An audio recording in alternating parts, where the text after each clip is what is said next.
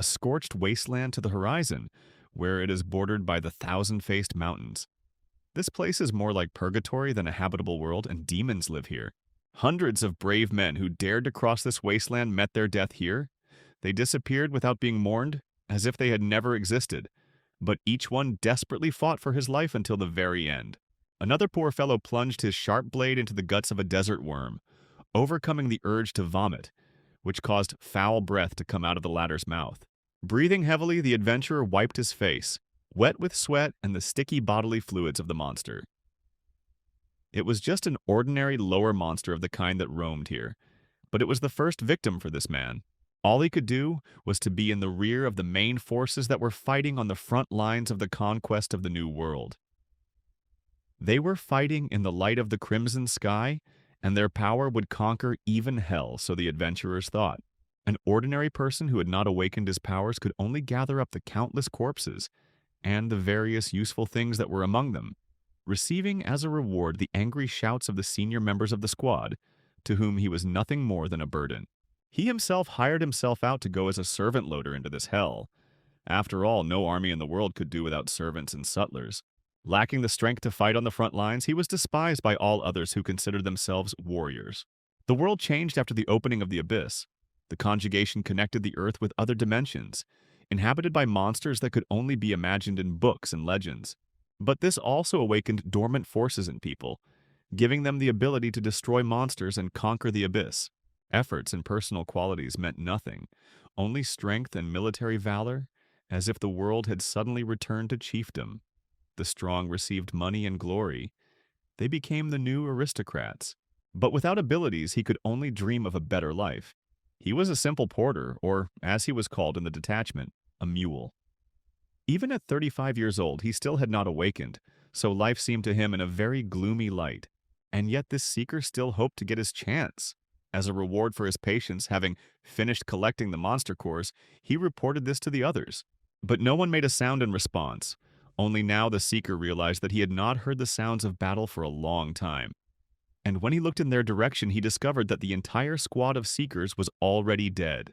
They lay side by side, in a senseless heap of bodies exactly where they had fallen, struck down by an unknown force faster than they had time to realize anything.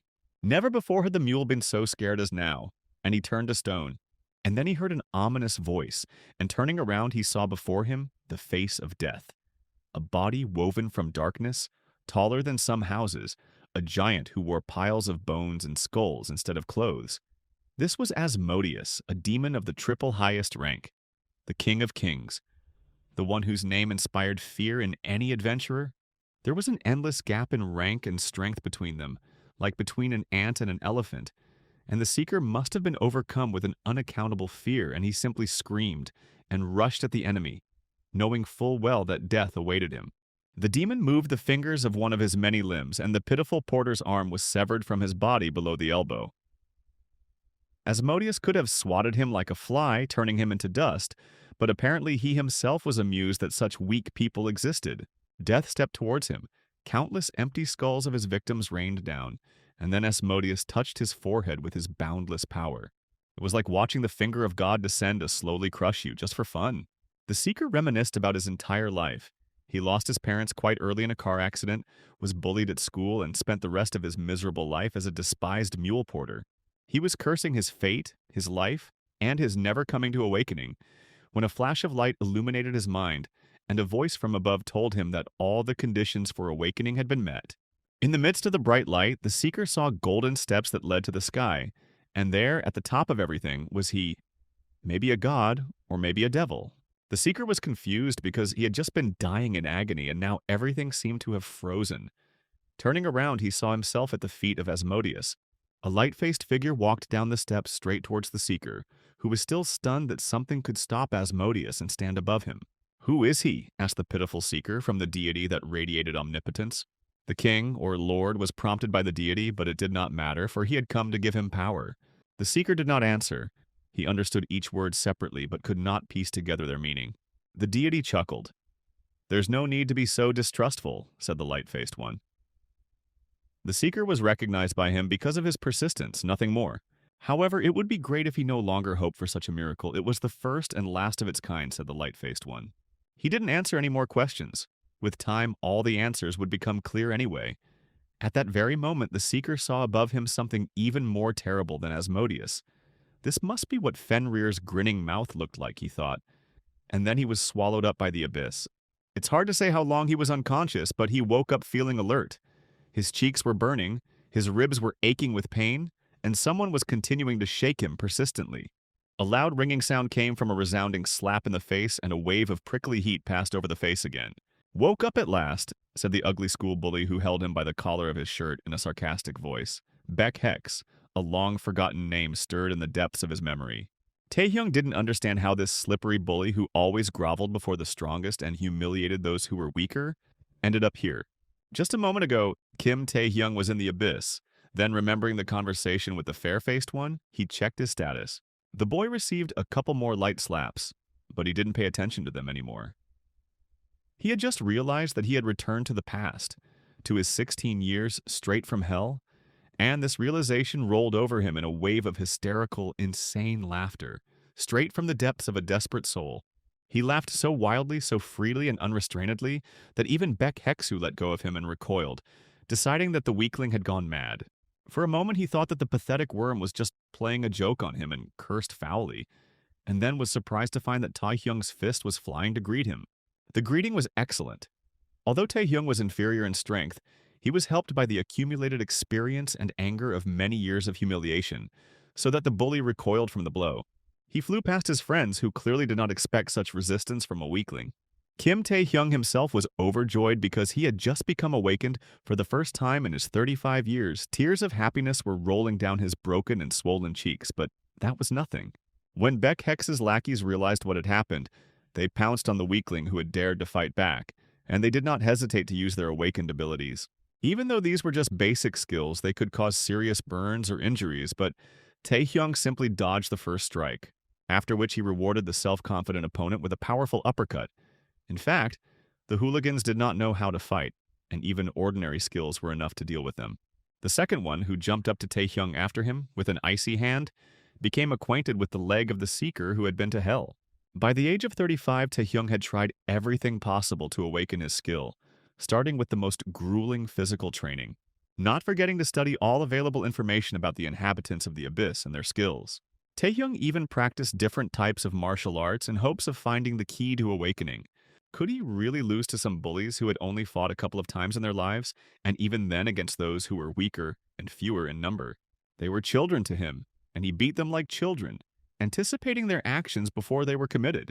Of course, the rebirth had thrown off all his hard training. He no longer had the steely, resilient body, and this part would have to be started from scratch. Beck Hesu came to his senses after the single blow and rose to his feet, cursing loudly from the pain and humiliation. Having covered himself with stone, he looked like an evil troll. The bully's eyes were filled with blood like a bull's, and it was clear that he was no longer in control of himself. A school fight could at any moment turn into a brutal massacre. He had the ability of stone skin, which replaced armor. There's no point in even thinking about breaking through it with a bare fist, and having received a direct blow to the face, one could make more than one dentist rich. But fortunately, Taehyung's combat reflexes remained with him, and he dodged the first blow. As with the second one, despite the fact that the enemy looked heavy and bulky, he did not lose speed. The armor allowed him to attack without having to think about defense at the same time, so Beck Hexu ran up and jumped on top of him. The force put into this blow sharply distinguished the awakened one from ordinary people, because a hail of fragments rained down from it in all directions. The roof was covered with a thick layer of fine dust, and under its veil, Taehyung, who was not injured, quickly went behind the enemy. He made a brilliant counterattack when Beck Hex tried to meet his unexpected approach. But instead of taking heavy damage, Taehyung himself took damage. His opponent's face was also covered in stone, so maybe he just broke a couple of his bones on it. The bully simply waved his hand, but the force was so great that Taehyung simply flew back. After all, a simple person could not compete with an awakened one. In an instant, the tide of the battle turned against Taehyung, and he lay on the ground completely broken. Beck Hex liked this look much better. There was a limit to jokes, he said angrily, approaching him to properly avenge the humiliation he had received. "A non-entity without awakening," said the bully, and smiled crookedly, confident in his superiority. Taehyung remained lying and thought.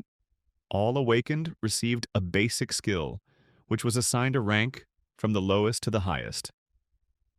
The sixth rank, almost no different from an ordinary person, the highest rank was assigned to someone who was worthy of being called a monster.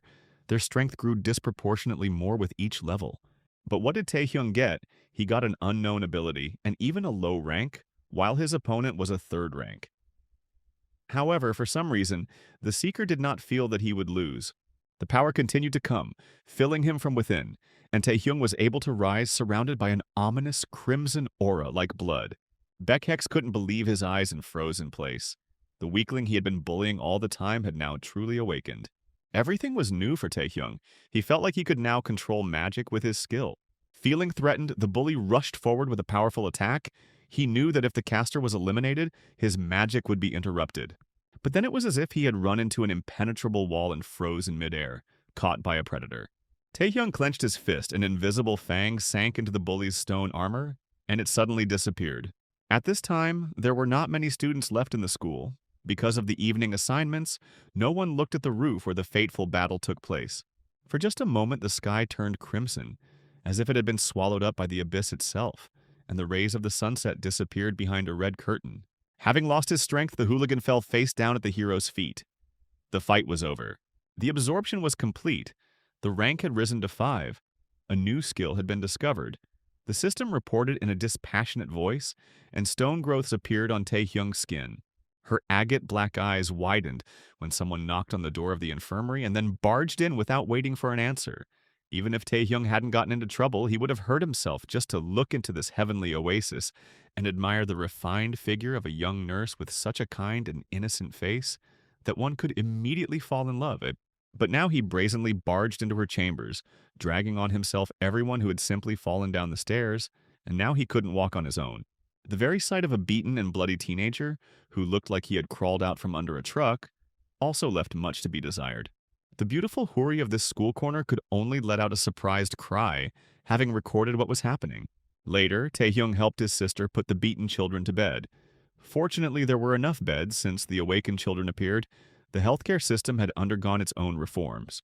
Instead of the usual bandages and treatment of abrasions, nurses saved school children from the effects of turbulent hormones in the blood, using their healing skills. Of course, Taehyung insisted on the most logical and plausible version of what happened. They all collided on the stairs and rolled down unsuccessfully. Maybe the steps were slippery after cleaning. As soon as he had fully recovered, he left the beautiful oasis and slowly walked home, enjoying the walk. Not only had he just woken up, but he had also gotten even with the bully who had been bothering him all his school years. Even if it was a petty victory, it warmed his soul.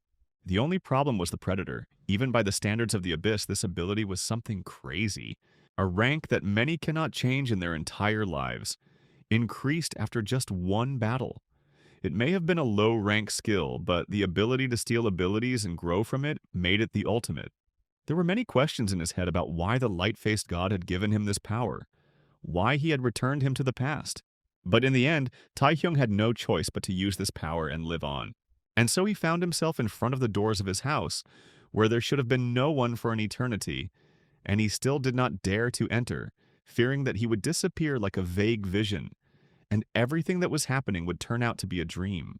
His relatives took in the young man when he lost his family, and so they began to live together. Now they had to be at work. Uncle came home late.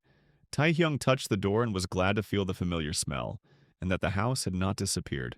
He wanted to learn more about the skill and went up to the room with the computer, but suddenly found out that the house was not so empty. The cousin was leaning over a box with savings, surrounded by very strange types. The brother clearly didn't expect to see Taehyung so early and was very embarrassed by such confusion, realizing how difficult it would be to explain what was happening. Hwang Jae-yong should have been at school right now, as far as the Seeker remembered. So he was also quite surprised. Long-forgotten memories stirred in his head about how Hwang took all the money from the house to enlist the support of some bandits. Realizing that the quiet affair was no longer so, the bandits stood up. Their obvious leader frowned at Taehyung and asked Hwang, who was serving him, and found out that it was his cousin in front of them. Taehyung waited. He still didn't know what kind of people these were and what they were capable of. The bandit who invaded their house behaved insolently as if he was the owner, He said that his cousin should leave, forgetting about everything he saw here, and approached with a threatening look. He was taller than Taehyung and broader in the shoulders, and on top of that he knew that the guy was not awake, so he felt very at ease. However, soon he too had to get to know the fist of the just hero better. Taehyung still wanted to test his abilities. The blow was so sudden that even the tall cabinet in front of him wobbled and fell, with the sound of coins scattering all around. Taehyung reached out to the villain's face and summoned his predator skill faster than anyone could react. But the predator function turned out to be unavailable. The system reported indifferently. For a moment, all the participants in this scene that had begun so violently looked at each other in amazement. All the confidence of the veteran porter, with many years of experience, instantly evaporated from his face. Since there was no continuation, the bandit took the initiative and kicked Taehyung in the face. At the same time, the rest of the bandits began to act when the seeker was on the floor. Chains flew out of the hands of one of them, a binding skill of the 3rd rank. The second one used the poison breath skill, also 3rd rank. It became clear that this was not a simple gang of schoolchildren. Their leader had the ability to bleed, apparently of plant origin because thorny vines appeared from his hands. This would be more than enough to defeat a strong awakened one, let alone an ordinary defenseless person. There was a crash and a roar that shook the entire house, and half the neighborhood must have heard it. Because of the smoke screen, Taehyung disappeared from sight, and the extortion gang had to wait for the smoke to clear. Their leader chuckled, amused by the impudence of the unawakened one who dared to pretend to be awakened. Suddenly, an ominous feeling came over them all. The use of a skill was detected. The system calmly informed Taehyung. Chain, poison, bleeding skills confirmed, resistance obtained through mystical power. Taehyung stood in the center of a raging crimson curtain that saved him from fatal damage. He didn't understand at all how the predator worked, because at first he was silent and now he neutralized all the skills directed at him. The next moment, the seeker jumped as fast as he could and put the extortionist leader to sleep with a stone fist. The fair hero's eyes flashed with rage. He was clearly enjoying his power. Soon all the troublemakers were lying quietly and already dreaming their 10th dream on the floor of their house. And Taehyung learned 2 things: that the awakened ones see a status window that is only available to them, but the window itself does not display all the information. There was no shortage of mana, but the predator still did not activate, which means that special conditions were required for it. In addition, the predator's passive skill was not indicated in the description. It was able to neutralize all negative effects such as poison and bleeding. Thus, Taehyung gradually learned the peculiarities of his mysterious power. But then he was distracted by Hwang, who touched his forehead to the floor and stretched out in a deep bow, as if he were at a reception with the emperor.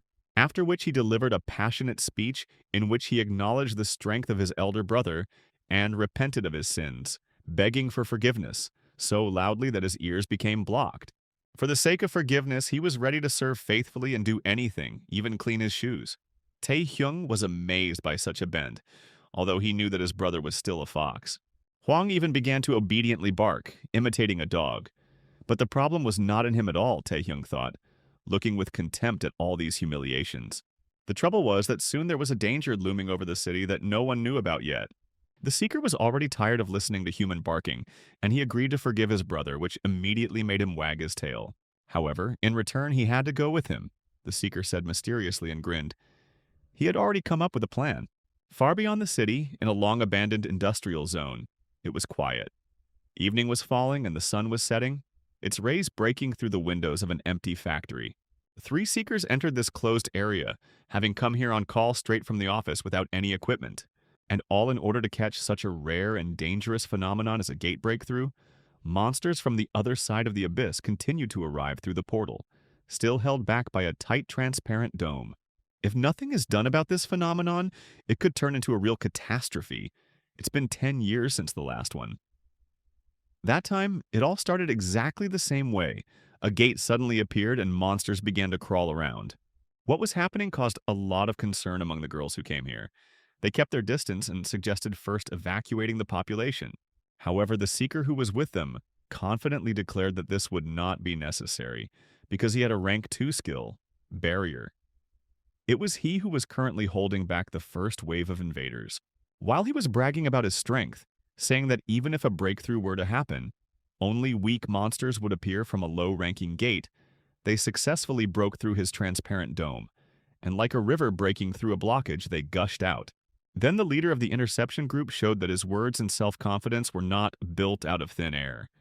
and in one fell swoop he cut off the head of the first monster that approached. They were all second-rank seekers, so they could hold back the breakthrough of a horde of lower monsters. Meanwhile, Huang and Taehyung ran through the night streets of the city, and along the way the returnee quickly brought his first henchman up to speed. The brother understood that the managing person was already at the place of the gate breakthrough, which meant that everything would be fine, but in the conversation he constantly added "sir," completely out of place. The original mon of this gate was rank 3, which is why personnel of a higher rank arrived there to deal with the matter, Taehyung explained.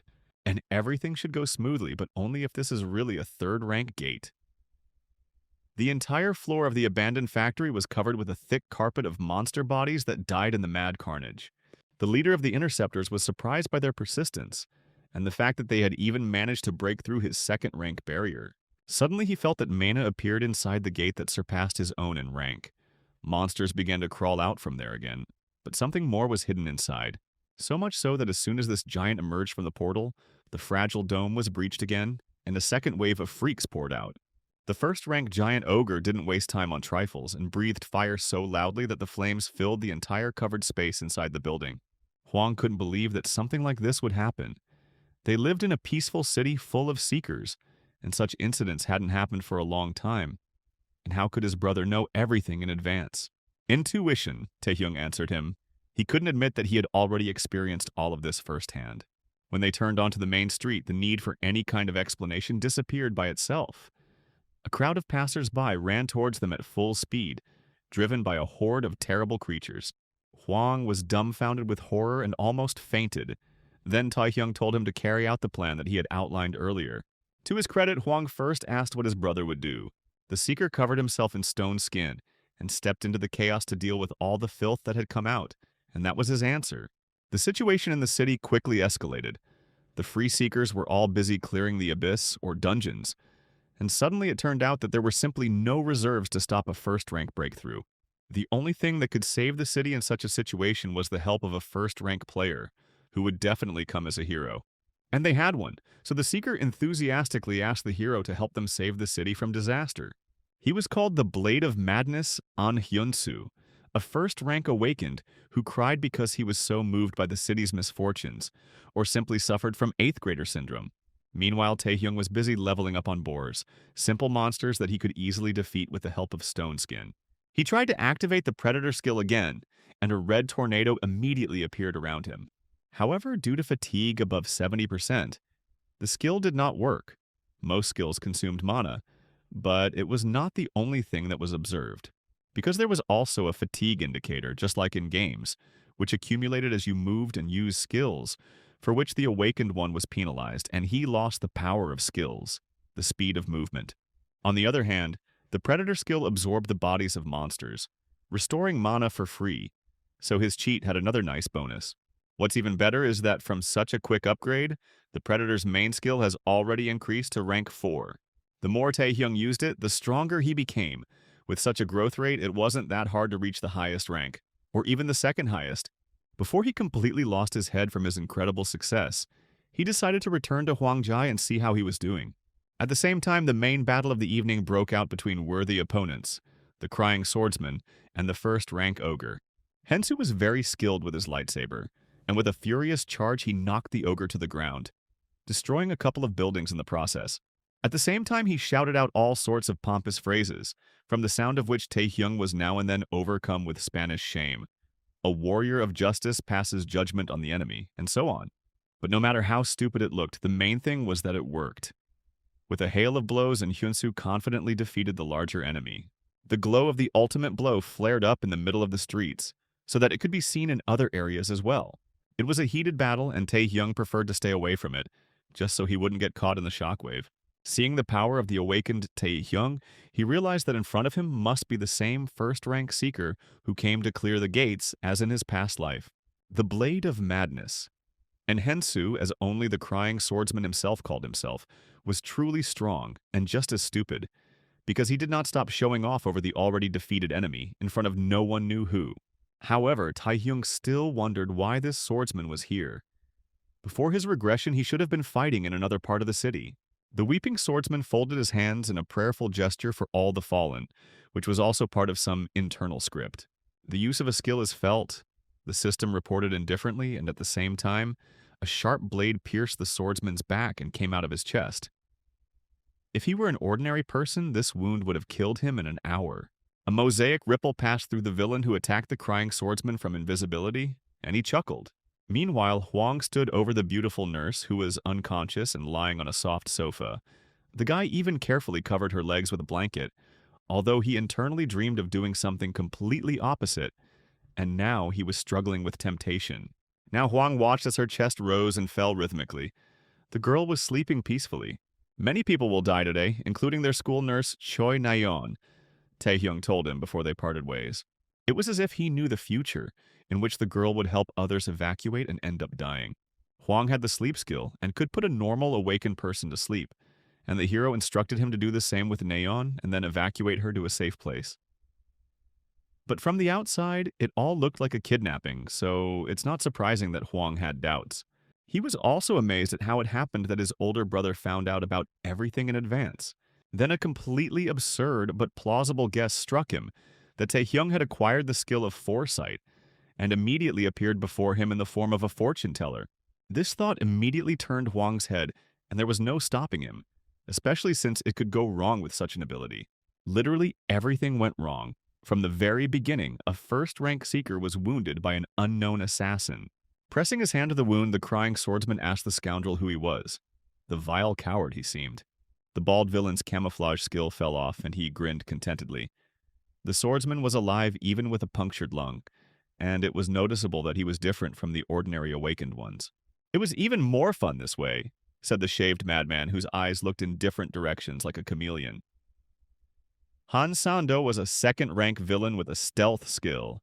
Villains were the awakened who, considering themselves gods of the new world, committed crimes.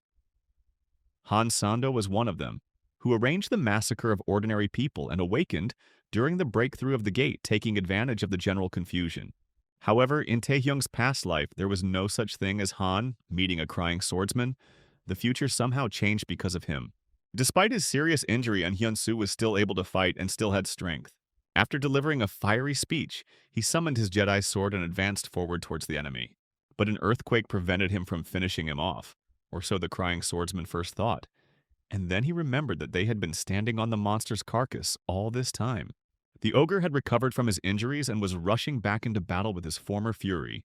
So when he got up, he threw off the annoying little people. And Hensu fell straight into the villain's arms, and a ferocious first-rank monster towered over him. The giant ogre did not distinguish between his own and others, and simply attacked everyone at once. One blow of his split the ground under his feet. The villain decided not to participate in such a reversal and leave Hensu to the ogre, although not without regret. In any case, he had already noticed a much more accessible victim for himself, who had been watching the duel for a long time without interfering. Han grinned devilishly and rushed at Taehyung with knives, sticking out his tongue like a wild hyena. Everything happened very quickly, but Taehyung managed to see the strange ring with skulls on the villain's hand. Taehyung saw the attack and didn't even flinch. The blade hit his stone skin with a ringing sound and bounced off, leaving no trace. Since the villain did not expect such resistance, he immediately received a counterattack with a kick to the jaw. Only now did Khan realize that the innocent victim was not so defenseless after all, and that there was another awakened one in front of him. Taehyung named the criminal's name and rank, and asked him if it was him, in order to finally dispel all doubts and impress the killer. "It's good that it was he who met him," said the just hero, and beckoned the villain with his hand. There was no need to wait long. At that very moment, the killer again tried to find a gap in the thick stone skin with the help of his blades. The fight began. Taehyung protected the exposed parts of his body and tried to carry out his blow in a stone glove, which could be equated to a knuckle duster. However, the killer had an advantage in the distance of the blade, and he himself was quite dexterous and skillful, so it was not possible to quickly deal with him. The opponents again broke their distance to catch their breath and reassess the situation. The killer already realized that he had a difficult opponent. At the same time, An Hyun-soo was fighting the ogre in his epic battle, which lacked spectators because such fights had long since become commonplace. The Khan grinned again and chatted for a long time, obviously waiting for the invisibility to wear off. Since it was impossible to take the victim with a direct attack, it was necessary to attack from an ambush. At that very moment, he disappeared under optical camouflage, as if he had never been there. Taehyung was confident that he had read the enemy's attack pattern well and struck the air at the right time. However, he missed, and he realized this when he heard the sinister voice of the killer behind him. Although Taehyung had put up a defense, it didn't work this time. The strong stone skin was cut by Han's blade. Seeing blood gushing out of the cut, Taehyung was quite surprised. The tide of the fight turned, and he no longer felt so confident. The next moment, blows rained down on him from all sides. The killer could not hold back, knowing that he was invulnerable to counterattacks. Each blow left a deep but not fatal cut. The killer did not seek to immediately end all the pleasure, but played with the victim. Who could imagine that stone skin could be cut? Khan knew about it, and now used the weakness of the victim for greater psychological effect. Stone skin did not block damage completely.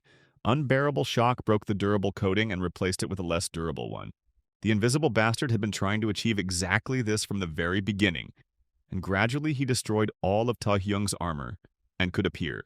However, the guy was not only not scared, he was also grinning, because now he was confident that he would definitely be able to withstand the battle against the second rank. He lowered his guard and looked relaxed again. The testing time was over.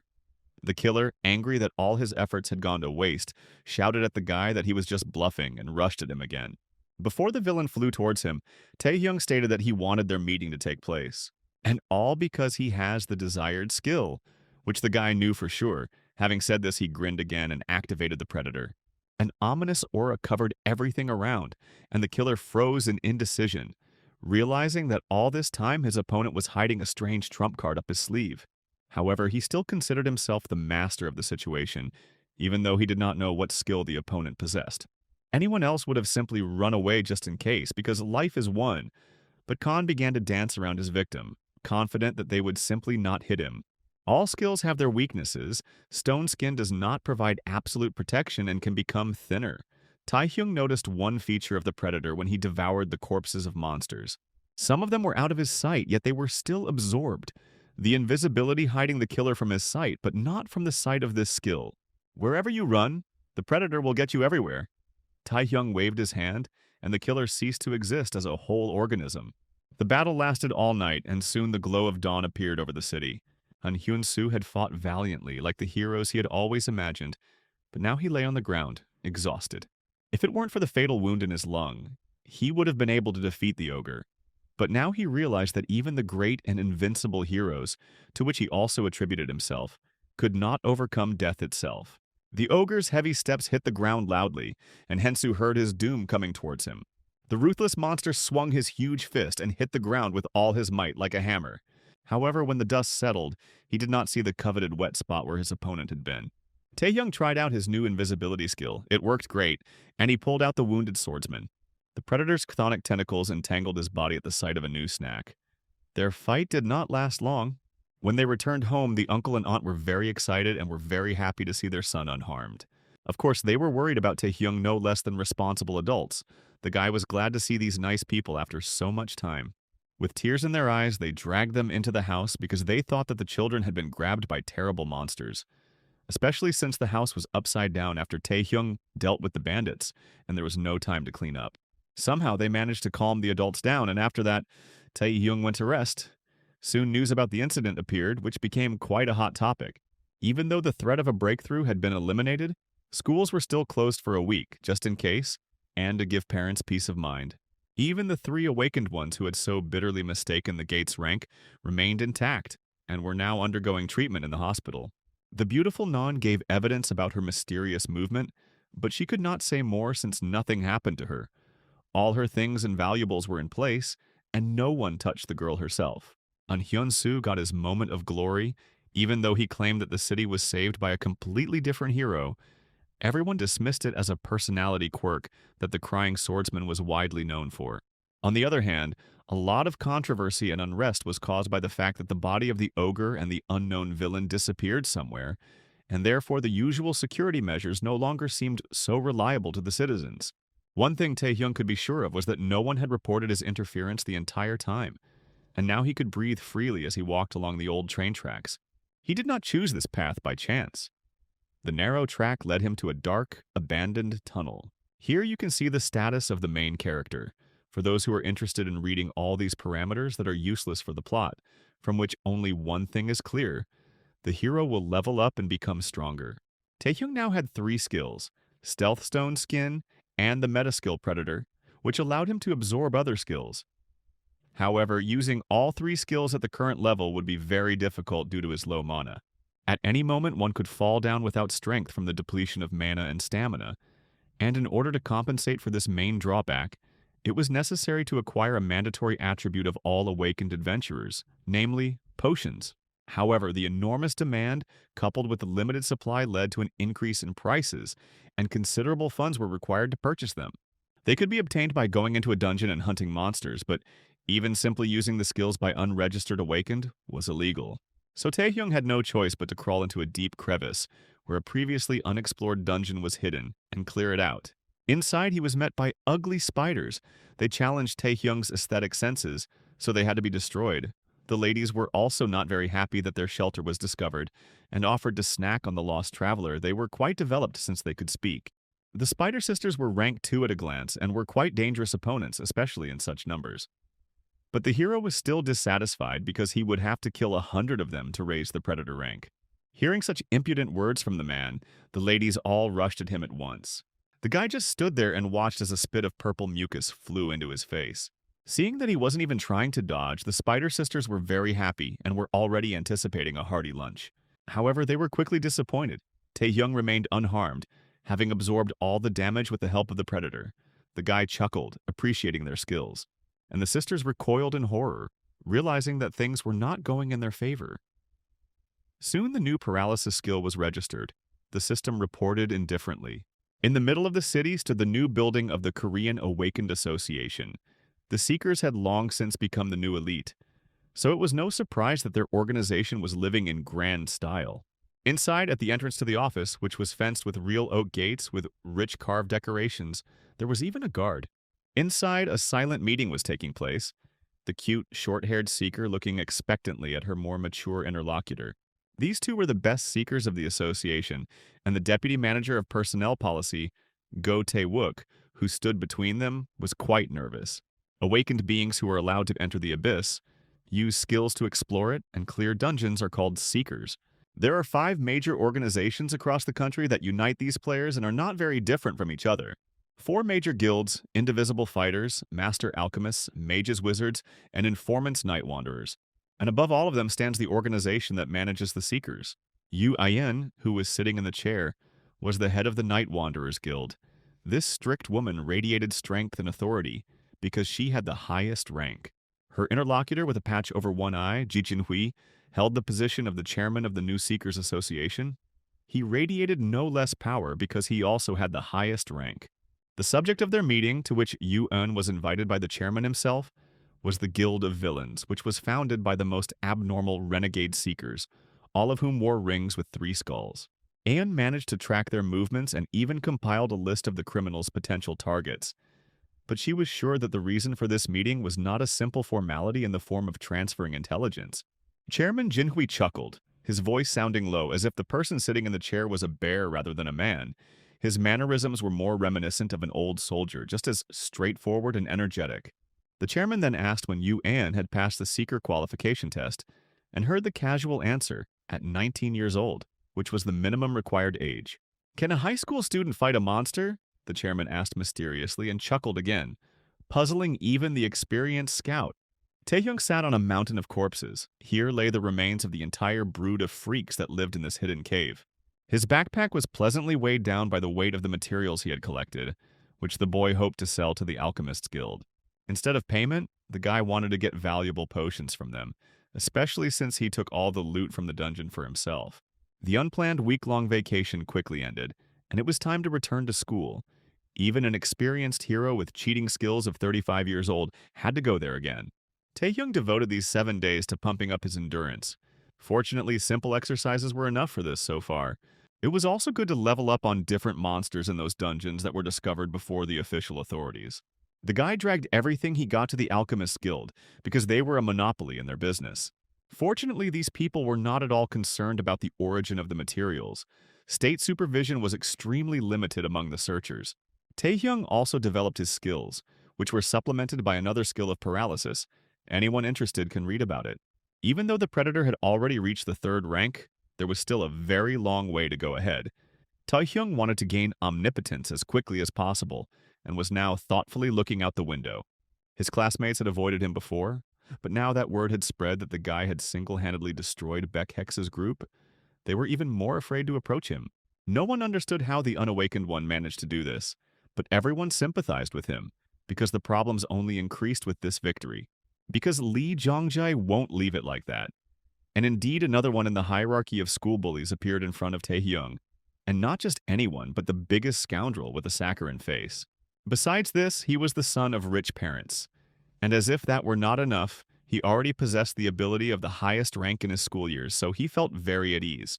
The leader of the gang at school and a third-generation chaebol heir to the Dizon group, which sponsored its own school where they all studied. It was he who was behind the construction of a system of pain and humiliation at school, because no one could do anything to him. This bastard stood behind every bully who ever beat up Taehyung and made his life miserable, and he clearly enjoyed it. And all because Taehyung still hadn't received the incentive, that was enough to start the bullying. When the hero heard Lee Jong address him so brazenly, even calling him a friend, he laughed evilly in response. He was not going to tolerate such treatment in this life, so he suggested that Lee Jong put away his rotten saddle and roll like a sausage. The rich son's hangers-on immediately went wild to possess the hero, for which the owner rewarded the dog with a juicy fist right in the nose, just so that he knew his place. With this, Lee Jong showed what he really thinks about those who try to hang around with him. However, Lee Jong was not going to put up with the loss of authority, although he understood why Taehyung was so inspired after defeating Baek Heksu. His voice did not waver, but the powerful aura of flame that threateningly hung over the hero made it clear that he had decided in vain to tease the tiger in the face. Taehyung chuckled.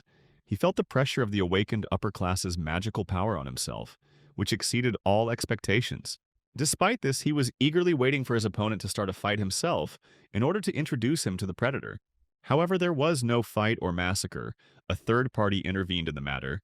Freezing Lee Jong's hangers-on, this girl demanded that the showdown be held in another place. A cold beauty with blue eyes to match her strength, Lim Aeyong ordered them to stop, and the same went for Taehyung. Snow Queen, class president, number one beauty, daughter of a rich family, half-sister of Yue Yun herself, model student and top-ranked awakened. The list of her impressive qualities as the daughter of her mother's friend could go on and on. If it weren't for Lee John's nasty character, they would have looked great together. But now the girl resolutely approached him and made it clear with her whole appearance that she would not back down. Even Lee Jong had to reckon with someone who was his equal in every way, so he immediately stated that they were just having a fun chat with friends and that they had no quarrel.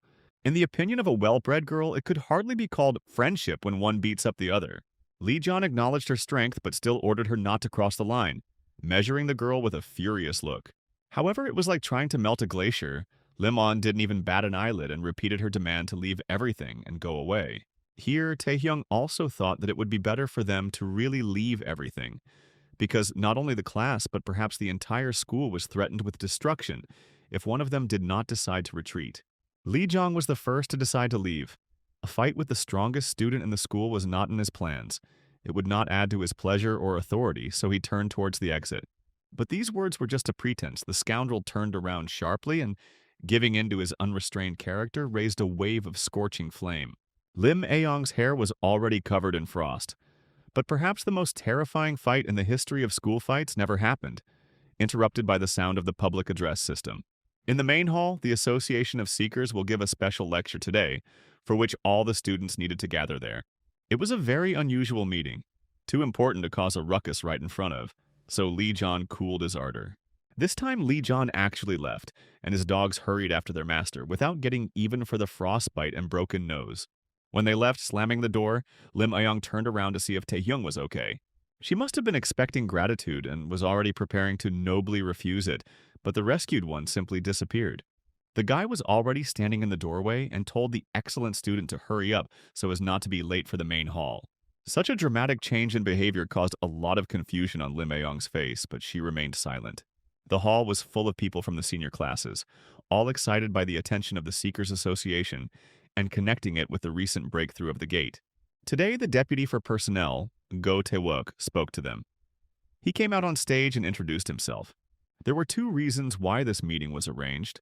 The first was the lack of response to the gate breach, and the second was the safety training from the Seekers Association. However, the main purpose of the meeting concerned those who were responsible for the future of their new country, because from this year, the conditions for passing the exams for the qualification of a Seeker were changing. However, at the moment, the best awakened ones didn't care about this at all. Instead, they were more concerned about Kim Tae-hyung. The culprit of the commotion himself listened to the entire speech with a bored look. He already knew how events would unfold over the next 2 decades. Many students did not understand what the Seeker's exam had to do with them, since it was usually only allowed to be taken by those aged 19. This was the case before, but due to the recent breach of the gate, many dungeons filled with monsters have appeared. The association openly admitted that it was severely understaffed, and so they plan to start approving referrals for even high school students starting this year. According to Go Tae-wook, the association was going to select people based on their abilities and behavior after a thorough check. But Tae-hyung knew it was all a lie. The exam could indeed be taken by high school students, but the real selection was already taking place at that moment. It was all because of Go Tae-wook's skill called the Observer's Gaze that his hidden eye was already scanning everyone gathered in the hall. This skill allowed one to quantify the contradictory, unbalanced abilities of the awakened, and even open their status window if one concentrated. So Go Tae-wook saw a certain amount above each student, and in his estimation the average score of this school was definitely higher than others. But even among the excellent awakened, there were gems that Go Tae-wook admired. Although his skill could not appreciate all the complex nuances and balance of skills, it was good at showing the division into ranks. While most people could call a level of 500 points good, Lee John could boast that he had almost 2,000.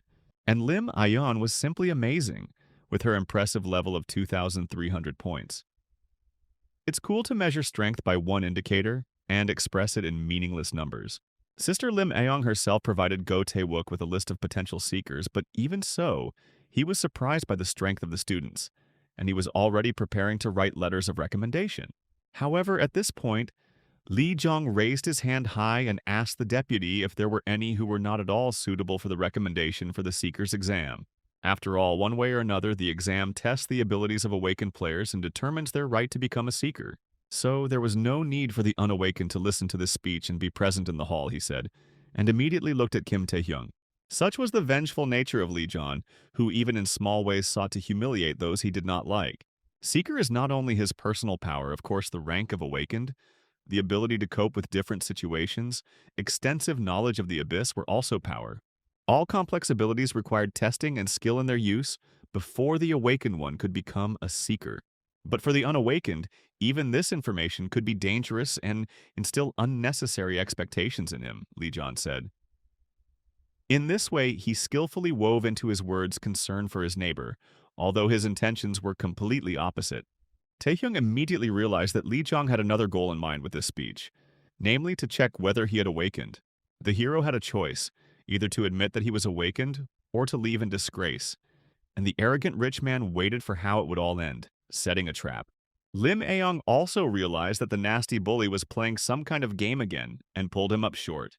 But then she remembered Kim Tae-hoon's character and realized that she would not receive any gratitude for her intercession, so her ardor immediately died down. Under the puzzled looks of others, the girl, who was only trying to appear cold and reasonable, turned away, deciding that let everyone sort out their own problems. Go Tae-wook took the floor again, and laughter could be heard in the hall, but he still continued with an unperturbed voice, stating that listening to the lecture was everyone's personal business. Lee Jong definitely wasn't going to stop there, so he continued to press the hero, asking him if he wasn't ashamed to stand there since he wouldn't be able to get a recommendation anyway. Or maybe he doesn't care about things like the Seeker exam at all, Lee Jong asked sarcastically. Taehyung chuckled. He knew that if he didn't prove his awakening, he wouldn't be allowed to take the exam. But he also knew that a personal interview would not be necessary, because the eye of all-seeing was already looking at him at this very moment. To Go Tae-wook, strong people stood out as if they shone brighter than the rest. Lee Jong had the highest rank, but his character left much to be desired, the deputy thought regretfully. There was another boy who, according to his classmates, was not awakened at all, and the deputy even felt sorry for him. But when he tried to look into his status, the system went into failure.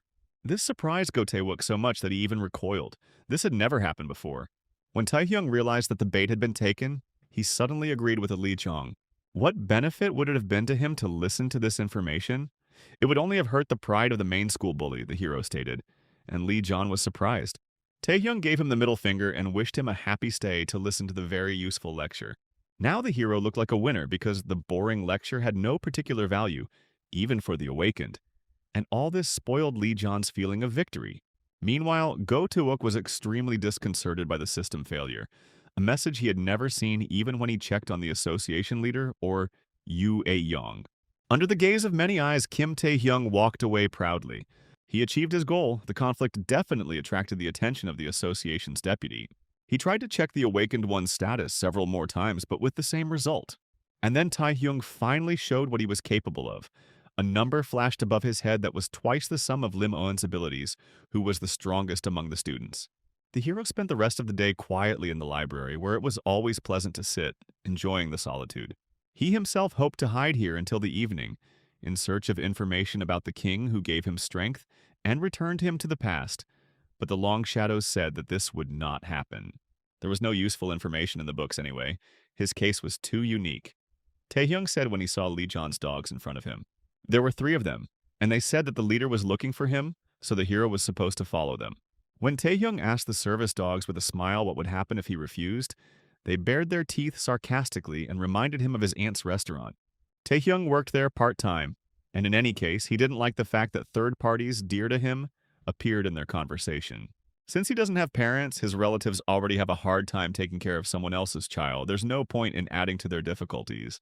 Since they were also laughing maliciously, the last drop of Taehyung's patience snapped, and he spoke in the language that such people understand best. The impact of the awakening was comparable to the explosion of a grenade.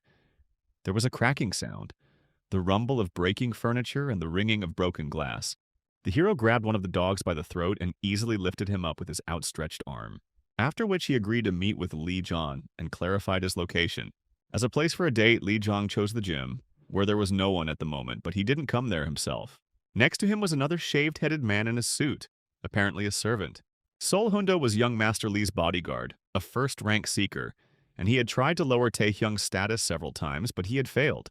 With this level of resistance, it meant that they were at least a first-rank awakened being. Hearing this, Lee John chuckled and suggested that they talk as friends, but he was not trusted. He admitted that he had been harsh, but it was all due to his curiosity, which had not yet died down. Lee Jung even shared his plans to create his own guild that would be the successor to the Daesung group. But even a genius cannot act alone, he believed.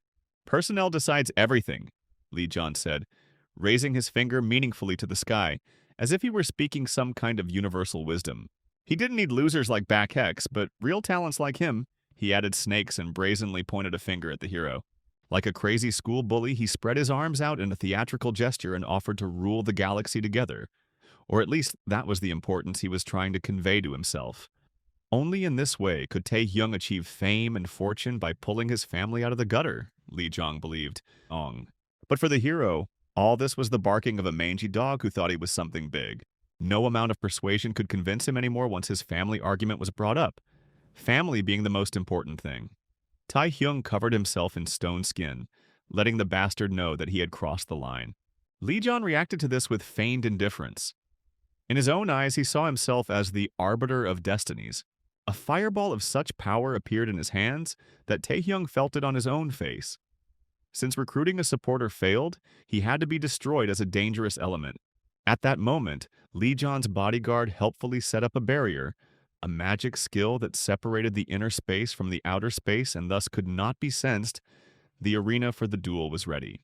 So, in his opinion, no one should find out about the mess right within the school walls, although the plan was crazy from the very beginning. Before the hall had time to be covered with a barrier, both opponents entered into a fierce fight, inflicting numerous blows on each other. Lee Jong pressed forward furiously, covering his fists in flames. He was strong as a magician and as a warrior, so he moved very confidently, radiating power. Taehyung's stone skin cracked, unable to withstand the highest rank abilities. And Lee Jong continued the attack. Performing a spin in the air, he decided to finish off the enemy with a wide kick. There was an explosion which only grew stronger due to the compressed space, and the hero disappeared completely into a cloud of flame. Lee Jong was reveling in his strength. Realizing that he was winning, he laughed, after which he continued to shower the enemy with scorching blows, each of which was like a shot from a cannon. Saul Hundo even felt sorry for the guy whose beating he was forced to take part in. Most likely, his master's opponent was a first-rank awakened, with good body strengthening skills, with his level of combat instinct and will. It was even hard to believe that he was a simple schoolboy. He might not even have been able to find a worthy opponent, but today's battle would be the last for this guy, the bodyguard understood. Taehyung was still holding on, parrying Lee Jon's hard, burning blows. But in the face of the highest rank, all his efforts were in vain. It was like a wolf challenging an elephant. They were simply in different weight classes. Saul Hundu wished the guy to quickly realize his limit and give up before he got even more injured. But then he suddenly stopped short. All this time, Lee Jon did what he wanted and simply beat his opponent. But at some point, they began to push him back. Yes, with such force that in the end the young gentleman received a stone fist in the face, after which he flew off to lie down and rest. The bodyguard couldn't believe his eyes and froze in indecision, not knowing what to do, whether to intervene in the fight or not. Lee Jon smashed the wooden parquet with his body and groaned. The landing was not pleasant, besides he was not used to experiencing pain in principle. It turned out that he couldn't get up not only because of the pain, which meant that the guy had another skill in addition to his armor, the astonished bodyguard realized. Taehyung chuckled. Despite his broken face, he was glad that he finally managed to use that skill. The Predator had given him 3 skills in the last week since his return: stone skin, invisibility, and paralysis. However, the guy was in no hurry to use the skills from the very beginning. The 3rd rank paralysis could not overcome the resistance of the awakened highest rank, and the invisibility would be quickly removed by fire attacks with a wide radius of action. The Predator was the last argument of kings, and therefore it should not be used thoughtlessly. Therefore, his tactic became the gradual accumulation of the effect of paralysis. With each contact with the opponent, if it is applied several times, then even the resistance of the highest rank can be overcome. And so Taehyung fought until the natural defense of the untrained Lee Jon cracked. And there he lay on the floor, completely immobilized and completely helpless before the one he despised so much. The bodyguard was deeply impressed. This was the first time he had seen someone give such a strong rebuff to the young master in a direct fight. However, despite this, he still did not interfere in the fight. Lee Jong finally admitted that he had underestimated his opponent. Otherwise, he wouldn't have been defeated by such trash. His hand reached into his pocket from which he pulled out a bright crystal. Despite being paralyzed, Lee Jong managed to crush it with his finger, and a wave of force hit the hero's face, even stronger than before. And then he saw before him a flaming giant, as tall as the roof, entirely woven from dense flame. "Let's fight fairly and honorably," the school bully declared sarcastically, and the fight ceased to be an ordinary brawl of the awakened. In such a situation, Taehyung had no choice but to run. The giant chased after him to grab him. Even blows were not required. It was equivalent to being in a steel furnace. The hero fluttered like a butterfly, just to avoid being burned alive. There was no doubt that the enraged Lee Jon, who did not know how to lose, did not care about his life. Desperate, Taehyung turned around abruptly and jumped straight at the giant. But another fireball was already flying at him from above. There was an explosion that destroyed the remains of the stone armor on his body, and threw the guy far back. The fiery man inside of whom Lee Jon himself was hiding took a step towards the defeated enemy, and in an instant they changed places. This skill of young Master Lee was called Flaming Heart. In an ordinary human form, it would be difficult to reveal the full power of the highest rank. But before that, Lee Jong used the enhancement stone. He didn't intend to have a sports fight. These stones were obtained by processing the heart of a monster, and they temporarily allowed to increase magical power. At the moment, Lee Jong was able to unleash the full power of his top rank, making him incredibly dangerous. And then the bodyguard realized that the jokes had long since ended, that the young gentleman did not know when to stop. He shouted at him to stop, otherwise he would actually commit murder on school grounds in broad daylight. In addition, his body was working at the limit of its capabilities, which is why the vessels could not withstand such a flow of mana and burst. Instead of answering, Lee Jon, who had gone crazy, threw a fireball at his own bodyguard. He told him to shut up because a miserable slave does not dare give orders to his master, the bully barked. How could he stop after some scumbag humiliated him? Lee Jon asked arrogantly. Taehyung stood up and also realized that he wouldn't be able to leave here so easily. Gathering all his blazing power, Lee Jon brought it down on the pathetic plebeian who dared to rebel against the masters. When the fire consumed him entirely, the madman burst out laughing, fully understanding that he had just committed the most terrible crime of all possible. The bodyguard didn't know how to stop his charge without getting into trouble himself, in every sense of the word. He jumped towards the hole in the floor where Kim Tae-hyung had just stood, still hoping that the guy had survived. He even extended a helping hand and asked to escape somehow, promising to detain the young master. But at that very moment, the servant received a strong blow to the jaw, and despite his first-rank strength, he staggered far back. The hero emerged from under the clouds of smoke and, in a voice full of suppressed anger, said that he would not run because he was not the one who started the fight. The highest ranks were different from all the others. Kim Tae-hyung could clearly feel it now, but he didn't come here empty-handed either. Glass vials from under the restorative potions rolled across the floor. Now he too was ready to show his full self, and an ominous crimson power appeared in his hands. At this time, following the results of the open reviews in the high school, Go Tae-wook met with the chairman. He was extremely impressed by the report of the two best students, whose characteristics indicated that they belonged to the highest rank. The deputy confirmed everything, but was much more reserved in his assessments. The results were truly impressive if, even without much training, Lee Jong and Lim Ayong had such strength. It was comparable to the level of a Japanese saint or a first-rank seeker. The comparison to a saint made Go Tae-wook wonder what they would say about that guy. The saint represented all of Japan. She first tested her level at the age of 19, and it already exceeded 2,500 total points. That's right, even the one who, without exaggeration, was a monster had only 2,500 points. What kind of madness was going on with that guy's stats? Maybe it was an illusion or a skill error. Go Tae-wook thought he wanted to figure it out on his own, so he didn't make any big statements. Bodyguard Saul fell to his knees, amazed by the picture he saw before him. The fiery giant was firmly seized by the crimson whips and completely immobilized. The magic of an unknown awakened being suppressed the ability of the highest rank. Lee John was also confused. He tried his best, broke all the rules, and still couldn't do anything. Until the very end, his pride did not allow him to stop and admit defeat. He kept rushing towards Tae-hyung, shouting that the heir of the Taesong clan could not lose to a weakling of a lower rank. But what did the hero care about rank and origin if everything was decided by pure strength? It is true that wealth can be called a cheat, but in the world there were much more impressive things that violated common sense. It was the power of the king, granted by the god himself, for whom even the greatest demon of the abyss, Asmodeus, is nothing more than a toy. When this force fell on Lee John, an explosion thundered that could not be hidden by any barrier. The front wall and roof of the gymnasium were blown into the air, and the debris was scattered far around. Flames whistled all around from numerous fires. Stone chips fell from the remains of the walls. It was a miracle that they were not buried under the rubble of the building. Lee John lay unconscious, barely breathing, and it was a miracle that anything remained of him. Even his pretty face wasn't flattened. Tae-hyung stood over his finally defeated enemy, but his attention was focused on his bodyguard. He knelt down in front of him and covered the young gentleman with his body. It was increasingly reminiscent of some kind of medieval drama about knights and heroes. Bodyguard Saul managed to pull out Lee John right at the moment when the predator skill was used on him, and this was quite unexpected.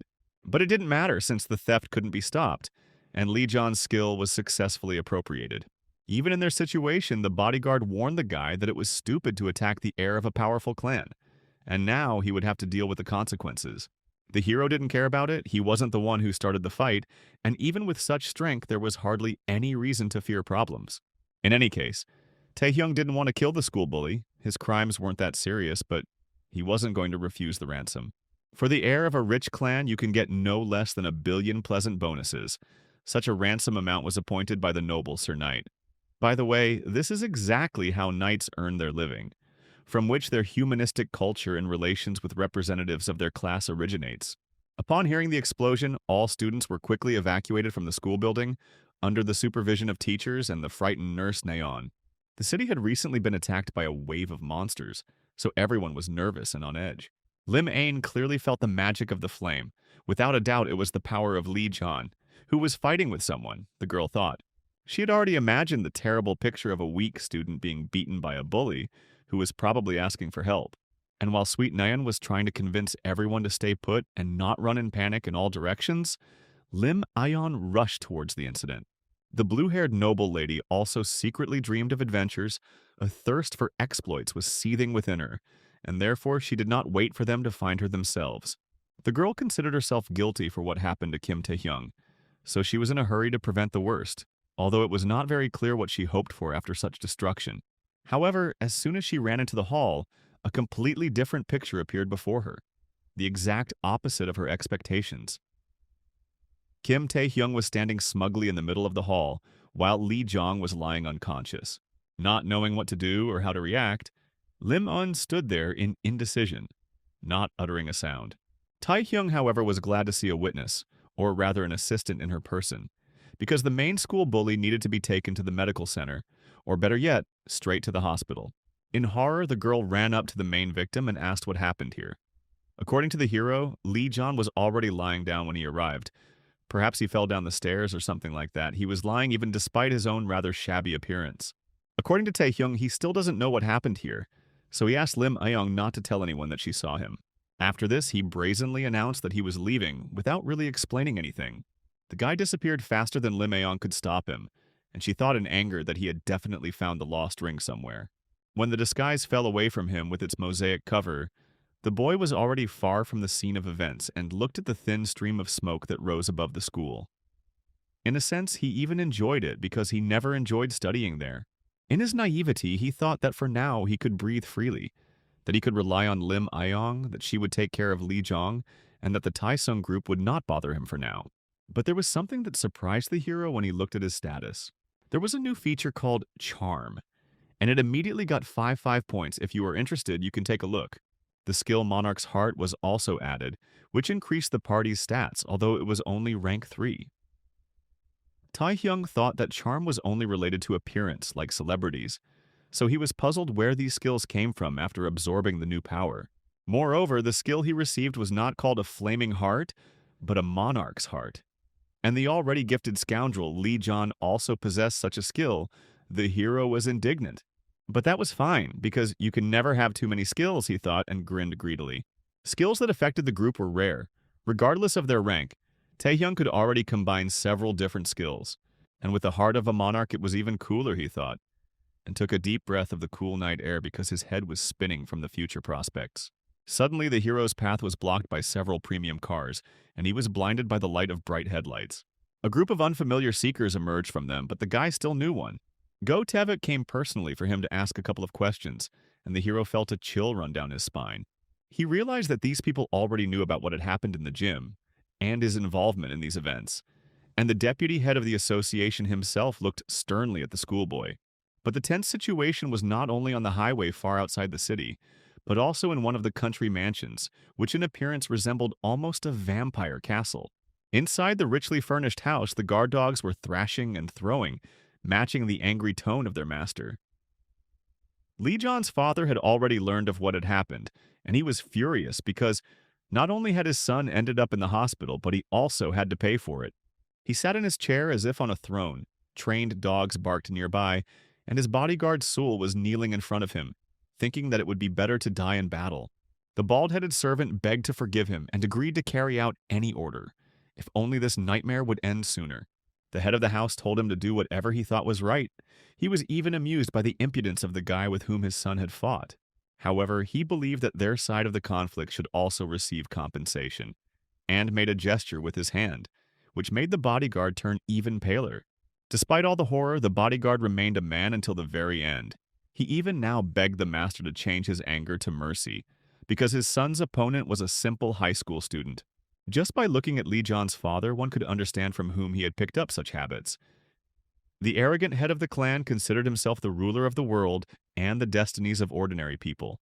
The highest-ranked seeker and owner of the Taesung group, Lee Jong-soo, grinned maliciously, anticipating a quick reprisal, even though his enemy was an ordinary boy in status.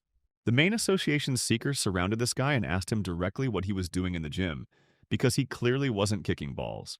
However, Taesung was still unsure of what exactly he was talking about. Perhaps Go Taewook was referring to their conflict in the assembly hall. The chances that the deputy head personally visited the fire in the hall were small.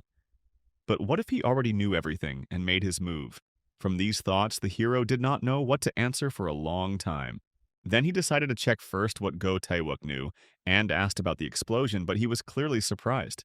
Turning towards the city, over which a column of black smoke was rising, Go Taewook said that he was not very concerned about the event, especially since other organizations would deal with it. So the guy realized that Go Taewook didn't know anything yet, and the deputy repeated his question.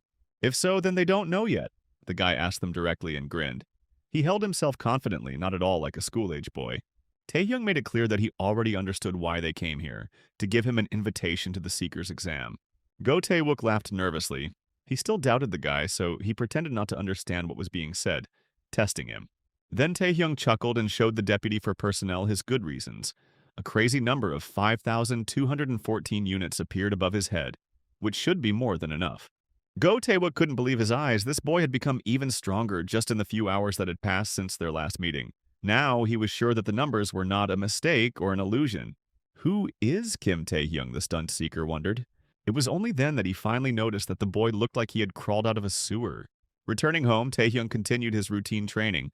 Brother Hwan, having learned that he would be participating in the Seeker's exam, made a real fuss. Besides, it was supposed to happen in a month, so Huang stood there with his mouth open like a country bumpkin. However, he very quickly realized his prospects as the first servant and confidant of the future emperor of Allros. So he fell on his face and began to bow his head. The hero did not immediately understand at what point he acquired a jester in his retinue and returned to training. The Tayson group had to deal with the hall. Suspicions of its destruction were avoided, so the guy had a whole month to prepare. The hero thought there would be no problems, not knowing that his house was already being closely watched. Two disgusting, suspicious-looking individuals grabbed the association agent who was secretly keeping an eye on the guy. He must have been one of those who watched over the rising stars whose appearance was expected in the Seeker exam. These two were assassins, called the White and Black Demon Brothers. Both of them were first rank and specialized in stealth and body strengthening. White snorted contemptuously. This was the first time they were sent to eliminate some weakling. Even if he was a star, he still had to lack combat experience. The Black Brother agreed with him and smugly waved his hands in a theatrical gesture, even if the guy was strong. Without experience, it didn't matter. The Black Man was about to say that they would show the boy what it meant to be truly awakened. But turning around, he suddenly discovered that the White Man was somehow unwell. Realizing that they were under attack by an unknown enemy, the Black One drew his blade and rushed to help his brother. Then the hero let go of the killer, who was already unconscious anyway. And at that very moment, he jumped straight towards the Black Man, so that his knee ended up right at the level of the latter's face, providing the dentist with a summer trip to the sea. This is how the guy showed the killers who was the small fry with no experience, and who was the real hero. A few hours before this event, standing in the burning hall, Taehyung laid out his ransom demands, although he understood perfectly well that the bodyguard would not be able to get anything out of the gentleman. And the hero himself was not such a terrible person as to hold his subordinates responsible for failure. He simply asked them to do everything possible to make a deal with the Taesong group. And so that the new servant would not betray him, the hero imposed his new power on him. They sealed the agreement with the Oath of the Awakened, a way of making a deal, and if one of the parties broke it, a random but eternal penalty was imposed on it. Lysik found himself between a rock and a hard place. On one side, he was being pressed by a not-so-young schoolboy, on the other by his own master. The bodyguard was supposed to get $1 billion from Mr. Lee and do his best to hide Taehyung's involvement in the gym explosion incident. At the same time, it was Sol Hundo who warned the boy that assassins had been sent for his soul. The Oath of the Awakened One compelled him to do so, so he was obliged to report Chief Lee's response. The masked killer attacked with ferocity to hide his unaccountable fear. His young opponent dodged as deftly as if he had the skills of a veteran, and seemed to have no fear of him at all. At some point, the guy managed to carry out a powerful attack, but the killer used fast movement. He found himself behind his target and counterattacked sharply, plunging his sharp blades deep into the concrete of the roof. Taehyung had heard about the White and Black Brothers, and that they specialized in stealth assassinations. But in the end, there was nothing special about them. In the end, apparently all they are capable of is sneaky blows when the target is unaware of their presence. The hero realized and grinned ominously. At the same time, a VIP class car was driving along the highway of the Night City. The best prospectors had long been accustomed to enjoying the privileges of the rich. Yu A-yeon leaned back tiredly in her soft chair and thought about the fact that the selection of future participants in the Seeker exam had already been completed. It was held all over the country and was supposed to gather the best of the best. So she wondered who the chairman was waiting for. Among the newcomers, there was definitely supposed to be Shin Bok from Busan, with the highest rank. The chairman, who was in touch with her, however, stated that this time she had guessed wrong. Of course he was waiting for her younger sister, the one-eyed chairman declared. However, Yu A-yeon did not have the highest opinion of her half-sister. The chairman asked who the picky spy wanted to see then, and Yu A-yeon smiled. She had already heard that in addition to the high-ranking guys, there was someone who was being looked after personally by Go Taewook, so Ayong wanted to know the level of this mysterious awakened one. And this level grew not by the day but by the hour, because the predator had something to profit from. The prey itself came into his hands. However, this time, Taehyung's ability didn't work, and he discovered a new condition for its use: a lack of physical capabilities. Due to the overload, the use of the predator was impossible, so the hero had to call for backup. The association seekers were extremely outraged that the white and black brothers, who had been bothering them a lot, were now taking on school children. Go Taewook came again to personally check everything and take control. He asked the guy if he knew those who could send famous killers after him. Of course, the guy couldn't talk about his affairs with the Taesong group, so he shook his head. Fearing that the list of exam participants might be leaked, Go Taewook requested reinforcements from the association. The hero wanted to hush everything up as quickly as possible. He was not as concerned about the problems associated with the powerful conglomerate as he was about his own newly discovered limits to growth. Due to his lack of physical ability, he was unable to use his skills, making them completely useless, meaning he needed to work on improving his abilities. To increase the awakening level by using the predator on other awakened or monsters, the skill itself was needed. Taehyung realized that he had reached a dead end and thought deeply about how to find a way out. In the end, he was left with only one option, the hero thought gloomily. So the very next day, he went to the gym, where a charming and fit girl immediately handed him a questionnaire. Her name was Yu Ra, and she, as a manager, represented the best training center of the association. A beauty with a toned body and a sweet smile, what could be better to see in the morning? Huang was deeply shocked that they had come to such a place. Just to train here, one had to have considerable status and strength. The mask of goodwill almost cracked on the cutie Yura's face when she realized that her clients must be lost schoolchildren. However, she quickly changed her mind when she saw a card on one of the boys, which Taehyung had received from the Alchemist Guild, thanks to his generous donations of valuable materials at good prices. Only a relative of a high-ranking seeker or even a guild owner could receive one. Yura hesitated. If she just made the payment, she could have problems later if something happened. Then one of the inhabitants of this Hall of Power noticed that Miss Yura was facing a difficult dilemma and came to her aid. Like all the inhabitants of such establishments, this one was also distinguished by considerable eccentricity, from his appearance to his behavior. "To enter this place, money alone is not enough," said Mr. Kongchol, a former second-rank seeker. Even Huang knew this clown with muscles instead of brains, and the hero looked at his posing and the play of muscles with complete indifference. What normal person would walk around without a t-shirt in broad daylight? Kangchul was known as a rookie killer, so the noise he made had already attracted the attention of the other gym-goers. Everyone should tremble when they hear his name. The naked brute boasted, and Taehyung couldn't stand it, so he called him a weakling and a chatterbox. Such a harsh statement scared not only Huang, but even the cutie Yura, who knew Kangchul's proud character well. The big man frowned and strained his muscles as hard as he could to make himself look bigger. Taehyung then suggested testing it out by making a bet in which the loser pays a membership fee to the gym for a year. Hearing such conditions and already anticipating easy money, Kangchul roared with joy. So they moved to a virtual arena, which was also part of the training equipment, and simulated images of the abyss.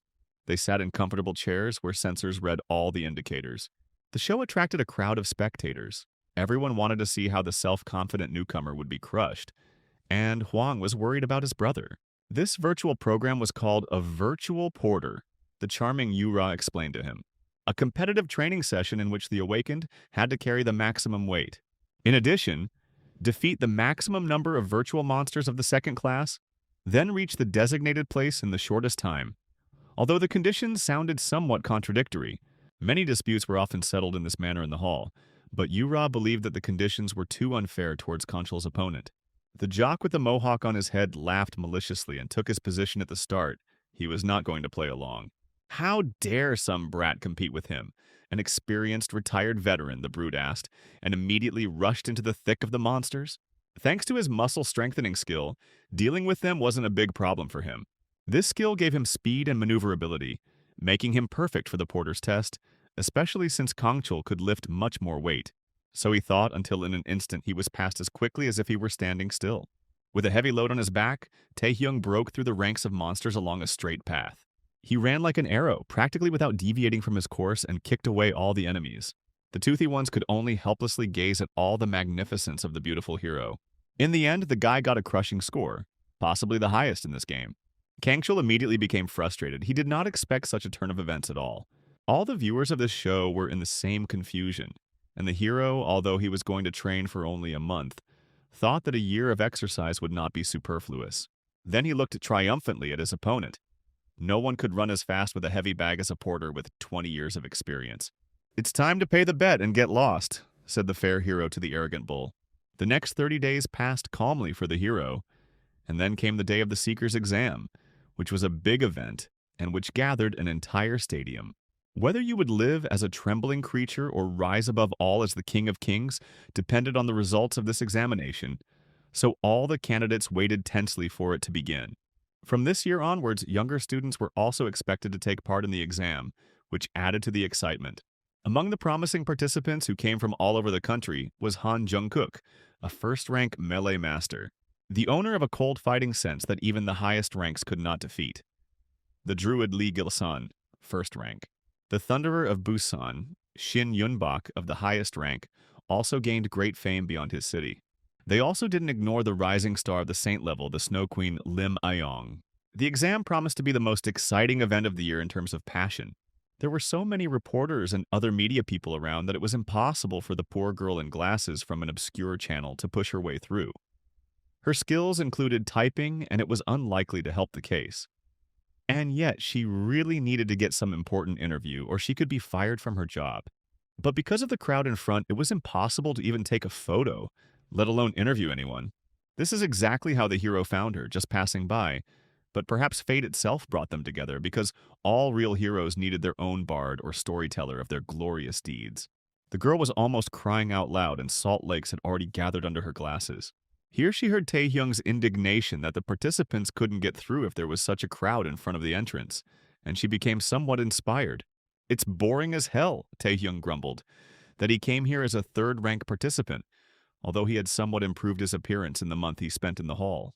As a result, the guy barely made it to the start of the exam, which was only a few minutes away. He still gave that strange girl his first interview because she begged him to. But it was worth taking care of the image in advance, the hero thought, and entered the hall, where a huge crowd of young, awakened people from all over the country had already gathered. Each of them had a yellow number with a sequential number. Taehyung received 920, which indicated a large number of participants. Here the guy met a familiar face. The Snow Queen looked at him with an amazed look, and it was not for nothing that Taehyung had grown a whole head in a month. Now the cold beauty looked like a child from his height, and Lim Ayong asked where he got such protein. "Big deal." "I trained a little," the hero muttered indifferently in response. But it could hardly explain anything to the girl. The guy had changed so much in just a month after his awakening. She immediately decided to take advantage of the opportunity and clarify that incident in the gym. But she was interrupted by the sound of the loudspeaker. The exam had already begun. The screen lit up and many images of the speaker appeared on it, congratulating everyone on the start of the exam. In this room, the best hunters will be selected in the first round, and the host moved on to explain the rules. He drew their attention to the numbers that were given to each participant. In this exam, they had to collect 5 of them, including their own, which if lost would result in the participant being kicked out of the exam. The fight for exam badges, the limit is only 1 hour, the host warned. And at that very moment, the space inside the hall began to change. All the participants were instantly separated and mixed up, the top and bottom mixed up, like in an Escher painting, so that for some time everyone was confused. "The first round of the exam has begun. Everything is allowed except murder," the host shouted at them. Their hall expanded, acquired islands. It was very difficult to calculate the movement, since the gravity vector was constantly changing, which made everyone's head spin. However, most of the awakened quickly got used to it. They already had prepared tactics to rush at the strongest and defeat him in order to increase their chances of survival. It was a real dogfight. Everyone was fighting each other without any order, and the observers watched what was happening from the screens. Lim Ayong immediately established herself as a promising candidate, standing out for her strength even though this year's recruitment had an average score higher than previous year's recruitment. They were even more eagerly awaiting the Thunderer from Busan, who they had already nicknamed the Walking Transformer. Only 20 minutes had passed since the test began, and no one had been able to get close to Shin Yunbok. It was a massacre of the innocents, and it was impossible to approach it without electrical skills and insulated equipment. While the others were wondering which of them would take first place and be stronger, Go Tae-wook stood to the side. Of course he understood this excitement. If it weren't for that strange guy, he himself would have been keeping an eye on the high-ranking students. His level was much higher. This guy should definitely pass the test easily and show his strength. Switching the camera to Taehyung, the deputy caught him in hand-to-hand combat with another participant. Seeing them beating each other like madmen, he even recoiled from the screen. "What is this?" cried out the astonished Deputy Go. Hong Jung-wook had the skill of steel skin and actively used it for defense and attack. Taehyung fought him on equal terms, covering himself in stone, so their battle quickly became a contest of endurance rather than skill. Deputy Go was extremely confused. Kim Taehyung caught all the punches on his face, which looked not cool at all, as if his abilities were misjudged. But then he noticed that perhaps all of this was part of a big and bold plan. At least Taehyung didn't look like a loser. However, a powerful counterattack to his throw forced the hero to stagger back far, and he missed a heavy blow. His opponent immediately declared triumphantly that he should not have been challenged. Stone Skin was a perfectly backwards compatible skill with his Iron Skin, Hong explained. It wasn't enough to fight him head-on. He was intentionally using tricks. The hero chuckled and told him not to talk so much. The system had just informed him that his stamina had increased by 1 unit. Even after a month of training, the seal on the Predator was still not broken, which meant that Taehyung's abilities were still not enough. The point of any training was always to push yourself to the limit of your capabilities. The fine line of what the body can withstand before it breaks down. Because in fact the training was not yet over, at this point both fighters hit each other again. The hero chuckled. Han was the perfect training tool for him. "Monster," the iron-skinned man said in a strangled voice and passed out, having completely used up all his strength. Thus Kim Taehyung, awakened to the 3rd rank, took possession of his first badge. Deputy Go laughed madly when he saw the result of the boy's battle and understood his plan. Only a crazy schoolboy was capable of such a thing. To train right during the fierce battle for the position of Seeker was so brave that it even scared Deputy Go, and he gave the guy credit for it. The problem was that by raising his stats, the guy used up all his stamina. It was easier to rip off the badges of weaklings so as not to be kicked out of the exam, and this is what Deputy Go expected from him. But the hero was not going to live up to expectations, and all the observers suddenly turned their attention to the strange 3rd rank guy. He aimed straight at the lightning man who was already standing on the mountain of defeated students. Having grabbed far more numbers than necessary, even with all their mass, the weaklings were unable to defeat him. Shin chuckled as he saw someone who could barely stand on his feet so boldly approach him. The one who had already taken 147 numbers. Taehyung didn't show any awe in front of such power, and after asking how many numbers there were, he began to brazenly count them. In any case, more than 5, the hero concluded and grinned, looking at Shin, who was standing upside down. Soon their fight began, or rather it was a real typhoon with a thunderstorm. Explosions and flashes fell upon the hero in an endless series. Shin, who looked like the son of Zeus, threw one lightning bolt after another, and apparently knew no limits to his endurance. Using his agility, Taehyung, who had already become accustomed to the inverted space, quickly dodged the attacks but did not run far. Timing the moment between the lightning bolts, he suddenly approached Shin and kicked him, covering his foot with stone before doing so. But the lightning aura was so strong that it pulverized his thin insulation extremely quickly. In the end, I still couldn't break through Shin's lightning protection. Another explosion followed and Taehyung again broke the distance, after which he began to watch his opponent. Now the hero remembered the name of the Thunderer from Busan. He lived up to his nickname and was a very dangerous opponent. Even for him, fighting him was too difficult, but at the same time Shin himself did not experience any difficulties. A powerful elemental aura surrounded his entire body, creating an impenetrable barrier, moreover. They could be used at a long distance to attack. Taehyung seriously thought about how to break through this if he couldn't use the Predator skill. Although he no longer attacked Shin, Shin seemed interested in the guy who held out longer than the others and went on the attack himself. Taehyung the Virgin dodged the sharp blow of the Thunder Fist, and the terrible crackle of the discharges immediately made his ears pop. Shin didn't stop and delivered another kick, destroying the space around him. Taehyung continued to simply dodge. He was taking some passive damage but still enduring it through the pain. It seemed that his opponent liked this game and was not going to let go of his toy, and even brighter flashes of discharges illuminated the hall. The hero's body arched as the full force of the current passed through him. It's a good thing the laws of physics ignored the bodies of the awakened. Otherwise, the guy would have been boiled alive. Fueled by their confrontation, Shin was eager for a close-quarters, face-to-face fight with an equal opponent. Taehyung then responded desperately by turning his fist into a hammer, covering it with several layers of stone. But even this protection did not save him from the concentrated beam of lightning that Shin immediately directed at him. After that, the Thunderer sent the hero flying, and he himself jumped up to finish him off with a final epic blow in the air where it is impossible to dodge. What followed was a monstrous attack, far greater than anything Taehyung had seen before. The Thunderer must have destroyed an entire section floating in the air. Shin was playing with his new opponent. This toy was putting up some resistance to him. Before this, everyone was busy just running away from him in horror and couldn't do anything. Shin hoped that at least the Snow Queen Lim Ayong would entertain him during this exam, so he was overjoyed when someone else worthy of fighting appeared.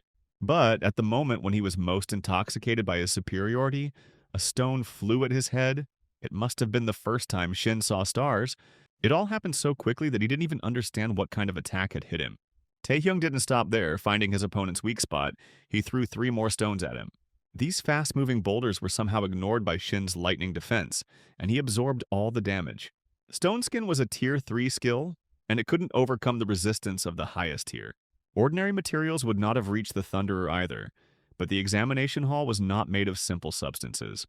It was originally built to withstand the effects of the Awakened, and, unlike Stone Skin, the material it was made from did not lose its properties if broken. So the God of Thunder himself supplied his opponent with a weapon with which he could defeat him. Grabbing a huge piece of debris with his hand, Taehyung threw it at Shin. Even though he had time to scream and be indignant that this was not normal, this was not fair, the stone block still landed on Shin's head. This duel ended with the defeat of one of the strongest candidates for Seekers. Everyone watched in amazement as another block of the arena was destroyed. Many people read Kim Taehyung's name for the first time and now wondered who he was. Deputy Go was pleased. This was exactly what he wanted to see, and he was glad that he was not mistaken about the guy. Meanwhile, Taehyung took the badges he was missing to formally qualify for the second round of the exam. All that was left was to wait for it to end. After what he had seen, it was unlikely that any of the survivors would have decided to go to him, the hero thought. But an unexpected blow from the ice forced him to quickly dodge, and Shin was completely blown away by the shockwave. Only one person could possess such an impressive aura of ice, the guy realized as he watched the snow avalanche approaching him. Before the hero could even blink, he found himself inside an ice sphere. Lim Ayong was also inside and was now walking towards him, across the broken arena. The schoolgirl's eyes were full of cold determination to finish the conversation that had been interrupted at the beginning of the exam. Snow slowly fell onto the arena, covering it with a white blanket. Taehyung didn't know since when the headman had been watching his fight, and why she suddenly decided to attack. With great power comes great responsibility, the girl said, using words she had once heard in a movie. Power without responsibility is simply violence, she continued. The Snow Queen didn't expect that Kim Taehyung would be able to defeat Shin, but now she understood how he defeated Lee John. For some reason, all this worried the exemplary straight A student and class president so much that she decided to bring justice to the world. Taehyung tried to hide with his invisibility, but the Snow Queen rained snow bombs on him, causing all his disguise to immediately fall away. Before he could react, he received a spinning blow from a beauty who was fighting in her skirt, and to her credit, she did it very well. However, now she was in terrible anger because she trusted Taehyung last time, although even a blind man would have understood everything immediately. Apparently, the realization of her own stupidity angered her even more, because Lim Aeon rained down a hail of ice cubes on him without any mercy. Her thoughts were vague. It's unlikely that the girl herself understood what she was doing and why. Rather, she succumbed to an unconscious emotional impulse. Another glacier lifted the hero high up, almost piercing him through and through. This blow was very heavy. As soon as he took off, he was immediately pressed back into the arena, and the guy fell with a crash. Using unauthorized skills is a crime. Lee Jong and his accomplices were still in the hospital, the headman noted coldly. Formally, she was right in her claims, but she looked at the whole matter too one-sidedly. Still, realizing that Lee Jong was not an innocent lamb either, the Snow Queen said she would not file an official complaint. However, in her opinion, Taehyung should have refused to take the exam because he was not worthy of being a seeker. However, the guy was not going to give up. With great effort, he managed to get back on his feet. Do bastards like Lee John have qualifications, strength, responsibility? The hero asked her. All these words were nothing more than an excuse, just to defeat him, so he told her not to be a coward and admit it. Hearing these words, the Ice Queen realized that there was no question of leniency, and a huge ice hammer, one of her ultimate attacks, appeared in her hand. Eyes blue like icy lakes filled with light, the girl was determined to end everything right here and now. The hero's stone skin had long since lost its strength, and after the fight with Shin, the guy assessed his capabilities. Even if he were to use invisibility now, an area attack inside the dome would definitely hit him. And he had already activated the Monarch's heart, which increased his abilities, but it was not enough to turn the situation in his favor. The Predator was still sealed, long gone from having the stamina to inflict paralysis like he did in the battle with Li John. He had only one way out, and his current abilities. Another explosion thundered and an icy fog blocked everyone's visibility, so the observers eagerly pressed themselves to the screens to see how the fight between the strongest fighters ended. Even Deputy Go didn't know what to expect from the outcome, and looked nervously at the screen. When the fog cleared, everyone saw deep ruts in the arena's super strong surface, and the two students who were lying on the arena pressed tightly against each other, even too tightly by school rules. From afar, it was difficult to understand what exactly was happening, but it wasn't like the Snow Queen was resisting it in any way. Maybe she couldn't, or maybe she was too deeply confused. The moment they came close, Lim Aong brought down a heavy hammer the size of a glacier on the hero. Only after demonstrating miracles of dexterity, Tai Hyung managed to dodge and attacked the girl himself. He had only one tool left, one skill that could easily overcome the resistance of the highest rank. It was not romantic impulses that worried the hero. He also felt some moral guilt for kissing a girl half his age. The closer and deeper the contact, the higher the probability of paralysis success. Mixing his blood with poison, he forced Lim Ayan to swallow it. It was all a crazy adventure, but since the girl did not expect this, it worked. The result spoke for itself. She was lying on a soft, cold blanket of snow and she could do nothing. Despite this, the girl was still trying to say something. A scarlet blush blazed on her cheeks. Perhaps for the first time, the mask of ice cracked on her face. Paralysis is in effect. The target is in shock after receiving fatal damage. Charisma is increased by 3. The system minted the results of his trick. A few moments later, a signal sounded, marking the end of the exam. The wounded were promised assistance from medical personnel, and those who were still in the ranks were told to remain in place. After this, all the students began to be treated. Some might consider such a test excessive, but one should not forget that in the abyss, seekers will face deadly difficulties. Even though Lim Ayong failed the exam, was paralyzed, and lost her badge, she was still considered a success, as her strength was undeniable. The numbers were just a formality. Everyone wanted to see the actions of the future seekers in a real situation. Kim Tae-hyung collected only 7 numbers, but the victory over the strongest participants attracted everyone's attention. When the hero walked past, all the participants of the exam immediately began to whisper behind his back. Many doubted his 3rd rank. And yet the effects of the ordeal had taken their toll on the hero. He walked with difficulty, and only kept himself upright in public by sheer force of will. It was worth considering stealing the healing skill for himself in the future. Before the guy could relax, he had to defend himself again. Thunderer Shin, seeing him standing by the wall, suddenly attacked. He called the hero a cowardly bastard, and Tae-hyung had to use his stone skin again to block the lightning bolts. His tricks wouldn't work here, Shin said, and he was right. There were no solid rocks nearby, and Tae-hyung hadn't thought to hide a couple of souvenirs in his pocket. Seeing the two top candidates clash, the other contestants began to cheer for both of them, because the fewer competitors there are, the better for them. However, Shin was not particularly picky about who to destroy, and threw one of the lightning bolts at the weaklings so that they would not blab too much. After which he suggested that Tae-hyung fight fairly, and the guy realized that in front of him was a madman obsessed with battles. Shin laughed and promised to teach him the craft and show him who was boss. But at that very moment, he buried his nose 2 inches into the floor. The top-ranked seeker Park Sung-jin, who was briefing them on the exam, heard the noise and immediately pinned all the students down with a high-gravity skill. This was one of the country's strongest seekers, a future double-top rank. And yet the hero brazenly resisted his power, remaining standing on his feet. Park Sung-jin chuckled, amused by this stoic guy. Then he added more load to him. It was like increasing his body weight several times, and then Tae-hyung realized that it was not in vain that he had been doing deadlifts and squats regularly. Tae-hyung gritted his teeth and endured with all his might. He knew that the skills of the highest ranks were on a different level, but the current seekers were completely beyond imagination. Park Sung-jin chuckled again. Now he was intrigued, because even experienced veterans couldn't withstand such a load.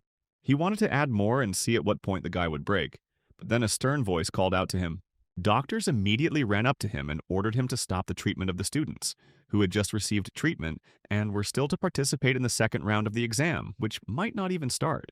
Park Sung-jin tried to justify himself by saying that he was just rechecking his skills, but no one believed him, since this happened to him every year. Under the threat of informing the chairman of the organization, the doctors forced Park Sung-doo-jin to retreat. Then the veteran looked at the steadfast guy and asked his name. When the hero said his name, Sung-jin thought, it's not surprising that the strongest one was the one who defeated Shin Yun-bak and Lim Aeong. Finally, someone interesting appeared, Park Sung-jin thought, and expressed hope that the guy was aiming for the highest rank, nothing less. Having promised to wait for this moment, he left quickly before receiving a scolding from the doctors. Soon after all the participants had returned to normal, the second round of the exam began. Park Sung-jun stood on the platform in front of the students, and portals were visible behind him. Everyone waited with excitement, not yet knowing what kind of tests they would have to go through. Park Sung-jun himself was also looking forward to the fun of watching the newcomers get smashed and run off to cry to their mothers and announce the start of the second round of the exam. He himself had to go through the area behind the portal, which everyone had to enter. It was a rank 4 dungeon. The real thing with monsters inside, so many people were terrified. Everyone was to split into teams of 5 and explore the area under the supervision of a senior explorer.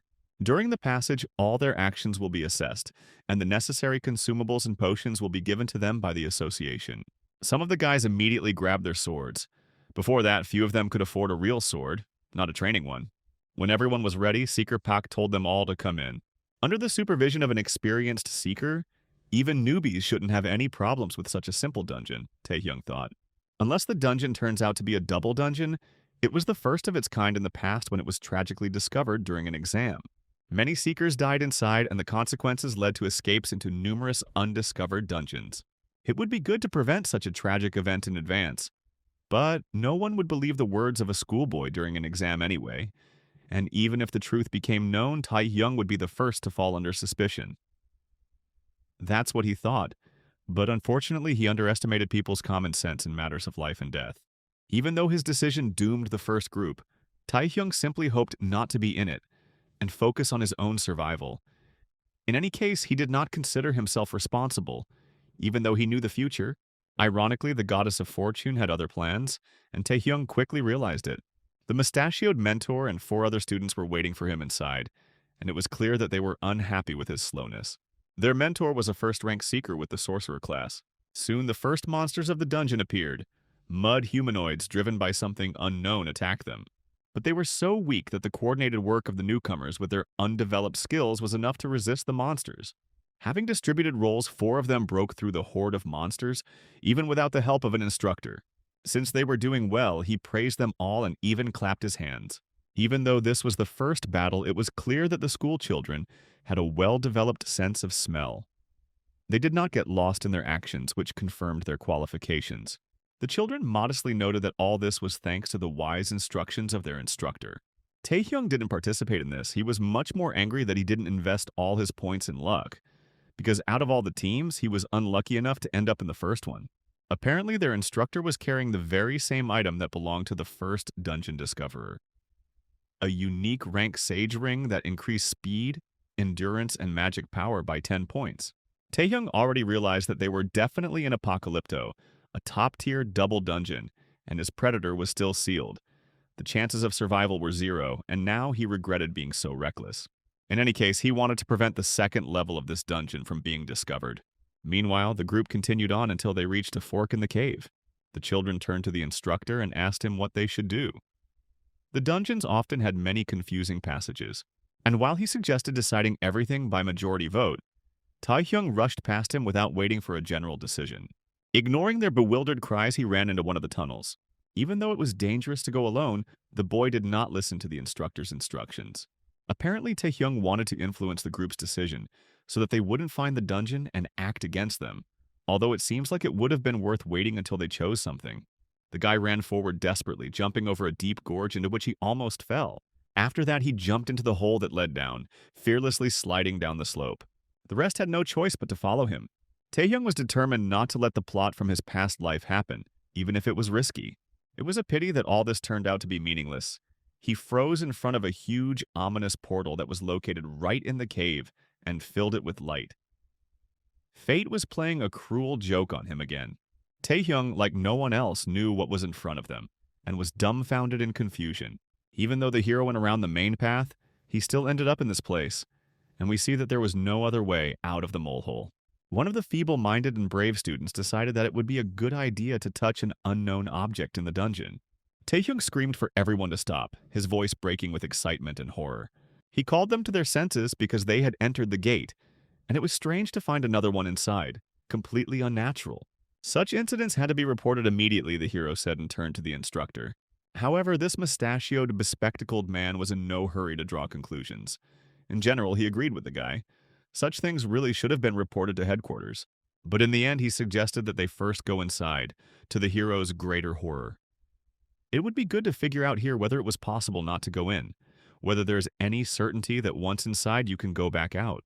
Although Taehyung called for common sense, no one listened to him. It was difficult to argue with the instructor who was a first-rank seeker.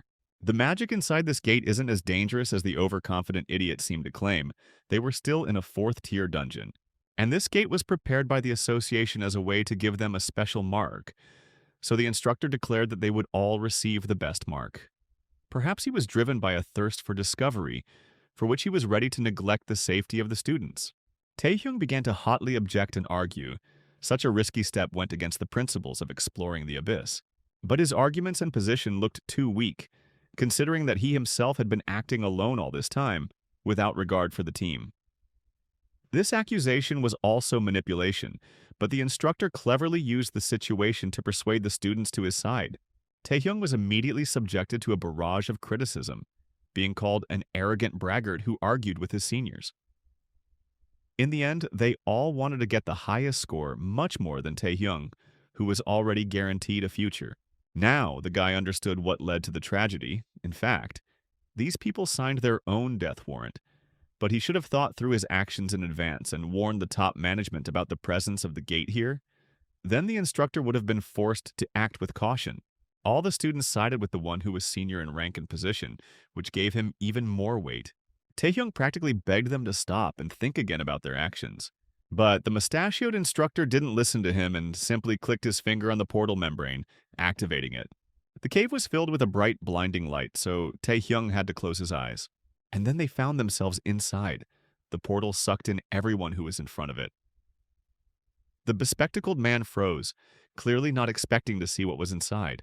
Even to the eyes of newbies, this dungeon did not look like a simple fourth-level dungeon. It was a straight, long hall with a high colonnade on either side, and an ominous figure standing at the end, looking more like a boss's room. Looking closer, they saw a statue of an ancient warrior with a huge sword in his hands, a spiked crown, and a mourning mask on his face. The students huddled fearfully around their mentor. They gradually began to realize their mistake, and were now looking for protection. Taehyung stepped forward. He was the first to accept the inevitable, and ordered the others to stand still and keep a close eye. Some began to complain. But then the passage was covered with a gray fog, and the hero said, "They are coming." Two warriors slowly approached them. As if for a knightly duel, they were very similar in appearance to the statue at the end of the hall. Only the crystal in the place where the belly should have been showed that in front of them were undead creatures but controlled dolls in armor. Death Knights were first-rank monsters, well known to everyone, so the worst fears were immediately confirmed. The instructor hesitated. He himself already understood what kind of mess he had gotten himself into due to his own stupidity. But it was too late to regret it. He ordered his students to prepare for battle. At that moment, steel clanged and both knights attacked them simultaneously. The instructor covered the students with his body, otherwise they would have definitely died. "Filthy monsters!" the mustachioed man shouted at them, as if this could offend anyone, and prepared to use magic. The ground beneath the knights' feet turned into hot magma, and this forced them to stop. The sorcerer then shaped the magma into spikes and strung the knights onto them, piercing them in several places. From under the lowered visors came some ancient, untranslatable curses. At the moment when the enemies were immobilized, the instructor ordered the students to attack them with all their might. First, they blocked their view with fire and flashes of light. With their combined efforts, they unleashed a heavy attack on the two knights with everything they had. The coordinated work yielded results. The mangled steel figures fell to the ground. Their armor was bent and pierced in several places, and the crystals were shattered. Thus, the squad managed to defeat very strong monsters, despite the fact that most of them were inexperienced and weak newcomers. They deserve credit for this. They did well, and they themselves could hardly believe that they managed to survive. Death literally hung by a thread. One student even managed to let out a triumphant cry to encourage the others. He still had no idea how cruel the abyss could be. Through the fog, the group heard the sound of steel boots hitting the stone floor, and with horror they realized that this was not the end. Instead of 2 knights, there were 4, all with heavy weapons but without shields. While the others froze in horror, not knowing what to do, Taehyung quickly examined the broken armor of the previous knights and discovered something strange there. The battle continued. The tiny squad managed to destroy several waves of Death Knights, which lay like a pile of scrap metal now covering the entire floor of the hall. But each time a new army, twice as large as the previous one, came to replace the defeated ones, and there was no end in sight. The detachment was already acting at the limit of its strength and capabilities. The students had done more than they should have. They could barely stand on their feet from fatigue and exhaustion. It was a miracle that they still held the line and didn't run away in terror. Their morale had also long since fallen. After examining the empty shells, Taehyung noticed something strange about what was happening. The past battle made the instructor look at this student with different eyes. The guy not only did not look very tired, but also recognized the danger of the gate from the very beginning. In addition, they were all able to stand on their feet, strengthened by his monarch heart skill. Otherwise, they would not have survived until this moment. Now the bespectacled man was ready to pay much more attention to Taehyung's words. The guy made the assumption that these were not Death Knights at all, even though they looked like it. Even the thought of this horrified the instructor and the other students. It was unclear who they were fighting then, and this is exactly what the hero was about to find out. Picking up one of the heavy, knightly claymores from the floor. Gripping the sword with his stone glove, he rushed forward without looking back. The entire army of knights, clanking their armor and weapons, also moved towards him like a steel avalanche. Taehyung was quickly surrounded and attacked from all sides at once, but he dodged. Soaring above his opponent, he avoided all the blows and continued moving towards the end of the hall. The hero jumped over heads, easily pushing off the knights. All this time he held back his strength. Once he reached the statue, he threw a heavy claymore at it, and it flew like a projectile. The sword hit the stone and shattered it into many pieces. Immediately after this, all the knights that were chasing Taehyung burst into flames and then scattered without a trace. Then the group of students realized that all this time they had been fighting only with an illusion, and had exhausted themselves completely in vain. An illusion trap, the hero explained to them. Such are created in the abyss to weaken plunderers and other intruders. They imitate places and enemies. When the harsh reality hit them, the examinees began to loudly complain, and the instructor was amazed that the guy knew about such things, because he had never encountered Death Knights and the like before. Who knows? The hero answered him thoughtfully, his words sounding like steel notes, like retribution for his previous attitude. In any case, he proved that he was not as weak as people thought. With a proud look, the hero continued on his way until they were simply killed, and suggested that the others do the same. They then moved along the dark passage, the instructor lit the way, and Taehyung helped the wounded walk, supporting them on himself. Even though they had destroyed the illusion, their situation was hardly any better. The dungeon space had completely changed and became unrecognizable. The squad had suffered severe injuries and could not simply stand still waiting for help. Their hope was to find the gate that led to the exit from the dungeon as quickly as possible. Wandering through long, dark passages, we eventually managed to find some gates, but their monumental appearance and the ornament of skulls did not inspire confidence. For some time they stood at the entrance, not daring to enter. No one knew what awaited them on the other side. However, death awaited them in any case. Even if they just stood still, the instructor said, and opened the gate first. Behind them stood a Death Knight, just one, but a real one, his halo glowing dimly in the darkness. After fighting many such enemies, one opponent was perceived as a mockery. But soon they were no longer laughing. Another 10 halos began to light up in the darkness. Following this, torches were lit on the walls of the huge tomb, all the walls of which were occupied by Death Knights standing one above the other. The entire army of the ancient commander gathered here. Another regiment of heavy infantry stood just in front of the entrance to the gate. This place was clearly not designed for an easy walk, no matter who ended up here. So the unfortunate students were completely desperate. They had long since regretted their rash decision to enter here. The insignificant people who managed to get here, the ruler of this place who sat on the throne, addressed them in a deathly voice. The Death Knight Lord, the boss of this level, greeted them, inviting them to begin the duel. Having struck the floor with their weapons at his command, the army began to move and reorganize. One of them separated from the group and pointed his sword towards the guests, silently challenging them to a fight. It was a demand for a one-on-one duel. Tae-hyung, who was still holding the injured student, realized first. The students groaned pitifully that they no longer had mana and that they could not do anything, still not realizing that they were possibly speaking for the last time in their lives. Tae-hyung told them to pull themselves together. Their goal was not to fight, but to escape. So they had to hold on until the end and look for an opportunity. But the idiots decided that by running away, they would increase their chances of survival after they had already entered the boss's room. Nobody wanted to die. They were all inexperienced greenhorns who had only been playing games and reading comics yesterday. So their behavior was not surprising. Then the knight who had challenged them, unable to bear such an insult directed at him, moved sharply in their direction. The instructor and Tae-hyung, who was carrying the wounded woman, managed to dodge the attack. But the disheartened fugitives did not. Their torment was quickly ended. The picture was cruel and terrifying. The abyss did not spare anyone who dared to enter it. Tae-hyung shouted at the mustachioed instructor that he would buy him time, and therefore he should run to the exit. But instead, the teacher simply threw him and another student towards the exit, after which he blocked the passage with an earthen rampart, completely stunning the hero. The instructor shouted at him that the low-ranking brat should not even dare to argue with them. Tae-hyung listened to his words through the thick stone wall. All the instructor wanted was to become a top-ranked seeker. However, no matter how much he trained and made efforts, he only moved further away from his goal. This was his opportunity, the instructor said. He believed that if he sorted out this case, he would receive the highest rank from the leadership. And here's the result. The students died because of him, and a merciless death knight is rushing towards him. The instructor quickly hit him with some green magic. One thing was clear, Kim Tae-hyung was different and that he had everything he needed, the instructor admitted, not without regret. That's why he hoped that the guy would run away, take the wounded with him, and escape from here as quickly as possible. He himself was going to personally stop the opponents, knowing full well that he would not leave here alive. That's the role of an instructor, said this man who tried to be a hero, after he had led everyone into impassable thickets as usual.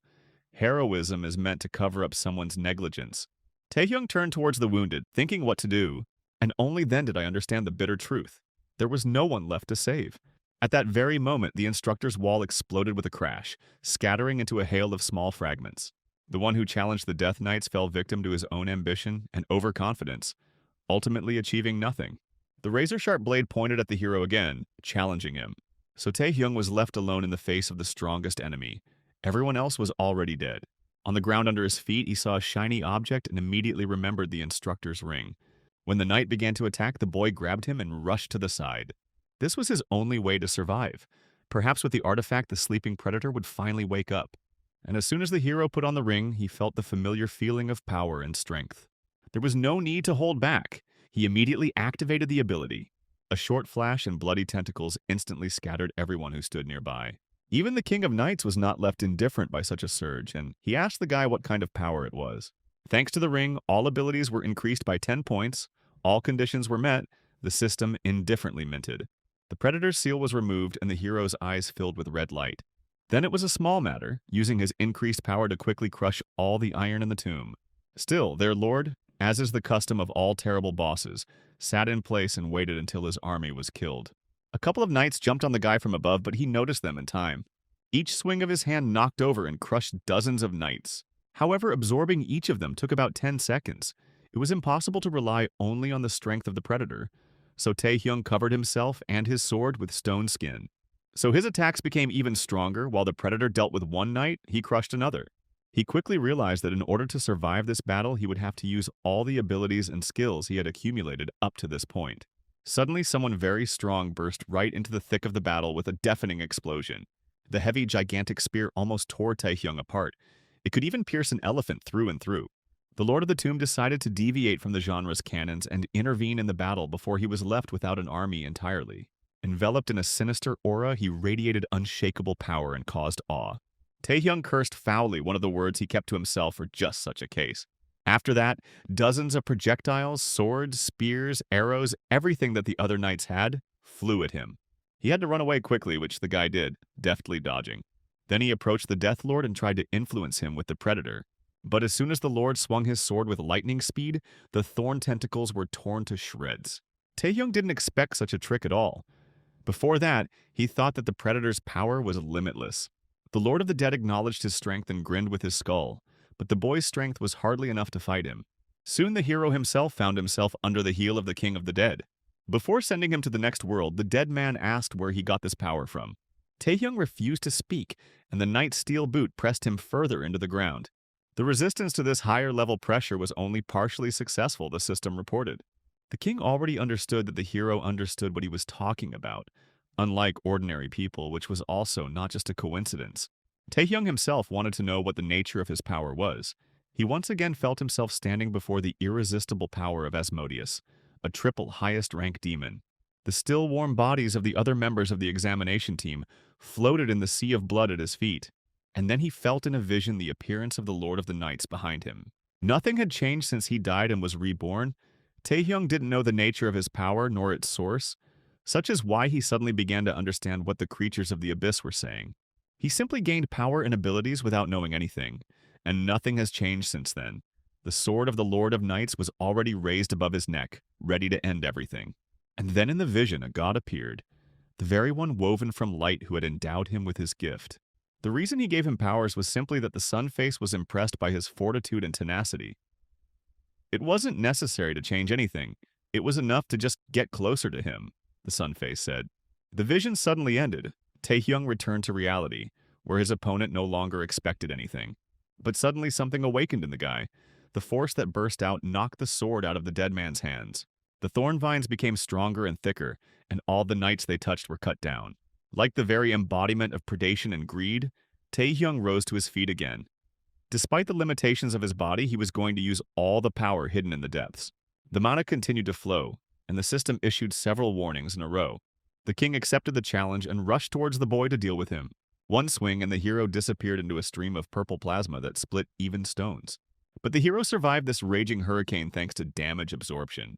Since the Lord of the Dead is so interested in where this power came from, he can try it on himself, the hero shouted at him.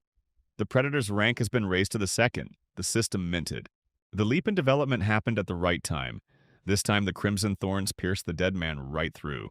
They threw the king high into the air, and Taehyung reached out his hand for one of the swords that were lying around in abundance. Now an equal fight broke out between them. They exchanged blows right in the air, knocking out sheaves of sparks and clanging weapons. The king was shocked. He could barely hold on, and was extremely outraged by such disrespectful behavior towards his own person. Using his strength, he lifted many weapons that lay nearby and threw them all towards the hero. Then Taehyung gathered all his power into a fist, and it took the form of a beast's mouth, which he threw at the enemy. The predator easily swept away all the hovering blades and flew towards the stunned ruler without any respect. In the end, he was devoured like a pathetic fly caught in a monstrous mouth. Taehyung fell, and watched as the power contained in his heart tore the king apart until there was no trace left. A new skill, the Spirit of the Night King, was registered. The system beeped. The exam was long over. All the other teams had completed the relatively simple test, and the victims had received assistance. The observers, including the Seeker Pak, watched with alarm one of the gates from which the highest level energy was emanating. The order to evacuate had already been given, but was delayed due to deformation inside the dungeon. A breakthrough was approaching, and it was unclear whether a support team would arrive in time. Seeker Pak himself understood perfectly well that those who got inside were most likely already dead. He was already preparing to go through the gates himself, without waiting for reinforcements, when they suddenly lit up even brighter than before. Honestly, it is still not clear why the group went further inside the second gate, if they could just wait for them to be rescued, having noticed the anomaly. Everyone was waiting for the gates to break through and were already shouting about evacuation when the light went out and the seeker Kim Taehyung appeared on the platform in front of the entrance. Once again, he managed to escape the clutches of death, and he was simply glad about it. Thanks to Kim Taehyung's actions, the gate was not breached and no one else was hurt. And the results of the second test were determined only on pre-evacuation grounds. The bodies of the victims were found and returned to their relatives as befits them. Despite the fact that there are dead people in the case, the chairman managed to hide the name of the one who cleared the dungeon. Otherwise, too much would have fallen on Taehyung in his youth. Deputy Go and Seeker Pak agreed with the chief. There was nothing wrong with these actions. He chuckled and thanked them for the support he didn't really need. Then I asked them what they really thought about it. What level should Kim Taehyung, a seeker who cleared a top-ranked dungeon by himself, be? At the very least, such a person must have the highest rank, Pai immediately stated. But since the actual rank listed in the system was much lower, it was difficult to estimate the scope of this guy's potential, Deputy Go added. and that meant that there was a high probability that this young man had already become a national force, the chairman said, and everyone fell silent meaningfully. Meanwhile, a black sun shone in the abyss. Under the shadow of a solar eclipse, an eclipse of the world was taking place. A horde of monsters marched across the rocky wasteland. The monsters came in an irresistible wave, large and small, flying and crawling, of all shapes and colors. Taehyung looked in amazement at this stream, a living river that suddenly flooded the desert and did not understand anything. He didn't remember when he fell into the abyss, but when he looked at the sky, he saw the sun-faced one there. It was as if a god was hovering in the sky, and at the sight of him, the seething sea beneath his feet exploded with a roar of hatred. One wave of the hand, and they all turned to ashes, falling silent forever and scattering into dust in the wind. It was a message to Taehyung. God was telling him what was waiting for him, but the guy vaguely understood what it meant.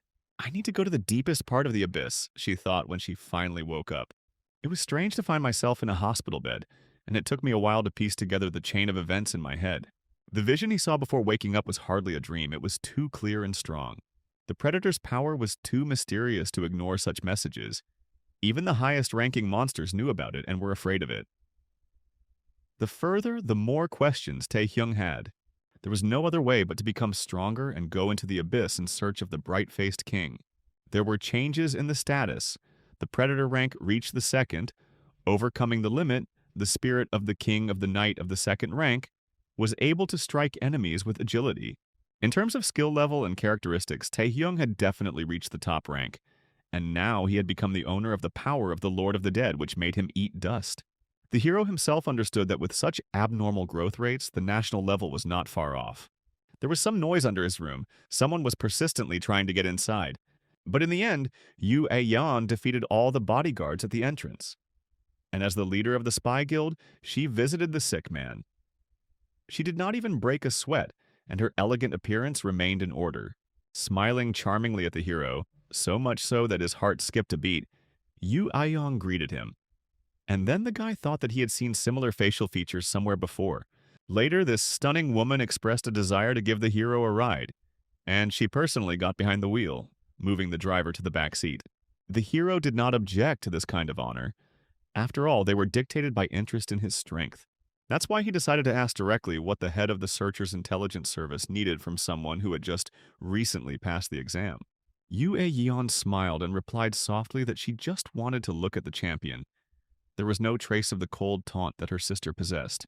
However, Taehyung didn't believe such a weak excuse. There definitely had to be something else behind her visit. Lim Ae-young praised the guy for his observation. It's good that he wasn't a simpleton. Then the conversation moved on to business. It turned out that there was still a third round of the exam ahead, the essence of which was paired fights in the arena in front of everyone. Lim Ae-yeon considered it almost inevitable that the guy would reveal his abilities in the arena, and then everyone would understand who cleared the highest rank dungeon alone and would want to get him into their ranks. That's why this sweet and seductive woman wanted to be the first one to offer him to join their ranks. Be it money or fame, she was ready to give him everything he wanted. In this, Yu Ae-young was the complete opposite of her sister, and the guy appreciated her zeal. For some time he actually thought about her proposal and hesitated, but by agreeing he could gain significant support and connections, and under the guidance of such a nice boss. However, maintaining the feigned indifference of a chaebol, or at least an heir to the throne, the guy responded with a curt refusal without even bothering to explain his reasons. He understood perfectly well that because of his strength, they would still reckon with him, so there was no need for extra politeness. The hero thanked him for giving him a ride home. He wanted to walk the rest of the way. Then Yu Ae-young stopped hiding behind her mask and asked directly about the reasons for the refusal. Every person needed something, be it royalties, fame, power. Maybe he had other suggestions, or she misunderstood him, but Yu Ae-yeon wasn't going to give up so easily, which even irritated the hero a little. Then the guy answered directly that there was no mistake, just as there were no agreements. He didn't care about the favorable conditions, and besides, could the Night Tramps offer him anything exceptional, he asked. So he just didn't want to do something he didn't like, and he thought no one could force him to do it. At this point, Taehyung thought that their dialogue was over and had already said goodbye to Yu Ae-young, but he had significantly underestimated her sense of self-worth. No one dared to refuse such a lady. She grabbed him tightly, clamping his mouth shut so he wouldn't scream, and pressed him to herself. Who was he to talk to the mistress like that, she asked. A boy who was just trying to become a seeker suddenly refused one of the best guilds without a good reason. It sounded like complete nonsense. But this time, the beautiful lady decided to spare him, and loosened her grip and ran her finger across his chest, but only because she liked him. Her driver tried to stop his boss, reminding her that the guy was essentially still a schoolboy. He also tried to reason with Kim Tae-hyung that it was a mistake not to appreciate the opportunity that was coming his way, because one day he would regret it. In one thing, he and his sister were worth each other, and that was because of their hopeless stubbornness. The hero answered them coldly and arrogantly. There was no hint of submission or fear in his eyes. Yoo Ah-yeon was amazed that he realized her relationship with Lim A-yeon. I just realized it from her stolen name, the hero quipped. And at that very moment, he was overcome by a wave of power, the flash of which engulfed the city. Yoo A-yeon grabbed him by the throat like a puppy, and she was surrounded by a thick green aura. Like all seekers, she lived in another world for which other human norms were outdated. The thing is that at birth, she was named Lim Ah-yeon. She was the illegitimate daughter of the CEO of a large corporation, and the girl was raised as a successor, until her second daughter was born, already in a legal marriage, and she was deprived not only of her status as an heir, but even of her name. After this, Yoo Ah-yeon changed her name and became one of the youngest seekers. Few people could know about this fact and her kinship, although she kept her last name. One would have to be crazy to so openly provoke a top-ranking seeker, and this powerful woman made it clear that she would not tolerate such ridicule. But she started this game of dominance, the guy said, and easily removed her hand from himself. Resistance to the spirit of the Amazon was successful. The system minted. After this, the hero decided to test his recent acquisition and cast the spirit of the Night King on her, which forced Yoo Ah-yeon to retreat. She had never encountered such power before, and she felt enormous pressure. Yet Tae-hyung also felt her pressure. He was not ready to withstand the power of the highest rank skill. Releasing the power of the king, he approached Yoo Ah-yeon and perhaps became the first man to be able to pin her to the wall like that. The game of dominance can be played by two, sister, the hero warned her in a peaceful voice. A wave of embarrassment and anger washed over the girl. She wanted to claw at his face, but she understood that there was no good reason for this. Her driver turned paler than chalk and flowed from the tension of the drama as if he were made entirely of wax. When you think of a fighting arena, 90% of people will think of the Roman Colosseum, and there's nothing you can do about that, but the building is beautiful, that's for sure. This is where the third round of the Seeker's exam was supposed to take place. Unlike the first two rounds, the third was designed to create a show and allow each participant to prove themselves. Families of future Seekers came here to support their loved ones, and representatives of guilds who were looking for the best candidates. Some guild representatives carefully disguised themselves to pass as ordinary spectators.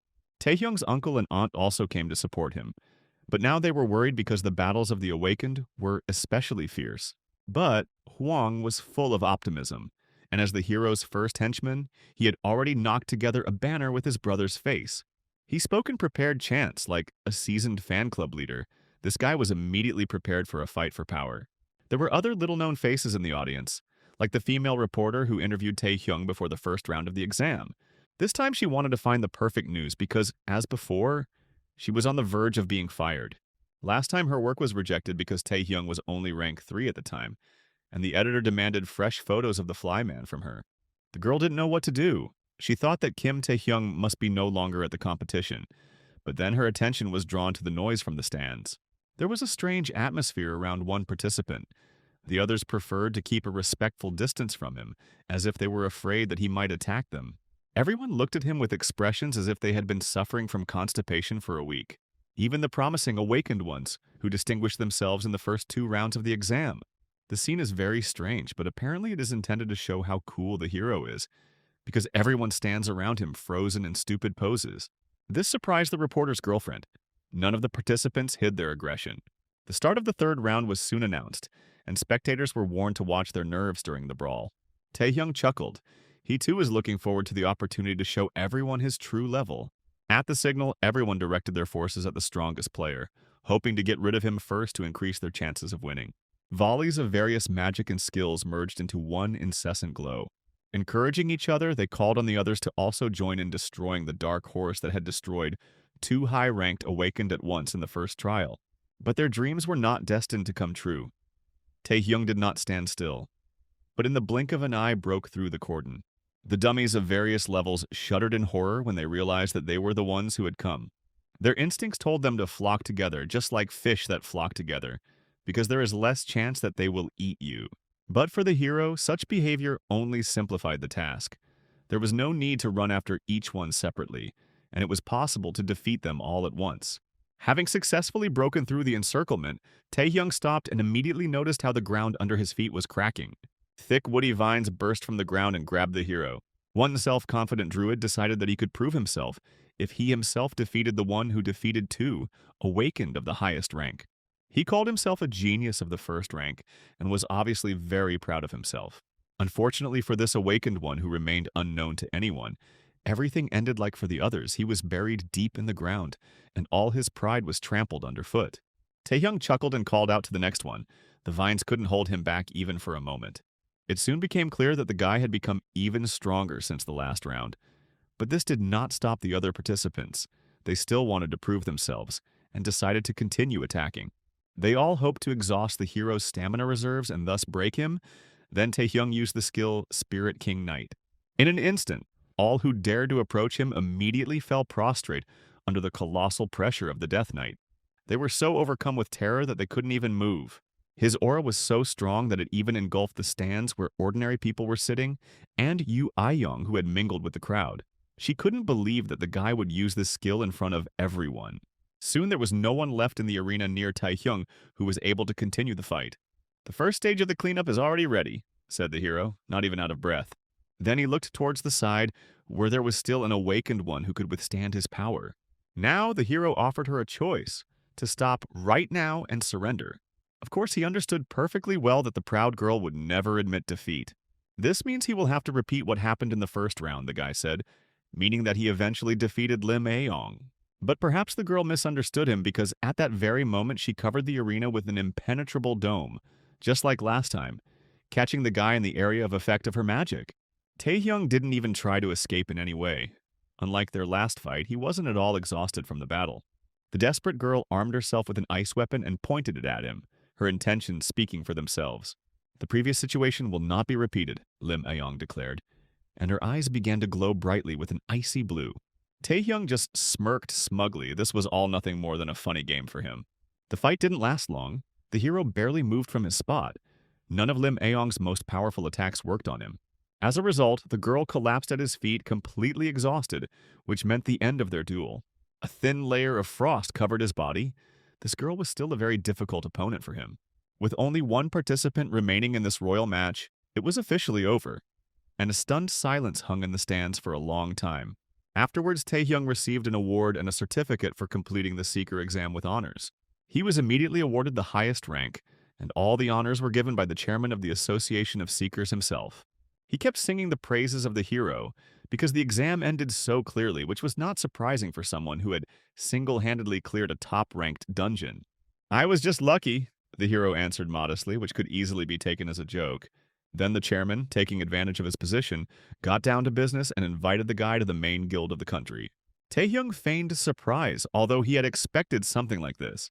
After all, Yu Aeong was only the first, and after his speech, it is not surprising that the chairman also laid his last eyes on him. The hero thought about how quickly his position had changed. Until recently, he was rated very low, and then he defeated two of the strongest contenders. Thanks to this, he acquired some connections, and the world gradually got to know the hero. Now the most powerful man in the country wanted to recruit him into his organization. However, as before, Taehyung refused. He still knew too little about the world to make any decision. Chairman Ji even jumped up from his seat after receiving the refusal and asked the guy about the reasons. Taehyung couldn't name anything special. He just thought that working alone was more efficient. He had his own secrets, and he wanted to keep them as long as possible, and other guilds' superiors would limit his path. There would have been a lot of explaining to do, so the guy apologized for not being able to help the chairman in any way. For a moment, he was clearly surprised by the straightforward refusal, but eventually he burst out laughing. He was amused by the young man's self-confidence and the fact that even the best guild in the country could be refused. But the chairman had another proposal for the guy instead of the usual introduction. He offered him to take part in the Asian-friendly tournament. The chairman still did not want to let the guy go just like that, and already knew how to use him for the good of the country.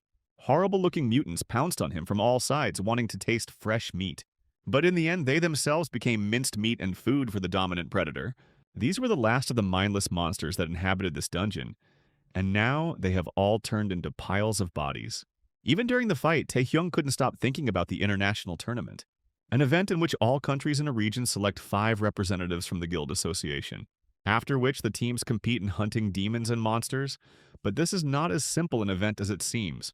The event allowed countries to test their strength without resorting to actual combat, and participants were given the opportunity to declare themselves as national treasures. The chairman recommended Taehyung because he expected him to grow quickly and believed that he could reach that level. Now that the boy had finally gotten his seeker's license and could go into dungeons, he had to constantly hunt much stronger monsters to reach the level that most took years to grow to. However, even taking this into account, Taehyung's growth rate has slowed down significantly lately. Even though it was dangerous, he had to go to the depths of the abyss to become strong enough. At the same time, a black raven circled over the vampire's castle. This is what Chief Lee's mansion looked like now. He himself was engaged in the education of his servants, teaching everyone obedience and good manners using the example of his bodyguard's soul. He desperately begged his master to calm down, but it was unlikely that the pleas had any power now. The son and recognized heir of the Lee clan leader was still in the hospital, and the one who sent him there, depriving him of his future, had himself made a good career and was recognized as a seeker of the highest rank. It was hardly possible to remain calm after something like that, so someone had to become the punching bag for the angry clan leader. He was stopped only by the secretary who reported on the guests of the villain guild. All that was left was to laugh at the fact that in the world of comics, villains call themselves that everywhere. Chief Lee also had a grudge against them, because they had received the money in advance but had not completed the order, having failed to deal with some boy. He had already threatened to show them where the crayfish spend the winter, but then he noticed a strange visual anomaly in front of him. The space distorted and a man entered the room without knocking. He immediately expressed his condolences about Lee John and suggested fixing this first. Moreover, the main goal of the Tayson group was not at all to take revenge on some schoolboy. The masked man took a dramatic pose and introduced himself as the second man in the villain guild. He also asked to be called Shadow, which suggested that the entire guild was just a bunch of teenagers with attention deficit disorder. After Taehyung dealt with another dungeon, he got out through the portal, but they were already waiting for him there. The very strange man holding the cardboard with Taehyung's name on it was definitely the one who met him at the airport. Pukliash loudly introduced himself as a first-rank seeker from the Alchemist's Guild and said that he would accompany him to the auction. And this fat guy's name was Pak Gon-un. Apparently, the office corporate culture had completely spoiled him, so he was shouting as if he were at a reception for the Queen of Britain. Gonan stated that he became a fan of the hero after his performance at the exam, asked for an autograph, and deliberately acted in a very strange manner, as if he was a person of higher status and position. East Point was the best place for all kinds of shopping in the eastern region, which is why Taehyung came here. This trading place attracted many rich people from all over the world. Excellent products and the availability of automatic translation that erased language barriers made this place very attractive to the cream of society. But Taehyung was here for work. He was assigned to protect the public peace at today's auction. Gunan himself chose the place for the autograph. It was his forehead. He was a very strange person. In addition to this, the guild sent many more specialists who looked like twin brothers. The coordinate points were constantly changing, so not everyone could get to this place at the same time. Controlling the teleport was one of Gonan's abilities. He bragged that because it was so hard to get in, maybe that was why the auction hadn't seen an attack for 10 years. And there was a point to that. The auction was the safest place. The key word here was because today the auction would be attacked by a high-ranking demon, which Taehyung knew from his past. One could only marvel at the memory of the main character, who remembered the exact date of events he personally did not participate in. Meanwhile, the main lot of the day, the elixir of the phoenix, was put up for auction. One sip of this potion increased stamina and magic power by 20 points. While inside, Taehyung expected to wait for the attack, after which he would defeat the highest-ranking demon, and thus earn social value, one of the conditions to get to the Asian Games. The problem was that he had very little information about the potential enemy and his plans. He knew that East Point's losses were enormous, and that the culprit of the attack was believed to be Narendra Nehru, a demon of the highest rank. The hero was distracted from his thoughts by Gonan, who was running to get him some ice cream. Taehyung immediately asked him who was in charge of security because he wanted to find out who ultimately defeated the demon. Gonen was very surprised by this question, and the guy said that it was just curiosity. Before the escort could answer, they were called out from behind. The people stepped aside to let a group in white coats walk forward in formation. They were led by a leader, also in a white suit. He recognized Taehyung and apparently decided to say hello to the youngest seeker of the highest rank. Asaka Ryuhei, nicknamed Shaitan, was a top-ranking hunter from Japan and the head of all the security units of East Point. He was distinguished by a flat face on which even the eyes could not be distinguished, and a sly, snake-like grin. Gonen told the hero who was in front of him he was also surprised by such attention from the auction's security chief. However, he warned the hero to be careful with this man, because there were rumors that Ryuhei killed his colleagues for profit, for which he earned his nickname Shaitan. An excellent candidate for the post of head of security, and an impeccable reputation. Ryuhei extended his hand to the hero. He had heard about the young talent, although he did not expect to meet him here. Taehyung was surprised that they were holding out their left hand to him, not their right one. But he still responded to the handshake, and immediately a shock of pain pierced him. Ryuhei, who was clearly enjoying his joke, laughed quietly while maintaining a mask of politeness and cordiality. But not for long, because he was very pleased with the guy's reaction to pain. Really top rank, Ryuhei admitted. Here, Taehyung noticed that it wasn't just him who was feeling bad. Some people nearby couldn't even stand on their feet. East Point hired the best of the best. The HR department urgently needs to give a bonus. Even though Taehyung could withstand Ryuhei's influence, it was clearly not good for ordinary people. Having played enough, Ryuhei nevertheless loosened his grip, saying that he expected too much from a boy who had only recently received the highest rank. He brazenly leaned on the hero's shoulder and came closer to his ear. If it weren't for Taehyung's goals, he would have broken the scoundrel's jaw long ago for such antics. Not all higher ranks are equal, the scoundrel said instructively, maintaining a smug look. He suggested that Taehyung not do anything stupid and just quietly walk away. After that, he left just as quickly as he had appeared, while his dummies in white kimonos lined up on both sides of the corridor. Gonen was so excited that even ice cream flowed down his hands. It would still be more difficult than he initially thought, the hero decided, looking after Ryuhei. Deep inside the building, a group of guards stood at an armored door, all of them armed and wearing bulletproof vests.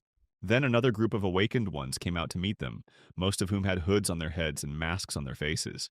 Since guests were not supposed to be on this level, the head of security became wary. The warp gate control room was behind this group, so any intruders were to be eliminated. The squad leader said that he would take charge and the rest would be dealt with by other members of his squad. He felt confident since he had the first rank. But the enemy was far beyond the usual first rank, so the small guard detachment was instantly routed. They were destroyed by monsters under the control of Neradaru Neru, a high-ranking magician who walked everywhere in a high turban and without clothes, probably for convenience. When the first part of the evil plan was completed, his accomplices reported that an unknown variable had appeared in their case. Kim Taehyung, who had recently become a top ranker, was harassing them, so the villain sought advice from a magician. He angrily declared that all the other hunters were trash, and that as long as he was here, there was nothing to be afraid of. At that very moment, the divine revelation, as Neru called it, began, and the auction building shook from the first explosion. Here we can again ask the main character why, knowing about the terrorist attack, he did not report it to the authorities, since this could have saved many lives. Another explosion thundered and buried all the people who were in the trading hall under the rubble. Following these, about 10 more thundered throughout all parts of the shopping center, which consisted of 2 tall towers on a lonely island. Gonen, horrified by what was happening, screamed at Taehyung that he needed to evacuate immediately. Taehyung himself was confused. He knew there would be a terrorist attack, but he didn't expect a 360-degree explosion in the building. It was a miracle that everything didn't collapse. It was completely unclear where the demons were hiding when the bomb was planted. Another explosion occurred right before the hero's eyes, and the number of victims increased. People ran in panic, trying to save themselves, when gunfire was heard in the building. A group of terrorist bandits, threatening with weapons, ordered everyone to hand over jewelry and money. And they wanted to behead everyone who resisted. The scoundrel in the mask shouted menacingly about this. At that very moment, the criminal himself lost his head, along with his accomplices, from the hero's blade. There was no point in trying to capture anyone. Taehyung told Gonen to report the attack to the association, and he himself said that he would deal with the one who arranged all this with a pompous look. Of course, he deserves honor and praise for this, but this is not very heroic, because all the victims could have been avoided. Another group of guards fought bravely to protect the already sold lots, where another group of robbers arrived. There were more of them, and they behaved insolently and confidently, as if the situation was in their hands. A bloody and brutal fight began at close range and in a cramped space. The loyal guards fought desperately, but were still defeated. And the villain in the mask took what he came for, the elixir of the phoenix, the best artifact of the entire auction. Taking it in his hands, the villain understood why the demon Neru took such risks to get hold of this artifact. The potion emanated enormous power, and the criminal himself almost succumbed to the temptation to drink it. However, suddenly there was a jolt, and one of the accomplices fell dead, and the rest turned around nervously. They were confused, seeing no one, and began to fall one after another, as if mown down. An unknown enemy destroyed the villains without any mercy, and they became afraid. And now the last one managed to understand that the enemy has the skill of invisibility, and that's all. A dagger flashed and tore the mask off the villain's face. At that moment, he cursed and used the chain skill on the enemy, which worked flawlessly, suspending Tai-hyung in the air.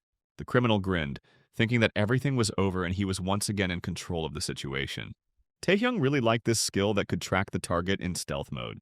He was perfect for using the predator on him, the hero said, and grinned maliciously. Meanwhile, the terrorists gathered all the survivors and took them hostage, tying them all up. A whole horde of freaks, all handpicked from a cabinet of curiosities, looked at the unfortunate people.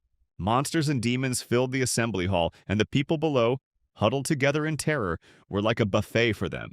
Everything went smoothly, laughed the demon Neru, who had captured the gate control room and settled here with his henchmen. Now those who believe in God will be even more afraid of his existence, he said, and laughed again. To complete the plan, he only needed to get the Phoenix potion, and just then his henchman hurried up with a walkie-talkie. He reported that he had received a message from Dyke, the leader of the group, who was supposed to bring the potion, but judging by his tone, something went wrong. The radio crackled with interference, and then the villains heard a completely different voice than they expected. Taehyung brazenly admitted that he had taken something important for the demon Neru, and was holding it in his hands right now. And he suggested that he come and pick up the potion himself if he needed it so much. Such an open challenge from a young brat angered the demon mage, so much so that he gnashed his black teeth. Taehyung didn't wait for the genius mage who had carried out the terrorist attack for the sake of the potion, but entrusted its transportation to others to come here himself. And he simply drank it instantly, receiving bonuses to his stats. It really was a unique potion. Taehyung had to run around the dungeons quite a bit, and all without results, and then there was an immediate sharp increase. But now he didn't have to worry about the potion falling into the hands of demons, since he had securely hidden it in the depths of his body. The number 2 villain in their organization was sent to deal with the impudent boy. Ryuhei was no longer smiling, and all his accomplices in white kimonos were also in cahoots with him. When they entered the warehouse, they saw the carnage that the hero had left behind, and hadn't even cleaned up after himself. Everyone was dead, the henchmen quickly realized. They came here because this was the room from which Taehyung had last communicated. Ryuhei's minions already thought that the guy had simply run away with the precious potion, but the swordsman only laughed. With his yellow snake eyes, he clearly saw that the enemy was right in front of them, after which he suggested that the guy come out of the darkness and show himself to everyone. Taehyung did so. He was not at all disappointed that he was discovered. The hero thought that his skill was almost perfect, but it turned out that was not the case. Ryuhei asked the guy in a condescending tone what he was doing here. Having the highest rank, he could live happily ever after. But the traitor himself was the head of security and a respected man, but in the end he served terrorists and scoundrels. Ryuhei chuckled and replied that he was just looking for something. Taehyung realized that there wouldn't be any long conversations anyway, and reached for his belt, where he kept his blade. Obviously, with so many guards in East Point, it was impossible to secretly bring and plant so many bombs, and also bring so many villains. This means that Ryuhei lived up to his nickname of Shaitan, and was a traitor. The hero looked with contempt at all these people who huddled in a cowardly group around their master. Hearing such an accusation, Ryuhei chuckled, and in that same moment simply disappeared. In a split second, he was next to the hero and almost cut him with his sword, but he managed to block the blow. Ryuhei demanded that he return what he came for, and Taehyung sarcastically suggested that he take it himself. For a while they balanced, holding each other's blades, and then they began to move with such speed that they simply disappeared from the eyes of ordinary awakened ones. They clearly had nothing to do in a battle of higher ranks. Moreover, they knew what their leader was called. If they carelessly interfered in his fight, they could lose their own heads. Taehyung and Ryuhei were jumping like blocks at supersonic speed, exchanging blows. Physics left the chat. What kind of overloads do pilots have? Oxygen starvation of the brain? This is all for nerds. Still, Taehyung was having a hard time. He could barely keep up with his opponent. The enemy saw through his disguise and could catch up with him anywhere, even though Taehyung drank a special enhancing elixir. Ryuhai's next attack quickly approached his neck, and the boy froze in place. He didn't have time to dodge and received a chopping blow that tore off all his disguise. They both had similar skills, but the hero didn't think the difference would be so striking. Using a dagger, the guy stopped on the ceiling, parodying Peter Parker, after which he used the skill of the Spirit of the Night King, suppressing all the other villains with his power. In horror, they rushed in all directions and lost their formation, pressed down by the spirit of the dead man. Taehyung turned around looking for Ryuhai to see if the skill had affected him. He praised him for his decision since any invisibility was vulnerable to area attacks. It was worth using this skill on himself if he wanted to find him, Ryuhai stated, as he was right underneath Taehyung and jumped on him with a charged attack. At this time, two gang members were standing on the level above and guarding the passage. Or maybe they were just shirking their duties, giving the appearance of working. But they should have chosen another place because Ryuhai broke through the ceiling and dragged Taehyung through the hole. So they burned through several more levels, one after another, destroying the already long-suffering building. In the end, Ryuhai managed to take a pompous position on top and pinned him to the floor with his sword. But to his amazement, Ryuhai discovered that his sword was unable to touch the hero's body and was stopped by chains. At this point, he swore and abruptly pulled away from the guy, feeling vulnerable. That skill was needed not to find him, Ryuhei realized, but to limit his chances of escape. Taehyung chuckled. He wasn't going to let his opponent go any longer. Even though Ryuhei cursed as much as he could, it didn't help him avoid the chain skill that quickly caught him. Covering his fist with stone and steel, Taehyung punched the bastard in the jaw with all his heart, just as he wanted from the very first minute of their meeting. Soon all the scoundrels were sitting together, chained together and with sad faces. Ryuhei, despite his situation, was still fluttering and trying to maintain his dignity. The hero grinned and asked him how he would explain his betrayal, but the villain had no intention of repenting or regretting anything. He believed that he was simply unlucky. A kick in the teeth was worth 1,000 words. Taehyung wasn't going to listen to nonsense from a killer. Ryuhei's lackeys turned to look at him with concern, although they should have been more worried about themselves. Taehyung left them alive only so that there would be someone to contact the demon Neru, who started it all. In any case, the guilds of all countries should have responded to the alarm signal by now, which means the terrorists don't have much time left. However, hearing these words, Ryuhei only laughed with his broken lips because the guy didn't know anything yet. When all these events began, the chairman of the association was sitting in the conference room with Deputy Go. A bearded old man ran into the hall with clearly alarming news. So Sangik, the head of the Alchemist Guild, reported that something had happened to the East Point guards. Not only were there many valuable items from his guild at the auction, but there were also many important people among the buyers. It turned out that the deputy already knew about what had happened, and reassured the alchemist that measures had already been taken. A support squad of elite seekers led by Pa had already been assembled. However, Sangik did not understand why, in that case, they had not yet arrived at the place. The chairman explained with a heavy heart that they could not physically get to the island yet. Since the East Point office that controlled the warp gate had been taken over, it was impossible to get in. One could only marvel at the security measures and the lack of a backup route in case of such an event. So Sangik was horrified and was ready to run around in circles screaming, "Save me! Help me!" But Tevik said that everything would be fine. After all, there are two top-ranked seekers in the building, and one of them is Taehyung. They will definitely be able to defeat the demon Nier who controls the monsters. Taewook hoped that the two would hold out long enough before reinforcements arrived, even more so since Taehyung himself could defeat the demon. But when Yu Aeyong entered the room, she immediately declared that this was impossible since it was not about an ordinary top rank. As always beautiful and powerful in her strict office suit, this girl did not lose her charm. Ryuhei decided to share their plan since he could do nothing but gloat. He said that Nier's strongest skill is a contract with a demon. Demons could be summoned through sacrifices. Their power depended on the quality and quantity of victims. The world of the Awakened was very cruel. In no time, they sank to the level of genocide. Taehyung realized the real horror of what was happening, because there were many civilians in the building who might not have been there if he had reported the terrorist attack in advance. The traitor saw the confusion on the hero's face and was glad this was what he needed.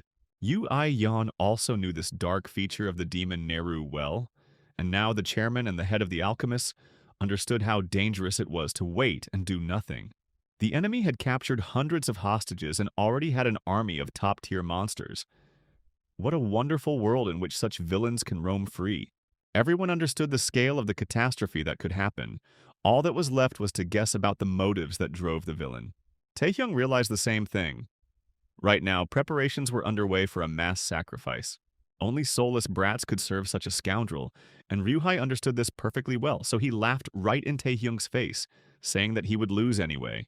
The hero had little choice but to watch indifferently as innocent hostages were sacrificed, while they begged for mercy, or fight in a battle in which he will definitely lose and die like a dog.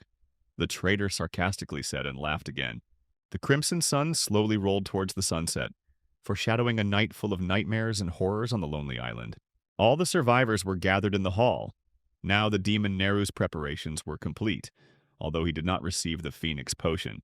The useless servants among the henchmen reported to him that Ryuhei had most likely been captured. Taehyung most likely keeps the potion for himself and is hiding somewhere, the idiot reported, and asked what they should do.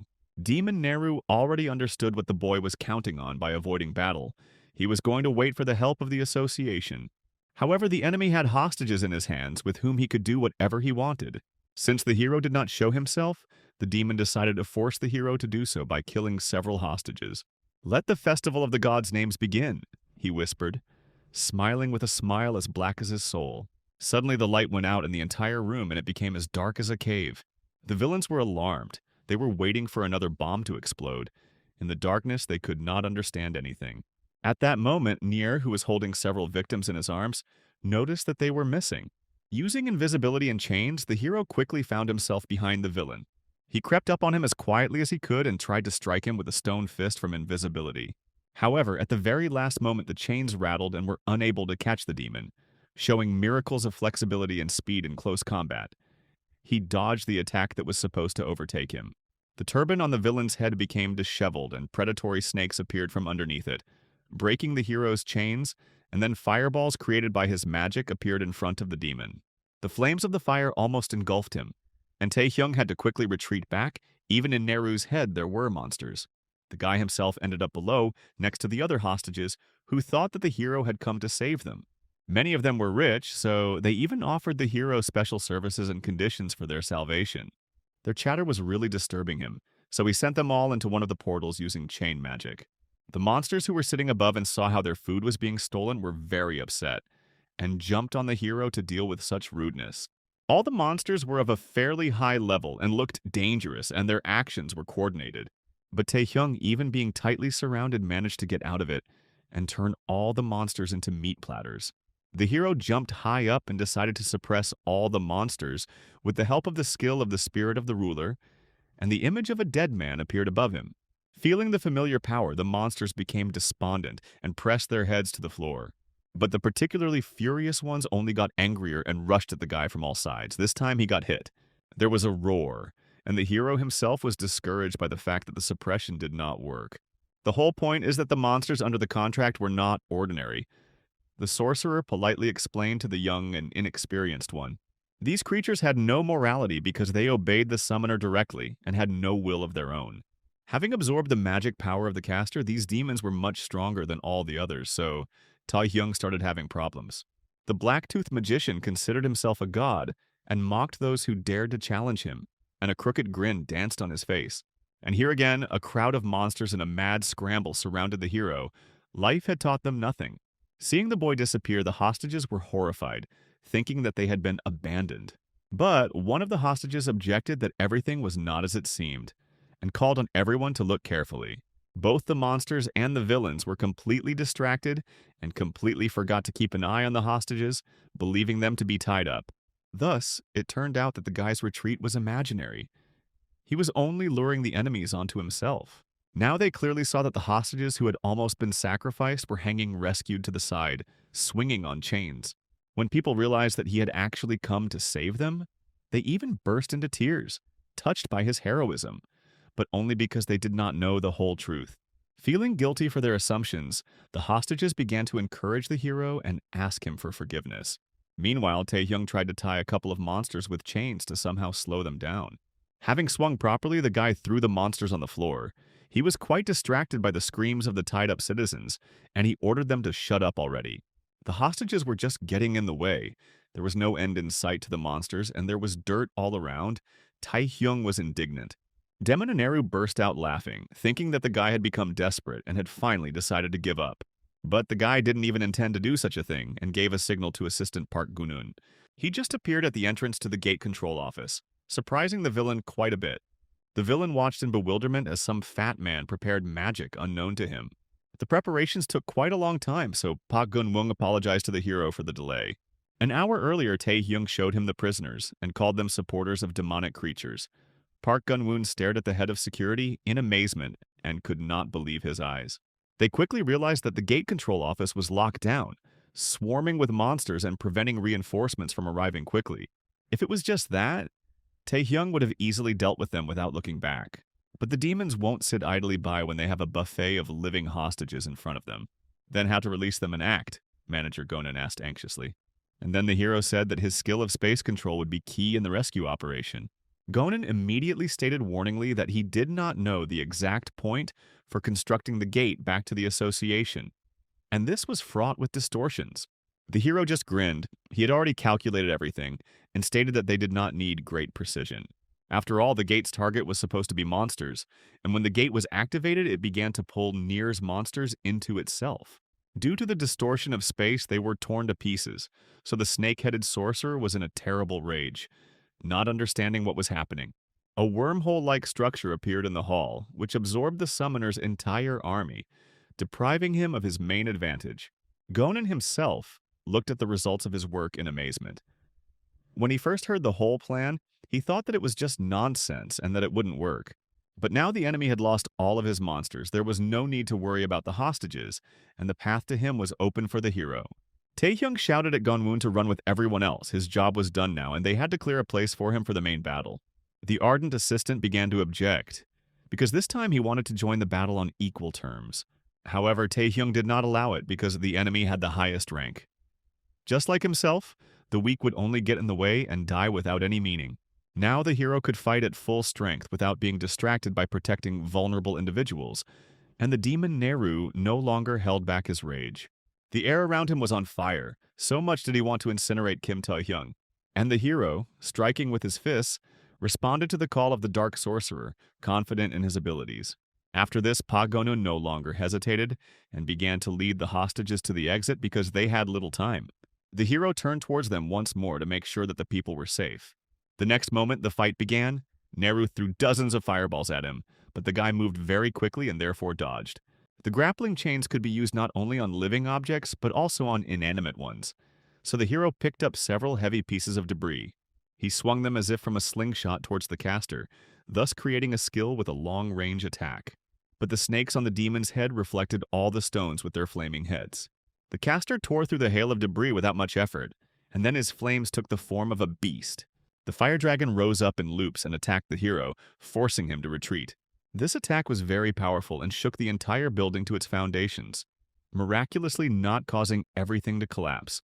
The summoner waved his hands, summoning more demons. He didn't care how many he had already lost. Taehyung leveled his back on the floor so he felt unwell after the hard landing. A new batch of freaks appeared before the director of this circus, who was still reveling in his power instead of finishing what he had started. "The filthy infidel will be punished for his sins," said Neru, while the hero gathered his courage. "There is only one punishment for him. Death," declared the villain, and his eyes flashed red coals. The monsters licked their lips greedily as they looked at the hero, so well that they wondered what had happened to their predecessors in the summoning queue. Taehyung slowly stood up and mockingly asked Narendra Neru what was that incoherent muttering coming from his mouth. "He will be the one who dies," the hero declared, and opened the huge mouth of a true predator to be at the top of the food chain of the whole world. The power of decay fell upon the astonished caster, red thorn vines digging into his body. The pitiful brat emanated such power that it made even the demon summoner himself shudder. But then he waved his arms freely as if nothing threatened him. The caster closed his hands in a ring of summoning. Now he recognized the boy as a worthy victim for the demons. But he wasn't the only one hiding his power, Naru said, and Taehyung sensed something was wrong. The indifferent villain standing nearby, who did not interfere with either the fight with the monsters or the rescue of the hostages, suddenly fell. Right before our eyes they were quickly decomposing, and it became clear why Nair had brought so many idlers with him. They were all his working assets for sacrifice. Once the power was gathered, Neru performed his most powerful summoning. First a huge bonehead appeared from the subspace, then clawed paws and wings that barely fit in the gate control room. The highest-ranking bone dragon opened its monstrous mouth and prepared to throw green napalm. A minute earlier, the hostages had stumbled upon a terrorist patrol that was standing in the corridor and preventing their evacuation. Gonin raised his fists and bravely shielded the civilians with his body. That was the real hero, without any cheats.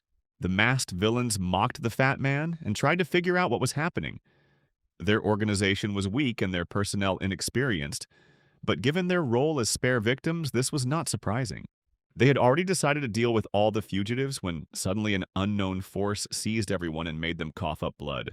Right before the eyes of the citizens, they turned to ashes, surprising everyone, because it was completely unclear what to expect next. And not in vain, because at that very moment, everyone again felt terrible tremors. From the second building, from where they ran here, debris began to fall. A hole appeared in the building and a huge dragon burst out of it. As if from a shell, it spread its wings and pursued Taehyung. The guy was falling rapidly. The dragon was rushing after him in a steep dive, whistling through the air. A stormborn spellcaster flew astride a dragon, laughing in revelry at his own power. The dragon was the strongest being in all the worlds, the ultimate trump card for which a high price was paid. Taehyung caught the chain on one of the walls and swung like a pendulum onto a solid foundation, interrupting his free flight. The guy was breathing heavily. He miraculously managed to survive, but there was no certainty that the miracle would continue to happen.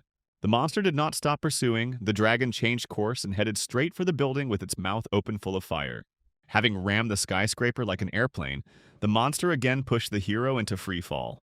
Taehyung was falling along with a pile of rubble. He had absolutely nothing to grab onto, and death was closer than ever. In order to somehow protect himself, the hero threw the predator straight at the dragon. But it was too big to absorb, and spat back green flame with such force that the entire building was hidden in a green cloud of fire.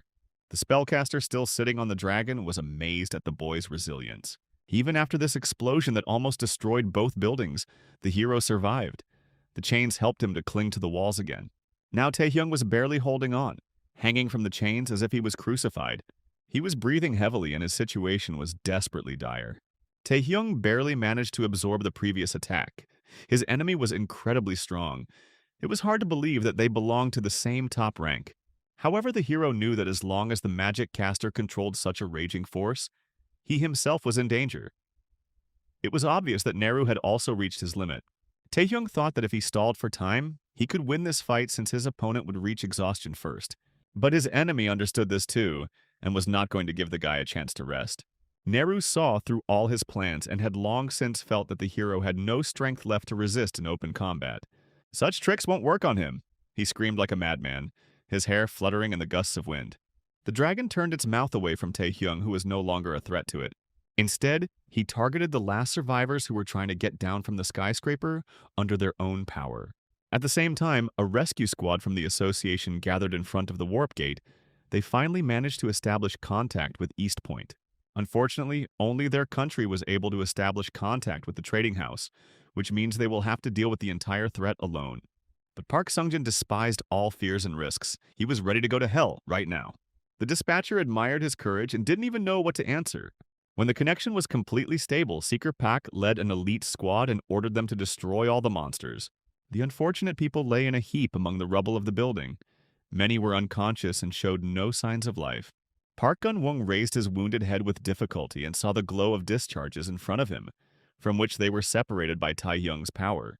With all his might, he was forced to protect the hostages and expose himself to a direct attack from the dragon. However, the dragon's breath did not weaken. A stormy stream of flame spread along the invisible barrier of the predator. Neru was jubilant. His trick had succeeded. It was not in vain that he had relied on the hero's sense of responsibility, who could not stand aside and watch people die. It was a battle of endurance. Taehyung could have won it if he had simply dodged the napalm instead of keeping his defense. But he had put himself in a losing position. Gonin shouted to the hero not to think about saving them, because if the guy died, the same fate would befall the hostages. There was truth in his words, and Taehyung understood it. But he still hoped to wait until the demon Neru's limits were reached, and rely entirely on the power given to him by God. Purple veins appeared on the caster's arms. His body was also crumbling from the strain, but the pressure of the attack did not weaken. The guy desperately thought about how to save everyone, and looked for a solution, but then the world before his eyes completely faded. A voice behind him coldly said that he could no longer be just an observer. Taehyung turned around abruptly but saw only Gonan there, and did not feel that ominous presence. "The Predator's rank has been temporarily revised," the system said coldly, and a piercing pain engulfed his hands. The limits of strength were increased, first to the first and then to the highest rank, but at the cost of overloading the entire body. The red thorns also grew stronger, and the caster felt that something had changed in the guy. The volley of green napalm died down, and the enemy seemed to become much stronger instead of falling from exhaustion. The power kept increasing until it reached the transcendental level. "Triple highest rank. It can't be cancelled," the system said rudely. Taehyung screamed, feeling his body being torn apart. What kind of voice was that, and what kind of power did the king give him? Taehyung wondered again when he saw the light-faced man before his eyes. The hero was already on the brink of death when he met Asmodeus, and now he felt the same. His life would end here, in a senseless battle. Until the very end, he refused to give up, even when his body was falling apart. Neru watched the guy closely and thought that his own skill had killed him. However, the unusual energy did not disappear but became even denser. The demon caster stopped understanding anything. He simply froze in flight and watched the guy. Seeing the boy pass out but his skill still not interrupted, Neru decided to act more confidently and end his life. He sent the dragon straight at the body of the defenseless hero who refused to obey the gods until the very end. Suddenly, a powerful wave cut off the dragon's wing and part of its paw, crushing its bones. And then it was as if the abyss itself opened up in the sky, and from there appeared the ancient beast Typhon, whose many heads roared terribly with their huge mouths open. Even the magic caster was deeply stunned by such overwhelming power. This was the power of a demon god. Then he saw Taehyung stand up, but suddenly speak in a voice that wasn't his own. It was not Kim Taehyung, but someone else, and to him, Neru, who pretended to be a god, was nothing more than a mockery of nature. Taehyung's hand was recreated from his power. The sorcerer asked him in horror who he was, but the god with red eyes did not want to answer the dead man. All it took was a wave of the hand, and at first it seemed like nothing had happened. But then, a pillar of red flame burst into the sky, brighter than the sun, and the fearsome dragon and its caster turned to ashes. A new skill, a contract with the devil, was discovered. The system reported coldly. Taehyung no longer knew where he was or what was happening. He stood alone in pitch darkness, in the middle of nowhere. Just now he was fighting with Neru, and now he was captured by his own chains. Following this, boulders fell on him and knocked the hero to the ground. As if that was not enough, his body was paralyzed. And then he saw the face of the dead knight who was suppressing his spirit. All the forces he had absorbed went berserk and tried to take over. Taehyung didn't understand why his skills were behaving like this, and then the voice from above laughed at the fact that until now the guy considered these skills his own. After all, he had never been awakened, and this power had never belonged to him, the god reminded. And he better spit it all out if he's already forgotten about it. Taehyung watched helplessly as the huge mouths descended on him. In horror, he tried to escape, and only then finally came to his senses, finding himself on the floor in a hospital room. The hero's body was covered in sweat. He looked anxiously at his trembling hands. What was happening in the vision was so realistic that he could hardly consider it an ordinary dream. The wounds healed, and the lost hand was restored, the hero also noted. Then the seeker Pak, from the elite squad of the association, unceremoniously entered his room. True, he brought some fish pies with him. They smelled delicious, and so the seeker was immediately forgiven for the intrusion. Park Sung-joon explained to him that this apartment was organized for the boy by the members of the Alchemist Guild, as a special thank you for saving most of their property. Thanks to Taehyung's efforts, the traitor Ryuhei was arrested, although he claimed that he was deceived by demons. However, no one had any illusions about this. The terrorist attack was horrific in its destruction, although many managed to survive.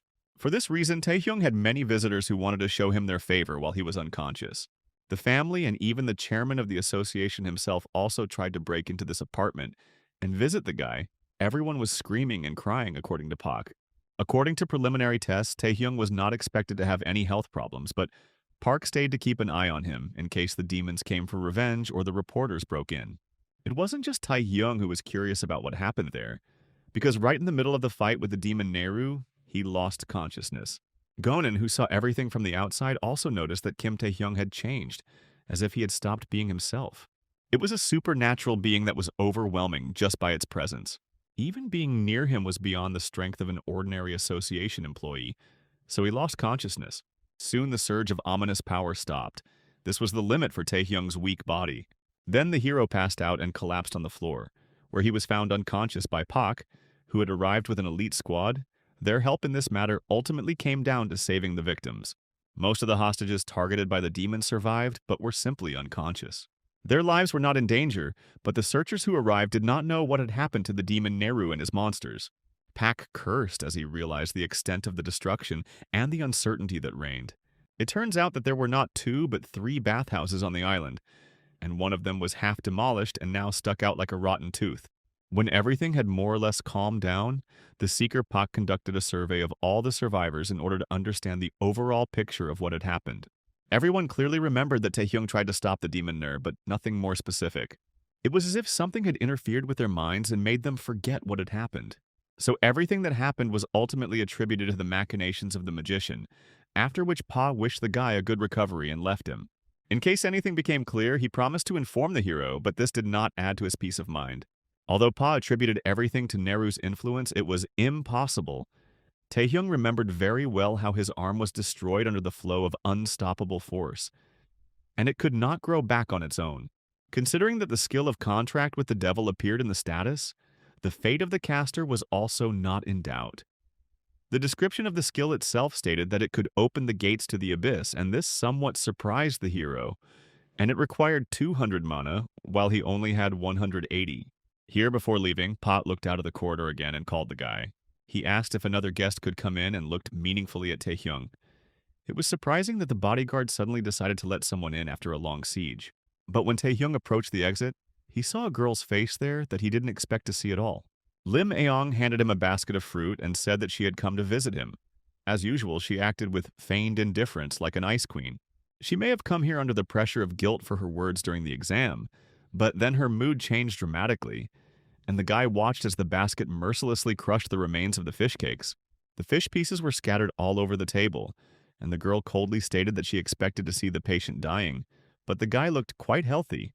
Taehyung still hadn't come to his senses, but he agreed with her, and the tests also said the same thing. Rumors had already reached Lim Ayong that the hero had saved many in this event. Besides, he had 2 high-ranking opponents at once. At these words, her hand that held the apple trembled. Taehyung didn't know what to answer, so he decided to just listen. Here, the apple couldn't withstand the pressure and shattered into pieces when the girl clenched her fist. The mask of cold evaporated somewhere, and she declared that she would catch up with him in a moment, so he shouldn't relax. It became clear that it was not sympathy that brought the girl here, but a thirst for competition.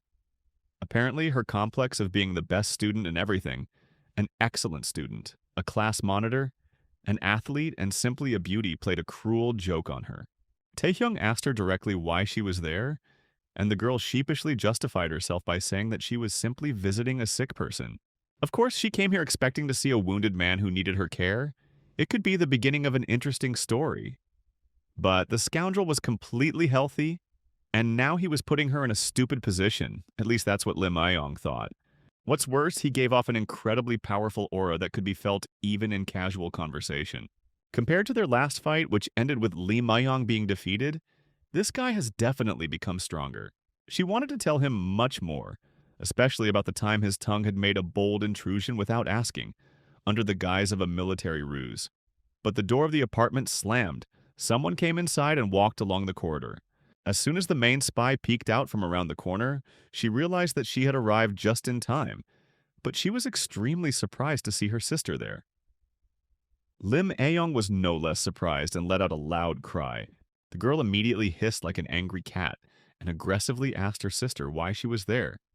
And, more importantly, how did she know the password to the door? Yu Ayan didn't answer the last question, but only reminded that it was not worth calling her sister. Here, her attention again switched to the purpose of the visit. Yu Ayan grinned, looking at Taehyung.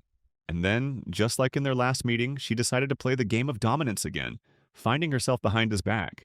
Since Lim Aeong wanted to do the same but simply couldn't bring herself to do it, she became the loudest in her indignation. Yu Ayan approached the guy's ear and asked what kind of relationship they had, since 2 top-ranked seekers lived in the same house. Lim, meanwhile, was shouting that Taehyung was a minor, and therefore it was a crime to grab him like that, but it seemed like she was showing a little more heat than she should have. Tired of these shouts and jokes, the guy sharply hit Yu Ayan on the hands and asked her to stop. The girl rubbed her hand resentfully. The hero made it clear again that he had no intention of joining her guild, and she would do well to stop visiting him. Even so, he clearly went too far, said the brazen spy who burst into his house herself, after which she declared that she had only humane intentions to visit the sick man. Besides, this time she didn't come empty-handed but with a gift to win his favor. That was already more interesting, the hero thought. Lim Aeyong already knew from Chairman Zhu that the boy would be competing in the Asian tournament. But despite his participation in the events at East Point, he still only ranked 30th on the list of candidates. He still needed to achieve many more achievements to reach 5th place and represent the country. The cunning fox leaned close to the guy again, quietly whispering that she would give him the right to clear the double dungeon in the Fire Temple. A lone boat sailed through the waves around the island where East Point once stood, now only its ruins. The building stood for several hours after all the events, and then, unable to withstand the overload, collapsed under its own weight. Offadoro's location was still unknown. His henchmen reported to the deputy of the Villain Guild. They suggested reporting this to their superiors, but Shadow refused. There was no longer any need for it. The goal had already been achieved, and in any case, the missing person was just a bag of money for the mercenaries. However, the villain's boat was tracked down by the island's coast guard, and they ordered the sorcerers to surrender by radio. Only investigators were allowed in the area, and they were to drop their weapons immediately, the captain said. However, the very next moment, he was astonished to find himself and his subordinates floating head down in the water. The entire frigate sank rapidly into the sea depths like a shell. Under the influence of the magician's power, the cruelty of the sea was selective. Their boat was not damaged. With a theatrical gesture, the magician with attention deficit disorder declared that he was very interested in that guy named Kim Tae-hyung. At this time, he controlled a huge black hole with the movement of his fingers, whose power raised a storm at sea. A couple of days later, having recovered from all the shocks, Tae-hyung arrived at the headquarters of the Night Wanderers Guild. The guild members themselves welcomed the hero of East Point warmly, greeting him solemnly and shouting his name in chorus. The hero enjoyed such a loud ovation for the first time, and was very flattered. Yu Aeyong obviously did not do this for nothing, and reminded that the rights to distribute the awards remained with them, while the guy received prestige, achievements, and praise. But for him, even participating in the cleanup was a gift, so he didn't object. The Fire Temple was the second double dungeon, and was so named because the entrance was ablaze with fire.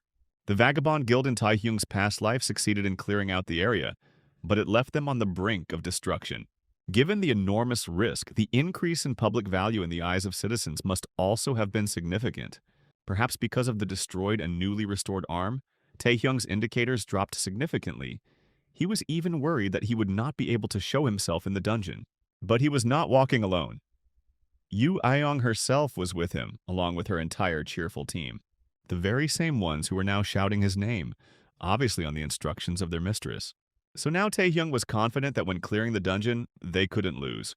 About 300 people with banners and posters accompanied them to the very entrance of the Fire Temple. At that time, there were only 2 attackers, which was contrary to the guy's expectations, and he had already begun to vaguely guess about Yu Aeyong's intentions, and plans to throw him under the tanks and save the guild's manpower. Only 2 seekers had to figure it all out and risk their lives. Tae-hyung tried to object and find out why everything turned out this way. And then Mrs. Yu Aeyong coquettishly said that they were on a date and she didn't want anyone to disturb them. So they went through the portal together. It would be stupid to retreat and abandon the whole idea. Besides, the fewer people, the more personal glory. When Yu Aeyong looked inside, she let out an admiring cry. There was something to see here. An unknown energy flowed everywhere, its blue veins covering all the walls of the cave. Even the atmosphere inside was not the same as in ordinary dungeons. The guy actually objected that everything looked the same as in the first dungeon that he cleared. Yu Aeyong looked at the gaping hole and wondered how they could get down, since there might be monsters and dangerous traps there. Before the hero could properly warn her, the girl was dragged away by slippery tentacles. Tae-hyung expected something like this, and then he rushed to help her. He took out his trophy blade and set off in pursuit of the kidnapped seeker. But he quickly realized that all his worries were in vain. The hungry beast that had been waiting for random travelers for an eternity had already flown to pieces.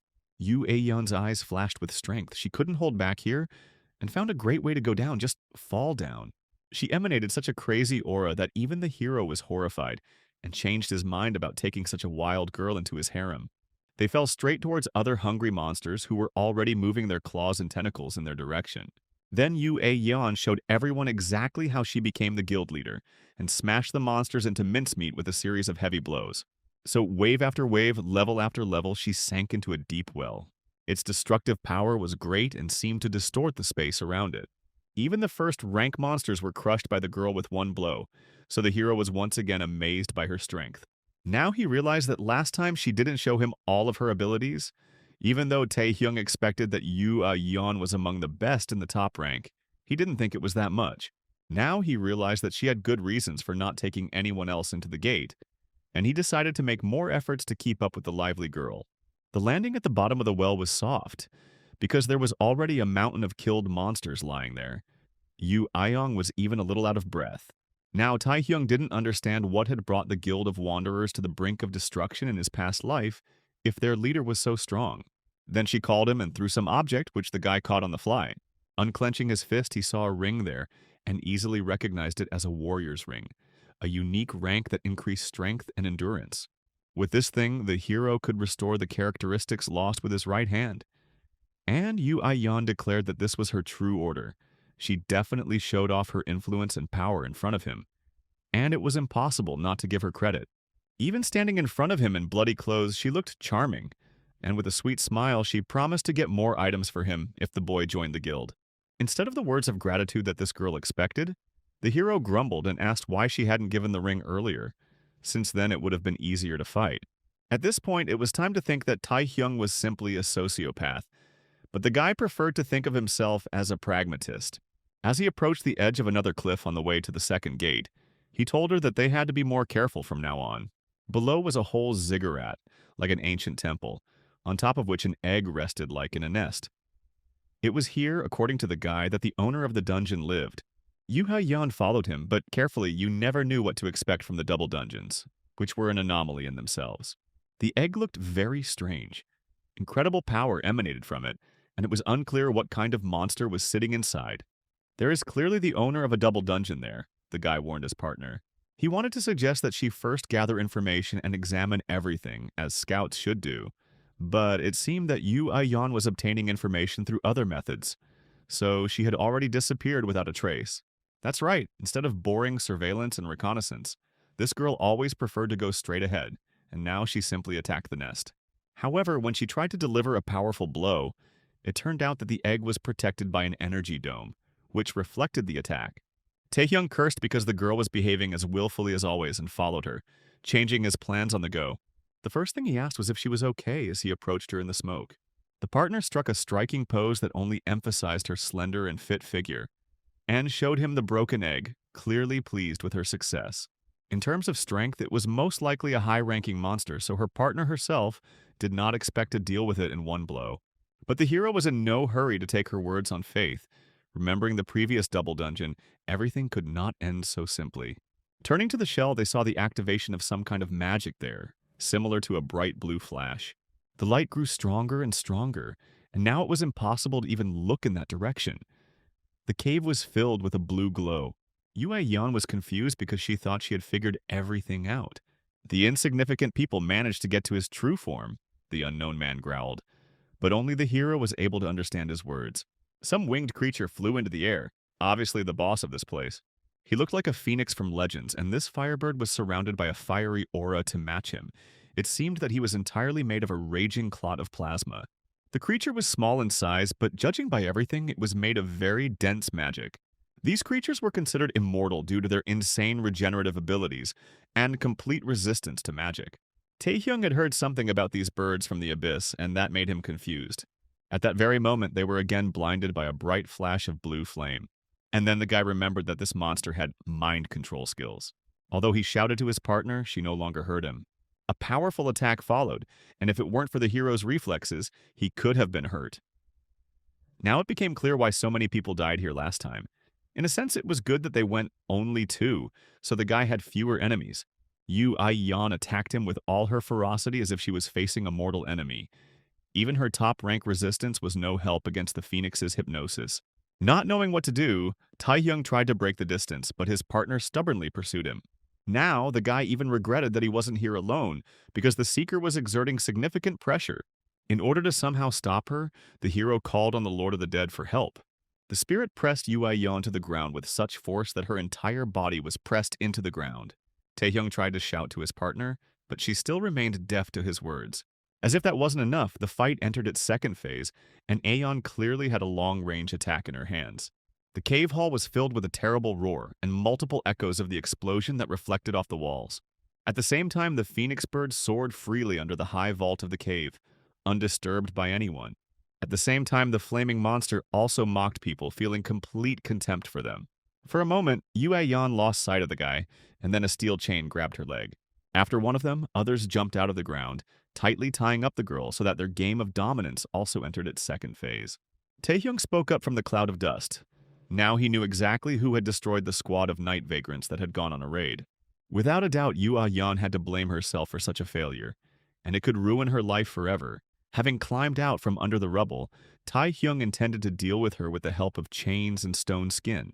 "It's going to hurt a little," the guy warned, and hit the girl in the stomach, relying on her extraordinary top-tier strength. It worked, and Aeon suddenly became weak and quiet, stopping twitching in her chains. So Taehyung managed to put chains and paralysis on his partner, but these skills would not be able to restrain her for long. Another way was needed to bring her back to her senses. Then his gaze slid to the phoenix, who was sitting on the rubble, waiting for what the hero would decide. And the guy just decided to deal with this arrogant chicken while his partner was sleeping. The fire rooster asked him if he enjoyed the entertainment. And although Taehyung hit his impudent partner not without pleasure, he hated all the arrogant chickens that played with people much more. In order not to think about the girl's safety, he tied her tightly with chains to his back. In response to this, the phoenix filled the entire cave with napalm, so that even if one wanted to, there was nowhere to hide. He was still a formidable opponent and continued to mock the humans and their pathetic efforts. Taehyung made a lightning-fast throw and ended up even taller than the phoenix. After this, he tied his blade to a long chain and tried to attack the bird from a distance. The roasted rooster crowed too weakly, because it consisted of fire and simple physical attacks could not harm it. The hero tried to chop the impudent chicken several more times. In response to this, the fiery crown around the phoenix increased several times, and the hero's chains, unable to withstand the heat, burst. The monster suddenly approached, scorching everything around with its wings, and declared that a pathetic man would never be able to defeat it. After which he breathed a straight stream of napalm again. Since Taehyung was in the air, it was very difficult for him to dodge such an attack. And yet, thanks to the chains, he managed to do it. So the similarities with Peter Parker and his fighting style increased many times over. The enemy had an unrivaled ability to regenerate, but even for a legendary bird, this was too much. It had to be killed somehow. Besides, the blue talking chicken chattered too much, and the hero dreamed of shutting her up as quickly as possible. Here, a suspicion crept into his head that he had encountered a great phoenix. Unlike ordinary monsters, mutants with exceptional strength sometimes appeared. And if it really was a grand rooster, then with his current skills, the guy could not overcome its regeneration. He needed a tiny chance. Remembering how the uncontrolled surge of power happened last time, the predator should only be used in the final stage.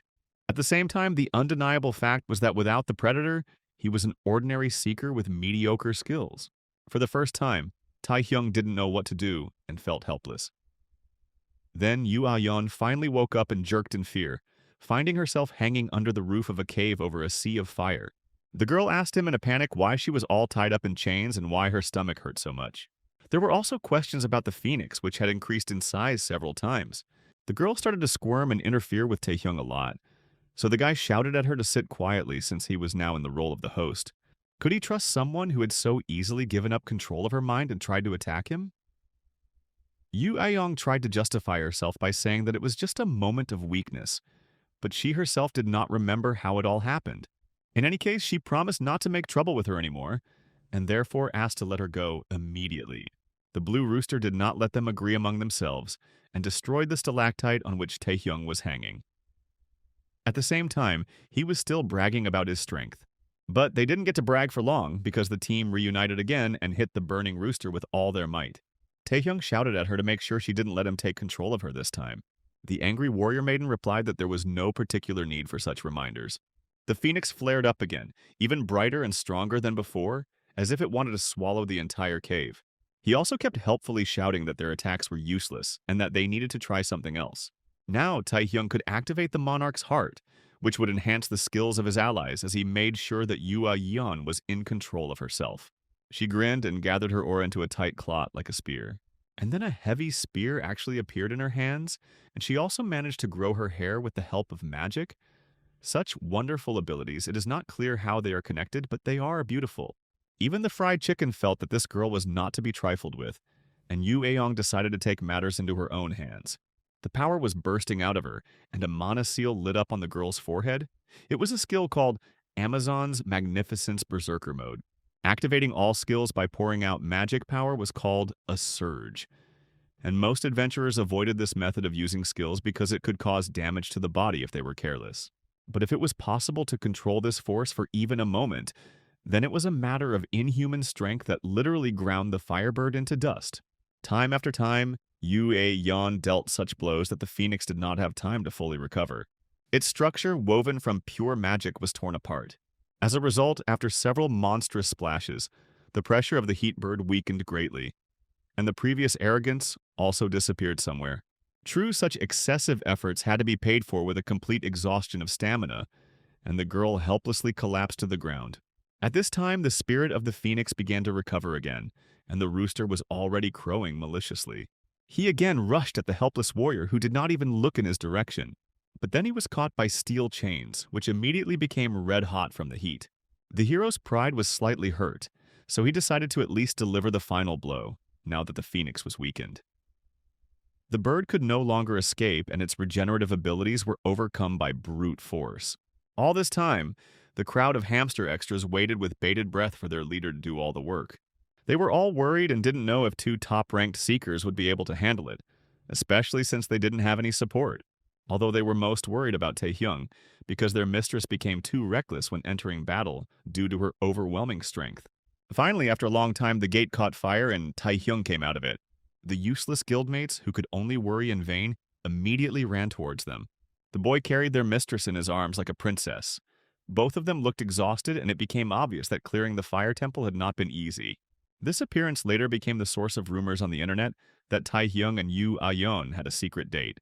Right during the clearing of the double dungeon, there was nothing more romantic than this place. You can't say anything. However, Yu Yeon was not very happy about this popularity when she came to her senses in the hospital and checked the news. She looked angrily at the members of her guild and promised to quarter the entire PR department for allowing such a disgrace. Not only was the raid supposed to be carried out secretly so that no one knew about it, but such piquant details came to light. The dummies justified themselves by saying that clearing the dungeons was an important event, and it was very difficult to keep it secret. Moreover, they told only their closest friends. The seekers justified themselves. Realizing that the excuses sounded weak, they started shouting and began to talk about how they were offended by the lack of trust in their loyalty after so many years of service.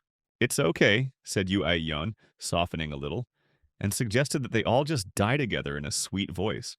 Then Chairman Ji himself burst into the room without knocking. He wanted to find out more details about the surge in abilities, and at the same time to find out how the girl was feeling, but quickly stopped when he looked inside. The showdown with the spies who were unable to store information was very stormy and quick. The question of Yu Aeyong's health disappeared by itself. Obviously, she was in perfect order. Together they left the hospital. The girl did not even bother to change her hospital clothes. Although the chairman was worried that she had entered berserk mode, according to Yu Aeon, she had trained hard enough to be able to endure that state for a minute. There was another question that worried the chairman a lot. He wanted to know the girl's opinion about Taehyung's abilities, which they both had been thinking about for a long time. Unfortunately, she did not see the end of the battle and only knows about it from the words of the guy who finished off the phoenix after the warrior fell without strength. Moreover, only 2 days had passed since the end of the raid, and the guy was already preparing to go on a raid through the abyss. He still wanted to become stronger, so he didn't even bother with rewards. The chairman admitted that the boy's height was simply amazing, but he still had doubts about whether it was good for their association as a whole. Yu Aeon thought about his words and looked at the chairman. It was difficult for both of them to understand the hero's thoughts because even the best of the seekers, having reached certain heights, took a break to rest. But it seemed like this didn't concern Taehyung.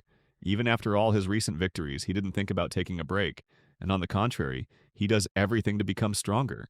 The key question was what Kim Taehyung was so afraid of that he desperately wanted to become stronger. Then the chairman said that he had some guesses on this matter. Yu Aeon stared at him in amazement, and then the chairman roared, declaring that the guy was simply full of patriotism. He was born in an era filled with terrible monsters and awakening evil, so this filled him with a strong desire to help his country and survive the era of turmoil. Although the chairman spoke with fervor, Yu Aiyon could hardly find his arguments convincing. Somewhere in the depths of the abyss there was a real vampire castle, a gloomy medieval fortress with pointed towers over which terrible creatures flew. Inside there was a throne room, the path to which was lined with a red carpet, the color of blood, and a carpet of corpses of people who had fallen right there with weapons in their hands. The scene of the massacre was ominous. A whole group of seekers died a cruel death, without even being able to inflict any damage on their enemy. The lord who sat on the throne smirked arrogantly and accepted the blood oath from the one who knelt before him. He was a prince of the abyss, a vampire lord named Igmun, and he generally fit the unwritten canon of what an aristocratic vampire should look like. The newly minted servant immediately and obsequiously thanked his master. What was it like to gain the clan's power, Igmun asked the servant, who took off his hood and complained that there were quite a few people with similar skills. However, now he has become the strongest among them, said the Chinese seeker fighter, Zhang Linfeng, and also grinned evilly to give you suspense, although we do not know in our hearts who he is. The gates that led into the abyss even had guards in suits and with stupid faces. Taehyung passed through the portal and found himself in the abyss, which he had not yet managed to forget over these months. A dehydrated desert, a black crimson sun, and the base camp of the Seekers. This was his first visit to the abyss since he regressed, but now he was here in a completely different role, the hero thought. On this side of the portal, they were already waiting for him. One Seeker came up and greeted the guy. He introduced himself as a member of the World Association of Seekers and said that he was responsible for Zone 22 in the depths of the abyss. The first-rank Seeker, Paul Becker, gave his name to the strange, bespectacled man who looked at the hero with an impermissibly self-confident look. Apparently, Paul thought that since this was Taehyung's first time in the abyss, he could ignore ranks and status. He warned the hero that he should hire experienced seekers as guides in the abyss and as guards. The World Organization monitors and maintains order in temporary camps that are located in convenient places in the abyss, and it is safe there. However, the unexplored depths of the abyss are very dangerous. You never know where monsters can lie in wait, so even the hunter zones around the camps are not completely safe. Paul spoke to the hero as if he were a child, telling him the obvious truths. So, he claimed, even a top-ranked seeker needed accompanying guides and bodyguards, but Taehyung immediately rejected the useless parasites. As if to confirm Paul's words, a huge centipede jumped out from under a rocky cliff and aimed for dinner with the hero. Paul only had time to scream for the guy to run faster and avoid the monster. But before he could blink, the fight was over and the monster had turned into a pile of rubble. Taehyung smiled and said that he was just going for a short walk, so there was nothing to worry about. After that, he let Paul go so that he wouldn't be an eyesore, and he himself began to walk into the depths of the abyss, destroying the local fauna along the way. After absorbing the Great Phoenix in the Fire Temple, the hero felt great. Now he had reached the 200 mana point requirement to use the Devil Contract skill. But the skill, instead of summoning a demon like Nier's, offered him to open a gate in the abyss. Moreover, judging by the entry in the system, it could only be used once. Rather than carrying around a horde of useless monsters, it would be better to have one powerful monster. Taehyung thought as he crushed several dense mana cores in his hand. These items temporarily increased his mana capacity. Soon a gate appeared, with an original design of bones and skulls. Taehyung thought that it would be nice to decorate his house like that. The gate emitted incredible power, as if it had opened the entrance to some dungeon with a powerful monster. Confident of future success, the guy poked his head into the gate to quickly see what kind of exhibit was waiting for him on the other side. Then he found himself on the threshold of a luxurious ancient castle, to which a long staircase led. The most stupid way to arrange a route because it is impossible to deliver food along it. It is convenient to bring in reinforcements. As Taehyung climbed the countless steps, he managed to see the pointed turrets of the castle and the strange aura that emanated from the building. This place surprised the hero, and he became wary, not knowing what to expect next. Taehyung had never seen such a place in the abyss before, so it was something like a secret level for the especially gifted. Even though he filled himself with mana stones, strengthening all his skills, he still didn't understand where this had taken him. All that remained was to find out for himself, the hero thought, not yet suspecting that 3 pairs of predatory eyes were watching him with interest. At that very moment, a crushing blow was heard, which almost collapsed the step descent to the castle. 3 ghouls in bathing suits hung a couple of meters above the ground, and mocked the hero with their whole appearance, especially the small size of his knife. Heroes used to carry big swords, not like now, the flyers complained. They were all high-ranking succubi demons. Taehyung knew these monsters that sucked out people's life force through mental attacks, illusions, and brainwashing. They say they came up with the idea of making videos about cats using neural networks. Usually succubi were no higher than rank 2, so Taehyung had something to be afraid of.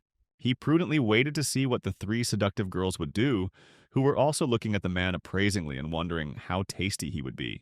But since the guy came here to lasso someone, he should have said hello first for the sake of decency, and he suddenly jumped straight to the gatekeepers.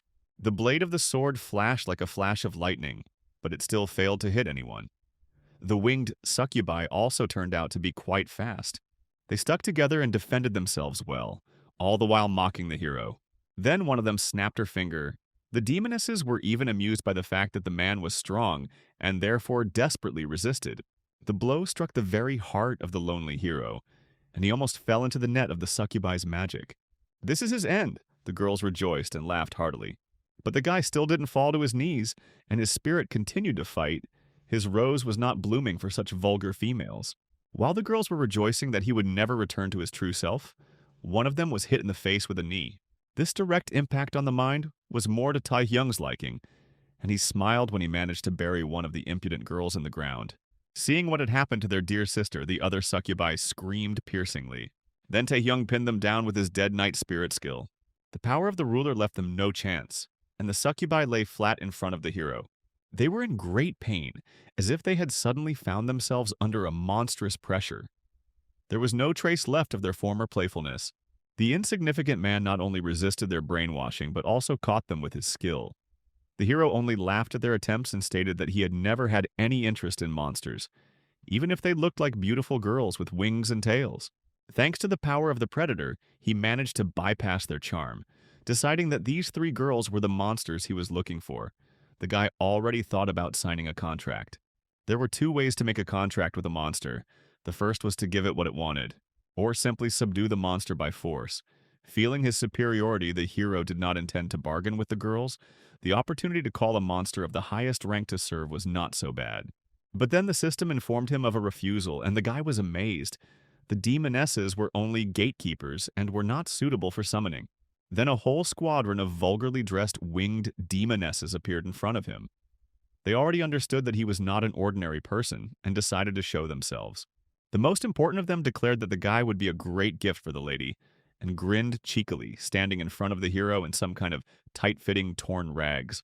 A long corridor led into the castle, the vault of which was supported by slender rows of columns, the upper part of which was densely overgrown with flowering rose vines. But the beauty of this place was not at all harmless. The thorny vines held the still-living captives tightly. Even Her Majesty's maids were succubi of the highest rank and obeyed her without question. The queen herself was on her bed, from the base of which thick vines also curled. Having received the report of a human intrusion into the castle, the lady licked her long and sharp tongue contentedly, anticipating the entertainment. The entire castle that was floating on the Sky Island shook from the roar of the battle that just one person had arranged for them. Taehyung didn't fight everyone at once in the open, but instead entered the castle where he could maneuver in the narrow corridors. The horned witches were outraged that he was not fighting fairly, and was running away from them instead of stopping and letting himself be defeated. As soon as the guy broke away from the pursuit, more winged succubi appeared in his path, flying in through the gallery windows. There were many of them, and they all wanted to grab the hero, but only with the help of his natural agility he managed to slip between the legs of his pursuers. In order to somehow delay them, he again used the spirit of the dead knight, after which he dealt them such a blow that the succubi broke through the roof and found themselves outside the castle. Taehyung was finally able to catch his breath. All of his opponents were high-ranking monsters, and somewhere in the depths of the castle their stronger ruler was probably hiding. The hero no longer doubted that the boss of this level would be a woman. He already understood that none of the ordinary maids were monsters for summoning. So he fought his way into the depths of the chambers of the one whom even the highest succubi called the queen. At the entrance to her bedroom stood another maid, her wings meekly folded, as if she was not at all worried about the intrusion. Moreover, bowing low, she invited the hero to quickly enter inside, because he was expected there. Hearing that the queen was waiting, the hero grinned contentedly and decided to quickly look at her in person. The sleeping hall was decorated with roses that bloomed luxuriantly under the ceiling, and thick vines curled towards the base of the covered bed. There was something exciting in this whole situation. Especially the naked captives who hung upside down were unable to make even a sound. It was Taehyung's first time in a woman's room, so he didn't really know how to act. The queen herself welcomed him into her palace and introduced herself as the mother of all creatures in the castle. Her name was Rosaria, and according to the system, she was the being summoned for the contract. Taehyung couldn't even dream of such a thing, so he became very excited. When he called her name, Rosaria repeated it again, singing it syllable by syllable, her voice sounding seductively sweet. Taehyung had not yet seen her face because of the dark veil, but he immediately felt that the queen was beautiful. What surprised the hero even more was that the monster used human speech. But according to the queen, this was no more surprising than the fact that Taehyung himself understood the speech of monsters. It seemed like they were both equipped with an automatic translation system. But even so, Taehyung was amazed at how correctly and beautifully the queen spoke. She was by no means stupid. Having settled more comfortably on the bed, Rosaria asked the hero why he had come to her chambers. For wealth, or perhaps for fame. Perhaps it was the will of chance, or he wanted something more in his lonely bachelor life. But none of the above interested the hero. He firmly stated that he came here to receive the oath of conscription. It sounded so impudent that the queen could not resist laughing loudly. She had never heard such impudence before. She praised the guy for his clever mind, but treated his words as if they were some kind of funny joke. Throwing back the curtain of her bed, Rosaria revealed herself to the hero. If you don't count her wings and the tentacles sticking out of nowhere, she could well be considered seductive. There is a limit to everything, even to jokes, the queen declared. Will he talk about the call when he himself becomes her toy? She asked. And immediately dozens of tentacles rushed towards the hero for obscenities. But this was exactly the move the guy was waiting for.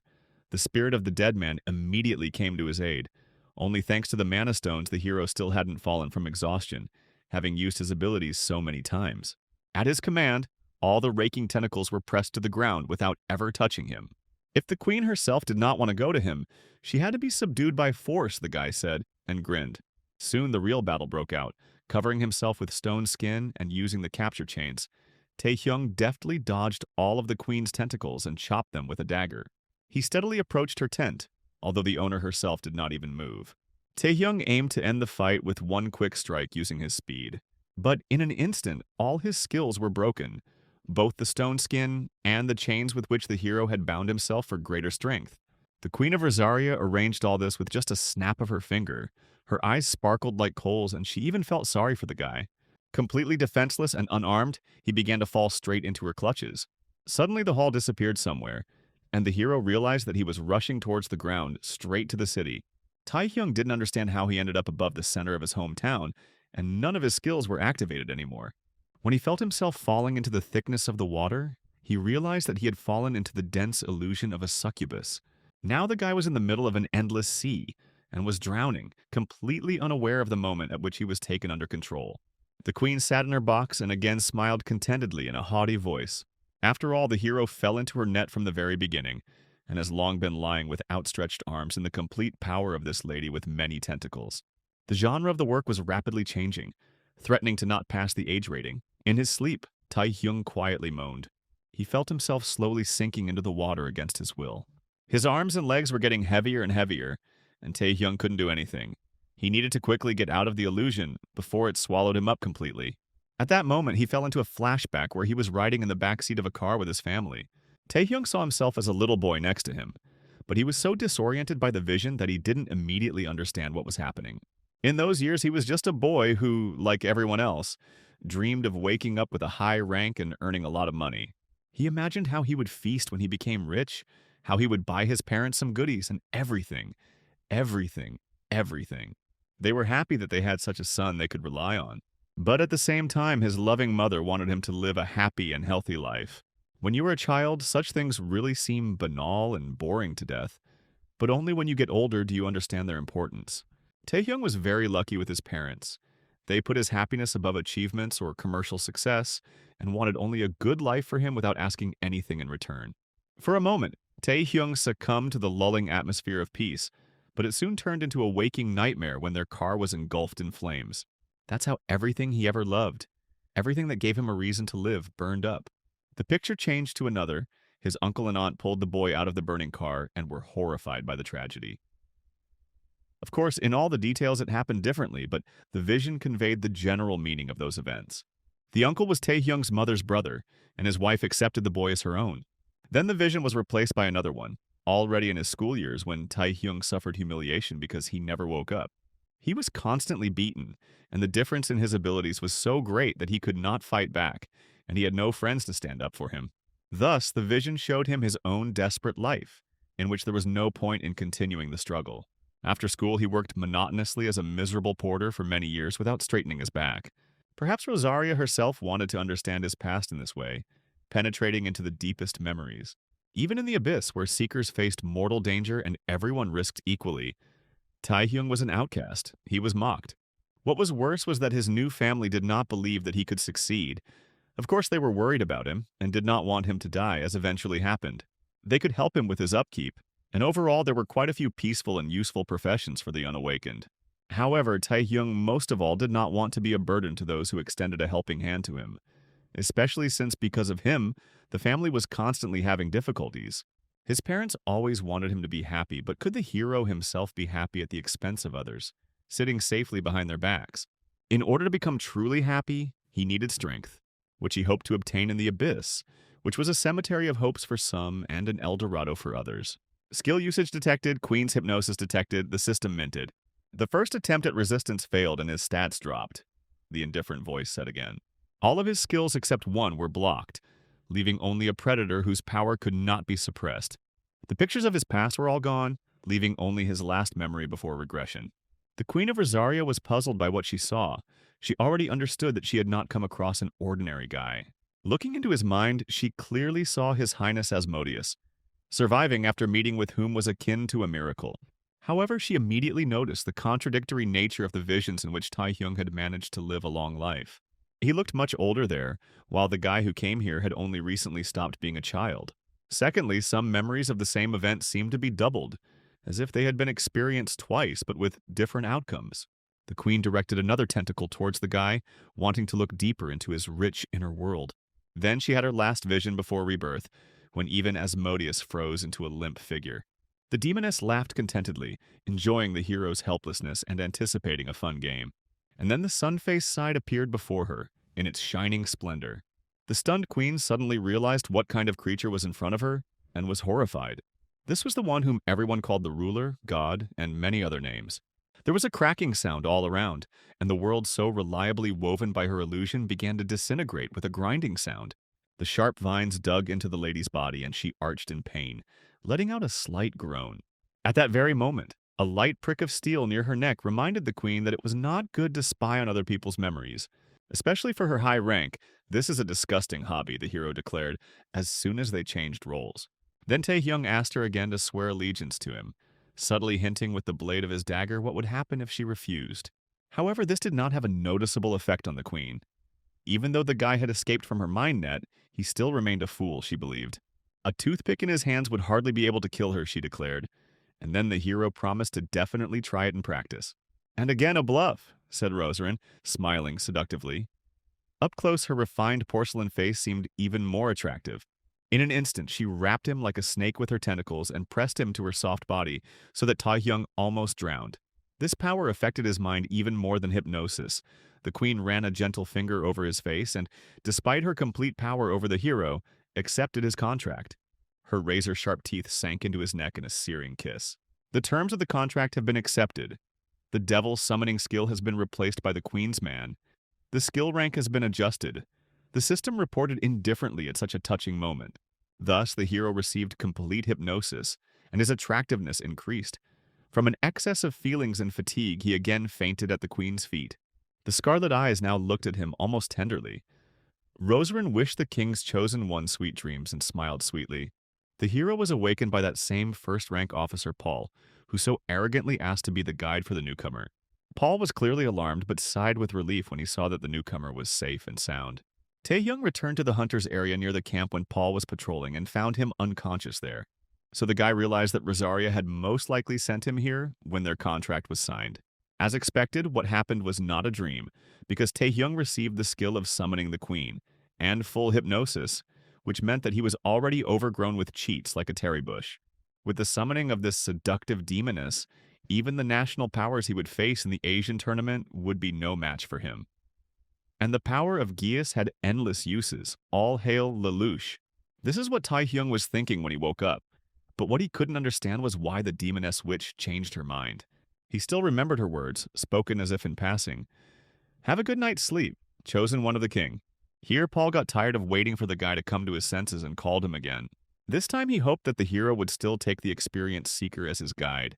But Taehyung refused again, saying that he had already completed all his urgent matters. There was nothing else for him to do in the abyss, so he quickly went home. The city was drowning in the sun's rays and the morning bustle, as usual, not even suspecting what the seekers had to sacrifice for the sake of this peaceful life. At the same time, Yu Aiyon was just leaving the hospital.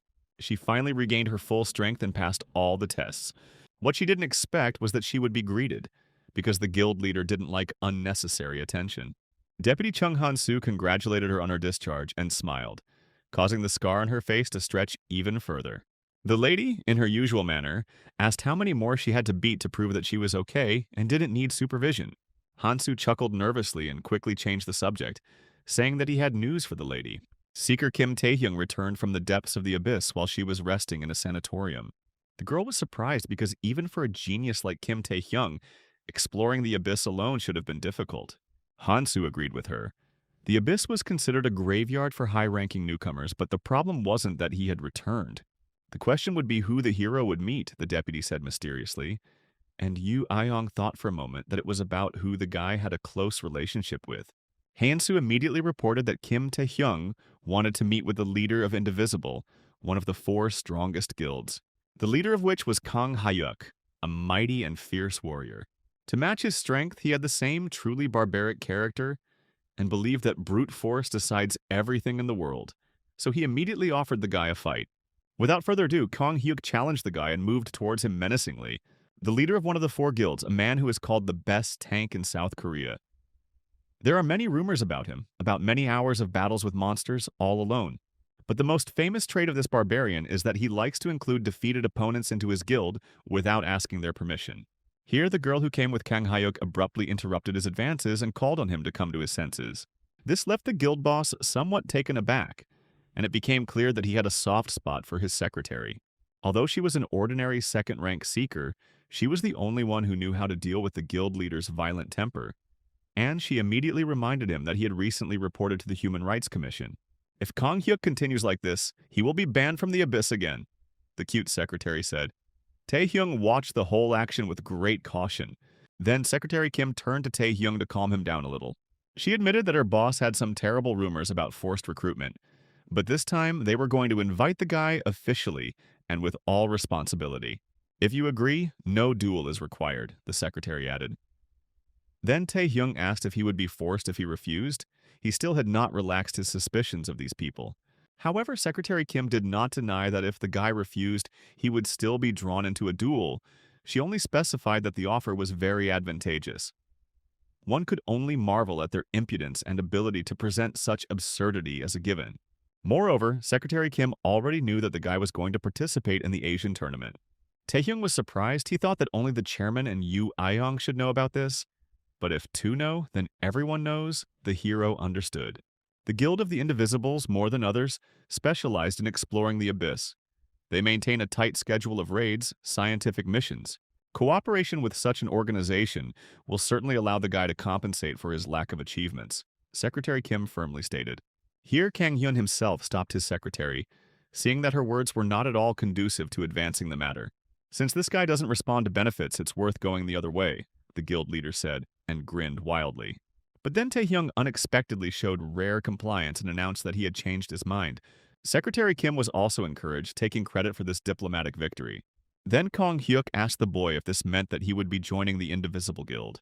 But the hero responded to this with a mocking refusal. He brazenly approached Kang Hyuk and declared that he agreed to act according to his method. The winner takes all. Taehyung knew well this barbaric but effective method of sorting out relations between the higher ranks. The big guy grinned contentedly. He immediately flared up, anticipating an interesting match with the impudent youngster. Almost the entire guild gathered to watch this fateful match. They had an arena for such events.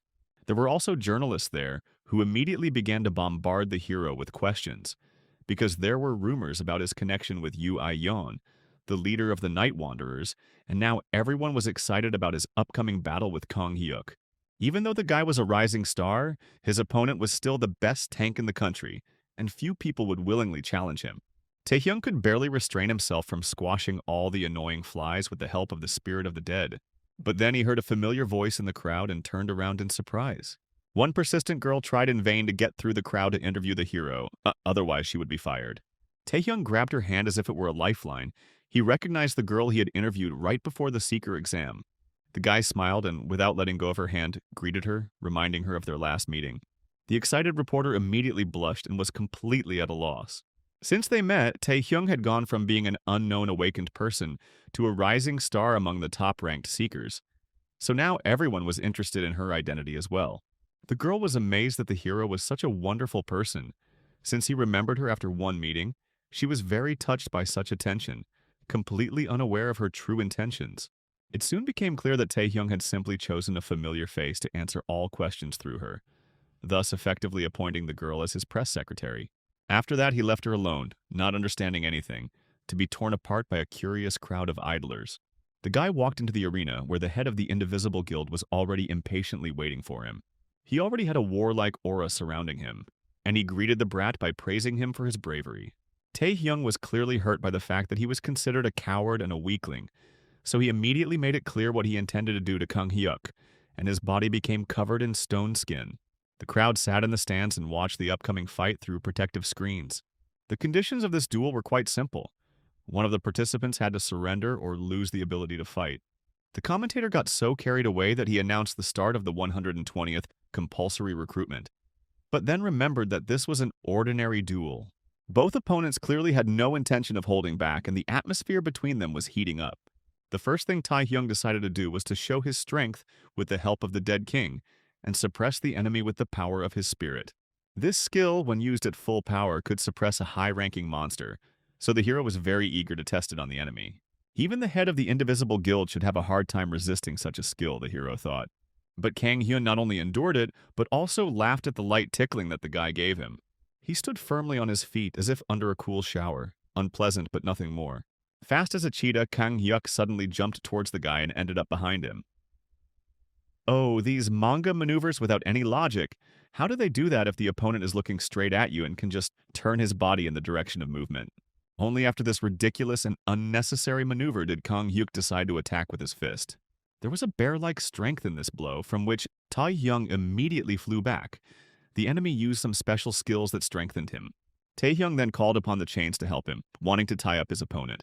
At once, a dozen golden fetters rushed towards Kang Hyuk, who was not lagging behind the guy. He was surrounded by a dense red aura, and the barbarian believed that the binding technique would not take him. He continued to push forward like an enraged buffalo, and tore all the chains like a thin web. Taehyung felt real trouble when the enemy, like an elephant, decided to trample him and jumped up with a kick. There was a loud crash, and the long-suffering arena was torn apart. When the smoke and dust cleared a little, Taehyung could be seen, still standing on his feet. Kang Hyuk laughed. The boy was good at running away, but with such skills he could hardly defeat him. The guy responded in kind. He was still standing on his feet, and if the guild leader couldn't do anything else, he would hardly be able to bring him to his knees. Kang Hyuk thought that this was just the usual youthful bragging, like boys who don't know anything about the world, and moved closer to Taehyung. Then he showed him his true power and strength, his aura taking the form of a long, extinct predator, the largest that had ever existed on land. Seeing such power, the crowd screamed, anticipating the imminent end of the fight, since the leader pulled out his final trump card. But there were also those who were just waiting for how it would all end, because when it came to the hero, nothing could be known for sure. Yu Ai-yon watched the match with pleasure. In fact, she also wanted to see how the impudent guy would be defeated. There had to be a limit to his strength and self-esteem. If Kim Taehyung loses, he will join the Indivisible Guild, she said. And then her deputy realized that it was worth not allowing this duel at all. After all, Kang Hyuk had a special skill, the blessing of wild animals. In battle, he imitated various animals and demonstrated enormous power. Even Taehyung didn't stand a chance in close combat, the deputy concluded. However, Yu Ai-yon immediately told him not to worry too much about this, and smiled with the corners of her lips. Having watched Taehyung for so long now, she had long since realized that this guy always had a trump card up his sleeve. And now everyone was tensely awaiting the outcome of the battle and how it would all end. The head of the Night Wanderers, unlike everyone else, remained completely calm. And then a gasp of amazement swept through the stands, causing everyone to freeze in place. Even the presenter screamed in surprise, unable to contain himself. Only a moment passed, and the head of the Indivisible Guild himself fell to his knees. He was as surprised as everyone else. And Kim Tae-hyung snatched victory from his hands, although nothing seemed to foreshadow this. Meanwhile, behind the scenes, Secretary Kim was desperately trying to explain to the Human Rights Commission that the duel was voluntary. The arena's protective field weakened, the fight was over, and there was no longer a need for it. The guild members who got into it themselves through beatings couldn't believe their eyes. They thought their leader was invincible, but in fact he had only beaten weaklings whom he could defeat. Many immediately began to look for excuses. Maybe there was a violation of the rules or fraud, because the head of the guild who went through hundreds of dungeons simply could not, in their opinion, lose like that. There were demands to annul the result and continue the battle without tricks. Taehyung sighed heavily. He understood their indignation and distrust of their strength. No one saw him do anything special. But what could he do? He had to do it, because the enemy had cornered him with his superior close combat skills, the best in the country. Right at the moment of the last attack, the hero used Rosaria's full hypnosis skill, which he had only recently acquired, and it worked as it should. After that, he ordered the veteran of the Abyss to kneel down, and he obeyed. It was natural that everyone thought it was cheating or dishonest. But it was hardly worth expecting that in the variety of skills, strength would always and everywhere be the decisive factor. The head of the Indivisible Guild was still trying to regain control of his body and mind, and was desperately resisting. He had absolutely no understanding of how he had lost, and how he had been taken out of action, not remembering the last moments of the attack. Then his angry scream echoed throughout the arena, and Kong Hyuk ordered everyone to shut up immediately. He still did not understand how he had been defeated, but as a noble barbarian and a true warrior, he knew how to admit defeat, and so he himself declared that he was taking full responsibility for what had happened. All members of the Indivisible Guild must accept this outcome, because that is how they became members of their organization. He suggested that those who were dissatisfied come out for a personal conversation. In the end, there was nothing left to do but accept the results. Yu Yan smiled. She liked both possible outcomes, and the fact that the arrogant and uncouth Kang Hyuk lost and was now furious was great news. This outcome was unexpected, but it meant only one thing. The guy named Kim Tae-hyung still had some hidden aces up his sleeve, Yu Ayong concluded. He never ceased to amaze her, and she was eagerly awaiting what else this impudent fellow would show her. At this time, such a strange manic expression wandered across her face that even the deputy began to worry. When the hypnosis wore off, Kang Hyun immediately approached the guy who defeated him. The defeat did not break the proud warrior. The hero extended his hand in a conciliatory manner. There was no need to brag about the defeated. They had had an excellent fight. However, Kang Hyuk still wanted to know if the impudent man had planned to defeat him in this way from the beginning. To some extent that was true. The hero agreed with him meaningfully. This upset the barbarian, although he showed no signs of loss of spirit. But afterward they shook hands anyway. "A promise is a promise," said this leader, and offered to pay with money or a special item. These were very generous gifts, but Tae-hyung did not seek material benefits that he himself could receive. This surprised the barbarian, and he asked what the hero wanted. Just 2 words, but they made Kang Hyuk tremble, so much so that his face changed, the labyrinth of the Minotaur. Squeezing his huge palm, the boy firmly stated that he wanted to go on a raid to that place. Deputy Go reported to the head of the Seekers Association that this was the initial dungeon in the Abyss.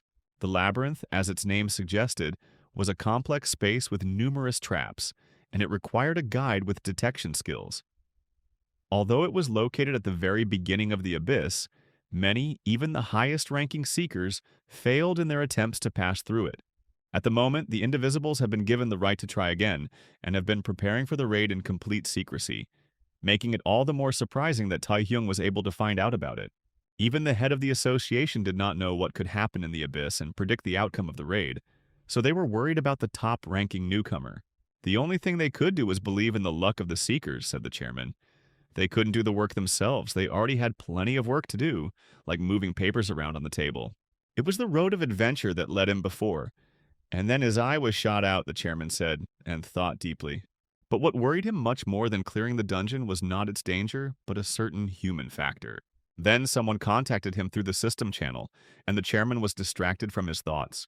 They had some very urgent matter there, and everyone was standing there with worried faces. And that's what secondary characters were good at doing, conveying worry. They were only contacted by the Japan Searchers Association, and everyone had these faces as if the apocalypse had happened. Nobody expected urgent calls because the issues with the raid on the auction house had long been resolved. The whole point is that the Saint sent an official invitation to the seeker Kim Tae-hyung, thereby committing an overt act of diplomatic aggression. Oh horror. At the same time, Kang Hyun lined up his men in front of the gate and prepared to go on a raid. Secretary Kim quickly took roll call and began to count everyone one by one. The cardboard people all stood with faces of complete seriousness, creating suspense. However, they didn't have cheats or a second life, so it's not surprising that they were nervous. 100 people were in perfect order and ready to move out, the secretary reported briskly. Waving his hand, Kang Hyuk, like a true leader, led his warrior squad behind him to show the monsters where the crayfish spend the winter. Upon arrival, they were given a warm welcome, and a fierce fight immediately ensued. The gatekeepers' bulls were strong and numerous. Taehyung fought on his own. He didn't need any special cover, and he systematically destroyed the enemies. Using a dagger in his dexterous hands, he butchered the bulls one at a time. All of them made great barbecue cuts, ready to eat at any time.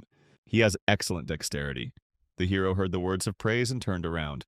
Kang Hyuk clearly wanted something, because he didn't even look at his people who were stubbornly fighting the monsters. He asked the guy how he liked the weapon he received as a gift and grinned. The dagger was really not bad, especially since the hero's old weapon was being repaired. This knife was called Aslan, and Kang Hyuk originally wanted to give it to the guy after joining the guild. But since they were going on a joint raid that was beneficial to both, the chief decided that it was a good idea to reward the hero. The guy was worried about further progress in the labyrinth. For 30 years, this labyrinth had been the death place of many seekers. Obviously, emergency measures were needed to overcome it. But Secretary Kim told the guy not to worry. After all the participants in this raid were veterans of the second rank and higher. They knew their business well, the girl said. Even in the conditions of the campaign, she did not change her office skirt. At this moment, these warriors were not only successfully defending themselves, so it was impossible to push them back. In addition, the deputy head had detection skills that allowed him to neutralize all the traps along the way. Even though he looked quiet, he knew his business. Moreover, a few months ago they managed to find the key to passing the dungeon, the secretary added. And then the leader joined the conversation. He said that they had discovered the corpse of a monster in the depths of the labyrinth. The huge minotaur had tattoos with symbols that were found throughout the labyrinth. And when Kang Hyuk touched the minotaur, his entire body except for his horn crumbled into dust. Then, using tracking, they planned to follow the tracks of this monster and find the path that leads to the exit from the labyrinth, the hero realized. The logic behind the design of the labyrinth was completely unclear, but Kang Hyuk was confident of his victory. Having gathered together, the seekers set out on a dangerous journey, led by a guide with a lantern in his hand. Thanks to the fact that they followed the secret boar paths, there were no incidents. The signs on the wall indicated that they had chosen the right path. At times, the passages were so narrow that we literally had to crawl. It's just unclear how the giant with horns got through.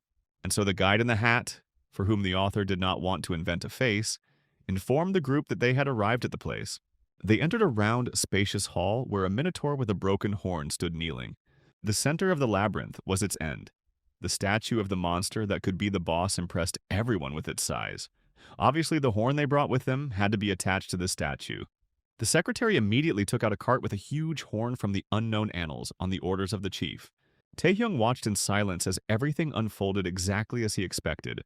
According to his knowledge from his past life, the raiding party reached the center of the labyrinth with the help of the horn. I wonder if there are stories about reincarnated people who really know little about the world outside their own lives, like all normal people. Kang Hyuk didn't wait long, picked up the horn, and with a satisfied face full of excitement began to attach it to the minotaur's head. The horn snapped into place, and immediately there was an electrical crackling sound, as if a short circuit had occurred. For some reason, all the participants of the raid decided that this was where their journey ended, and were already celebrating their victory over the labyrinth that no one had been able to pass for 30 years. Kang Hyuk smugly called out to the master of the labyrinth to show himself, and laughed louder than anyone else. And then he froze in place because the minotaur also began to disintegrate right before his eyes. The strange ripple of texture changes in the level affected not only the main statue, but the entire hall. Gradually, the statue turned into a pile of bones, which immediately scattered throughout the hall. Then the hall disappeared, and instead everyone found themselves in a snowy wasteland, separated by a strong blizzard that hid the groups of seekers from each other. Some of them got caught in the turbulent current and were carried downstream. Others found themselves in a very similar place, right at the foot of an erupting volcano. As expected, it couldn't be that easy, since no team had managed to complete this dungeon in previous years. Now, everything didn't look so rosy for the Seekers, who were used to working as a team, covering each other's weaknesses. They were all caught in a spatial trap and were randomly separated, which brought a certain amount of confusion into their battle formations. Meanwhile, a villainous villain with attention deficit disorder, who calls himself Shadow instead of his normal name, received a report about Kim Tae-hyung, who is participating in the raid.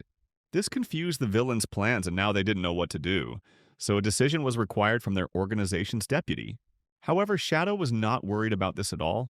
They were planning something bad, and they sent 20 of their members from the first to the highest rank to the raiding party, so these forces should still be enough.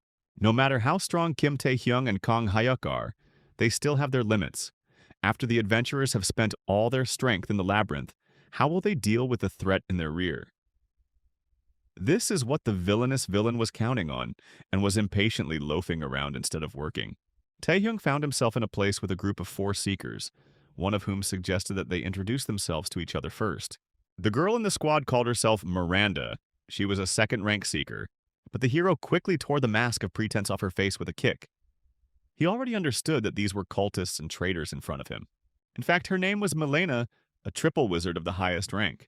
From the very beginning, the villains had many questions about Taehyung, whether he was a hero who fought like the leader Kang Hyuk on the front lines and was a shield for the people, or he was one of those who were ready to sacrifice themselves to save people, as was the case in East Point, judging by the rumors.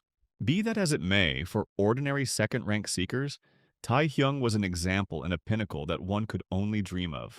And just now, without further explanation, the noble hero, in front of the other seekers, kicked one of them.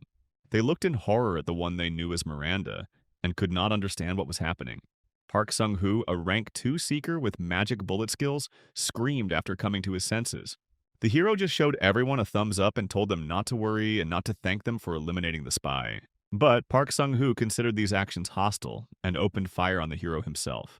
He had no doubt and fired a whole line of magic bullets that flew towards Taehyung in curved trajectories. Then the hero simply tilted his body slightly and all the projectiles flew past. The bespectacled man realized what a mess he had gotten himself into, but he wasn't even going to stop, considering that Taehyung was simply crazy. After all, how could Miranda, who was his precious comrade and companion in the abyss, be a cultist? Pictures of their adventures together flashed before the bespectacled man's eyes. He leaned over Miranda and tried to shout to her so that she would come to her senses sooner and help them escape from the abnormal hero. The bespectacled man promised to protect her without fail, although the cultist hardly heard him. But the guy tried, maybe because he was in love with the spy. At that moment, his scream still woke her up, and instead of gratitude, Park Sung-hoo received a fist to the jaw. Apparently, Miranda decided not to hide her true nature from anyone anymore. And as soon as the dirty pig dared to touch her, the spy was indignant. But she could have continued to use the gullible seekers. Here, the remaining 2 seekers also rushed at Taehyung, and one could only marvel at his luck, since 3 out of the 4 people who had accidentally been thrown with him turned out to be enemies. As usual, the enemies used an area attack, which immediately raised a cloud of dust, so that the hero had a chance to dodge and suddenly attack, for greater drama.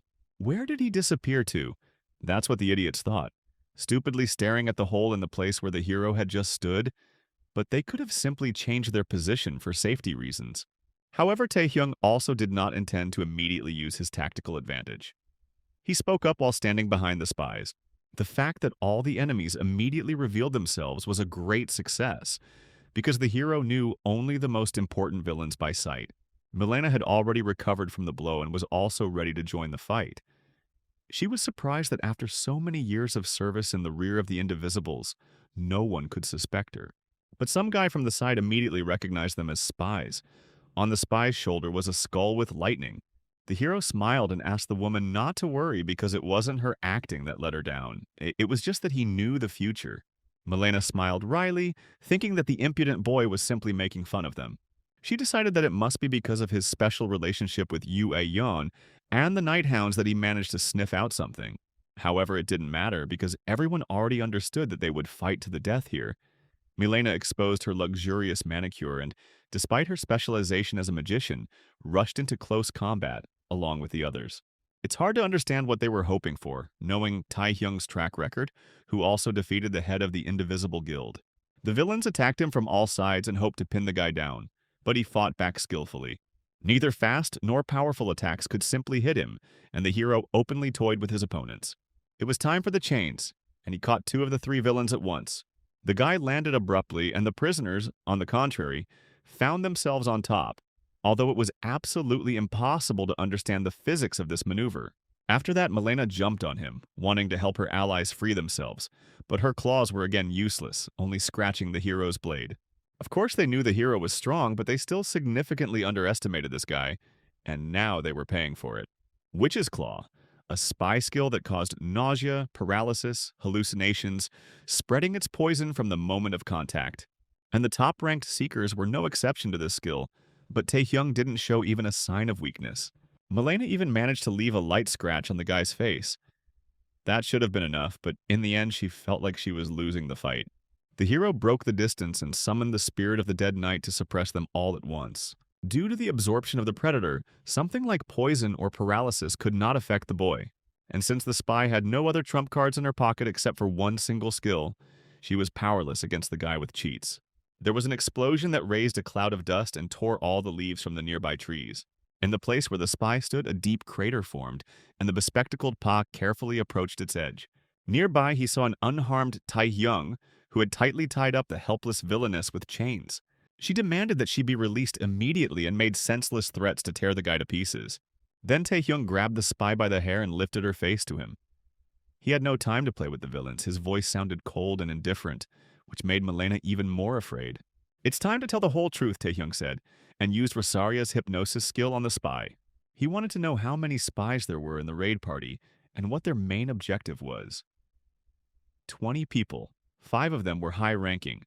1/5 of the total number of raid seekers were traitors. A simply insane number. Blood splashed onto the white flowers, and Secretary Kim was dumbfounded by the terrible scene she had just witnessed.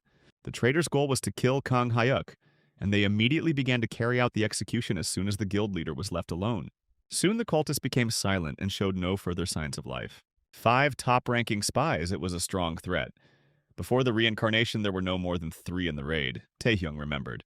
As with the gate breaking, the future was changing slightly, and he himself was the cause of it, having an increasing impact on the world. Now that the conspirators' goal was clear to him, the hero decided to first protect the head of the guild. Seeker Park walked with his head down. He couldn't even imagine that the one who had gone through so many trials with him in the abyss turned out to be a spy traitor. It was also amazing that Taehyung knew about it from the very beginning, although the question arose as to why he had not informed everyone about the betrayal in advance. Meanwhile, the hero was thinking about how to get out of this place. According to his calculations, it was as easy as pie. Although the forest around looked like a real one, in fact, it was a small room that was part of a labyrinth. So soon they found doors. They led to a corridor that connected different parts of the confusing space. They were connected by a chain, so you just had to go in a straight line and go through all the vast rooms with different terrain. Before the boy stepped through the door, Seeker Pak shouted at him. He wanted to ask just one question. Why didn't the hero reveal the entire truth he knew before the raid began? Which seemed like a reasonable decision. Pak apologized for his suspicions about the hero, but still believed that if the hero had told him about the spies, many losses could have been avoided. In general, he stood with an offended and serious face and demanded some kind of moral response from the hero, who, in principle, could not report to anyone. However, Taehyung deigned to answer. Park could believe him or not in this case. But in fact, the hero had long ago warned the head of the guild about a possible conspiracy. So, when Kang Hyuk was surrounded by a group of his own seekers, he was not very surprised. He was wounded, but it was not deep. There were only enemies left around, and there was no one loyal to the guild leader nearby. Kang Hyuk pressed his hand to the wound and laughed quietly. The jokes had gone too far, he said. Even the guild deputy, thanks to whom they had come this far, turned out to be a traitor. His only faithful companion was Secretary Kim, who bravely ran straight to the head. But it was a rash decision because she was immediately attacked by her former ally. As a result, the best tank in the country had to take a hit and receive another wound in order to protect the girl. She let out another alarmed cry. This blow was quite painful, Chief Khan admitted. Moreover, the enemies did not think to give them a break and immediately attacked, taking advantage of the fact that the guild leader was weakened. Then Kang Hyuk threw Secretary Kim aside and, leaving her in the rear, he himself went after the villains. He caught them in mid-air with the power of a Tyrannosaurus, throwing them back like gnats. The fact that the guild leader started with ultimate skills right away indicated that things were bad for them. Realizing this, the girl shouted at her boss not to protect her because she would also fight. But the leader understood perfectly well that he was facing an enemy that was beyond the capabilities of a secretary, whose place was in the office at the boss's desk, and not on the battlefield. The flames flared up, and the unharmed villains came out of the fire. The former deputy agreed with the girl. Now was not the time for the leader to think about anyone but himself. All this time, the man with the lantern and the hat hid his power. He and the other conspirators must have been infiltrating the organization for years. The chain he held his lantern on lengthened, and a huge, fiery skull appeared at the end of it. The villain, who was too lazy to draw a face, grinned, and declared that there were 4 seekers of the highest rank gathered here, and the rest had the first. The elite members of the guild gathered here to kill the leader of Khan. The battlefield was surrounded by a wall of fire and smoke. An experienced assassin stood on all sides. Kang Hyuk could only lament his failed personnel policy. He thought he was good at judging people, but ended up with so many traitors. The Hatter told him not to blame himself so much for what had happened. He almost sympathized with his boss, but at the same time, he was already anticipating his triumph.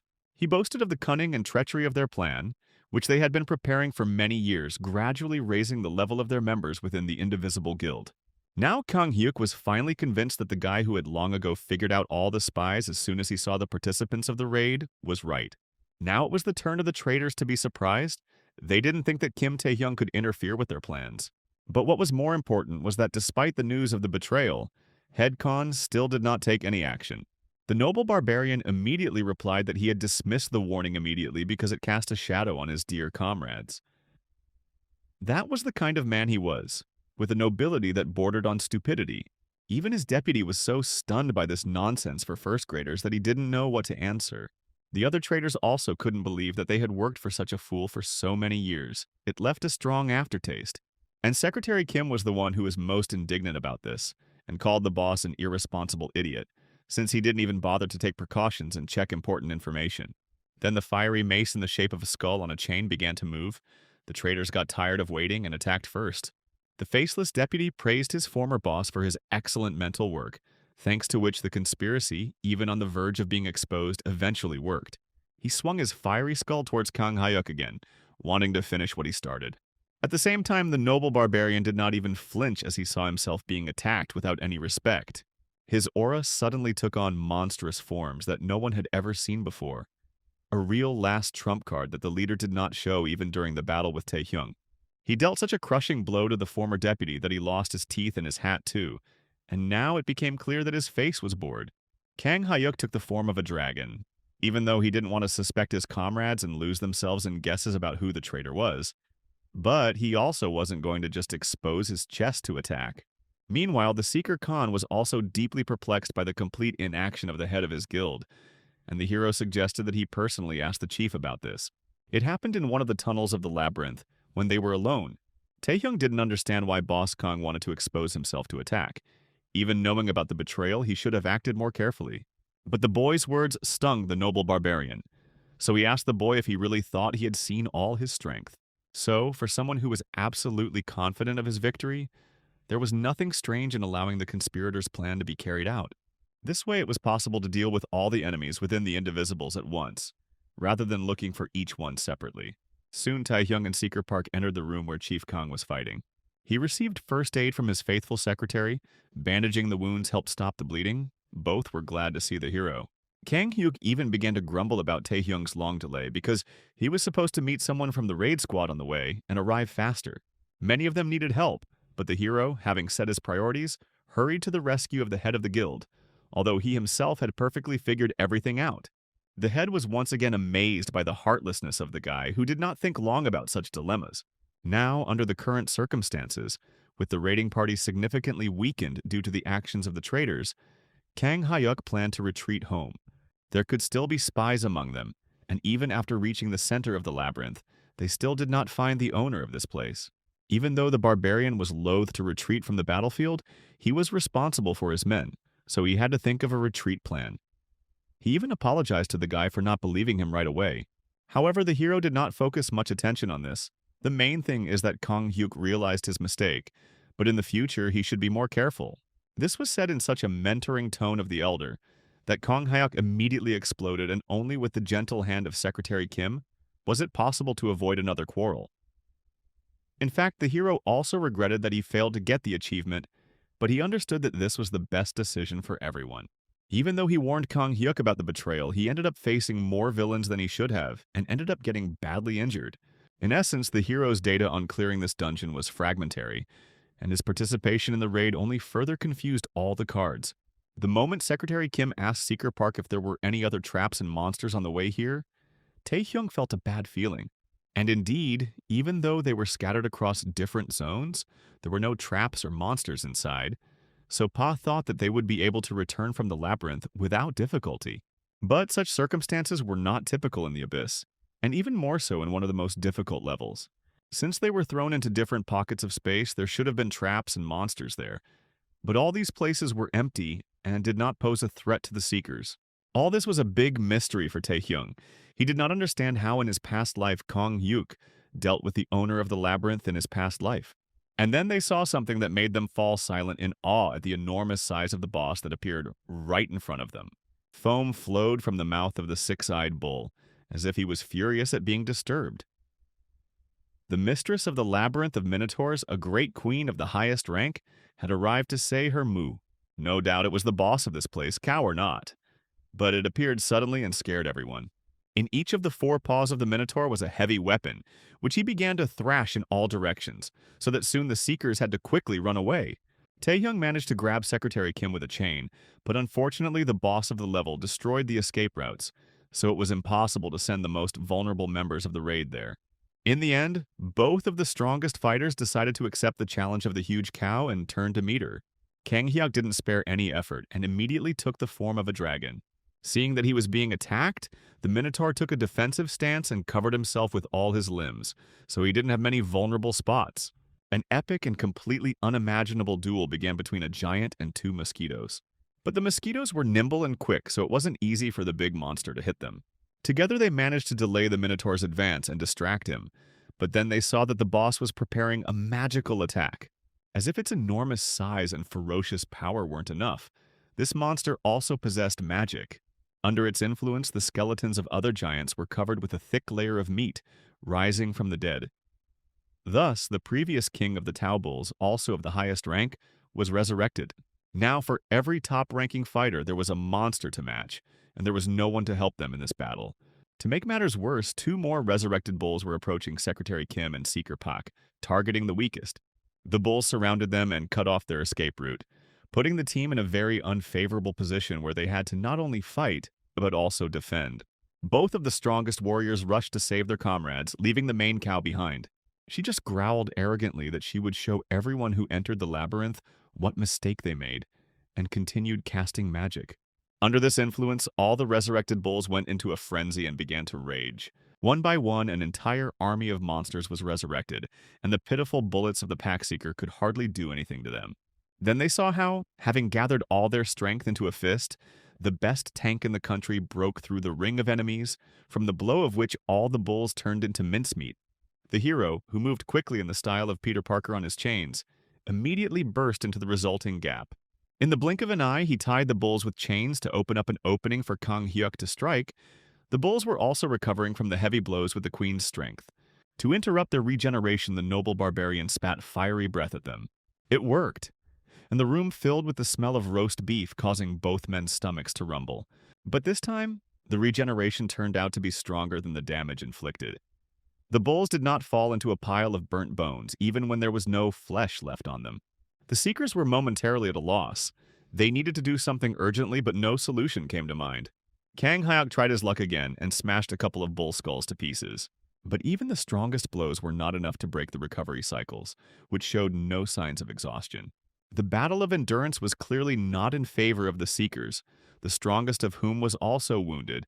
Until they destroyed the main cow, they would not be able to kill the rest. But getting to the main goal was quite a task, especially since the Queen of the Bulls could stand up for herself.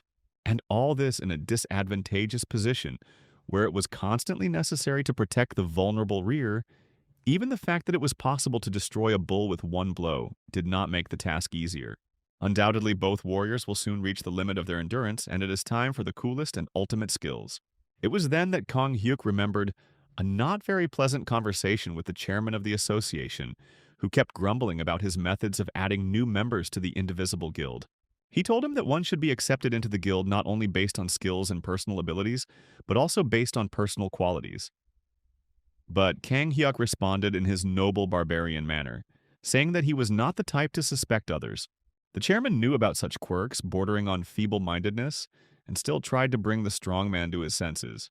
The chairman knew what he was talking about because in the past he himself was a seeker, and he had seen a lot. And then his eye was gouged out. There were times when one mistake forced him to lose everything he had, and he had to sacrifice something to protect what was left. Not everything in this world can be solved by force. Awareness of one's betrayal is very important for achieving the ultimate goals, insisted the head of the association. These are all qualities that make a seeker outstanding, he claimed, but Kang Hyuk listened to him indifferently. It's all because he's too weak and old, Kang Hyuk said sarcastically and laughed openly. Now he understood what the chairman was telling him, and he realized that he had made a mistake by not listening to him and allowing his self-confidence as an invincible warrior to get the better of him. Right now, no matter what choice Kang Hyuk made, his loyal comrades could still die. But filled with fighting spirit and determination, the noble barbarian could not simply stand and watch this. With the next blow, he tore off half the body of the nearest bull, after which he broke through to Taehyung and asked him how he was still holding up. The plan matured by itself. If they were pushed against the wall, they needed to hit back. Kang Hyuk was going to tear to shreds all the bulls that were running after them and interfering with their lives. Taehyung didn't quite understand what kind of madness the barbarian was up to, but he liked his attitude, and he expressed his suspicions to him that there was still a way to destroy the queen of the Minotaurs. While they were standing there, a whole crowd of immortal bulls approached them and surrounded them from all sides. Kang Hyuk listened to the guy's words, but he was still unsure about his plan. There was always a chance of error. Together they broke straight through to the bull queen, who seemed to be waiting for their decision. The lead cow swung her staff again, and another wave of resurrected ones rushed towards the two warriors. Like a dragon, Kang Hyuk treated them to an avalanche of fire, turning the entire hall into a barbecue room. While the main cow boasted about her inexhaustible life force, Taehyung broke straight towards her, through the wall of flames. The first thing he did was to summon the spirit of the dead king to bind the sacred cow. This allowed him to knock the queen off her feet and finally interrupt her magic cast. The dead knight, who had once been a dungeon boss himself, grabbed the monster by the throat and squeezed it with force. Eventually, they managed to break through the sphere that cut them off from the rest of the labyrinth. What is this method? Kang Hyuk asked before they started. According to Taehyung, the space they were fighting in was also connected to other parts of the labyrinth, and the bull queen was covering the gap so they couldn't escape. In this place where they were, under the influence of the magic of the main cow, the bulls could endlessly return to life. So if you kick the bull queen out of this space, the rest of the minotaurs will simply disappear, Taehyung assumed. This plan sounded bold and very risky, because if the guy made a mistake, they would all simply die in this place, adding to the list of victims. Then Taehyung also chuckled and answered the leader Khan that in any case, their current situation was no better, and therefore it was worth the risk. And they took the risk. Those who watched this epic battle of the titans from the side could only watch silently with bated breath. Right before their eyes, the bulls returned to the dust from which they were created. Meanwhile, the spirit of the dead man held the sacred cow tightly and did not allow it to move. But the level boss still resisted and struck, one of which hit the Death Knight in the jaw. Here, a threat was already created for Taehyung himself when he came under one of these sweeping blows. A powerful explosion separated them with a flash of 1,000 suns, and the air instantly heated to the limit. The Bull Queen landed on a pile of bones full of human skulls. Taehyung also fell there on a terrible bed of human remains. This place was a crypt. However, the worst of all was Kang Hyuk. He paid for his salvation with his own hand, and now blood was gushing from his wound. But the fight was not over yet, so the barbarian roared in pain and ordered the hero to come to his senses. The two wounded and completely exhausted fighters stood shoulder to shoulder, and the monster was already approaching them. The sacred cow was in perfect order and could deliver a crushing blow. Once again, hand-to-hand combat ensued, as it had at the very beginning, with both fighters attacking with the remainder of their forces.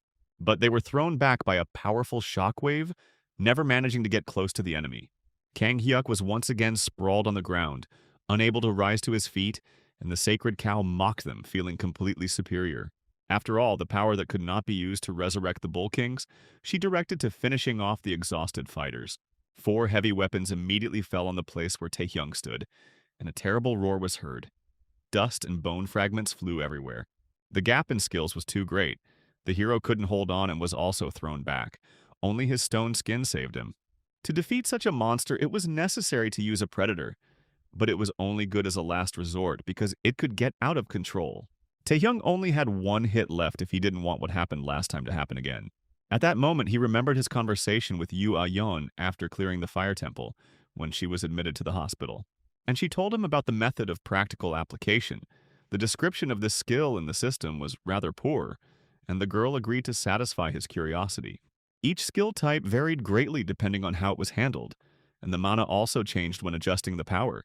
The only use of the enormous power that Ion made was the skill Amazon Magnificence.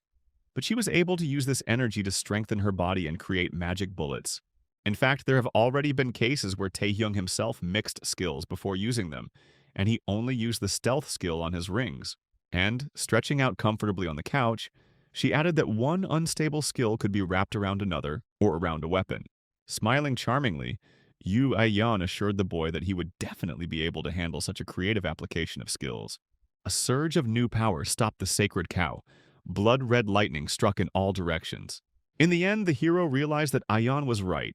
The predator could take different forms depending on his will, which meant that it could be used like any other skill. Another blast of power simply destroyed the skull of the sacred cow. Even though the hero did not know the nature of his power, he tried to squeeze the maximum out of it for himself. And he succeeded. The predator devoured the body of the minotaur, and it quickly turned to dust. At the same time, the illusory space collapsed, and all who were imprisoned in it returned to the main hall of the entire labyrinth. The searchers were stunned by what happened. For them, everything ended quickly, although there were also quite a few victims. Then they saw how the hero was carrying their wounded guild leader, whom everyone thought was invulnerable. But fortunately, Kang Hyuk was alive, and that's the main thing. Considering all the risks, losing his arm wasn't such a big problem. When, finally, everyone realized that the battle was over, they rushed to the warriors to congratulate them on their victory and rejoiced with joy. After the battle, the raiding party discovered a mound of gold and silver, although in reality it was only possible to raise 1,000. However, the biggest reward was an elixir, which, when drunk, could significantly raise the characteristics. It was called the Fountain of Endurance, not to be confused with a potency remedy. Since the number was limited, this reward was split between Taehyung and Kang Hyuk, but they still contributed the most to the raid by defeating the cow boss. True, due to the loss of his arm, the noble barbarian lost most of his characteristics, which he was able to replenish, so the elixir could be considered a consolation prize. All cultist spies were identified and arrested for their treason, in disgrace. After this, the Indivisible Guild focused on treating the victims, giving preventative injections and enemas. Taehyung managed to fortunately avoid this and left the hospital after the examination, together with his family. Thus, the eventful raid with bulls and cows came to an end, and on this occasion the noble barbarian gave a press conference when he felt better. When he made the statement, it caused shock and awe among all the journalists present at the conference. After all, the great warrior declared that he wanted to finish his work as a seeker and was retiring. True, he immediately corrected himself that this was a vacation for recovery and not a complete withdrawal from business. This also meant that he might not be able to take part in the Asian tournament that was about to take place. However, on this account, the noble barbarian said not to worry. He was still the best tank in the country. But there was also someone to replace him, and at that very moment Taehyung went up to the podium, which was not surprising. His candidacy raised many questions among journalists about whether he was qualified enough for such a tournament, since just a year ago he was still going to school. For the raid into the labyrinth, he was awarded the 5th place in the list of achievements, so all the formalities were observed, and the guy had the right to participate in the tournament. Moreover, there were rumors that having taken the Fountain of Endurance, the hero had already reached the national level of strength. Of course, not everyone was ready to believe that some guy, even a newbie, had such power. National level strength meant exceptional ability, even among the highest ranks, a class above all classes, and the guy was clearly far from that level. While the debate about him was raging, the hero did not hesitate or doubt himself at all. He went up to the podium and introduced himself. He perfectly understood all the debates and worries about his candidacy. It was not unambiguous. Taehyung also understood all the responsibility before people. He did not deny that he was a newbie in this business and lacked experience. It was hard to say whether he would be able to perform as well as previous members of the team, but he had already attracted the attention of many important spectators and his future opponents. Taehyung modestly noted that he could not yet prove his level of strength visually. He himself could hardly say with confidence that he had already reached this level, because it was not so easy. The hero was pulling the cow by the tail. But then he added that the Asian tournament would be the place where he would prove everything to everyone, and he said this with a ton of heroic pathos. Then, in his opinion, everyone will understand that among the high mountains there are even higher ones. At the same time, one spy managed to escape, and she was kneeling before the shadow, apparently begging for mercy. But the outcome was expected. It would have been better for her to just pretend to have died on the battlefield and run away than to try to return. "Might is law," said the evil villain over her body, another cliché from his stock of stock phrases for this occasion.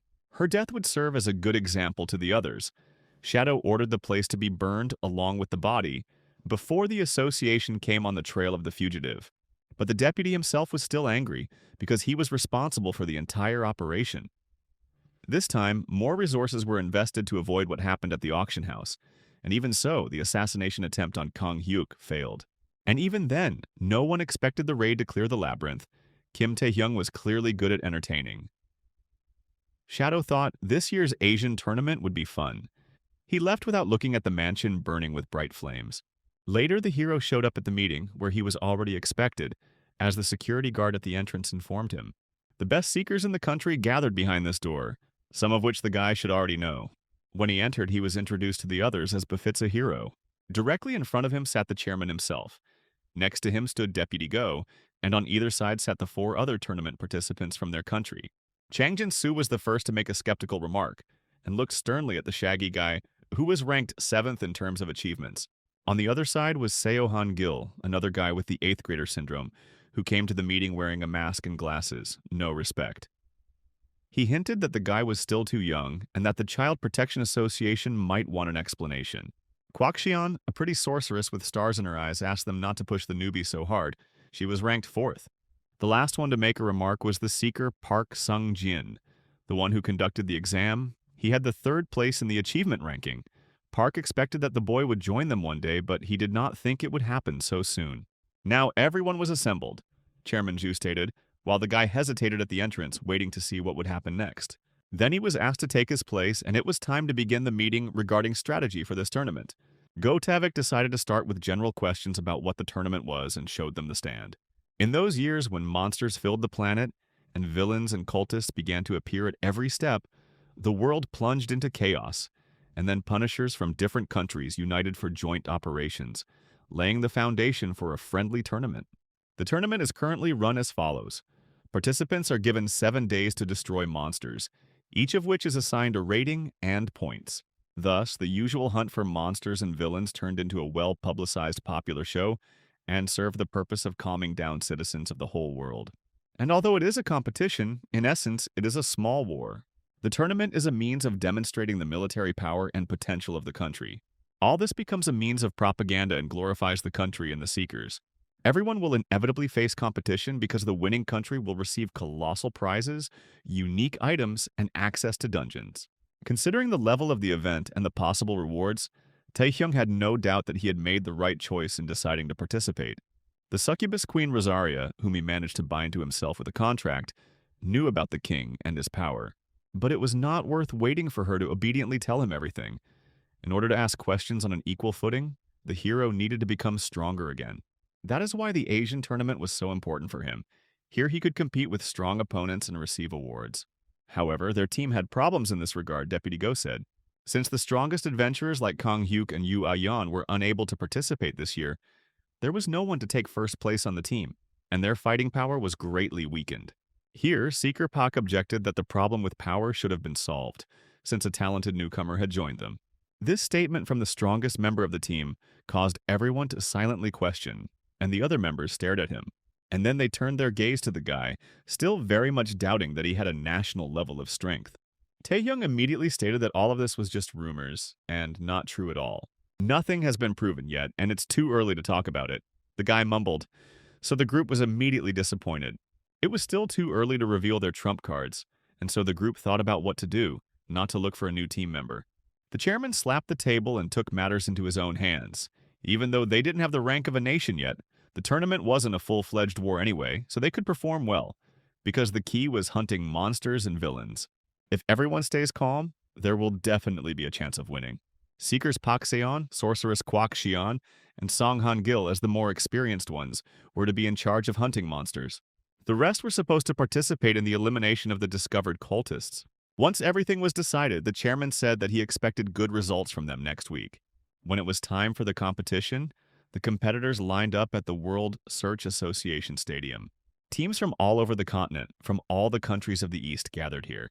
The main contenders for victory were the teams of China and Japan. They had national-level seekers. Nakato Shinji was known as an invincible swordsman. China even fielded 3 national-level seekers, Liu Feng the Bloody Sword, Kai Mingming, and a certain god of great power, Sheishin. On the other hand, many great seekers have withdrawn from participating this year. Taehyung's family watched the competition on TV, and his aunt was more concerned about the boy returning home safely than about his victory. But their restless son, Huang, on the contrary, was full of fanatical enthusiasm. It's good that there's no need to look for a jester in the hero's retinue.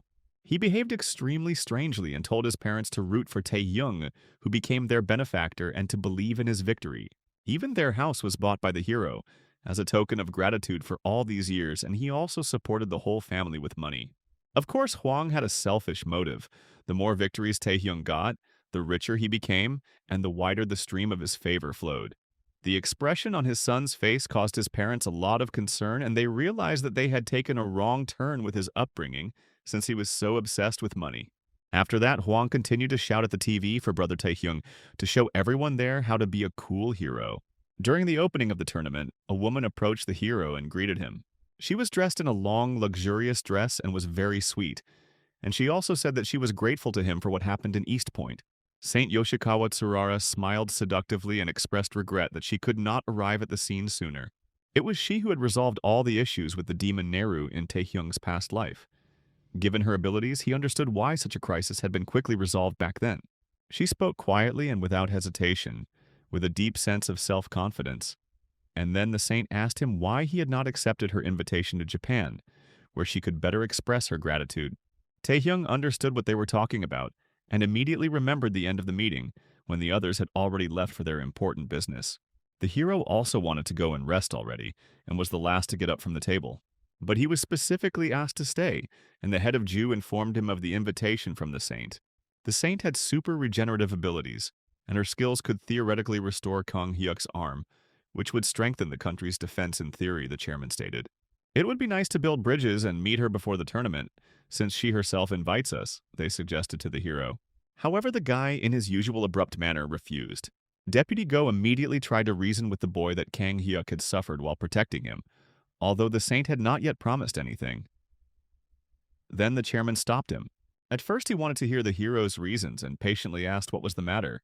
The reason was extremely complicated, but the guy could not give a complete answer. The whole point is that the just hero knew what an ugly reality was hidden under the title of saint, and he said exactly the same thing to Yoshikawa's face. Then her mask of imperturbability cracked and her face twisted into a strange grin. As expected, the reason for the refusal was not at all simple, Yoshikawa realized. That guy obviously knew something about her, and that made the swordsman on his team wary. He suggested that they immediately bleed the hero by cutting off his head, but Yoshikawa quickly corrected herself that this was not what she had in mind. Everyone else was concerned about the boy's explosive growth and the limits of his strength and abilities, while the saint was puzzled by the boy's knowledge. There were too many moves made by the guy that could not be solved by relying only on force. In particular, the saint did not understand how the hero knew about her true nature. However, she was very eager to make this guy hers, and she licked her lips greedily, as if there was a delicious steak in front of her. The announcer began the countdown. The tournament was about to officially begin. "It's finally starting," Yoshikawa said, clearly plotting something against the hero. The tension was growing. Some of the Seekers were already thinking about starting the tournament with a couple of kills right in the stadium. The Korean team stuck together, they had a plan, and they stuck to it. However, when Captain Pak inspected his team, he found one member missing. The searchers looked at each other and finally became convinced that Tai Hyung was nowhere to be found. The announcer finished his report, and with a smile on his face announced the beginning of the festival. At that very moment, his voice broke off mid-sentence. Seeker Taehyung made his move, which looked like complete madness, and cut off the poor guy's head. A heavy sigh of horror and incomprehension of the true motives of the just hero who eliminates only the bad guys hung in the stands. At the same time, some kind of skirmish began. The Seekers attacked each other as if it were a real war. Everyone rushed at the hero's team using their best means. As a result, instead of fireworks, the Seekers almost destroyed the entire arena, along with those who came to see the unforgettable show. In the chaos that ensued, people could not make out anything, and panic arose. Everyone saw how the presenter's head was cut off. The Korean team surrounded Taehyung and protected him from the attacks of other Seekers. And judging by their appearance, things weren't going well for them. The sorceress from the team was quickly using up her strength. Even though Taehyung acted completely recklessly, they still didn't abandon him. Here, the strongest warrior from the Chinese team was already approaching them. He was amused by the idea they had arranged, so he hurried to join the fun. He didn't care about excuses or explanations at all, since all the Korean team's searchers supported Taehyung. They were guilty and subject to destruction. At the same time, Captain Pak confronted the saint and her swordsman bodyguard, alone against the strongest in the world. Yoshikawa smugly ordered the Devil's Sword to kill everyone except Taehyung. Her eyes flashed greedily with a poisonous light at the thought of who the witch already considered her property. However, no mass killings took place. The tournament organizers intervened and ordered everyone to remain in place. The Singapore Searchers chairwoman, Haley Tan, walked with Chairwoman Ju and said that she would handle the matter herself, since it was their searcher who had been killed. Chief Chu desperately tried to convince her that his people would definitely not have done such a thing without a reason, and therefore what happened was clearly a misunderstanding. However, in Haley's opinion, it was all pretty obvious. A murder had taken place before their eyes.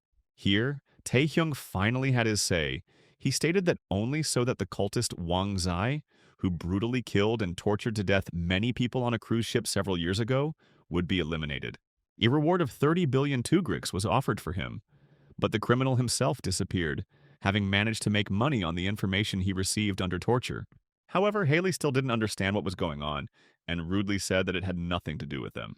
Then the hero kicked the severed head of the scoundrel, and everyone saw that his face had changed. His ability allowed him to change appearance. This is how the killer managed to hide in the past. This meant that the murdered presenter was definitely not who he claimed to be. One can only applaud his tyranny in participating in a large-scale organization of a tournament, in full view of everyone. For providing information, Taehyung asked to thank the Nightwalkers Guild. Now that the truth became clear, everyone was even more amazed that they managed to catch the criminal who was hiding under everyone's noses. Some weirdo with red vampire eyes and a piercing on his face watched the hero with obvious malice. As a result of the trick, the hero's team received their first 1,000 points and took first place in achievements. And all this before the monster hunting grounds were opened. Of course, the name of the Nightwalkers Guild was used as a cover, and even without warning. Yu Aeon herself did not understand why this madman did this, and she promised to remember everything to him. Work in her guild immediately came to a standstill due to the numerous calls that rained down on their headquarters. The girl grinned and maliciously imagined what she would do to the impudent boy when they met. This city needs a new hero, Taehyung thought as he looked at the evening lights of the criminal city. His work did not end with the first murder, and he found several more criminals hiding in the shadows. They were all caught off guard, even though every screen in the world was telling them that the tournament hunt was about to begin. That was the price they paid for their carelessness. Taehyung mockingly told the bastard that he simply smelled his stench, and that's how he revealed his true identity. Then the hero received a call, and when he picked up the phone, he almost went deaf from the screaming. The guy was glad to hear from Yue Yan. This was also part of his plan, although she was a little late due to the piled-up work. Then the spy grinned, because she knew that the guy would be waiting for her call. The whole point is that he couldn't connect to a secure communication channel from a regular phone. The hero had 2 requests in total. The first was about a small investigation, and the second was about finding information about one cultist. Ayon snorted in displeasure, since she had already passed on all the information through the association, as if it were easy to find people who openly called themselves criminals. It was obvious that Taehyung wanted to get more points, and catching small fry gave too little bonus. since time was limited. So he aimed at nothing less than the Dark Guild, and at that very moment a cloaked figure stood before him. This unknown person had watched too many samurai films, because he was dressed in clothes from a long-gone historical era, and also called himself Kimura. Taehyung knew nothing about this strange man who walked around the city in a straw hat, never once drawing attention to himself. Since he was not recognized, the stranger shouted at the top of his lungs that he had come to take revenge on the one who had defamed the saint's name. And so the hero realized that he was facing yet another insecure weirdo? Tiger Sword, Ren Kimura, a top-ranked swordsman and member of the Japanese team, immediately took a fighting stance. It was a shame he hadn't read about Miyamoto Musashi's exploits. Otherwise, he would have attacked from an ambush. Maybe then he would have had some chance. But his daring self-confidence and fierce, fanatical devotion to the saint led him to openly challenge the hero. If Nakata Shinji's sword was beautiful and laconic, then Ryan Kimura was furious and chaotic. He would be aimed at destroying and resolving the enemy. So the samurai shouted menacingly, assumed spectacular poses, and tried in every way to suppress his opponent with his appearance. However, the presence of the sword in his hand did not help him in any way. The hero dodged all the sharp attacks playfully, and since the blows did not reach their target, there was no point in their power. All this time, the hero did not stop talking on the phone with Yue Yon and was rejected by her. Here Kimura realized that something was not going as it should be. The enemy had not yet died like all his previous opponents. His sword was being harshly ignored, and this angered the samurai even more. The spy immediately began to dissuade the guy from the stupid idea of targeting the guild of villains, even leaving the associations alone for those who so openly called themselves villains and criminals. As soon as you approach them, they immediately bite off their tail and hide in the shadows. In general, tracking takes a lot of time, and no one acts for sure until they check everything thoroughly. Since there was a risk of losing all traces forever, the association switched to a wait-and-see and restraining strategy, the girl said, while the boy continued to elude the samurai's blade. Here he caught the right moment and hit Kimura in the jaw with his palm, ultimately defeating the man with a sword with one hand. The difference in speed was too great, after which the hero declared that he was ready for the consequences. Although he couldn't let anyone in on his plan until the very end, he promised to catch the villains by the tail. Taehyung asked her to believe in him, because all the previous results should have convinced her that he was capable of doing the impossible. In the end, she agreed. Although Yue Yan didn't have enough information about the Dark Guild, she could direct the guy to another place. She had information about the Triad, 3 occult leaders who influenced Asian politics from the shadows, blackmailing and bribing government officials. From this, one could conclude how rotten the world of the Awakened was, and how impossible it was to control human greed. Unraveling the tracks, the spy managed to find out where one of the leaders, Miyazaki Kenji, was hiding, but warned that she would have to use force to extract information from him. And during this time, the hero would acquire even more enemies. The Triad wasn't quite up to par with the Villain Guild, but it was still something in terms of tournament points, so the hero agreed. And the spy, having resigned herself to his persistence, promised to find out the rest regarding his previous request. The hero thanked her for her support, and they agreed that he would repay her with dinner, but only after the tournament. Even after the heavy blow, Kimura miraculously survived and managed to get to his feet, still cursing. He was in terrible anger that not only he was defeated, but also his pride was trampled, because the enemy did not pay any attention to him. It was a real mockery. In the end, the samurai decided to destroy everything around him, and the gateway was filled with discharges of his power. After that, he used some technique, obviously hoping to affect all 5 of his opponent's senses, and the corresponding seals appeared in front of him. All this time he stood still, so the guy could attack at any moment, but he didn't do it in order to show off. Taehyung chuckled and asked Kimura if he remembered the rules that prohibited members from fighting. However, when he still did not heed the persuasion, the hero decided to show his true skills and became a little more serious by calling on the spirit of the dead man, after which the duel quickly ended. At the same time, the saint's bodyguard informed her that Kimura had dropped out, but they took action and told the media that he had been ambushed by cultists. After losing to Taehyung, the poor guy completely lost his mind and kept repeating the same phrase over and over again, obviously having fallen under the influence of a mental attack. In such a state, there was no hope of returning him to action in this tournament. It could have become a big problem for another team. But the saint took the news indifferently. They just tested the nut for strength. One tool broke, you can always use another. The saint's bodyguard wanted to personally deal with the boy, but Yoshikawa only laughed. It was impossible to lose the second samurai, she said, and playfully hit him in the chest, causing the swordsman to blush embarrassedly. This was all part of her big, bold plan, so Yoshikawa had already prepared a new bait to replace the one she had spent. They walked up to some steel door and opened it together, going inside. On the wall opposite the entrance hung a naked, chained man. Raising his head, the prisoner recognized the saint but was too exhausted to be surprised at anything. "It's time to work for her," Saint Isaka said to Ryuhei, the one who carried out the terrorist attack on the auction house, while a strange and crazy expression appeared on Yoshikawa's face. At the same time, somewhere in the depths of the abyss, in the middle of a nameless, endless wasteland, its own battle was raging. Two girls, seekers, were fighting an unknown enemy, and one of them was already wounded. The seeker from the Philippines, Regaya, asked the enemy why he was doing this, completely perplexed. Their opponent was a strong man from another team. He could easily have achieved first place without such vile adventures, so his behavior was completely incomprehensible. But Seishin enjoyed the hunt rather than thinking about winning or anything else. He played his own special game. He grinned and said that he was simply carrying out orders from the head of their association, who had long since gone out of his mind. It all sounded like madness, for the head of the association to incite his seekers to attack others, which could be considered a declaration of war if it became known to the general public. That's why Regaya told her ally to run, because someone had to tell everyone what happened. She herself hoped to hold back Seishin, who did not even think of letting anyone go and rushed at the girls. In the end, the fight ended quickly. Despite the fact that everyone had the highest rank, the difference in strength was too great. After dealing with this team, the giant thought about his next target on the list. Only Kim Tae-hyung remained. So a crazy week passed, and according to the ratings, the Korean team was in the lead, while the others at the bottom of the list dropped out of the competition for unknown reasons. The battle was hot and fierce. The hunt was broadcast on large screens, and many were surprised by the leadership of the previously weak team. But otherwise, people didn't care about this very strange sport, which was no different from the everyday routine of all hunters and seekers. People continued to live their quiet, peaceful lives and bustle in the real world, where there were no villainous villains or heroic heroes, and all morality was in shades of gray.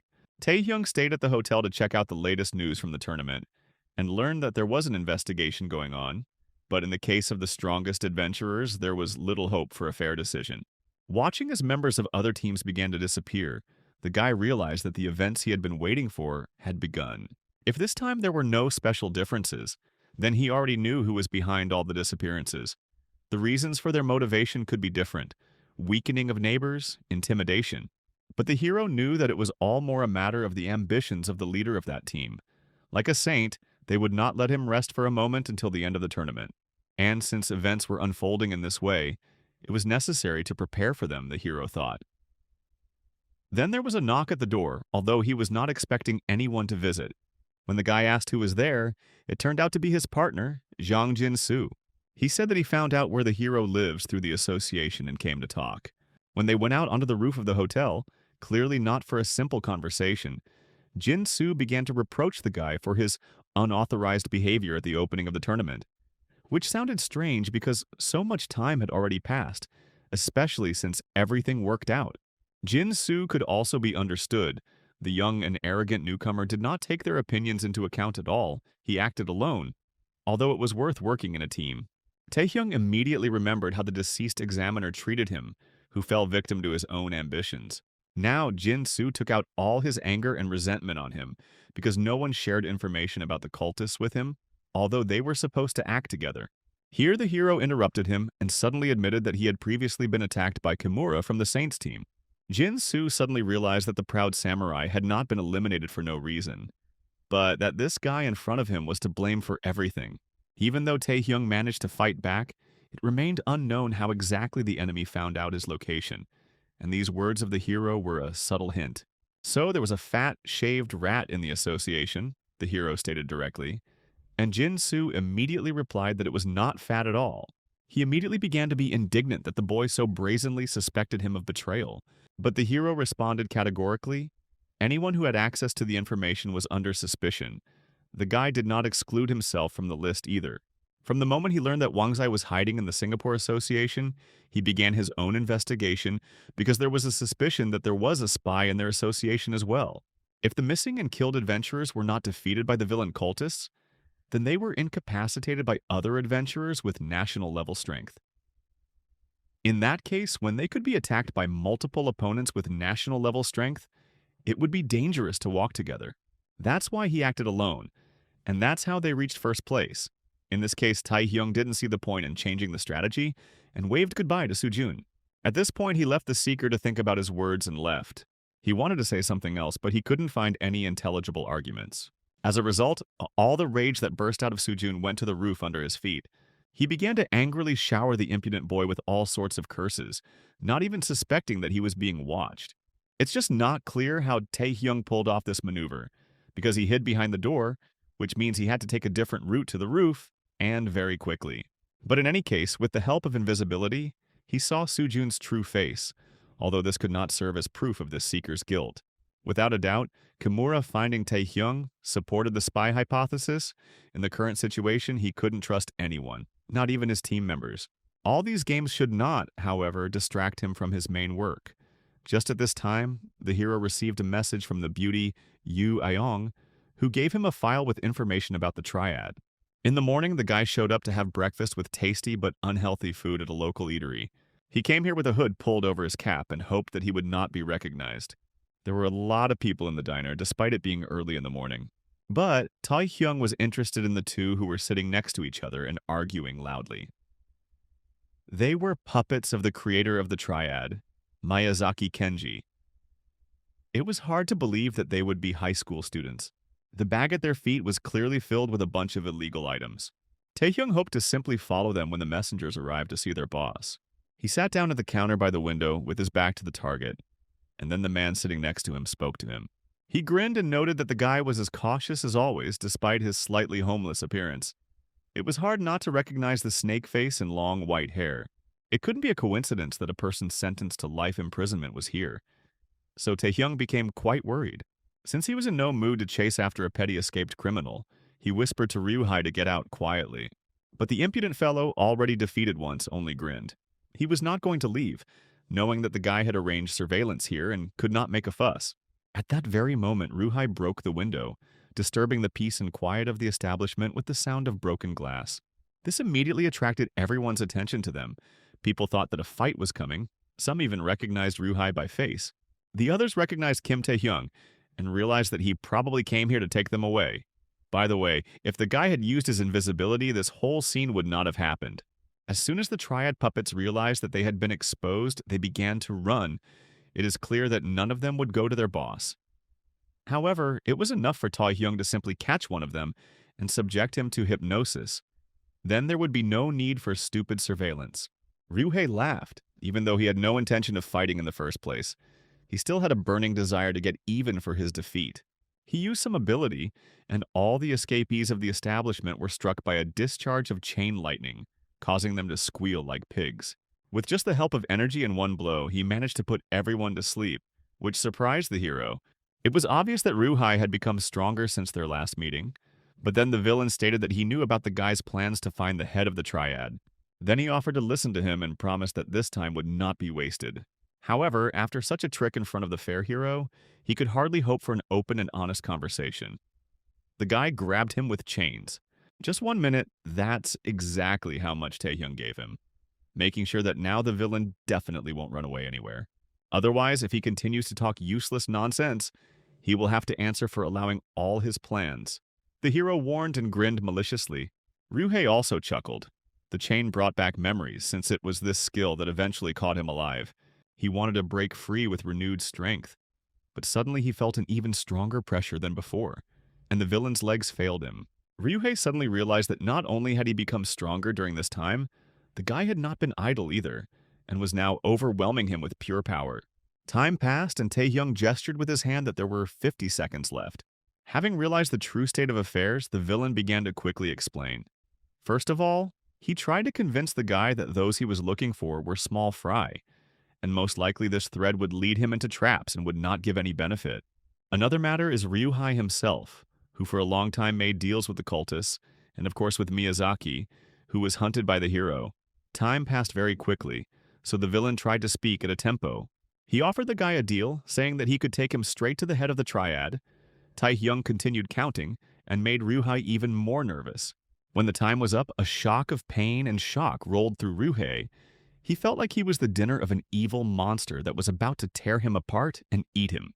However, the proposal even seemed funny to Taehyung, so he loosened the predator's grip and let Ryuhei breathe. But could there be trust between them to help each other? Because at any moment the villain could stab him in the back. Then the hero called upon the skill of the beautiful Rosarin and asked with the power of hypnosis what the real plan was and who was behind it. Sometime later, a group of suspicious-looking people who were in an abandoned building on the outskirts of the city tried to escape from there in panic. But no one managed to do this. Just one sharp gust of wind ended all their hopes. The sword clicked softly as the saint's bodyguard slid it back into its sheath. Only then was Yoshikawa able to enter and applauded his success, liking the red carpet he had laid out for her arrival. All these small fry cultists were destroyed with one swing of his sword. This samurai lived up to his nickname of the Sword Demon. But the swordsman himself still doubted that everything was going according to their plan, and that the bait with Ryuhei would work. After all, the insidious snake had already lost to Taehyung once and was captured. In comparison with him, the boy, according to rumors, had already achieved national power. No matter how much stronger Ryuhei became, thanks to Yoshikawa's holy revelation skill, he definitely wouldn't be able to defeat the boy. So instead of gaining power, the saint put herself at risk because of the Awakened's oath, which obligated Ryuhei to bring Kim Taehyung to her. As before, the samurai bodyguard thought that he had to deal with the boy personally before Yoshikawa got hurt. But she calmly told him not to worry about such trifles. She didn't care at all whether Ryuhei won or lost. The saint already knew that Taehyung was targeting the Triad, and this same information had already reached the villains themselves. Ryuhei is none other than a former member of a gang of cultists and maintains direct ties with Miyazaki, so he most likely had to simply lure Taehyung to their lair in order to deal with the guy there. Of course, even in this case, their chances of success were small, because there were many rumors and questions about this child, the saint said. But that was precisely why the information she hoped to obtain was important. Starting from fighting style, values, coping skills, the guy's nature, all his weak points and sensitive spots. Her imagination was especially excited by the hidden power of this boy, which the saint dreamed of taking possession of by subjugating him. That's why she didn't care what happened to Isaka Ryuhei. What was more important was to obtain information about the target. Yoshikawa stated and stroked her bodyguard's cheek like a pet. In any case, that child has no choice, she said smugly.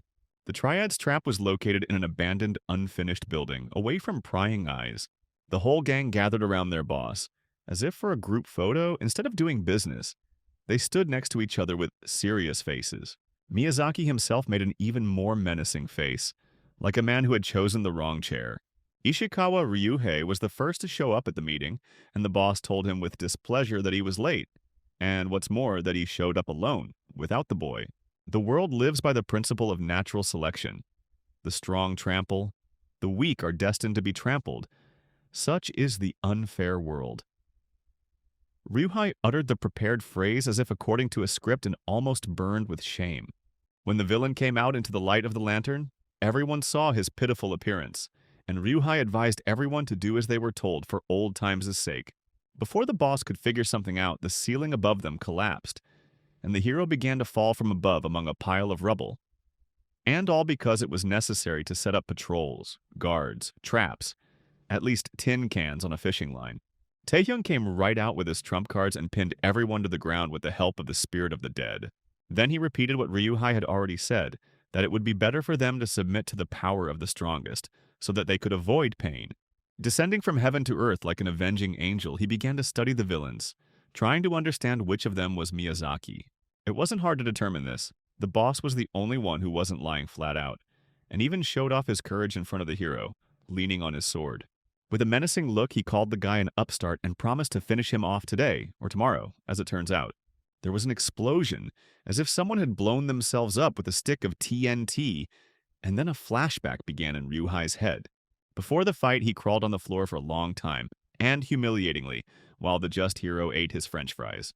With the help of hypnosis, Taehyung learned about the oath of the saint, and already understood the true reason for Ryuhei's appearance before him.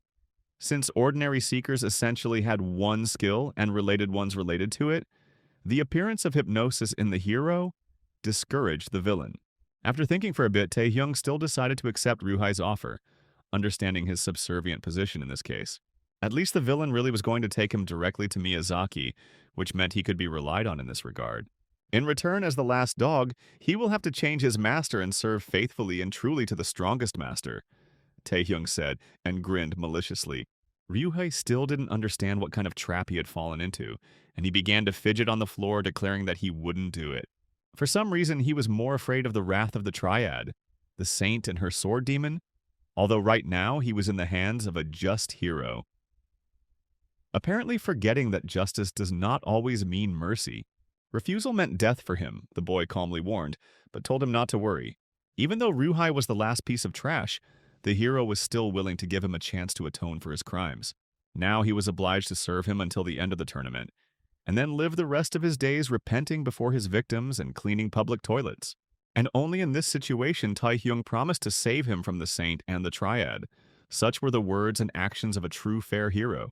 Ryuhei started shouting again that their enemies were awakened powers at the national level. No one could defeat such monsters, the villain was sure. But right before his eyes, that's exactly what happened. The entire Miyazaki gang, including the boss, was defeated.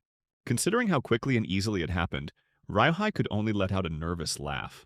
Without a doubt, the boy was a real monster and was terrifying. Taehyung grabbed Miyazaki's face with a stone palm and politely asked him to open a portal directly to the Triad. The main hideout of the Triad criminals was located in the abyss and resembled an ancient pagoda. However, these villains felt protected here for too long and were eventually discovered and defeated by Shashin, the giant sitting languidly on his throne. He demanded an answer from the man who had fallen prostrate before him, why he had called him to this place, promising to crush his head if the reason turned out to be empty. The high-ranking cultist Tetsu raised his head and humbly said that he simply wanted to give Shashin a legendary item. This item was currently stored overseas for safety purposes. The Triad had just recently taken possession of it. It was a legendary rank artifact. But in return, they wanted to ask the formidable seeker to deal with the mage that threatened Tetsu himself. They also prepared a trap for it, but did not expect much success, which meant that this place would also be under threat. Shashin laughed. He didn't expect that the Triad would have those it feared, except for him, of course. Now, this midge aroused more interest in him than even the legendary item that was offered as a reward. However, before Tetsu could name the fly, a loud noise was heard in the hall again. Somewhere, a battle was raging and quickly approaching, and now the main paper shutters were knocked out and scattered into pieces. Taehyung and Ryuhei politely knocked on the door and showed up for the meeting they had invited themselves to. Tetsu, who encountered his former accomplice, was extremely surprised. He did not think that they would be attacked so soon, and by former allies at that. Ryuhei screamed desperately at the hero that since everything had turned out this way, he had to win. Otherwise, a slow and painful death awaited them both. Taehyung, who was busy with Shishin, only replied that they needed to act according to the plan, and ironically called the villain a partner. The first clash ended in a draw. The room was filled with a terrible crash and roar. The fighters broke the distance. It was somewhat unexpected to meet a player from another team, in alliance with the criminals, at the Triad base.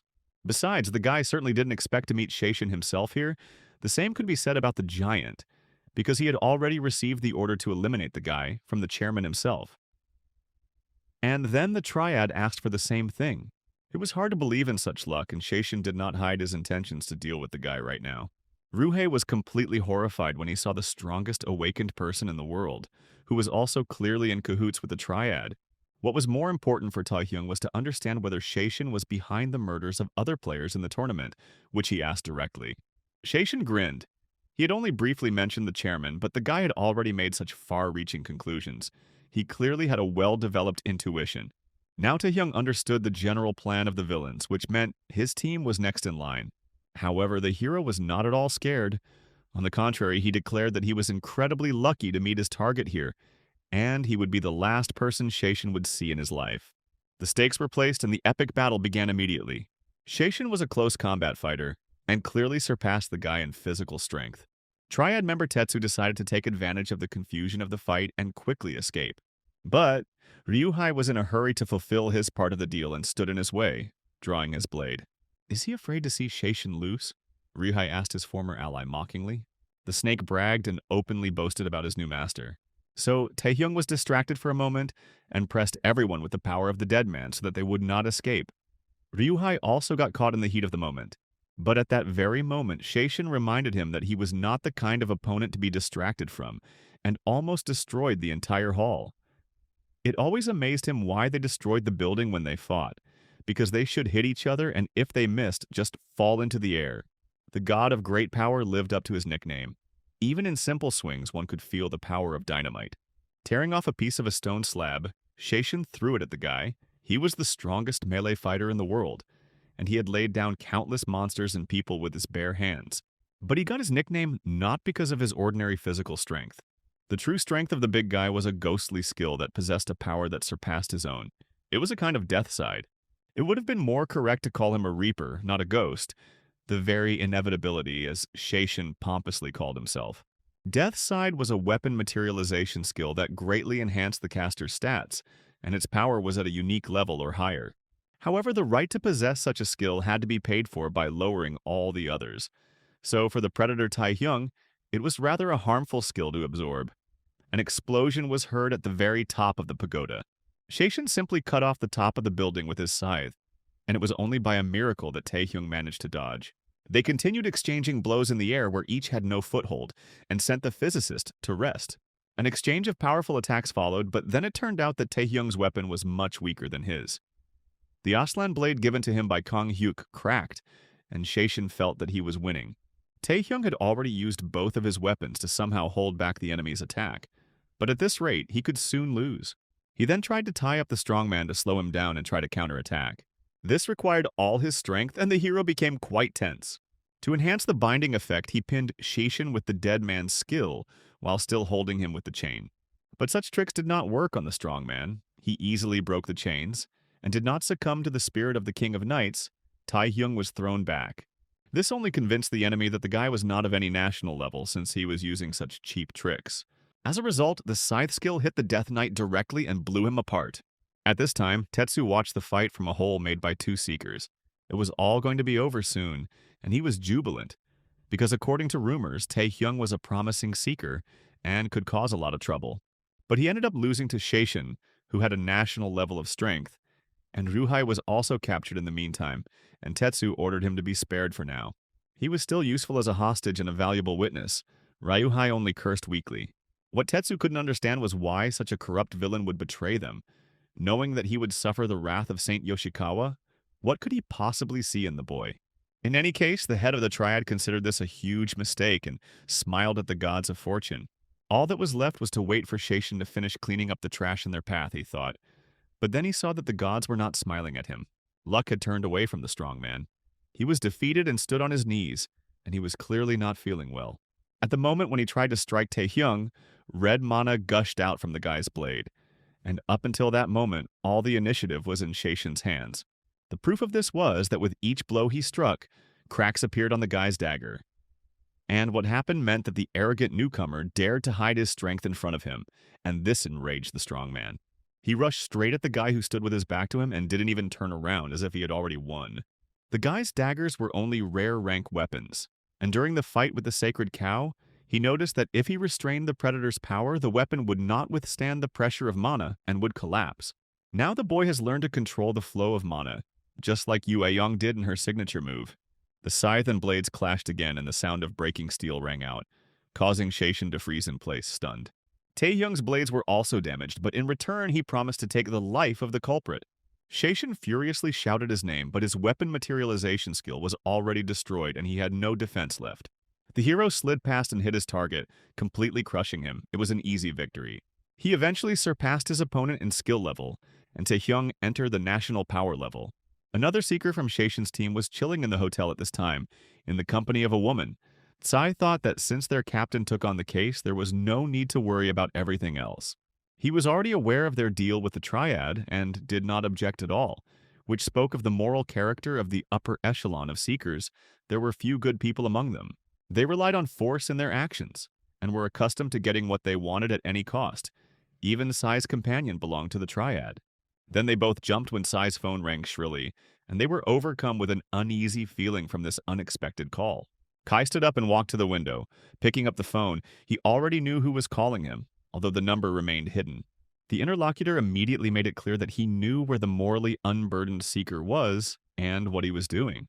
and the person calling him was none other than Chairman Chung Rong, who led their team, also a holder of national strength. He told Sai the alarming and impossible news. Shishini is dead. The message sounded short as a gunshot.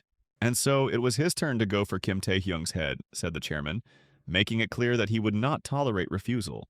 At the same time, the hero fed the predator the owner of enormous strength and inherited his muscle strength. Everything was as the guy expected. If you absorb the already dead, then their skills are not absorbed. It's just that Shaishin's ability would only harm his skill network. Of course, there was no guarantee of absorbing the skill, even when Shaishin was alive, but the guy did not want to take risks. He was also not very happy about absorbing a person's body, but in relation to villains and murderers, he considered himself entitled to act as he saw fit. What worried him more was the voice of the owner of his key skill, the king. But all he could do now was use his power to the maximum to figure out the nature of the predator. After Shaishin's death, the rest fell on their faces and begged for mercy. Everything went like clockwork. The pathetic dogs were ready to humiliate themselves even more. They were saved only by the fact that Tae-hyung had hypnosis and could use the power of Gyas to make people serve him. He erased all the memories of the witnesses about the predator and then handed them over to the tournament association to gain important points. There were no tasks for Ryuhei, so the hero ordered him to return to the saint, and he realized in horror that he was being sent to his death, especially since the saint could read all his memories and understand that she was betrayed. The hero said not to worry about it anyway. Yoshikawa was interested in himself, and not the villainous mage, especially since the condition of the oath between the saint and Ryuhei was that he would bring the hero to her, which meant that in order to save him, she had to do so in the end. Even if Yoshikawa saw everything in his memories, she would spare his life until she and Tae-hyung met. In any case, she didn't expect much from Ryuhei. The hero was sure of that. The main problem was the remaining member of the Triad. With the help of Tetsu, it was possible to identify all their shelters. But there was no strength or opportunity to check everything, especially since the enemies already knew that they were being looked for. But first, Tae-hyung decided to indulge in rest and calmly think everything over. The tournament news continued to amaze everyone with its twists and turns because the strongest participant had disappeared somewhere in the abyss, and an official search for him had begun. The hero understood that Charon knew exactly how Shaishin disappeared, and of course he didn't want to expose his seeker as a hunter of other players, so he hushed up the matter and covered his tracks. The hero himself hoped to focus on finding the remaining members of the Triad when his phone rang. It was Jin Soo again who called him to a meeting, although he was afraid that the guy would simply not come. But since we were talking about information that was important to him, he couldn't help but come. But it was much more important to make sure that Jin Soo himself was not deceiving him, and that there was definitely a Triad member in that place. They arrived at the building where Pinky was supposed to be hiding, and although Jin Soo couldn't reveal the source, he claimed that he could be trusted. Pinky entered this building yesterday and intended to hide here until the tournament was over. Tae-hyung saw this building in Tetsu's memories, so everything matched up in that part. It was unclear, though, why the villainous villains didn't run away to the ends of the earth, but stayed in the country, knowing that they were being sought.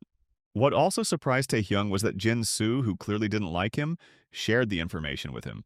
But he fervently declared that he was doing this solely because he wanted to prove that he was not a spy.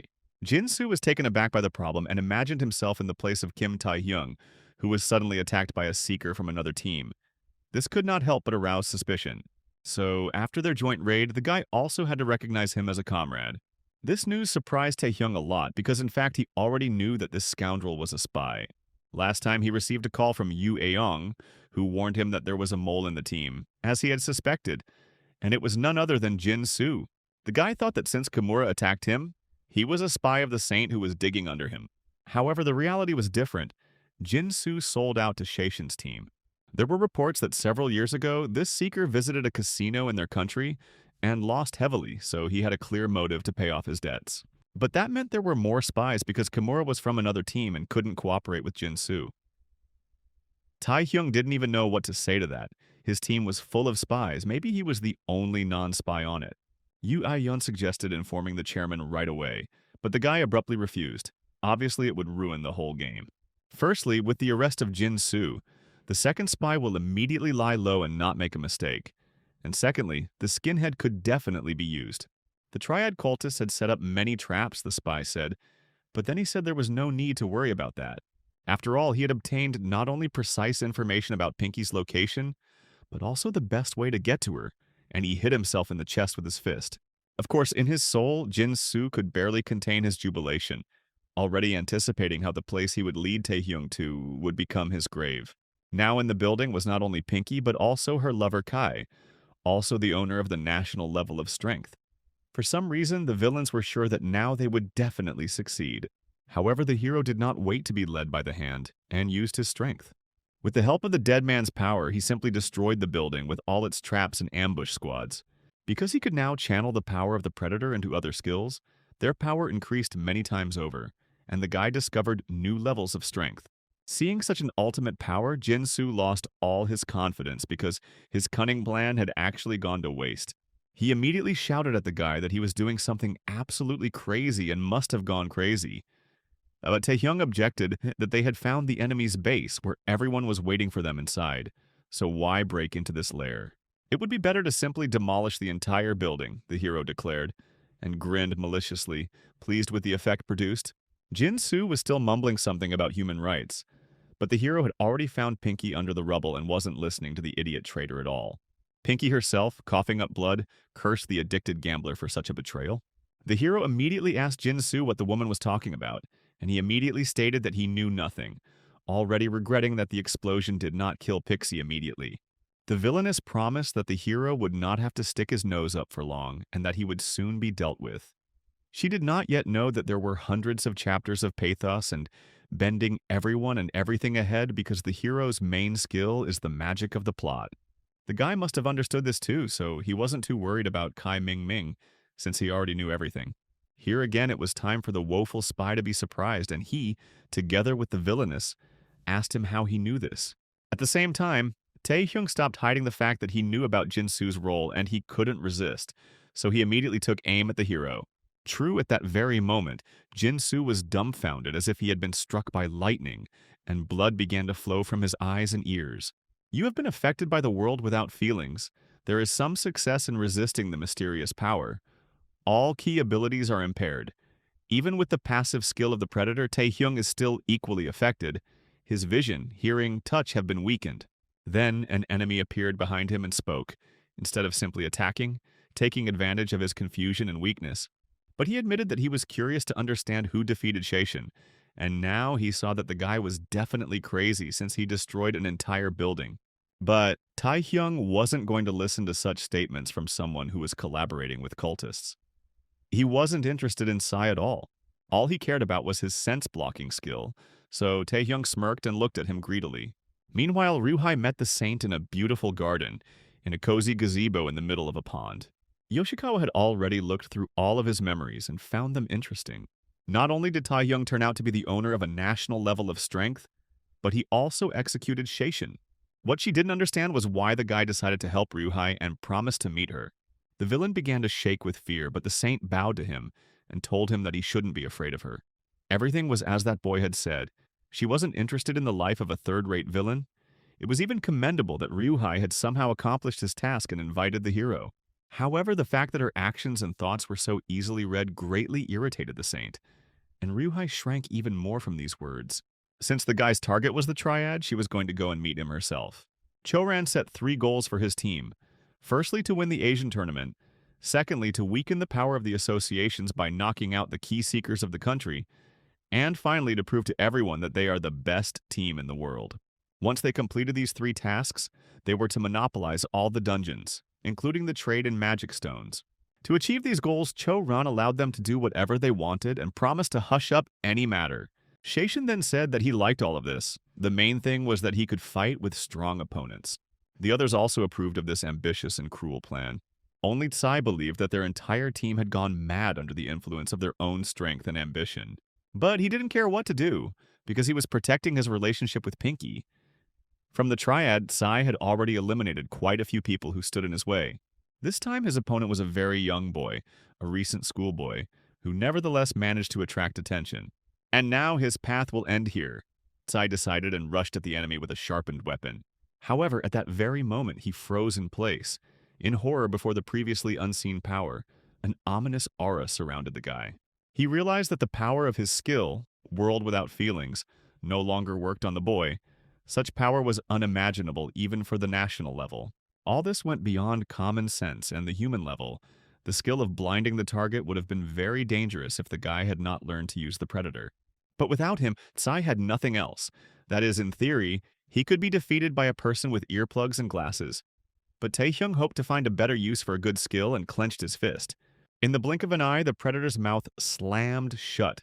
Swallowing Kai, there was no defense against this skill, and the system registered a new skill. On top of that, the hero also picked up Tsai's knife to replace his broken blades. This one had a unique rank. After Taehyung dealt with Tsai, there was only one national-level seeker left in the game. And no matter how strong he was, he definitely won't be able to overcome the gap in points with his team on his own. The hero also eliminated Pinky. And the last of the Triad remained, for which he should also have received a generous reward. What he feared was a lull from Yoshikawa and her samurai. The calm did not last long and was broken by the noise of helicopter blades that hovered right above the hero. Without further delay, the saint jumped down from a great height, after which he performed a superhero landing in heels, which is also expensive. Yoshikawa Tsurara was very happy to meet the guy and cast meaningful glances at him. In the eyes of the public, she was a saint who could heal even severed limbs. In addition, her skills allowed her to treat psychological traumas such as post-traumatic stress disorder and bedwetting. They say she treated hemorrhoids without surgery and strengthened potency, which is probably how she earned her nickname of a saint. However, in reality, her skills allowed her to influence the memories of the target, and by brainwashing those who used her services, Tsurara acquired a crowd of devoted fans, although some served her quite sincerely. This is how she acted, having united all the power in her country, replacing it with the veneration of her person, and now it was Taehyung's turn. It was surprising that she was able to find him, although he did not leave her exact location. The saint noted that she did not attack the Triad because she did not know where they were. Just knowing his goal, Tsurara understood where he would be, and the guy admired her tenacity. This woman was not at all interested in the tournament or other opponents. She just came here without giving a damn about anything. How could he act so calmly in her presence, she asked the boy. After all, it was she who gave people the power to live in their ugly world. And the whole secret of this power is that everyone must obey it without complaint, said Tsurara, and hit herself in the chest. And then the hero realized that in front of him was another abnormal person with a megalomania complex. After all, happiness will meet such a dazzlingly beautiful she-wolf, lioness, tigress for everyone. Only worship of her becomes the driving force throughout the world, the saint believed. Then the guy realized that she had problems with her head, and cockroaches had built a dense nest in her skull for a long time. But it's okay, Tsurara suddenly said. It's a saint's duty to explain to a lost sheep who its shepherd is. And then the entire cavalry arrived at the site of the ruined building. A crowd of obsessed fanatics emerged from their cars with heavy minds on their faces. Although the saint had seen a lot in Ryuhai's memory, she still did not understand where the source of the boy's information was and what hidden powers he was hiding. That's why she prepared herself, confident that this time she would be able to find out everything about the one who dared to reject her. And if it doesn't work, it will simply break what can't be used. The world of Seekers has long been rotten since the absolute power of submission in it, without any restrictions, goes to people who can't even pass a psychiatrist. Tsurara reveled in the fact that she commanded people. She didn't care whether they were Seekers or civilians. Everyone served her like a goddess. In fact, all the people under her control were taken hostage and used as human shields. Meanwhile, 2 Seekers from the Nighthound Guild were conducting their own investigation and found something. They searched well and finally managed to find the hideout of the last of the Triad, named Shadow. The villain did something brilliant. They used concealment magic on an entire building right in the middle of the city, which is why no one could find this base for so long. Not hearing the bell, the Seeker of the Guild of Wanderers turned to his partner to hurry him up. But it was too late. They had let themselves be discovered. This was the second reason why no one could find shelter. The villain in the villainous mask took care of the sneaky bloodhounds himself. But once upon a time he started by drawing graffiti on walls, thus raising public protest and engaging in what he thought was art, but in reality was vandalism and tyranny. Although Shadow possessed the true level of power, he was still able to be tracked down by members of a regular guild, and he realized that there may have been a leak through Tetsu. Ever since Kim Taehyung came on the scene, all their plans have gone awry. And rightly so, because villainous villains make plans and obligingly wait for the heroes to gradually gain the strength to defeat them. That's how it should be. The guy managed to defeat the strongest, but Shadow still had no fear about him as he walked towards the portal. After all, in this world, the boy is not the only talent. After all, Shadow reached the peak of his talent 10 years ago, thought the man with a bunch of complexes, and stepped into the abyss. At the same time, Taehyung found himself in difficult circumstances, surrounded by enemies that he could not kill, even to protect himself. He soon found himself buried under a pile of bodies that simply fell on him from all sides. Although given the strength of the higher-ranking Seekers, the Saint's subordinates could have suffered more from the crush. Tsurara understood perfectly well what she was doing. A just hero who had already sacrificed himself to save people in the auction house would not have killed the Seekers enslaved by her. She expected that the guy would simply run out of steam under the pressure of the believers, but then the hero showed that a couple of punches wouldn't hurt the brainwashed puppets and scattered them. The Saint asked him indignantly, in an offended tone, what he was doing to civilians. But the guy said that he was simply defending himself from those who were attacking him. Then he grabbed her herself, with the help of gilded chains, since without her bodyguard the Saint could do little, she was defenseless. Taehyung quickly corrected her expression by kicking her, the blow made even stronger by the fact that he pulled the Saint towards him. Here, Tsurara realized that the hero was a much tougher person than she thought, and that violence was no stranger to him. Despite this, none of the civilians died. They simply lay unconscious. Then the Saint went to the backup plan. She threw 3 seeds on the ground, and they grew with such speed as if there had been an explosion. Dense woody shoots came out of the ground in all directions. Cars, clods of earth, and people who had been brainwashed by Tsurara flew into the air. She didn't care much about their safety. That's why Taehyung had to save the unfortunate people, because in the end, that's the role of a just hero. It was a surprise attack. The guy realized that the Saint had applied super regeneration to the seeds, which accelerated their growth. Moreover, she did not take into account those she subdued. Having wiped the blood from her face, the Saint confidently approached the hero again, surrounded by her puppets. Now she realized that the hero was simply feigning unscrupulousness so that he could not be influenced by blackmailing civilians. But in fact, the guy was still worried about their lives. Tsurara recovered from the blow with her abilities as if she had not taken any damage. In a way, she was the most annoying opponent that could not be simply taken and destroyed along with the puppets. Here, the girl who had just been saved again reached out to the hero's neck. Despite her wounds and the fact that the hostage could not move properly, she acted without regard for her own life. Along with her, those who were unconscious rose from the ground. No matter whether they had mortal wounds, broken bones, Tsurara's will guided them. So holding everyone hostage as a human shield, the crazy fanatic with complexes ordered Taehyung to obey. Otherwise, all these people would die. There was something disgusting in the fact that the Seeker publicly called himself a saint, but in fact had no moral burden in his soul. This could not be allowed to go unpunished, the just hero declared, and a predatory aura surrounded his body. Suddenly, everything changed. Tsurara felt a blow that she had never experienced before. It was a world without feelings. Her eyes, ears, touch, everything went out. Along with this, even the control over the flow of mana was disrupted, and her abilities weakened. Screaming in pain, Tsurara shrank and bent to the ground. She knew the skill, and she knew who it belonged to, which made her even more amazed. It was obvious that the guy had Kai Mingming's skill for a reason. It was not a coincidence. If he had had it from the beginning, he would have used it a long time ago. Taehyung pinned the witch down with his dead man's strength, and advised her to clench her teeth tighter so as not to lose them. The guy waved his hand, and with it the spirit of the dead knight gave Tsurara a juicy slap in the face. All her puppets were tied up. The witch herself was deprived of feelings and strength, and had received enormous damage. She lay prostrate before the hero. Of course, her regeneration was still working, so Tsurara quickly recovered like a hydra. Even after such a slap, she could still move and tried to get up, without taking her angry and humiliated gaze off the guy. The witch demanded an answer from him. She wanted to know how he got the world without feelings and what his true nature was. The fact that there was another person with cheating skills besides her drove her crazy. Taehyung chuckled. He himself would like to know the true nature of his power, and this is exactly why he came to her. Since Tsurara came here to test her brainwashing skill on him, the hero suggested that she do it, taking advantage of the sacred fast that drove so many people crazy.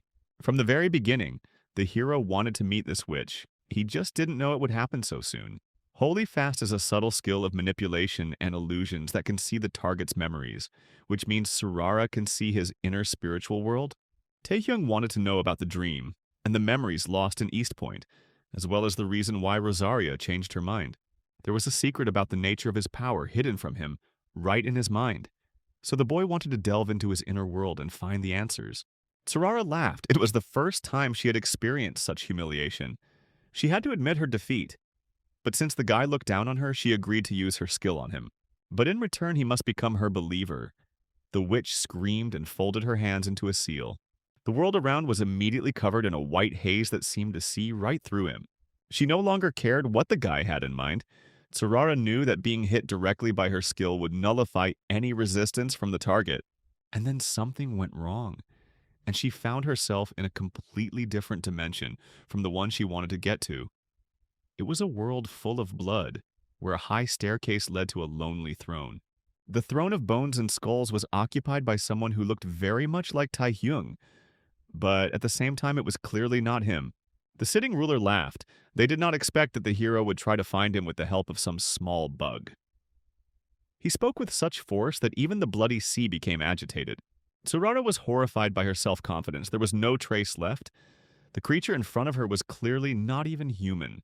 The Lord said it simply absurdly and extended his bloody, thorny tentacles towards the Scent Witch. The huge wolf's mouth snapped shut and completely swallowed the witch. Taehyung woke up in the hospital. It was a bit surprising, and he thought about what had cleared up and what was appearing here. I wanted to know right away what had happened, and where Yoshikawa Tsurara had gone, what she had managed to find out. The fact that he was able to think about her meant that her skill hadn't worked. The first to enter his room was Yu Aong, dressed as usual in a formal suit which only made her look more attractive. Seeing that the guy had finally woken up, she was happy and smiled sweetly at him. Yesterday, his family members did not leave his bedside all day. Everyone was very worried about the guy who had apparently been unconscious for more than a day. In general, he caused everyone concern because his condition was more like a coma. Yoshikawa Tsurara was also found unconscious next to him, Yue Young said. The same thing happened with Jinsu. Kai Ming disappeared without a trace, and Pixie was under the rubble of the building. It is not surprising that the charming spy had a lot of questions for the guy. So Taehyung realized that his plan to dig under the fair-faced one had failed, although they had considered such an outcome. A negative answer was also an answer. Now it was clear that even someone who possessed a national level of strength could not come close to unraveling his abilities. Taehyung didn't know how much stronger he would have to become to find out. Seeing his mental torment, the beautiful Yu Ah-yeon hurried to hug him and console him. Now he had to think about recovery because even without his participation, their team would cope. The guy was a little taken aback by the tenderness shown, but the moment was interrupted by Go Tae-wook, who burst into the room. He was also very worried and waited a long time for the guy to come to his senses, sacrificing his duties. In fact, Deputy Go urgently needed the help of the Night Wanderers to send a search party into the abyss. Their entire team had gone missing, including Park Sung-jin, and he stunned them with the terrible news. Since Taehyung felt fine, he immediately declared that he would go into the abyss where his team members disappeared by himself. It was obvious that even if they sent a search team for the missing searchers, they would only increase the number of victims, the guy thought. After all, the strongest team in the country, all veterans, disappeared into the depths of the abyss. If they couldn't cope, there was nothing for ordinary seekers to do there at all. And since the team disappeared so quickly that they were unable to even leave any news of themselves, national-level searchers from other countries could have been involved in the case. That's exactly why the hero had to go alone. Ultimately, the path of a cheater is always the path of a loner. Go Tae-wook immediately began to protest, because the guy had just come to his senses. How could they let him go on such a reckless adventure?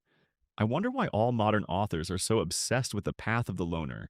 What kind of attempt is this to break away from society and show that you can do everything yourself? Relatives also spoke out against the decision to go into the abyss. Huang burst into the room when he heard the noise of arguments inside and realized that his brother had woken up. Of course they were worried about him because they were ordinary people and did not even imagine what was at stake. Just yesterday they were trembling with fear for him, that Taehyung would never open his eyes again, and now he was getting ready to go to war again. Yu Ah-yeon brought them in the morning, because the first people Taehyung was supposed to see were his family. In general, everyone began to press him with such zeal that the guy felt awkward. Here he thought that in his past life he was surrounded by those who constantly mocked the unawakened. But this time, everything was the opposite. He always received only mocking looks, reproaches, ridicule, condemnation. But the way his life had turned out now warmed his lonely, heroic soul. While the boy was touched by their attention, loved ones had no say in the matter when the stakes were so high. So the boy thanked them softly and said he had to go anyway. Even though they had only recently become a team, we were talking about good people who had disappeared into the abyss, and he was the only one who could save them. The way his aunt and uncle raised him was not such that he could simply abandon his comrades in trouble, the boy said. It was such a touching scene that everyone was ready to cry, so Yua Yan gave the guy a hard slap on the back. Once he has made a decision, he must promise to return safe and sound, she told the hero. Her words cleared the air and the boy chuckled in response. Somewhere in the middle of the endless wastelands of the abyss, there stood an Italian-style tower that reached into the sky. And at its foot, Pak's team fought bravely, but then he received a blow and fell onto the sand. Although he lay there without strength and blood flowed from his broken mouth, the sorceress still asked him if he was okay. Then their opponent appeared on the stage and praised the team for holding out for so long. But this game of hide-and-seek was over, the enemy said, and a bloody blade appeared in his hand. It was a member of the other team named Liu Feng. He was so strong that he even offered the defeated seekers the condition of serving him and sparing their lives, such was his mercy. But how could Captain Pak trade his country and comrades? He was as loyal to them as he was to his sunglasses in the twilight of the abyss.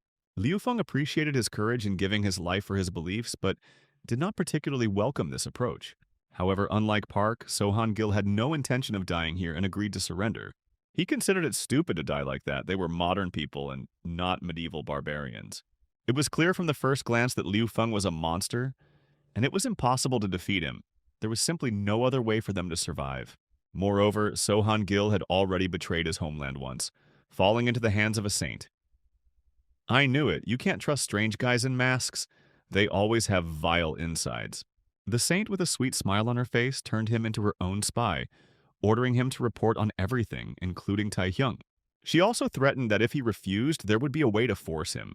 So in that regard, voluntary service was much more profitable. He who betrayed once will betray again. There was no doubt about that. Captain Pak put his hand on his shoulder and said that he understood everything. He promised to put his life on the line and give them time to escape. This man was ready to risk it to save some scum. Truly the best die first, Pak stepped forward with the sorceress so that at least one could get out of this mess to the others and report what happened. The girl grinned. Captain Pak knew how to show off. He always chatted as if he was already dead. In the end, the traitor was so touched by his example that the incredible happened. He also decided to fight shoulder to shoulder with everyone. Liu Feng shrugged his shoulders in disappointment. He did not understand those who so easily gave up their lives, but decided to show them what the reality was in which the Seekers found themselves. The bloody swordsman snapped his fingers and 100 red blades appeared in the sky above them. It was then that the team realized the true difference in their strength, seeing such overwhelming power. They were breathing until this moment only because of him, Liu Feng said smugly. Suddenly the world disappeared before his eyes, and the bloody swordsman, in confusion, recognized the skill of his former ally, although he thought he was dead. Looking up at the sky, he saw a hero there who, as always, arrived on time, before anyone died. Liu Feng immediately understood who was in front of him. Obviously Tai Hyung himself, who killed Kai Ming and Shaishin. He had long wanted to meet this guy. But the hero didn't want to see any riffraff at all, so as a good morning, he arranged an explosion, like from a barrel of dynamite. Liu Feng survived, after which he cursed foully in his native language. Not funny at all, Liu Feng said, disappointedly when he realized that he had been tricked. The opponent simply disappeared into the cloud of dust raised by the hero, because initially he came here not to fight, but to save people. To hide from their pursuers, they fled to an impregnable tower, a place that no one had yet managed to conquer. When Pa came to his senses, he immediately began to scold Taehyung for his recklessness. But the guy didn't listen to him and quickly poured in healing potions, because he was still going to use the captain's power. Even though the hero had saved them, they had now entered the dungeon, and it was unclear what to do next. After all, this place was called the Impregnable Dungeon. Many veteran seekers broke their spears on it. They will not be able to leave it until they find the gate, so it can hardly be considered the best shelter. But what can you do? The hero told them and shrugged his shoulders. Even he was not able to protect hostages in a national-level battle, especially since he still did not want to show his abilities. After nearly killing Captain Puck with potions, the boy confidently declared that they would simply clear the dungeon and leave the abyss. It sounded like the hero had completely ignored all warnings that they were in an impenetrable dungeon, and it looked like the guy was just acting spontaneously without any plan.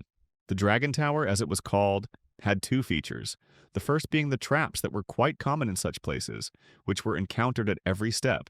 The second feature is intelligent, dragon-like inhabitants. Creatures capable of organized defense, flexible adaptive tactics, and not just sitting at their base and waiting for a small group to clear them out. Of course, this is not a joke. This is a manga for children. Despite all the team's worries, their fears were unfounded, and clearing the tower was a cakewalk. After all, Taehyung ran ahead and cleared the way for them. It didn't matter that the monsters were called intelligent. They still couldn't do anything against him. Even though the hero had been an ordinary mule porter all his life, he had read survivors' reports about clearing out this dungeon many times in the past. This tower was considered impassable, but it is quite possible to survive here. He also knew that somewhere in the middle of the tower there was an exit that led to the real world. Knowing the main traps, Taehyung spent his energy only on eliminating the monsters from their path, and with this he believed that escaping would be easy. In the end, they walked, and finally arrived where they needed to go. We found ourselves in a room where the portal gates were burning brightly. Once they reached the portal, everyone breathed a sigh of relief that they wouldn't have to climb up the crazy tower any higher. Of course, there were questions about the hero, who acted as if he knew from the very beginning that he would find a way out. Of course, the guy said that he simply believed in himself. It was high time to get out of this place before the monsters figured out their trick and came running here. The guy watched as the others left the zone one by one through the portal. But before Puck stepped into the portal, he turned to the hero and thanked him for saving him. Coming from his lips, it sounded like a tribute of respect and recognition of his powers. Captain Puck promised to repay this service one day, but the just hero immediately declared that he did not expect any gratitude.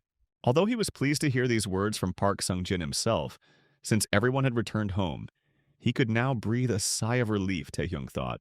Moreover, the repentant So Nil admitted that he had spied for the other side under the influence of feelings, which meant that there should have been no more problems on his part. All that was left was to finish the tournament by blocking the actions of the Bloody Sword, which would obviously want to get even for its failure. The situation isn't so bad, the hero thought as he heard a crack behind him. You didn't think it would just end smoothly, did you? Unexpectedly, the portal did not let him in, remaining an impenetrable wall. The system indifferently reported that the portal could not be used. The Lord of the Kaiserland Towers watching him, the system chimed again, and Taehyung felt an ominous feeling. And not in vain, because the walls shook and collapsed, and a huge dragon flew into the hall, who apparently got tired of waiting in his penthouse under the roof. The hero was extremely stunned by such an appearance, although this was already the second dragon on his path, this time very much alive and evil. The master of the Dragon Tower, Kaiserland, a double highest rank, arrived to see what kind of impudent mouse decided to walk into his domain without permission. Dragons were the highest race among all the monsters of the abyss. They had intelligence, enormous size, armor, and an entire ocean of mana. Even the young dragons were equal to the highest rank. The one in front of the hero clearly belonged to the upper class, in itself, and was much stronger than those knuckles with which the guy fought before. Based on the information that Taehyung had, there shouldn't have been a boss here. The monsters rarely left the main room to defeat those who tried to invade their domain. And although the guy initially thought about entering into negotiations, the dragon preferred to kill the intruder without further ado. The dragon filled the entire hall with napalm breath, turning the hall into a blast furnace. But Taehyung couldn't be taken like that. With the pumping, he had long ago received fireproof hair, skin, and lung mucosa. Since there was no other choice, the guy decided to fight and rushed at the lizard himself. With the help of the spirit of the dead man, he hit the fossil in the jaw, and there was a deafening clang. Having chained the lizard, the hero began to cut into its armor in search of weak spots on the armor. The guy used all the skills he had, except for hypnosis, paralysis, and a world without feelings. He was sure that even though the dragon was a creature of a double higher rank, a mortal wound was guaranteed for him. But in the end, he only angered the monster even more, who was not hurt in the least, and was deeply offended by the lack of respect. The heavy blow of the paw almost brought down the tower, and the blast wave blew Taehyung back. Even for a super high rank, such armor strength was beyond the pale. Then Taehyung decided to buy himself some time with the help of the concealment skill. But at that very moment, someone with fates appeared right behind him. The guy didn't expect another enemy and received a hard slap, not having time to defend himself. It turned out that Kaiserland had managed to take on human form, which made it easier for him to keep track of his opponent. All the power of his fire magic remained with him, so he immediately treated the hero to a fireball. Soon the polymorph grabbed the guy by the throat and pressed him against the wall. The situation suddenly became catastrophic. It was impossible to even compete with such an opponent, and Taehyung realized with horror that he could do nothing. "It's time to check," said the dragon in human form. The system mercilessly beeped in his ear with a stream of messages that he had been subjected to the power of the dragon. Gradually, his resistance was broken. Skills were blocked. Kaiselin was not surprised. The magical power that had engulfed his tower when the invaders entered had not faded, even under the influence of his magic. Now that he had looked at Taehyung's special power, only one person came to mind. So the dragon demanded to know the name of the one who gave this power to the boy. However, the hero was not going to give up so easily. He abruptly removed his hand from his face, and long tentacles wrapped around Kaiselin, who was in his human form. If he had remained in his dragon form, this would have been impossible, and the polymorph stepped back in surprise. But then he received a long tentacle that struck like a whip. It was hard to believe that such a puny man had such power that he could send him flying. Then they heard the quiet, soft but commanding voice of Rosarin. She just needed a dog to guard the backyard of the palace. The demoness looked out from the hero's shadow and grinned, already anticipating how she would take possession of her new servant. Here she reproached that Taehyung had only just now called her, although he should have done it much earlier. The guy brushed off these reproaches. After all, they were separated by the abyss of their origins. It was not so easy to trust the charming succubus. At the same time, the chairman of the association was deeply shocked by the news that Kim Taehyung, who left on a rescue mission, never returned from it. No one knew how it happened. Everyone crossed the portal, but Taehyung never appeared from their side. The captain himself recklessly tried to return to the abyss in his condition, in order to come to the aid of the hero. At the moment, Yu Ayan was having a hard time stopping. The chairman ordered to help her immediately before it led to another disaster. The chairman sat down and grabbed his head. It was not easy to control a group of unrestrained daredevils. At the moment, it was necessary to hide the fact that their team managed to survive, because they did not know what Cha Rong and Lu Feng were planning. It was already the 6th day of the tournament. Its end was approaching, and it was necessary to return Taehyung before that moment. Without this guy, they clearly would not have been able to achieve a leading position in the competition. In his mind, the chairman prayed for the hero to return safe and sound, while in the meantime, a storm broke out in the abyss around the impregnable tower. The summoned demoness entered the battle using her long tentacles and charm to the fullest. The charm, however, had no effect on the dragon, and he fought off the tentacles with his fire magic. The battle was very intense, with both sides exchanging heavy and costly attacks. Taehyung suddenly felt like a midge. If he got into a fight now and made even one mistake, he really could die. Even though he understood that it was two supreme beings in the monster world who were fighting, their battle was truly of an unimaginable scale. Now he understood that it was not in vain that he kept Rosaria away from her homeworld. Otherwise, she would have caused real chaos there. She had already rewarded him with 2 useful skills, especially hypnosis, which was extremely effective. The summoning consumed a huge amount of mana, so the guy refrained from it. Maintaining the summoning required a huge amount of mana. Such skills were more suitable for mages or alchemists who had reserves and potions. At this time, Kaiselin raised his hand and decided that it was time to play his trump card, so he called upon the meteor spell. The tower had long since been destroyed, so the stones had somewhere to fall straight from the sky. The hero would have certainly died under such a bombardment, but Rosarin saved him by simply cutting the stones with her claws. She was incredibly strong, so after overcoming this attack, she caught the dragon again with her tentacles, after which she brought him down from heaven to earth with a sharp throw. Looking at this, the hero understood that her excessive strength was too dangerous, because at some point he could lose control over the one he summoned. Entire cities will be reduced to rubble, and he himself risked becoming her puppet at every call. And yet she was an incredibly useful ally to him. Even after the hard battle, Kaiselin showed no signs of fatigue. Now that he understood who he was fighting, the situation became clearer. What he didn't understand was why the former Duchess of the Abyss was helping a human. No shame, no conscience, Kaiselin reproached the demoness and called her a bad word. Rosarin just snorted at the fact that the lizard was allowing himself to talk too much. Hearing her title, which meant only one step below the king, he realized that the succubus definitely had some connection with the sun-faced one. The guy really wanted to know what she knew and looked at the demoness with curiosity.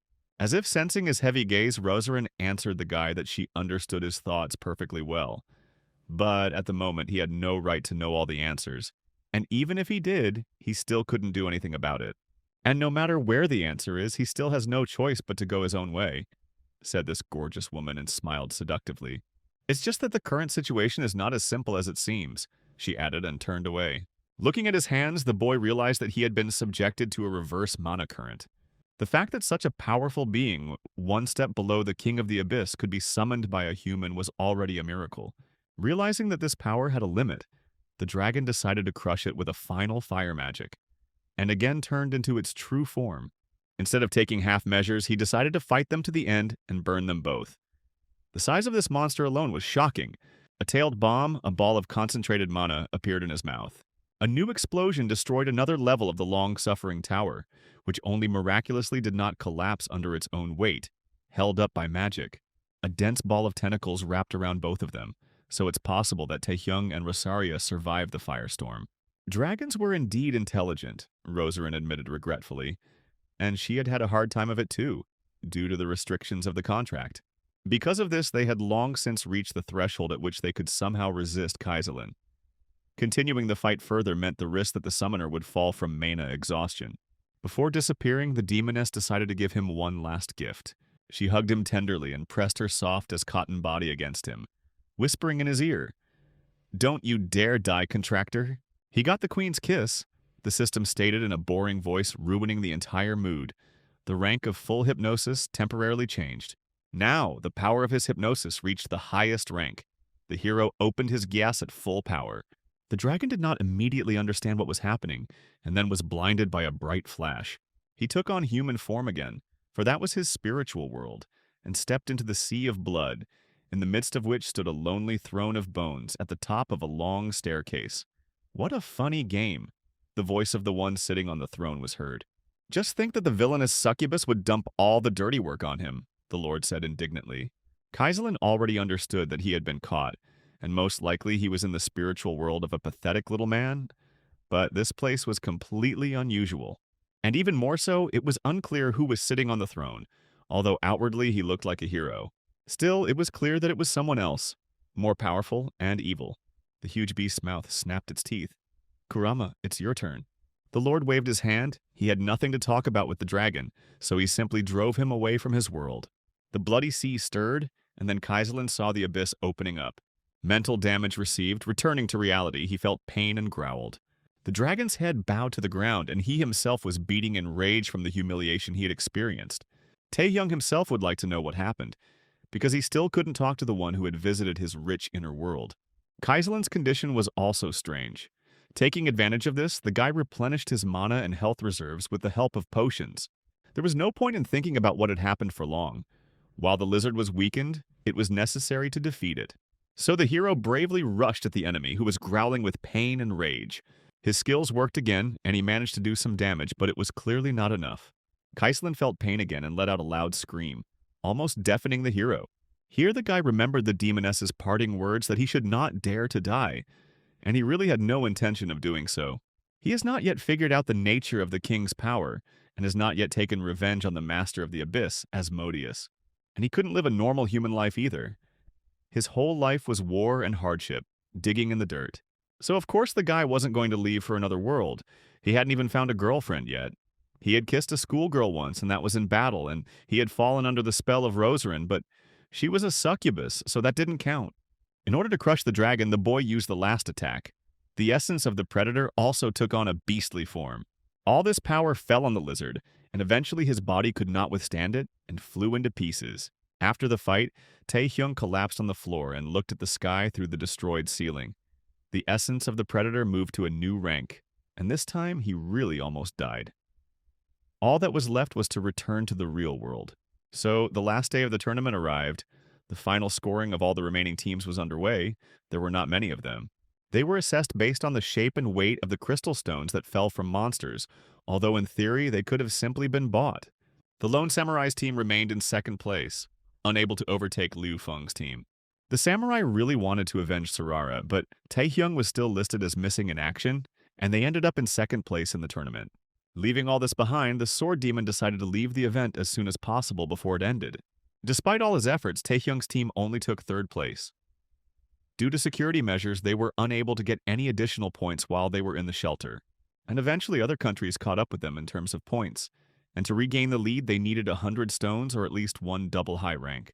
As hard as it was for the chairman to admit, despite all of Taehyung's efforts, they still lost the battle. A croaking, nasty laugh came from behind him, and Chairman Ju turned around to see Cho Ran. He walked along, pleased with himself. Together with the last member of his team, Liu Feng, they felt like winners. Cho Ran mockingly sneered at the unfulfilled hopes of the talented newcomer, who had now disappeared into thin air. Who would have thought that he would die due to an accident? Cho Ran said, and his words made the chairman shudder. They both knew that entering the Dragon Tower was a death sentence. But it wasn't an accident that had driven Taehyung there.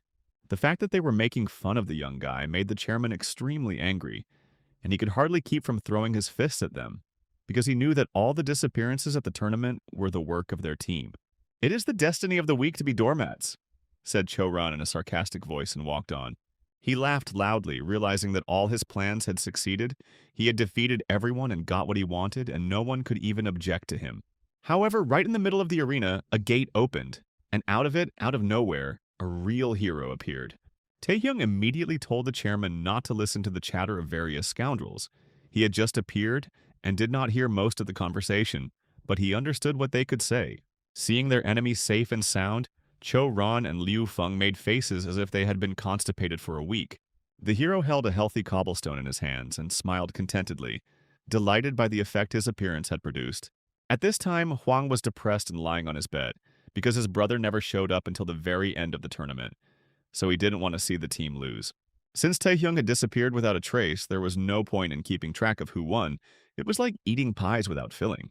He also passionately accused his parents of being traitors, since they were inviting him to watch a tournament where Taehyung was not present. Then the mother abruptly cut off his grumbling, because just now their nephew had returned to turn everything upside down.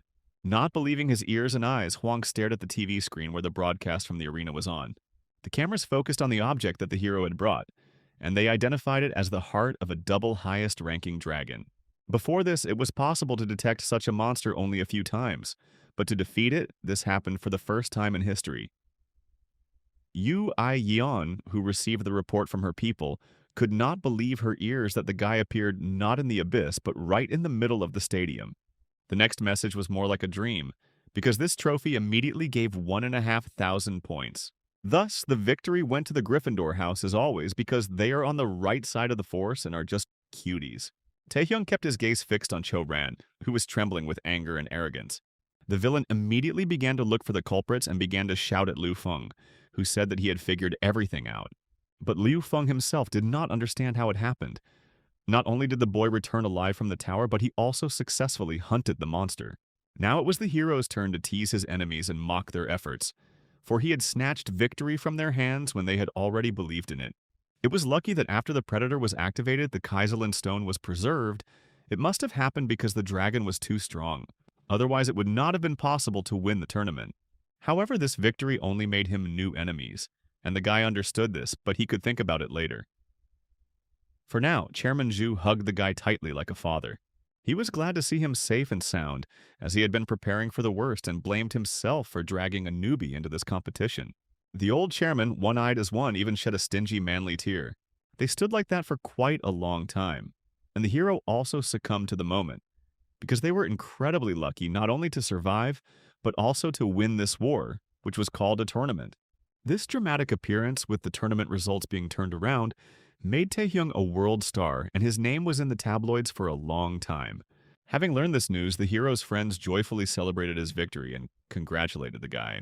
Kang Hyuk was the one who screamed the loudest, because it was the first time he saw Chairman Ju cry, and he couldn't help but mention it. Apparently, he had already recovered from his injury, so he was having a great time. After all the celebrations, Taehyung went to Singapore where they were waiting for him. Halen thanked him for taking time out of his busy schedule for them. They sent him a request because they wanted to ask for cooperation, as expected, and this part of the events developed as before the regression. The guy already knew what he would be asked to do, it was obvious, because this country had lost all its key seekers. They sent out requests for cooperation, but Cho Ran and Liu Feng couldn't just let it go. Taehyung already knew what Halen wanted, but he had to deal with the uninvited guests first. At first, she didn't understand what was going on, but then the doors to her office flew apart, showering them with shards. When the chairwoman saw those who entered, she was even speechless. It was Liu Feng himself who showed up with a whole gang, not at all afraid that the general public might find out about it. He was also very happy to meet the hero here, and promised him a quick death. "Here come the uninvited guests that need to be dealt with," Taehyung said and grinned. He was not at all scared. Unlike Chairman Halen, before she could answer, the windows of her office flew out and the sound of broken glass could be heard. Several seekers from Taehyung's team burst into the room at once. Among them was even that guy with the 8th grader syndrome who played the hero. Oh yeah, they're all like that there. Go-To spied on this hodgepodge of seekers and tried his best to keep them all under control, because they were young and wild-tempered. Liu Feng became even more furious that he was caught off guard and now had to fight the entire team. In general, the hero assembled his dream team, and they all lined up as if for a photo, taking impressive poses. Even at the preparation stage, everyone was amazed at the knowledge of the guy who predicted Cho Ran's actions, that he would attack Singapore. Of course, hearing about the chairman being attacked right after the friendly tournament had ended was terrifying, but knowing Cho Ran's desire to gain a monopoly on the continent, it was not so surprising. Having destroyed other associations, his goal was closer than ever. After the tournament, many suffered losses that there was no one to replace. So all the survivors were also in great danger. And without the association of seekers, any country could plunge into chaos because there would be no one to clear the gates. When Chairman Zhu asked the guy what he would do, he replied that it was pretty obvious the bastards needed to have their legs cut off all the way to their necks. After the spectacular formation, a coordinated group attack followed. The team rehearsed it for a long time. Since everyone's strength was great, the numerical superiority of Liu Feng's fighters no longer mattered. But the association's building was not at all prepared for such battles, and its architecture had to be sacrificed. Captain Pak told them to take Chairman Haley and retreat. That was their main objective. Han Su, posing as a hero, caught the damsel in distress. Even though she was too old for him, she still needed to be saved. In the chaos of battle, Liu Feng was unable to interfere with the enemy team's actions. In the end, he got so angry that he decided to slap everyone at once. But the plan failed, and unexpectedly for himself, the bloody swordsman discovered that he had been captured and dragged out into the open. There was enough space here for the strongest fighters to play, and the hero grinned contentedly. Liu Feng snorted angrily because before this, the boy had simply run away from him into the abyss, and now he was challenging him. He told him not to have any illusions about himself, and despite the chain on his hand, he managed to summon his bloody blades. Although Liu Feng hadn't seen the boy defeat his allies, he had already observed him enough to assess his level of strength. However, Taehyung wasn't going to listen to all this boastful chatter. The predator's blow destroyed all the blades that were flying at him. Before the bloody swordsman could even blink, he lost his arm. The next moment, the spirit of the dead man slapped him like a fly, slapping him with his hand. Then the stunned enemy lost consciousness. Having fallen under the effect of another skill of Taehyung, the whole fight turned into a cascade of beatings. In this dense combo, he had no chance of winning. Now the guy was clearly not acting with the same level of strength that he showed in the abyss. In just a few days, he had become stronger. The hero swung his dagger several times, and the fight was over when Liu Feng received a mortal wound. He collapsed to the ground, unable to move anymore, still unable to believe his defeat. Taehyung himself was surprised at how easy it was for him to win at the national level. In the end, even Liu Feng was powerless against the many cheats. The villain laughed. Now he realized with obvious belatedness how all the members of his team had fallen. And if they had fought together, they could have won. Who would have thought, Liu Feng said at the end, that he would have to use the power of a duke against such a boy, and laughed. At that moment, his body began to transform. It turned out that this scoundrel also had one last ultimate trump card, and he turned into an ugly pile of meat to the glory of Salanesh. Meanwhile, the beautiful Yu Ayan, in the form of an Amazon, finished the battle. Then Captain Pak called her and said that something strange was happening in the hero's battle. The place where the guy was fighting was completely covered by a red, impenetrable dome. None of them knew what it was. They were seeing this ability for the first time. Inside the barrier, the ugly monster tried to hit Taehyung with all its limbs and appendages. He deftly dodged everything and prepared to counterattack. It was not the first time he had fought with large opponents, especially against a huge, useless carcass whose 2 greedy paws he immediately cut off. But then unpleasant news was discovered. Of course, the demonic spawn of the warp knew how to regenerate, and he also had overwhelming power due to his superiority in size and mass. The hero was confused. He was clearly no longer fighting with Liu Feng. The jump in strength was too sharp. Moreover, the size and shape of the space around them had changed, as if they were in an abyss, especially since Liu Feng used the title of Duke, just like the dragon Kaiserlin. Apparently, besides Rosarin, there were other holders of this high title in the abyss, the guy realized. They were all connected somehow to the king, he thought, as the dead man's spirit took a punch right in the jaw. Then the hero saw that another hand was flying straight towards him, which could grab him. This time he failed to escape, and the demon brought him to his face to chat. He, of course, reveled in his power. His actions were too slow. It couldn't be any other way. A man cannot surpass the one chosen by the Duke of the Abyss, the monster said, bringing the guy to his mouth. Then the hero spoke up and said that he would ask just one question before he killed him. What is known about the king? That was the question that was shrouded in a veil of terrible secrecy. But even Liu Feng, who spoke from the depths of the meat carcass, did not understand what the guy was asking, deciding that he was impressed by the Duke's strength.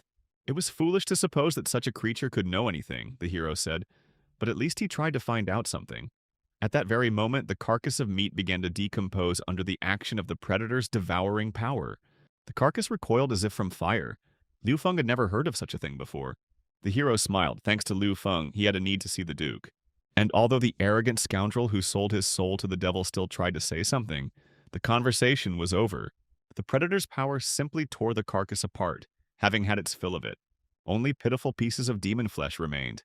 Nothing could stand before the king's power. Tae-hyung replenished his mana reserves. It turned out that only Rosaria knew something about the king. From the villain's words, it followed that in addition to the succubus demoness, there were other dukes of the abyss, and if they were equal in strength to her, then they were simply unimaginably strong monsters. It is unlikely that these creatures will give him a warm welcome, especially if the guy comes to them with a question. Here he saw how, right before his eyes, the carcass was regenerating again, and pieces of meat were intertwined into a tight ball.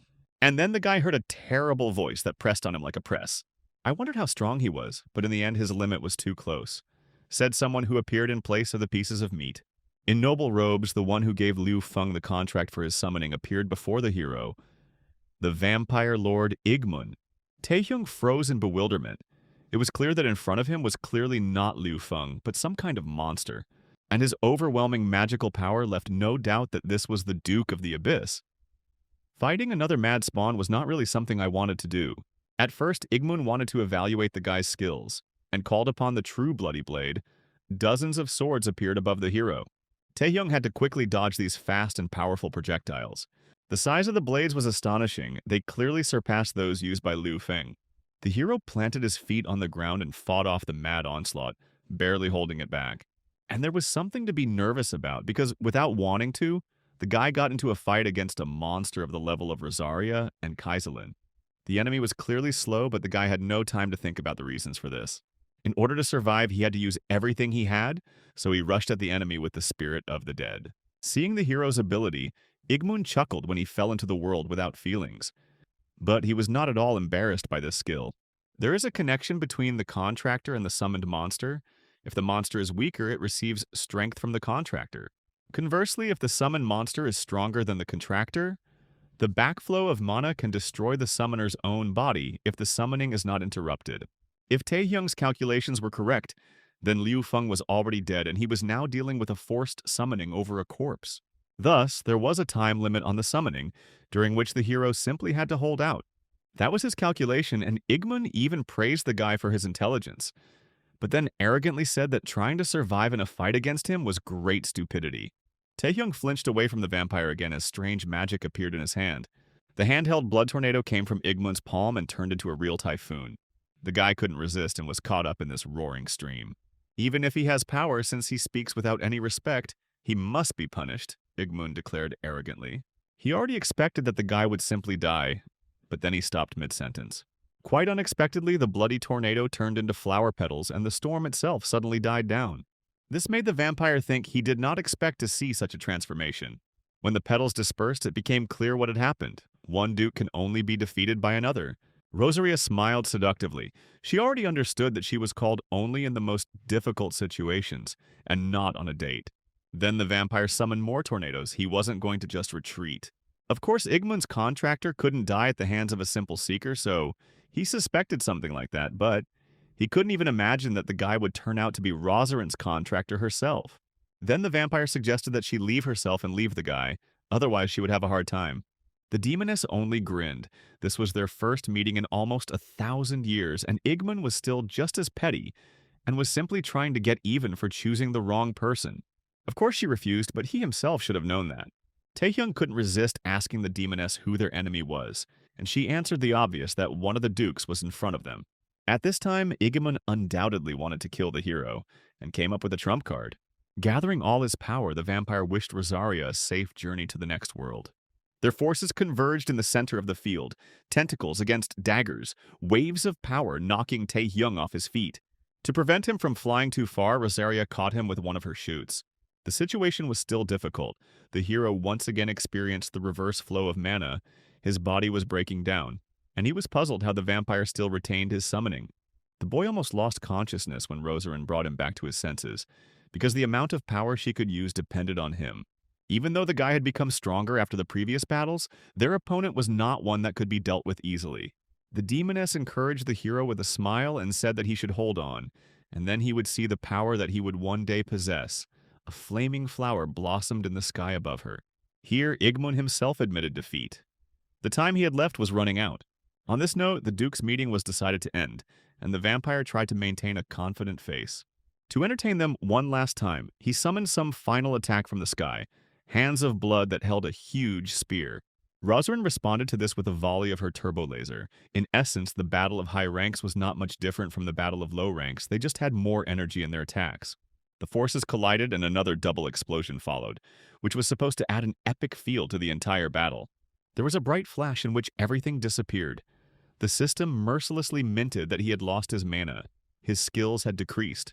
And then the hero felt like he was drowning.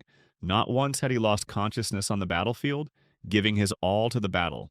He reproached himself for finding himself in this situation again. And then he heard the voice of a predator who called him pathetic, because even with the strength of a king, the guy brought himself to such a state. Even the national level of strength was not enough for him, the one who wore the hero's face as his own rudely declared. He reminded him that if the boy did not cope well, his body would be taken away. From this nightmare, Taehyung woke up abruptly, and once again found himself in the hospital. It was worth getting used to the hospital clothes because he spent the night here more often than at home. The voice he heard was exactly like the one in the previous dream, and the one speaking looked exactly like the guy himself. He would like to know what connects the double with the king, but then he turned around and saw in his room a bunch of attendants who had been on duty at his bedside all this time. As soon as the battle ended, the impenetrable red barrier disappeared, according to Yu Ayan, with a bright flash. Inside, they found evidence of a massive battle and a hero who was unconscious.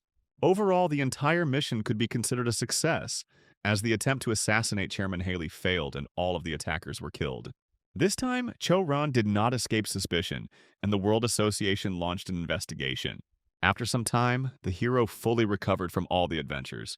The closer he got to the secret and capabilities of the Predator, the more dangerous his enemies became, from the double inside to the Dukes. The good news was that his rank was gradually rising. Here the hero decided to check his status. If you are interested, you can also read it. He got a new skill. It was called Blood Emission, but it was not available yet. Later, as promised, Taehyung invited Yu Ayeon to dinner, who owed her for spy services. The guy knew how to surprise because he recovered very quickly. And then the girl asked him what he intended to do next. His plans were Napoleonic. He was going to clear out the unknown dungeons on the territory of other countries, which he received as a reward for the tournament. Yu Ayeon immediately made a fuss that she wasn't asking about that. She was expecting a date, not just dinner, but for the hero. It was nothing more than one paid meal. Then she reminded him that it would not be easy to conquer the dungeon, because they serve as a source of magic stones, and even with the rights to raid, the hero will have problems. It is expected that other countries will postpone his visit in every possible way until the contract expires. However, the hero said that he knows how to deal with this. Moreover, while he was waiting for permission, he had his own business, he said, which surprised the intelligence officer. He may have been a cheater with super strength, the strongest in the country, but he still lacked a lot. Blood ejection, the skill that Liu Feng used, was still unable to activate, although the guy had already tried many methods. Since it was the Duke's power, even if it was stolen, it might have required special conditions to use it, but the system didn't say anything about it. Even after reaching the national level, the hero could not resist the Duke, and this was the only way he could learn more about the king. He needed to become stronger again. So, after their conversation, he went about his business, as he had planned. It was some old building, and the guy read the writing on the wall. It said it was Ban Chisu Brewery. It was raining, so the mood was gloomy. Production had long since stopped, so the heavy gates creaked when the hero opened them. Inside stood a statue of Buddha, where an old man was busy in the dark, and around him stood vats and pots for beer. The old man was not happy with the uninvited guests, and repeat what was written on the wall. Production was stopped. He advised the young man to return to where he came from. Then the guy told the old man that he didn't come here to work, and not for beer, but to ask for a favor of merging skills. When the old man heard these words, he slowly turned around, as if surprised that someone knew about this. He asked the guy who he was, and the hero introduced himself, not forgetting to mention his title of the strongest in the country. And he added that he was the man who came to save him, full of heroic pathos. The guy smiled. Ban Chi-su was an ordinary old man, the owner of a brewery who was just waiting for his death. He was also an awakened fragment of the world, the only top-tier skill in the world that could combine skills. However, instead of focusing on this, Bang Chi-su was busy with beer, which raised many questions from those around him. The old man could have lived happily ever after, but he gave it up and lived like an ordinary person. Eventually giving in to the persuasion of his only son, he decided to use his powers on one of the cultists he had brought.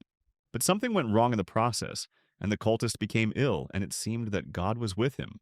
Due to the reverse flow of magic, everyone Ban Chi-su touched died or became disabled.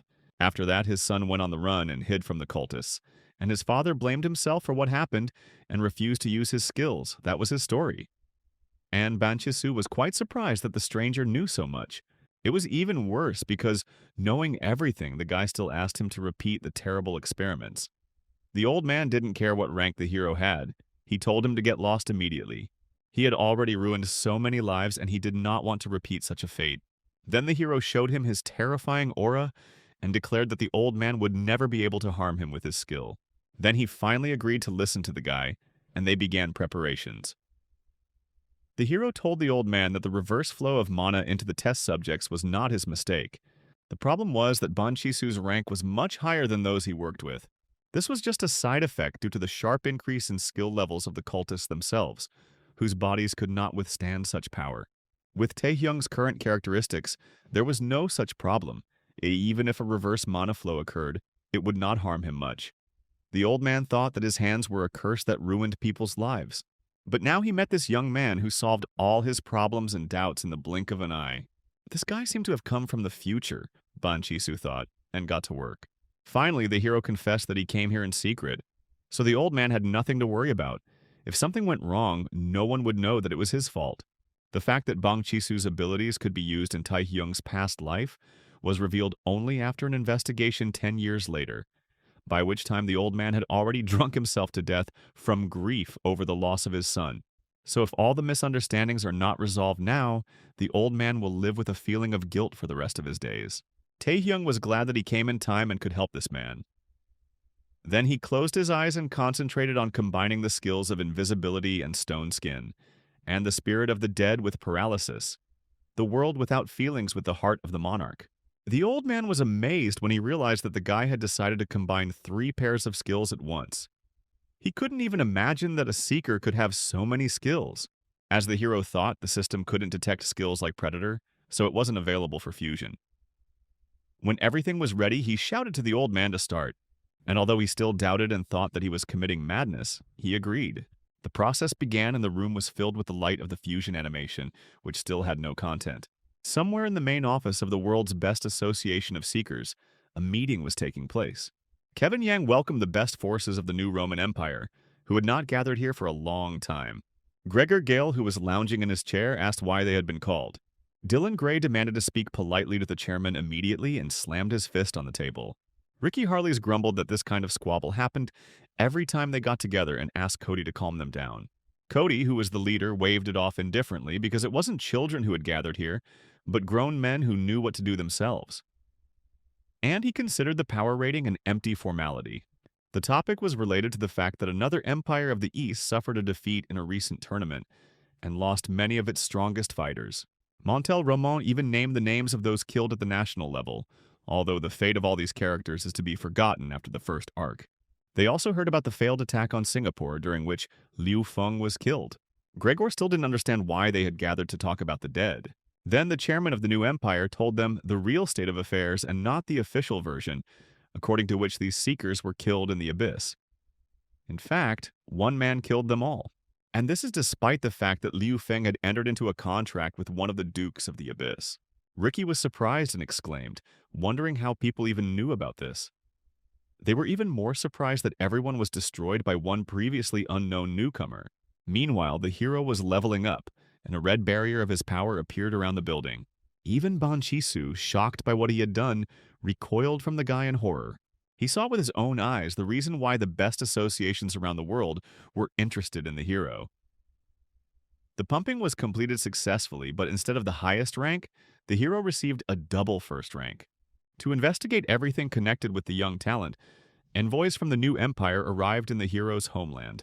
They sent Gregor because he had a power level of 10, and one more. Gregor suggested just finding the guy and giving him a dressing down. He was too lazy to figure it out. But his comrade objected that it was not worth doing. He was much more reserved. Marcus Gore suggested to watch for now. In their squad, he was the eldest. After all, he occupied the 8th place. After successfully combining the skills, Taehyung returned home. His hands were already itching to quickly use the skills acquired after the merger. The shadow skin simultaneously hid and strengthened him. The monarch's world created a special field around the hero. The ruler's spirit emitted a spirit strengthened by mana. At first glance, dubious improvements. It is especially unclear why invisibility and stone skin are combined, because their use carries a contradiction in goals. In any case, it was impossible to use and try everything right in the city so as not to cause a stir.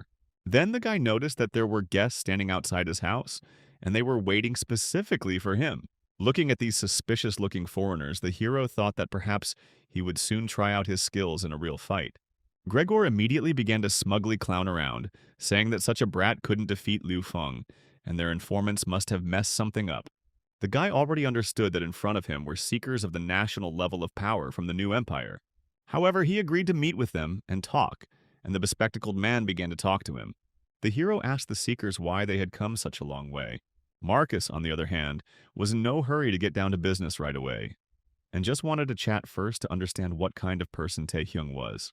But first he used his skill, covering them with a green wall, and asked for forgiveness for being rude. This skill was called Ziggurat.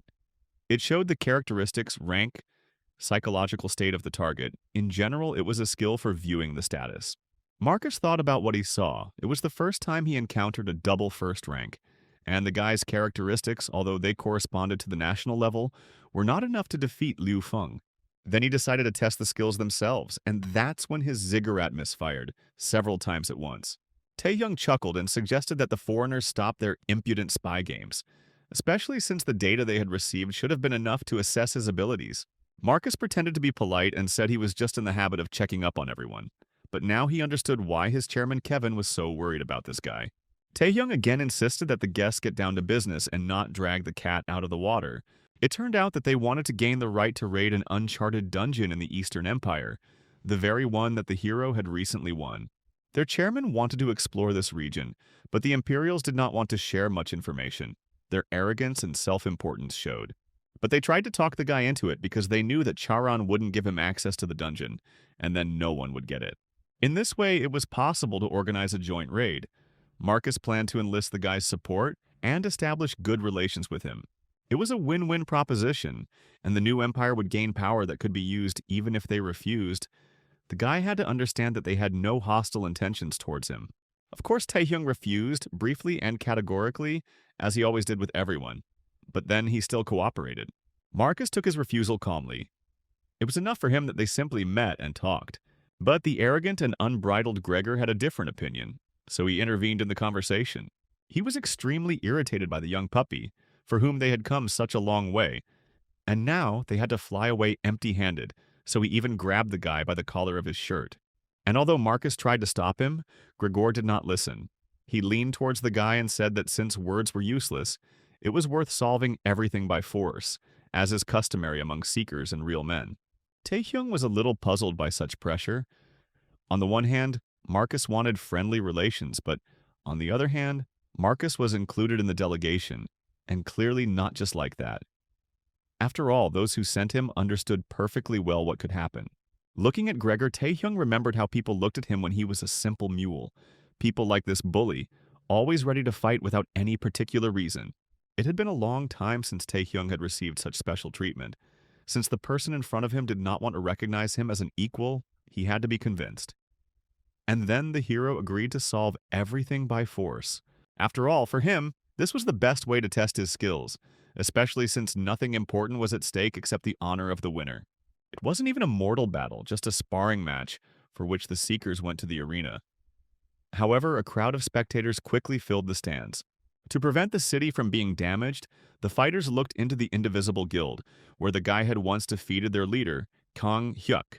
And although the charming Miss Kim was worried about the consequences, her boss enjoyed what was happening, because the glory of the arena and this fight could attract new supporters to the guild. But her worries were not in vain, because after the battle of national-level seekers, a lunar landscape could remain in place of the guild building. Gregor scratched the back of his head. He was completely relaxed. He was amused by what was happening. The guy promised him that the results of this battle would also please Gregor and smiled mockingly. Without further ado, Gregor transformed into a huge wolf, and their fight actually began. He immediately rushed towards the guy, wanting to grab him with his claws. The blow from that paw nearly split the arena in half, and the repair bill quickly climbed. Secretary Kim was horrified by this because it was not clear who would pay for everything. Marcus politely explained that Gregor's skill was called the Heart of the Wolf. The skill, honed to the limit, turned the Seeker into a werewolf and significantly increased his physical capabilities. Although the negotiator regretted that he had not been able to establish a friendship with Taehyung, perhaps it was even for the best. Watching this battle, one could understand how exactly the hero was able to defeat the Abyssal Duke's contractor, Liu Feng. Gregor felt very confident, even though Marcus couldn't read the guy's skills, but if you throw away his mana, then in terms of physical indicators, he was no match for him. So Gregor thought the key to his plan was, if you throw away mana. Moreover, the werewolf activated the wolf's heart, which further enhanced his physical characteristics, and soon he managed to grab the guy, pressing him to the arena. He intended to end the fight quickly, simply by finishing off the one lying on the ground, and had already swung his paw. But the hero showed no signs of panic. It was not for nothing that his enemy was at the 10th level of power in the new empire. Then he himself decided to use his trump cards. At first, the entire arena was covered by an impenetrable dome, the Monarch's Zone. Suddenly, the werewolf found himself locked inside a terrible place, with statues of kings looking down on him and a whole lake of blood splashing under his feet. It was a zone where the enemy's stats would drop and the caster's stats would increase, overall a pretty useful skill. Taking advantage of Gregor's confusion, Taehyung went into invisibility mode and attacked him with a stone fist. One blow was followed by a whole hail. The wolf did not know where he would be hit from, so he took the damage without being able to defend himself. In all games, stealth is the most annoying thing, so it is always useful to have skills in detecting hidden targets or attacking an area. In order to somehow resist the guy, Gregor began to beat his paws in all directions, in circular swings, and growled at the guy to show himself, the vile coward. Then Taehyung used the third skill, the Spirit of the Dead.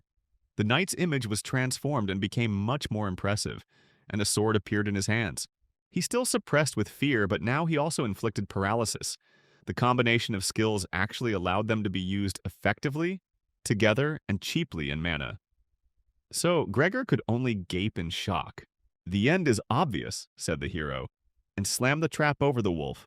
A monstrous surge of power occurred that went even beyond his barrier. When the smoke cleared, the stands gasped and saw the hero standing triumphantly over his defeated enemy. Nobody understood what was happening and how it happened at all. Many were disappointed because they did not see how the fight went. Marcus was the most disappointed of all. He never received any important information, except that Taehyung lived up to his reputation. Here Gregor somehow got up and spoke up, declaring that the winner had not yet been determined. He made one last attempt to continue the fight and swung his wolf paw at the guy again. But this time, 3 of the strongest seekers stood in his way to prevent the battle from turning into a fight to the death with diplomatic consequences. Yua Yan didn't think that the threat to kill Taehyung was just words and intervened in the fight. Captain Pak also insisted that Gregor stumble and not allow personal animosity to get the better of him. The hero was surprised to see his dream team there and asked how long they had been there. Chairman Ju then appeared and said that they had been watching him from the very beginning. Initially, they just wanted to enjoy the fight like everyone else, but they intervened as the situation was getting more and more tense by the minute. Gregor took on his werewolf form again and breathed heavily. If he continued to fight, he would make enemies in the form of an entire country. And it seemed like he wasn't going to just stand there. The fact that someone stood in his way only made the werewolf even more angry. At this point, Marcus stepped in and coldly ordered the wolf to shut his mouth. He threatened Gregor that he would actually end up in Cody's crosshairs if he continued. Even his recklessness had to have a limit, Marcus insisted. In the end, the werewolf cursed one last time and became human again. His partner's threat worked, and he had to leave the arena in disgrace. Marcus, however, made an official apology, although it was difficult to understand what these words were worth. Nevertheless, he decided to back them up by making the guy an offer, although he was hardly authorized to do so. Marcus invited him to become a member of the Association of the New Empire, changing his country of residence. Such a blatant and open attempt at recruitment was in the spirit of these people who considered themselves the rulers of the world. It is not surprising that Chairman Zhu began to loudly protest against such impudence, especially in his presence. But Marcus was persistent and immediately stated that he would satisfy any demands in dungeons, resources, the best raids. He spoke directly and confidently, thinking that he had something to offer the hero. Taehyung smiled softly and accepted the offer as an acknowledgement of his abilities, yet he was grateful for being given the opportunity to test his skills. He didn't refuse outright, he just said that his goal would be the land of the setting sun, since Yoshikawa Tsurara had just come to her senses after their last date. That time she found herself in Taehyung's creepy inner world and encountered the terrible monster that lived there. Accustomed to manipulating others, she did not expect such a nightmare and desperately tried to escape. But in the end, she was captured by a mysterious and terrifying force. And although Tsurara begged him to spare her, Taehyung's double refused, and besides, he wasn't the one who started it. She lay sprawled in a lake of blood, unable to even raise her eyes. From the top of the bone throne, it was not a man who looked down at her, but something alien to this world. In a commanding tone, he said that he had never seen a more pitiful creature in his life. And then she was pierced by the most terrible pain in her life, and for a long time the saint could not come to her senses, and the echoes of those nightmares continued to haunt her, causing concern among the remaining servants. The same nightmare tormented Tsurara every night, which almost drove her crazy even after she came out of her coma. Every night she passed through countless tentacles that belonged to an unknown creature and crawled into the very depths of her soul. Afterwards, Tsurara experienced her death in her sleep and woke up in pain. But there were no signs that these symptoms were going to subside, meaning she could suffer like this for the rest of her days. When she finally managed to get up, she began to ask where the devil's sword was and why it was not with her. And then she ran into another room, and again horror seized her. For at that very moment the enslaved samurai was fighting her mortal enemy, who had come for her again. Taehyung, however, tried to start a conversation and said that he didn't come to fight, but the white samurai didn't listen to him. The fanatic did not believe his words and rushed at him again and again to take revenge for the pain that the hero had caused the saint. The samurai ran and jumped, for some reason believing that an attack in the air made at least some sense.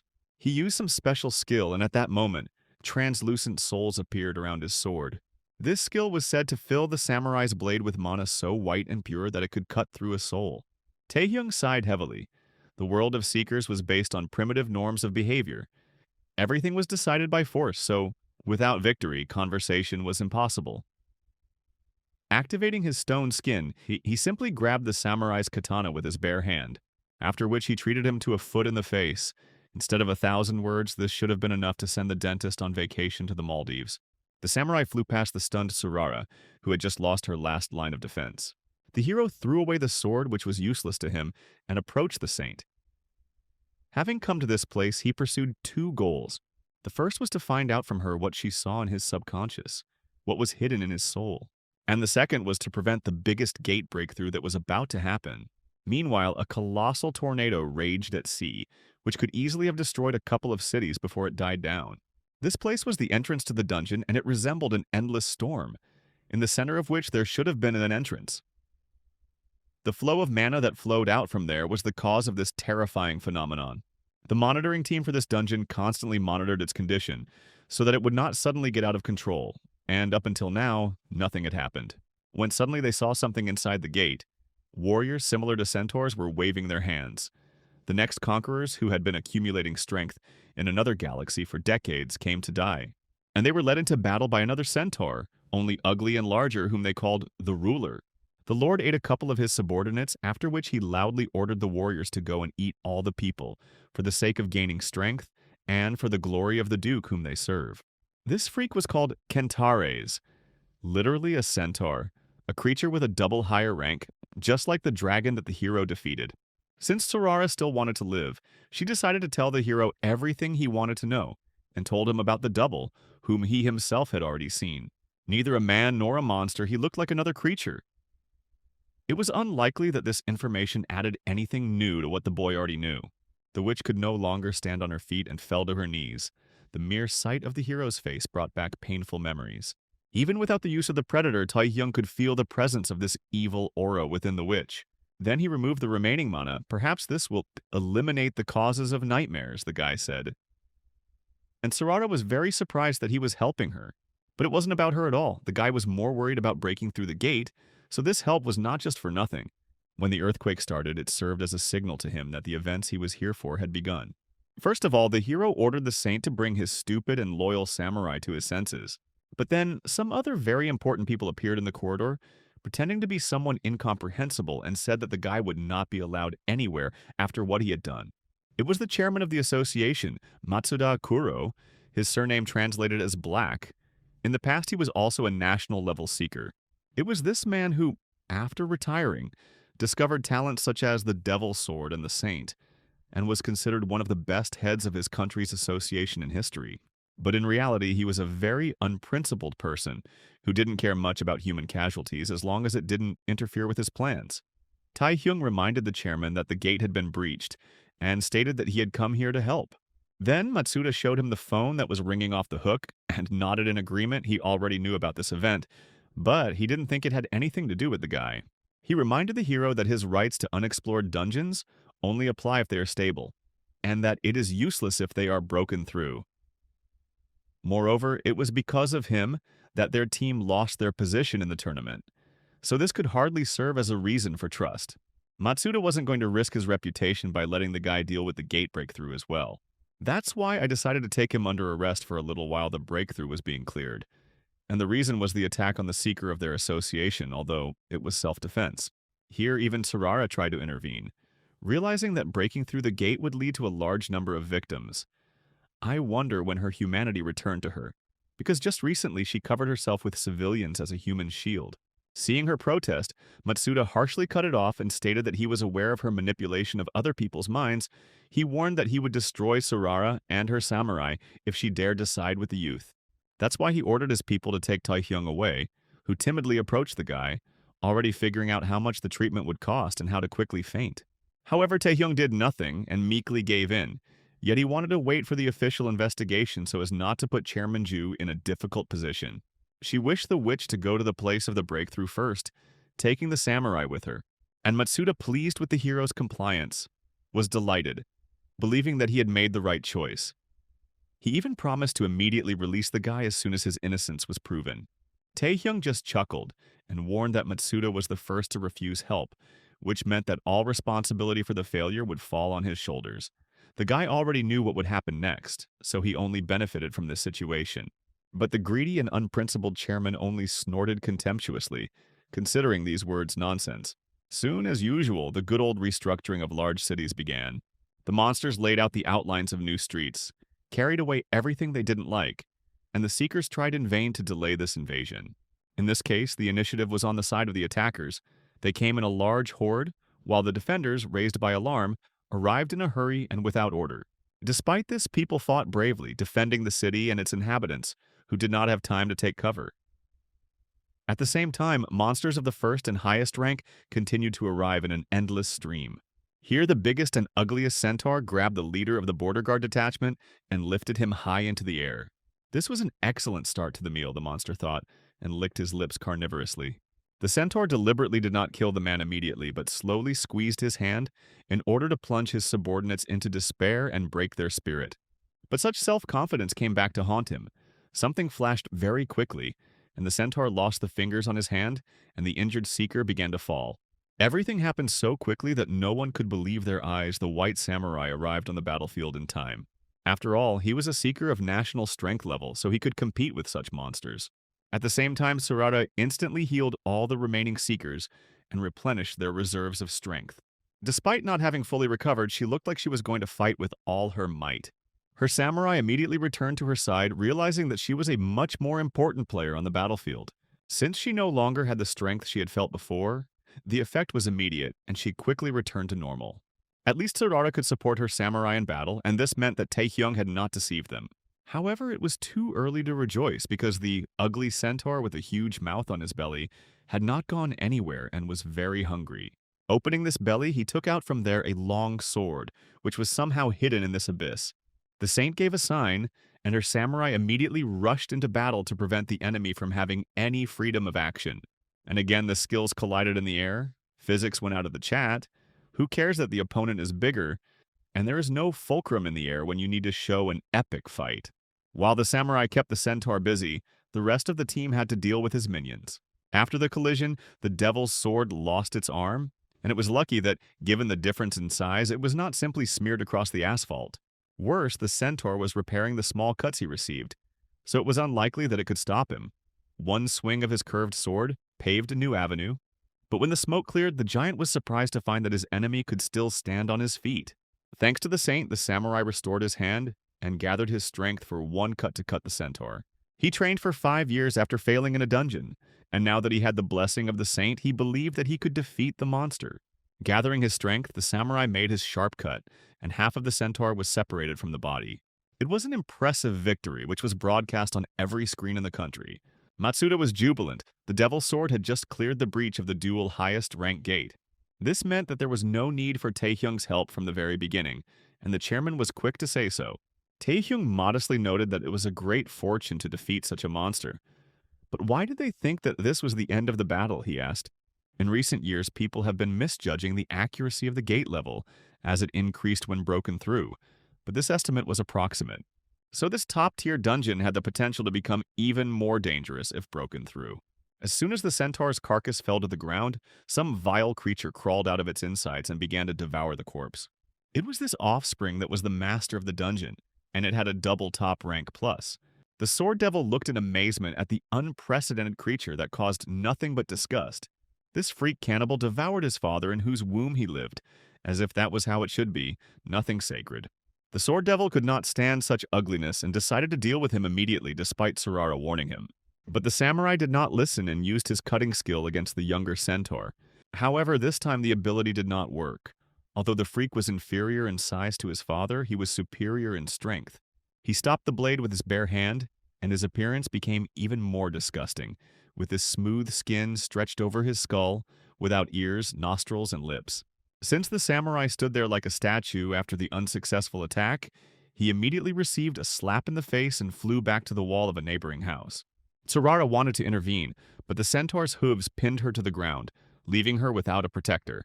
The monster told them in a human voice that they should not worry, he would swallow them all. The appearance of another boss, straight from the womb of the defeated one, caused a stir in the headquarters. Especially since the second boss was even stronger than the first, it was a treachery from the abyss. The monster was of a rank that no one had ever encountered before, and there was no longer any certainty that the saint and her swordsman would be able to defeat the enemy. Of course, Taehyung expected Kentamian to appear. He knew about it in advance, so he wasn't surprised. At first glance, this newborn monster does not look as dangerous as its father, but by eating people and other monsters, it becomes stronger. Given this circumstance, the sooner Matsuda realizes their dire situation and asks for his help, the less damage the city will suffer. But the hopes that the proud and arrogant chairman would take such a step that would call his competence into question were minimal. Now he was under maximum pressure from his worried subordinates and was grinding his teeth in anger. After all, in the end, everything happened just as that arrogant boy had told him.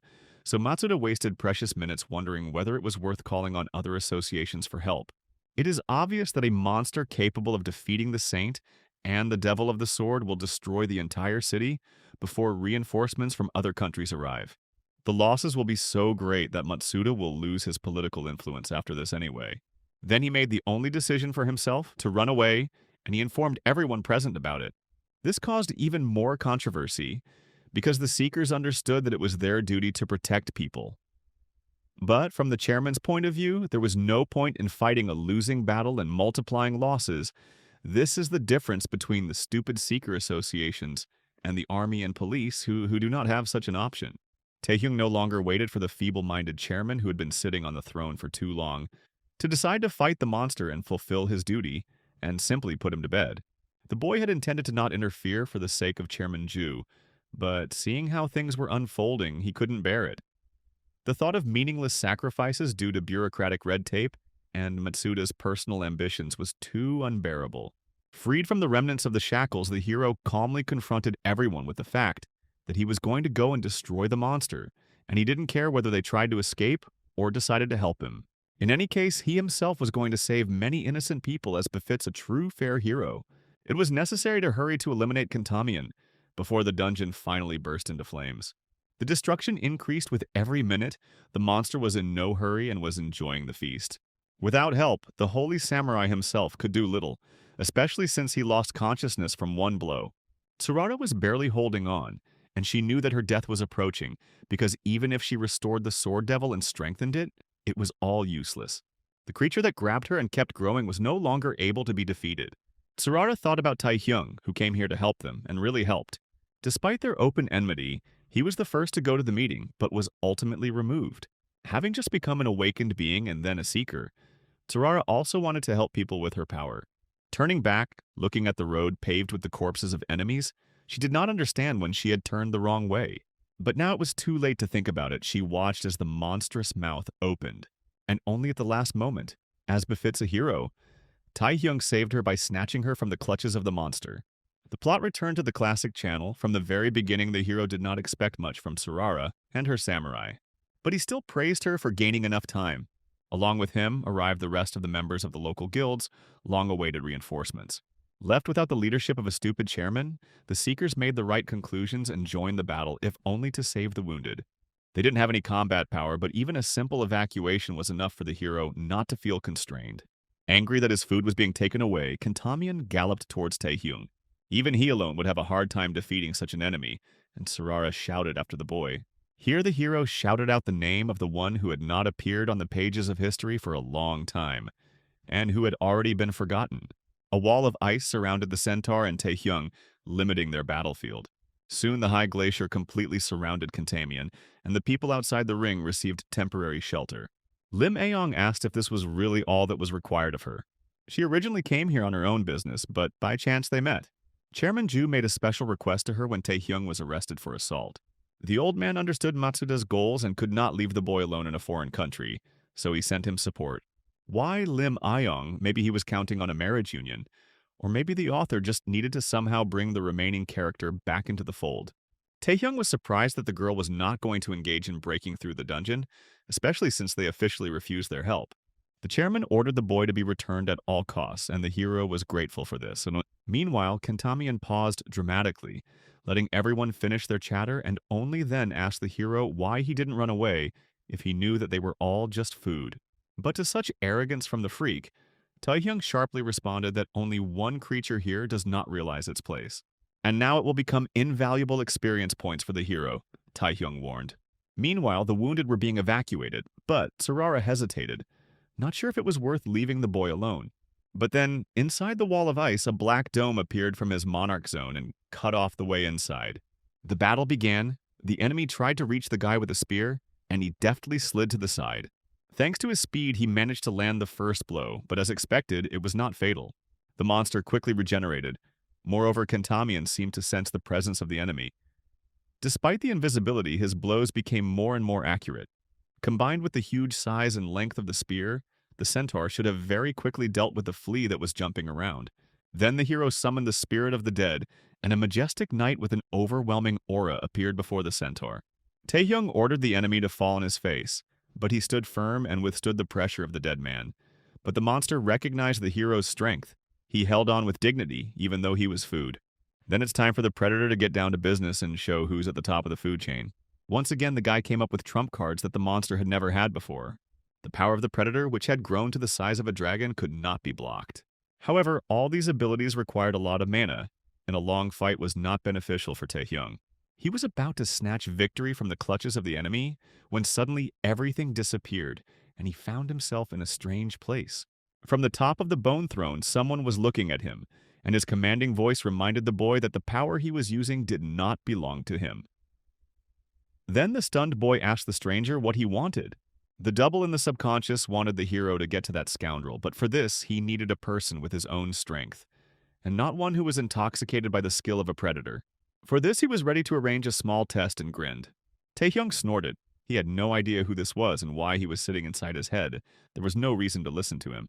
But as soon as the guy moved towards the throne, the system reported that the mysterious power had been activated, and the use of the predator was impossible. Then, one by one, all of his skills were blocked. Obviously, it was the work of the one who sat on the throne. Immediately after this, Taehyung returned to reality, where a huge freak was already jumping on him. Left without protection, the guy received such a monstrous blow from which he broke the ice wall. Even the centaur's spear could not withstand it and shattered into pieces. Lim Aeon saw this and shouted at Taehyung as if it could help him somehow. But the guy really didn't expect such meanness from the system, which sometimes activated and sometimes turned off his skills as if training him.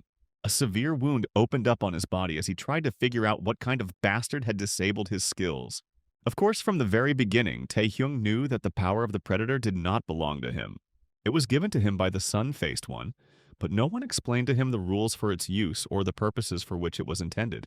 In reality, he was never awakened, and in fact it was an artificial transformation into a seeker. If it all ended like this, then what was the point of putting in so much effort? The hero wondered as blows rained down on him one after another.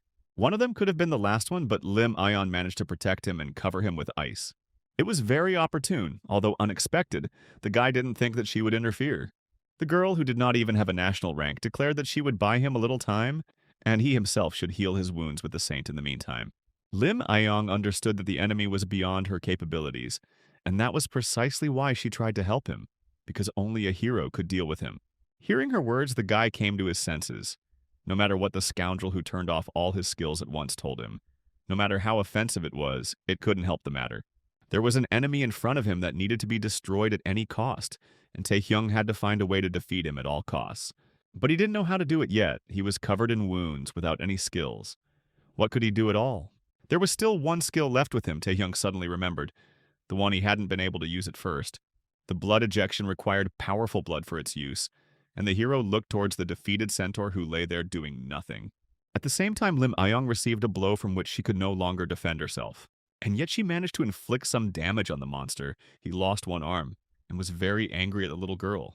But it didn't matter. He was counting on eating her and regaining his strength. Suddenly, an ominous premonition came over the centaur, as if one of the dukes of the abyss was looking at him greedily. As soon as he turned around, he saw the hero who had managed to get back on his feet, and was now surrounded by a strange power. The absorption of blood had replenished his strength and lost limbs. It was absurd, but Kentamian clearly felt the Duke's strength and his power. He was confused because he did not understand what the true nature of the hero was. When all conditions were met, the blood splash skill was activated. Despite the risk of losing his body, the hero's double who occupied the bone throne was not worried at all. He even considered giving the guy one of the blocked skills back, but in the end, it wasn't necessary. From his throne in another dimension, he saw everything perfectly well and was pleased with what was happening. It's surprising that the guy thought of eating the centaur to get Igmund's power, but that's exactly how his height should be. In the Predator's opinion, ferocious and cruel. This settler wanted to show the guy how pathetic and arrogant he had been up until this point, and now he had to realize how fickle the power he used was. But this was the only way to catch up with him. The double in the hero's soul believed. Meanwhile, Taehyung was making a dramatic turn in the battle. As a result, the centaur's hooves gave way under the last blow, and he fell to the ground.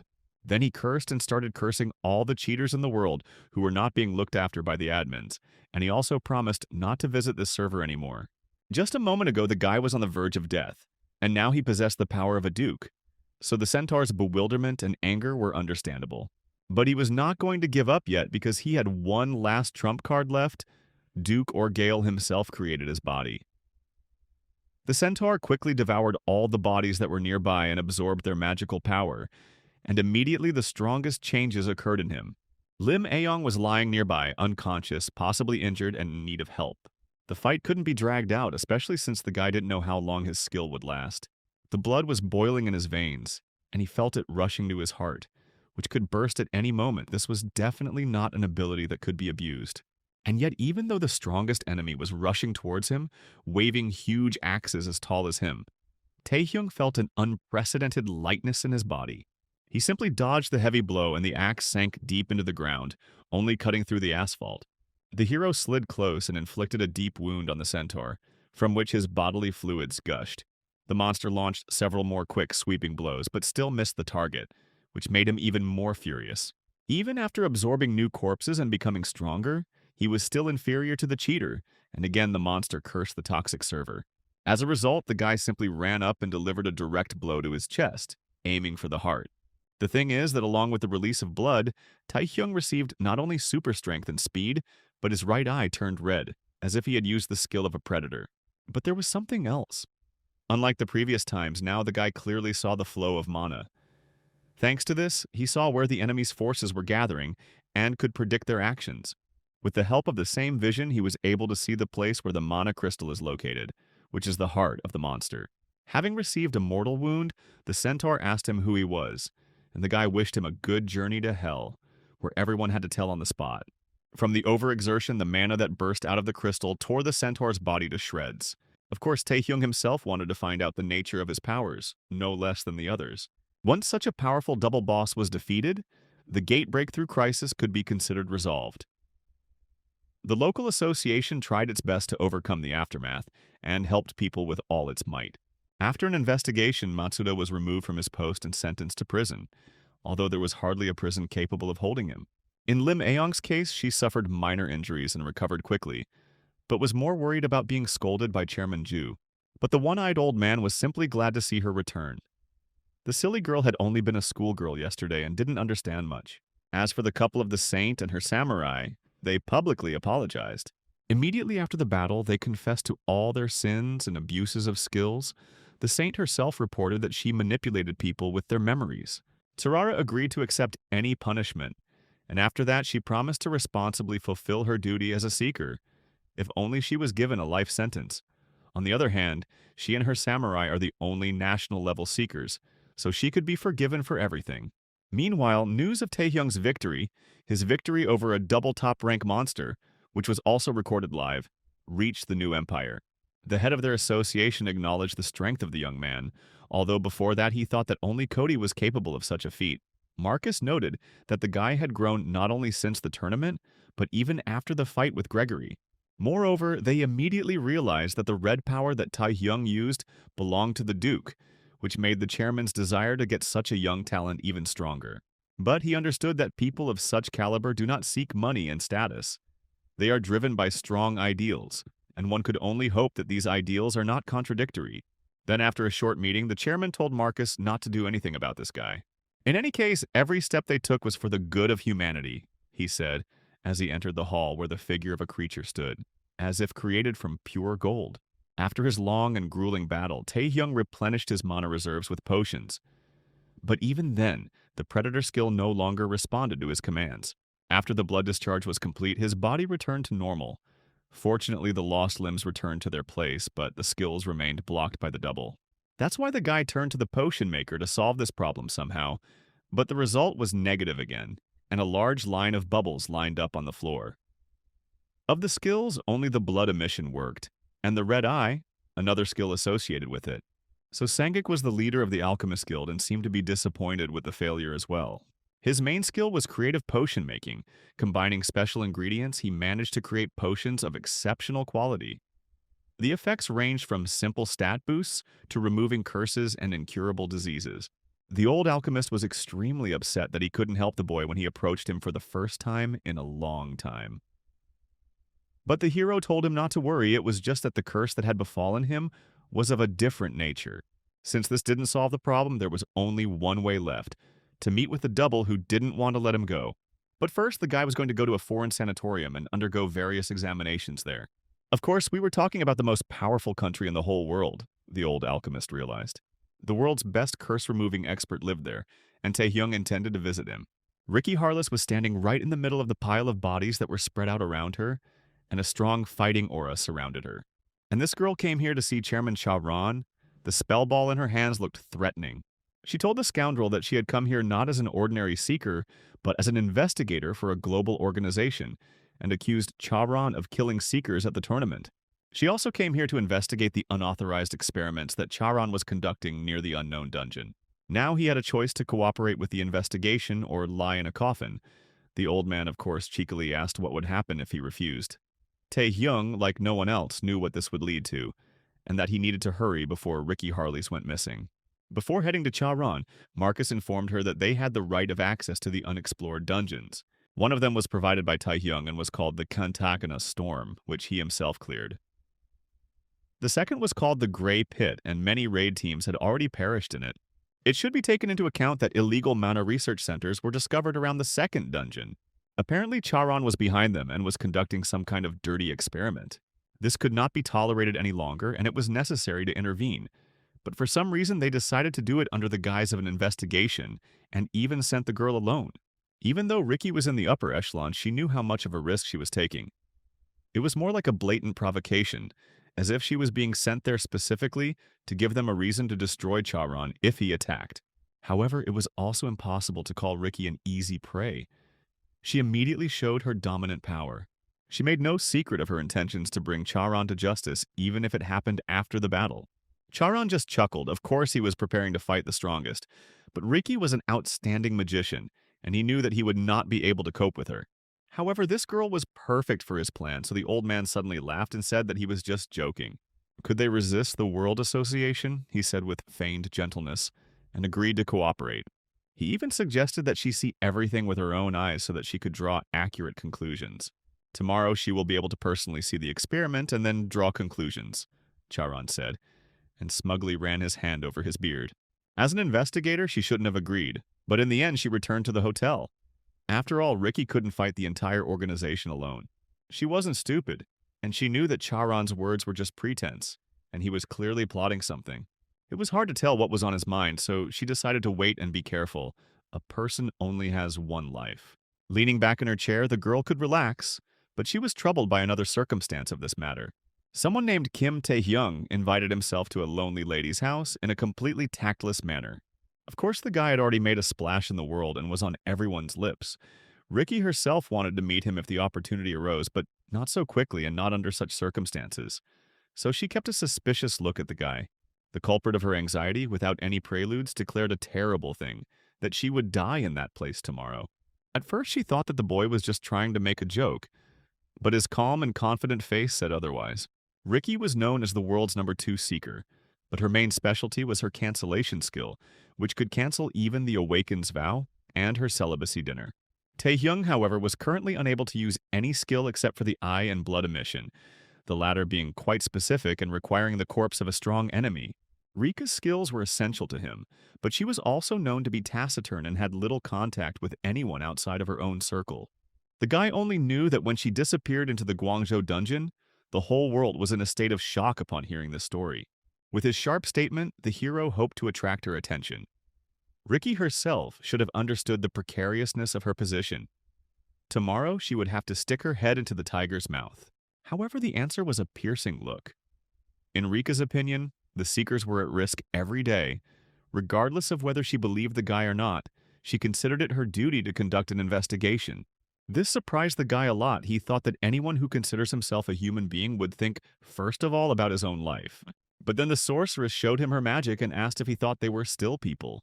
With a single click of a finger, the entire hotel building that was filled with people could collapse, and with such power, the Seekers were little different from monsters.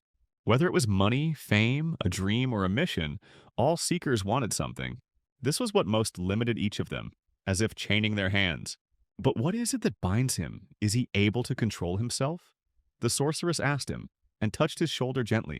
Or maybe he was just a monster, possessed by a thirst for something incomprehensible. Ricky's hand pointed eloquently at the back of his head, and the hero felt as if he was under the barrel of a gun. The hero did not immediately find what to answer, and was somewhat puzzled by such a question. Although everything was not as bad as with the cultists, the Seekers also often lost their humanity during the battle. Ricky turned out to be quite straightforward and went straight to the point, which was to the hero's liking. The girl nodded and her golden, lush hair swayed, falling in soft curls onto her face. Ricky adjusted it and asked the guy what he wanted. What more could a high-ranking seeker ask for, so the boy quickly introduced her to the essence of his problem. And even though he dared to demand such a thing on their very first meeting, there was nothing wrong with it. Taehyung knew what to offer her, and he knew why Ricky was in a hurry. In the basements of the laboratories, there were many prisoners on whom experiments were being conducted. This was her main concern, so the guy offered his help, and Ricky looked at him in surprise. not understanding why he thought she needed it. The hero left this to her discretion but still offered his services as insurance. Only his impeccable reputation allowed Ricky to take him with her. At the portal that led to Charon's laboratory, the employees recognized her and greeted her, asking who was with her. Ricky looked at the young, fit guy who had put on glasses and slicked his hair back, hoping that this masquerade would deceive someone, and replied with a smile that she had acquired a bodyguard. Upon arrival, they began a long descent in an elevator. The scale of the dungeon referred to various works where huge robots fight. Only Ricky was invited to this laboratory, otherwise they would have had to gather an entire army and storm it like a fortress, risking letting the enemies destroy all the evidence. Even though the guy risked being identified, it was the only way to get into the lab without making too much noise, since he couldn't even use the invisibility skill. Charon came out to meet Ricky and mockingly asked why the great sorceress needed a bodyguard, hinting at her cowardice. Ricky just chuckled. It never hurt to be careful, and she wouldn't take no for an answer. The hero really wanted to grab Charon by the throat right now. This bastard was behind many deaths in the tournament, and attempted to kill Taehyung himself. To enter inside, they were required to take the Oath of the Awakened, which was a very dangerous condition. But Ricky immediately showed her overwhelming strength. Hardly anyone could cope with her. Even the hero had a hard time in her presence from the pressure of magical power. The energy flow exceeded all expectations, after all. It was not for nothing that she was the best sorceress in the world. Charon had to admit that Ricky Harless couldn't be stopped by the Awakened One's oath due to its overwhelming power. He then apologized for his rudeness and opened the doors to the laboratory, which he called the place of awakening of the highest rank. Inside, they found rows of glass flasks for experiments, and there were people sitting in them. The number of test subjects was astounding. Ricky had expected something similar in the spirit of 20th century Nazism, but she hadn't thought there would be so many people there. Through experiments here, they artificially created awakened ones by injecting them with the magical power of monsters. It was a power that defied God, the old bastard boasted. Ricky grimaced in disdain. Taehyung asked her not to use her skills here, seeing how indignant the sorceress was because the test subjects themselves could suffer from this. Another awakened one was about to be born, Charon said, and showed them this flask. His indicators were rapidly growing upward, magical and physical strength. Ricky couldn't believe her eyes. But instead of success, a sickening picture awaited them. The subject's body couldn't withstand it and turned into bloody mincemeat right before their eyes. Another failure, Charon stated with feigned regret. This immediately made Ricky furious. Taehyung, realizing where this was all going, tried to whisper to her to bring her to her senses before the carnage began. But the sorceress could no longer be stopped. Charon had crossed the line, violating the main laws of morality. Taehyung caught the canceling skills in her magic. But there were others. The atmosphere around was rapidly heating up under the influence of her power. Even the walls of the lab began to shake as Ricky finally broke loose, calling the old bastard to account. People are not equal in the first place, Charon said, and the seeker system should be applied to the entire world, dividing people into ranks. A man's life is determined by the rank he has attained and the place he has in the ranking. But no one wanted to remain at the bottom of the list with no hope of improvement. That was his answer to their request, the madman said smugly. However, Ricky understood perfectly well all this demagogy, behind which stood only personal greed and inhumanity. But today it will come to an end. She struck in all directions with streams of an energy mixture of unprecedented density. All these lightning bolts rushed towards Charon, but he managed to use the black hole skill because he was also watching Interstellar. This skill nullified everything nearby, and the air in the room became thin again. It was a rare acquisition and took years of training to master. Taehyung had no idea where the old man got such a skill from. Ricky was clearly discouraged because she thought that her magical power was higher than his, and Charon understood this. He helpfully showed her the black hole scroll he carried in his pocket, and stated that he had another gift. As if sensing something was wrong, Taehyung moved in that direction, covering Ricky. Before this, he was at a loss to understand why the laboratory was located underground, which required a lot of effort. But when the partition opened, the gates to the dungeon appeared behind it. This way the lab could effectively use the dungeon's mana, and most of it belonged to that same bastard. Charon chuckled again, hoping that Harless would share his ideals and aspirations, and then turned to the hero, making it clear that his comic masquerade would not deceive anyone anyway. So Karen hoped to deal with both of them and close his debt to the hero. He ordered the entrance to be sealed, despite the fact that not only the test subjects but also ordinary laboratory employees remained inside. However, the old bastard considered it all a reasonable price to remove two dangerous enemies. It was obvious from the very beginning that they were walking into the tiger's mouth, and now that mouth has slammed shut. What's worse, Rika's skills were sealed. The situation was complicated. It was her first time in such a situation, so she was a little discouraged. Then a large orc, twice the height of a man with burning eyes, emerged from the gates of the dungeon, and clearly did not come here to make acquaintances. Several lab technicians bravely armed themselves with some trash and hoped to repel the attack of this monster. But then they found out that the ogre was infected with some kind of parasite. The green wave touched the lab technicians, and one of them immediately felt ill. His face turned green, and his face swelled terribly.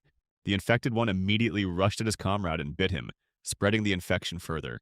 The orc also did not stand still, and attacked with his green power, touching which one could become infected. And although the monster aimed at Ricky, who could not defend herself from it, at the last moment the hero saved her, honestly fulfilling what he came here for. The girl looked at the savior's face in amazement. With her wide-open blue eyes, she did not expect at all that he would be able to use the skill.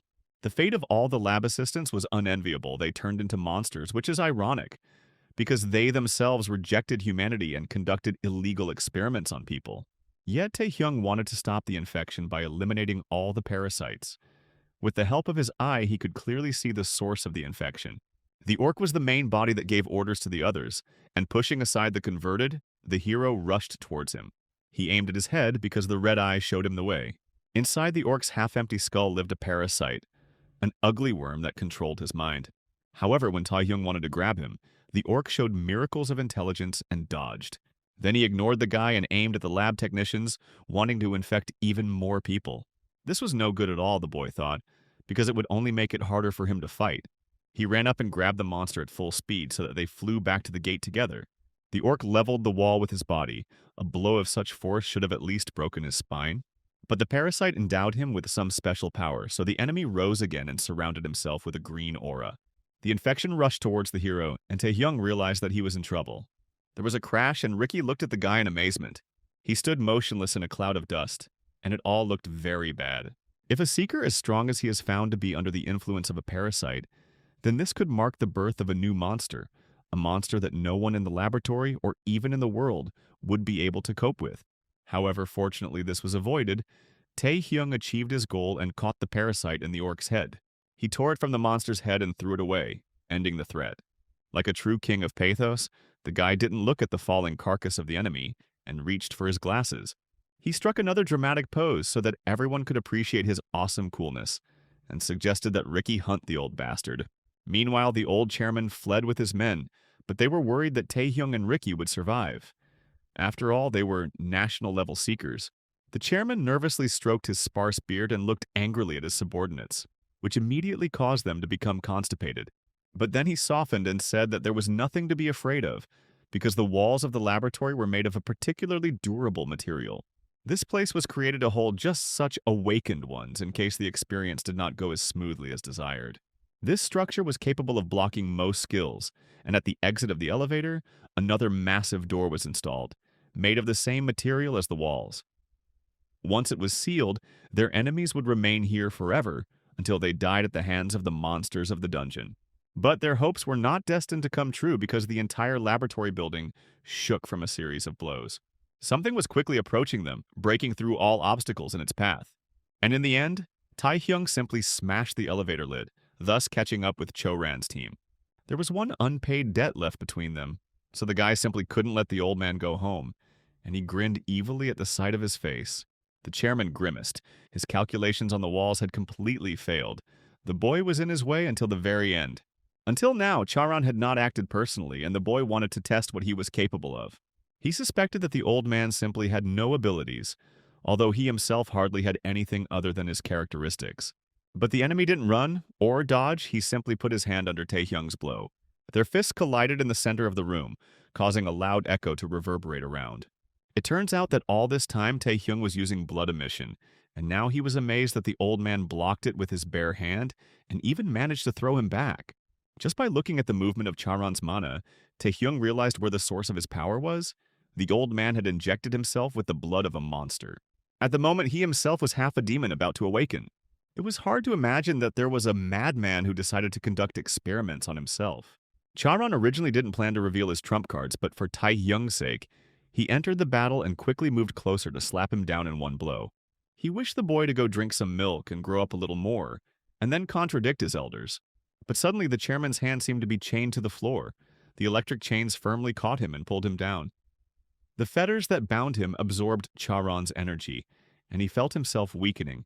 Turning around, the hero saw his partner, who had safely arrived here while he had detained the old man. The girl apologized for the delay, but she could not cover such a distance and walked up the stairs.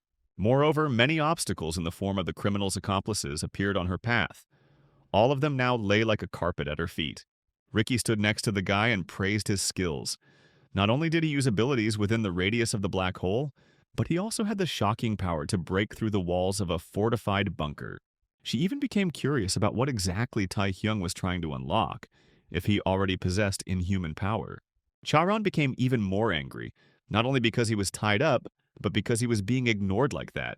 His rage gave him new strength, so Charon was able to break the bonds that Ricky had tied him with. He was breathing heavily and rose to his feet, clearly making it clear that the fight would not end so easily. This needed to be dealt with as quickly as possible, and the team, without any prior agreement, prepared for a tough fight. The chairman attacked first, rushing into close combat in which he felt his superiority. But Ricky quickly showed him that it was stupid to just rush at an opponent without any idea. Lightning flashed and tore off the old man's arm. Taehyung also didn't stand aside, and grabbing his comrade's shoulder, he jumped over her. He used Blood Splash again, which gave him some stat points, and with a few sweeping blows he managed to reach the chairman's body, causing him to stagger back painfully. A couple more swings and the old man lost his second arm faster than he could blink. But then it turned out that for someone who had taken the blood of a demon, the loss of a limb was not a loss, and he could still fight, and the target became more vulnerable to close combat, Ricky. She flew back against the wall, leaving a deep dent in it. It was worth giving the old man his due. He fought with tactical calculation. First he turned off the sorceress, then switched to the main threat and no longer had to worry about the rear. Thanks to the demon blood, his body's regeneration was amazing, so it was unlikely that this person could receive disability benefits. He was so confident in his invulnerability that he allowed himself to stop for a moment and laugh at the hero.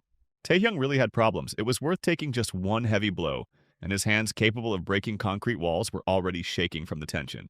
The arrogant old man praised him for such endurance. He even felt sorry to kill the guy, so he decided to offer him to become his servant, especially since the guy was already the Duke's contractor. Now, this was bad news for the hero, since the enemy knew about his contract. Cho-ran was surrounded by an ominous aura, and he didn't care at all about the usual division by rank. Because in front of people like them, the Duke's contractors, all other seekers, are insignificant. Here, Taehyung got tired of listening to all this nonsense and abruptly cut off the crazy old man. Even Ricky came to her senses and activated some kind of spell. She hurried to use her cancel magic on the hero, and the guy finally unlocked his skills. At that very moment, he summoned the spirit of the dead knight and pinned down the madman with its help. Charon himself did not expect that the boy would suddenly become much stronger. Then he realized that all this time, the boy had been playing with him and hiding his abilities. Is it worth teaming up with such a worthless person? Taehyung asked and used the predator skill. The dragon's mouth grabbed him with its sharp teeth and swallowed him whole. The levels of the contract they had were too different, said the hero, adopting another pompous pose. Cho-ran was puzzled. Even after becoming stronger, absorbing the demon's blood and creating a new species, the boy was superior to him in power. He needed more power, and then the voice inside offered it, but in exchange, he demanded a body. Behind Taehyung appeared a monster covered in gray skin and with wings, some other freak from the abyss. He suddenly attacked the hero, spitting some kind of green liquid at him. It melted the floor, and that's how the guy realized that the monster could spit strong acid. The next moment, the mutant beetle soared into the air and, buzzing its wings, hung above the ground as if showing off its ugly appearance. Then he targeted the weakest, the lab workers who were trying to escape from this place. Everyone who was hit by the acid died instantly. Ricky was also almost hit. She had seen many monsters in her life, but she immediately realized that what the crazy old man had turned into was on another level. Before she fell into the abyss of the elevator shaft, the hero managed to catch her. So far, he managed to cope with his job as a bodyguard. Upon landing, he informed Ricky that his suspicions about this monster had been confirmed, and he already knew who they were fighting. Grey Venom, the master of the dungeon that the forces of two empires were targeting, hung in the air, buzzing with four wings, and surrounded himself with a foul aura. In Taehyung's past, an event involving the expansion of the dungeon caught the attention of the entire world. Venom took advantage of the infected people and quickly spread the infection to the surface. Not only did Charon experiment with monster blood, but he himself turned into one. Ricky had better leave this place first, especially since after the cancellation she had little mana left. The hero wanted to act according to the classic plot, stay here and buy her time so that she could bring help. Although she was worried about him, the guy said that he knew how to fight alone, and if he needed to protect someone, he would be limited in his actions. Then the monster himself spoke up. He already understood who his main enemy was, the guy who made a contract with the Duke. The man who received the contract was supposed to serve his Duke, not help people, Venom said, and attacked the hero. He wanted to absorb the boy's body and make him his host, becoming even stronger. But this was not destined to come true because Taehyungi simply unleashed a predator on him, which the monster was a match for. First, something had to be done with the speed of the chattering parasite, and the hero activated the monster's eye along with the predator, which temporarily turned it into an eye of a higher species. Ricky listened to the guy and walked away, but still thought that it was wrong to leave him alone. She understood that she wouldn't be of much use now anyway, but her conscience tormented her about leaving a boy younger than herself on the battlefield. All that was left was to hope that the guy would survive unharmed until she called for backup. It was just unclear why there was no emergency teleport or communication in the skill world for this case. Taehyung kicked the insect and Venom pierced the wall like a green bullet. With the help of the predator, he threw it from wall to wall as they fell deeper and deeper into the tunnel. And yet the creature turned out to be very nimble and agile and managed to sneak up on the hero from behind. The predator's unique skill became stronger again, and the hero managed to keep track of it. While the higher species' eye was active, Venom's movements appeared to be slow to him. Moreover, the Devourer's skill itself also became stronger. Together, they made an excellent, effective pair. The hero felt that he had the power to defeat him when Venom spat acid again. This time, Taehyung was expecting an attack, so he managed to use the predator for defense. Now he was breaking through to the monster again, this time hoping to catch it properly. The predator took the form of a red, spiky tornado and tore the monster to pieces. There was an explosion of such force that it reached the surface and blew the laboratory building apart. But the guy himself suffered. He was unable to block all of Venom's attacks and spent all of his mana. Unfortunately for him, the insect was not harmed at all, and there was not a single scratch on its smooth skin. Even after the ultimate blow, the monster survived. The guy faced another monster that needs to be overcome. Here Venom showed him his true power and dropped the hero face down on the floor. Somehow he became faster and stronger than before. Taehyung's consciousness was blurring, and the battle was becoming more and more one-sided. Venom had the unique ability to absorb mana directly from the air, so he did not get tired, which meant that the space in which they fought had already become part of the expansion of the dungeon. In this place he could not be defeated, and the mutant grinned contentedly, already anticipating how he would make the hero's body his receptacle. Then Taehyung was overcome with the horror that he had already experienced when he first encountered death. But he had long since gotten used to this feeling, and with a wave of his hand he tore off the parasite's limb, which was reaching out to him. The monster recoiled, but only laughed at the hero's efforts. He already knew that the guy's mana was running out. At this rate of mana expenditure, there was no way he could overcome this body's regenerative power, Venom helpfully explained. But then he realized that everything was not so simple because his hand was in no hurry to grow back. It suddenly turned out that the mana that Venom collected from space was flowing straight to the guy. Taehyung himself didn't know about this ability of the predator, and thanks to this, he managed to avoid death. For some time both stood idle, assessing their own strength and that of the enemy. However, time was on Taehyung's side because he replenished his mana, received the enormous power of Venom, and at the same time increased his characteristics. Unwilling to admit defeat, the monster accused the hero of using third-rate tricks to win. It would seem that it makes no difference how the victory was achieved, but the parasite began to boast that his strength in this dungeon is limitless, and that he cannot be defeated here. However, Taehyung had something to say in response, and he suggested to see how long this world would exist, and the predator opened its mouth again. It was an unprecedented surge of his power that overwhelmed the parasite. Suddenly he found himself in a strange place in the middle of a bloody, endless sea. "Now they even throw insects into his kingdom. The boy has become quite insolent," said a rough voice. The parasite turned around in shock and saw someone completely different from the one he had been fighting, but he had the same face and was sitting on a bone throne. Venom was very offended that his master Beelzebub was spoken of in extremely unflattering terms. But the ruler on the throne was only angered by his words and he chained Venom up. Even if it was the Duke's domain, Venom was confident that he could destroy it and released his green stench. It was quite amusing that he mistook Taehyung's doppelganger for the Duke. A mysterious force prevented the corruption from entering this place, and its influence was blocked. Venom tried to break free, but the chains held him securely captive, and the power granted by Beelzebub did not help, after which he finally fell silent. Montel Ramon arrived at the scene and was amazed to see the extent of the destruction. Initially, his mission was to protect Ricky Harless, who was also an investigator for the global organization. But in the end, she refused to protect him, which was also suspicious. It turned out that the sorceress had already found herself a bodyguard, and yet Ramon did not leave, but secretly watched her. Several hours had passed since Ricky had entered the lab, and there had been no news from her, which meant it was time for him to enter the game. Suddenly, the fireplace whistled past as if someone had thrown it. Then Ramon saw a passage open near one of the half-destroyed walls, and a girl came out from there. Ramon immediately recognized Ricky and rushed to her aid, seeing that a seeker of her level was seriously injured. He asked what happened inside. Ricky quickly gave a brief account of her experiments with the monstrification of people. Unfortunately, it was not possible to save them. Venom killed everyone, but his infection did not spread beyond the laboratory. Ramon suggested that they quickly return to the association and talk there, but Ricky said that there was still one person who needed to be saved.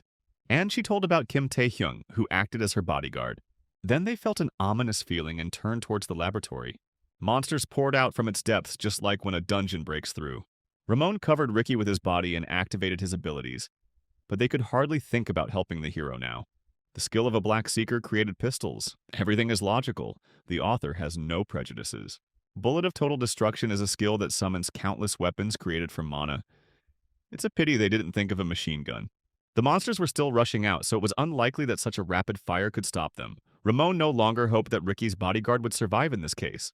If he had known in advance what he would have to face, he would have taken reinforcements with him, but there were none, so Ricky decided to fight too. She blew the heads off several large monsters at once, but thoughts of Taehyung did not leave her. However, the previous battles had weakened her, and Ricky was open for a moment. Then one of the ugly monsters attacked her.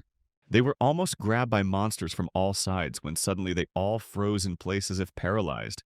In the end, Ramon, who came here to cover Ricky, was himself saved by the hero, who appeared on time as always. He killed the monsters and then landed spectacularly in a clearing, announcing that Venom was dead. "Now all that remains is to deal with the small fry," said the hero and grinned. And so they began to fight the second gate breakthrough in a short time. By a strange coincidence, only one person was behind the blocking of both breakthroughs. These two incidents could have turned into a catastrophe for the entire continent and plunged the world into chaos in the global economy. Using chains, Taehyung skillfully grabbed large freaks and threw them where Ramon and Ricky could deal with them. These events influenced the hero himself, making him famous throughout the world. People watched the broadcast footage of his battles and admired his strength. Changes also occurred in the World Association of Seekers because, due to more frequent cases of Seekers conquering monsters of double the highest rank, it was necessary to change the ranking system. The normal top rank could no longer accommodate the difference in power between Seekers like Taehyung and ordinary awakened ones. So they came up with the idea of writing 2 letters instead of 1 in the hero rank. Meanwhile, in the abyss, the villain Shadow met another renegade man who was sitting on a pile of corpses. Since their last meeting, he had become even stronger. This was all because he managed to make a contract with Duke Orgel, the king of the demonic beasts, the same one who had recently lost 2 centaurs. This was indeed a power worthy of a ruler, Shadow praised his old friend. He stood up from his seat and patted his friend on the shoulder as a greeting. He already understood that since the Shadow had come to him, it meant that some difficulties had arisen outside the abyss. The masked man with complexes agreed that a lot had happened during their separation. But such news even inspired his ally, and he smiled widely with a snake-like grin, while squinting his eyes so that he could hardly see anything. Several days had passed since the Grey Pit dungeon had been cleared, and the remote paradise in the warm ocean served as an excellent place to relax. Ricky stretched out contentedly, exposing her soft skin to the sun's rays. She hadn't rested like this for a long time, so she enjoyed everything. Taehyung, who didn't even change his clothes, reminded that although he himself had called the sorceress, they weren't there for fun at all. But Ricky simply didn't consider it something shameful. She used every free minute, because she was already working like crazy. Just recently, the full weight of the investigation fell on her, and she had to make many reports for the World Organization. Charong had gone missing, his lab had been destroyed in a battle with monsters, so she had trouble providing evidence. On top of that, they hadn't been able to save the people who were being experimented on, or the people who were doing the experiments, so there were no other witnesses either. Ricky must have been devastated that all her efforts had been in vain to some extent, and the hero knew it. But compared to Taehyung's past life, everything turned out as well as possible. Otherwise, Ricky would have already gone missing, and the villain's plans would have succeeded. The breach of the gate and the Venom invasion took many innocent lives across the country. Although the guy was looking for her only to remove his shackles, in the end he saved the girl and achieved significant success. For this, it was worth the risk. Here he was distracted from all his thoughts by Yu Ayoung, who suddenly appeared in front of them. She was wearing a cute resort outfit that did not hide her slender body at all, and the intelligence officer was extremely outraged by the guy's date under the pretext of work. Taehyung tried to deny everything, and Ricky just smirked, asking what was wrong with that. Moreover, the hero didn't even invite Yu Ayoung with him, so he was surprised to see her here. It turned out that Yu Ayoung was looking after the premises that the guy was renting, since it belonged to her guild. The hero was surprised again because he had paid a lot of money. Then the spy began to argue that not everything in the world is so simple. Ricky, who was watching their argument, suddenly smiled slyly. She had no idea that the guy was so popular, and promised not to keep him busy for long. And so she suggested getting straight to the point, whether that was true or not. But with these words, she assumed a very effective pose, and it was impossible not to admire her beautiful figure and sweet face with blue eyes. Later, Yu Ayan brought him to a place that was considered the strongest on Earth, and was able to withstand even a blow from a monster of the double highest rank, and was also located far from the city.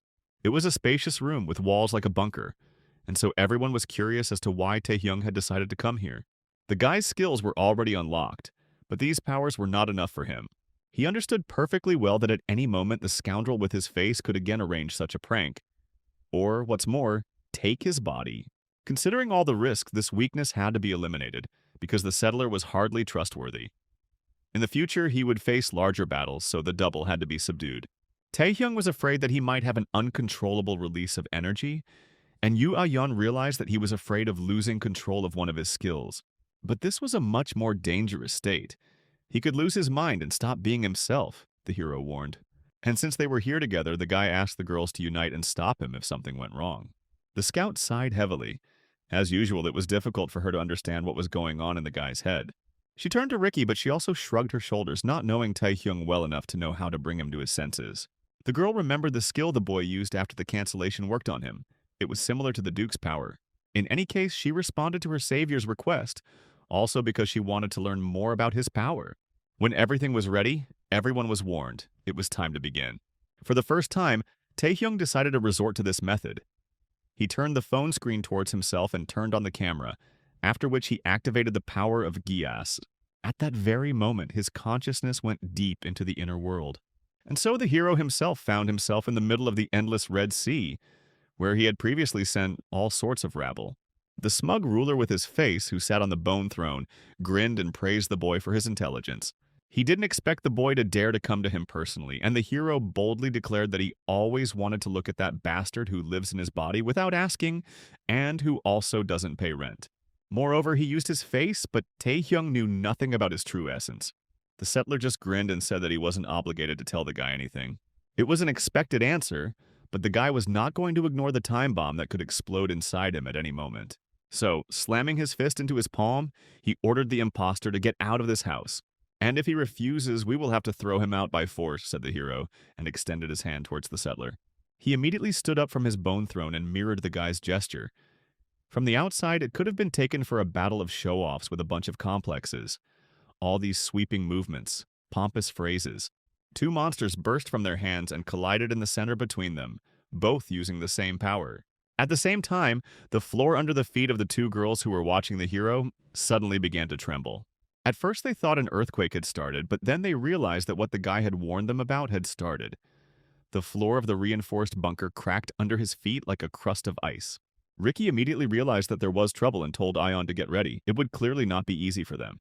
Meanwhile, Taehyung and his doppelganger exchanged blows with thorn vines, trying to devour each other. There is nothing more boring in the world than battles between mirror opponents, but every story has them, because inventing an original enemy requires thinking. It quickly became apparent that their powers were mirrored and collided with each other. completely neutralizing each other. This would hardly upset the balance between them. The double saw right through the guy. He knew that he was saving the king's power and would only use his own skills. Shockwaves spread across the Red Sea until no one could gain the upper hand. But then it turned out that Taehyung wasn't the only one who could use his skills, and he saw the sword of Damocles, the spirit of the dead man, above him. For the first time, he himself felt the overwhelming effect of his skill when the sword came down. The hero hadn't thought about this before, so he had to quickly dodge. It's really surprising that someone who can turn off your skills at any time can use them, sarcasm. Isn't that natural? Asked his double when he noticed the hero's surprise and managed to hit him even in invisibility. All these weapons were obtained through the power of the king, the light-faced one, so the twins also had skills. There was nothing left to do but admit that this double was strong, because before that it was he who helped the hero deal with those enemies with whom he himself could not do anything. Initially, he had several plans on how to deal with the double, but now they have lost all meaning. The settler even heard his thoughts, but it was all useless. He ordered the guy to surrender and directed the chains in his direction. However, Taehyung wasn't going to accept defeat so easily. He wanted to try everything he could do and everything he had. The girls felt his frightening, enormous surge of power, which was clearly getting out of control. The flow was so strong that even Ricky thought the word huge didn't describe her sensations well enough. His magical power exceeded her own, and Ricky was a better sorceress, which she was very proud of. She had to act now before it was too late, she told Yue Yan as she watched the boy become surrounded by a dark force. But as soon as they started moving, the hero himself began to move and reached out his hand to the girls. For a moment they thought with horror that this story might change genre and age restrictions. Ricky asked to buy her some time while she used her skill. Ayan took this request with enthusiasm and immediately went into ultimate mode. She always wanted to fight the hero. She rushed at him herself, and Taehyung covered himself with only one hand. The echo of the blow spread around. It reminded her of their shared trip to the Phoenix dungeon, but then Ayan herself had been possessed. So she hurried to return the favor and bring the guy to his senses, and what could be better than a good slap on the head in this case? A sharp blow from the spear cut through the air, but it never reached its target. Taehyung dodged and attacked again. It was impossible to say that he was conscious. Rather, he moved on instinct. Even so, the hero quickly pushed back Yue Yan, and then Ricky decided to use her trump card that she didn't want to show to anyone. Right above her, a huge ball of mana had gathered, so dense that it glowed brightly. Ayun, meanwhile, was barely holding on. Her hands were already shaking from fatigue, but the only thing she could do now was to continue attacking. At Rika's signal, Ayun rushed to the side, and at that very moment, a veritable jungle of dense woody vines sprouted right from the reinforced floor. Each one was as thick as a tree, and Yue Yan wondered in surprise how the forest could help. It turned out that the source of the vines was the portal that Ricky created. She opened a passage straight into the depths of the abyss, and managed to summon a demonic beast from there. This beast fed on magical power, it moved towards its strongest source, and once it caught it, it would never let go until it drank it dry. Ayan was shocked. Not only did Riki create a gate to the abyss with her power, but she also used monsters as weapons.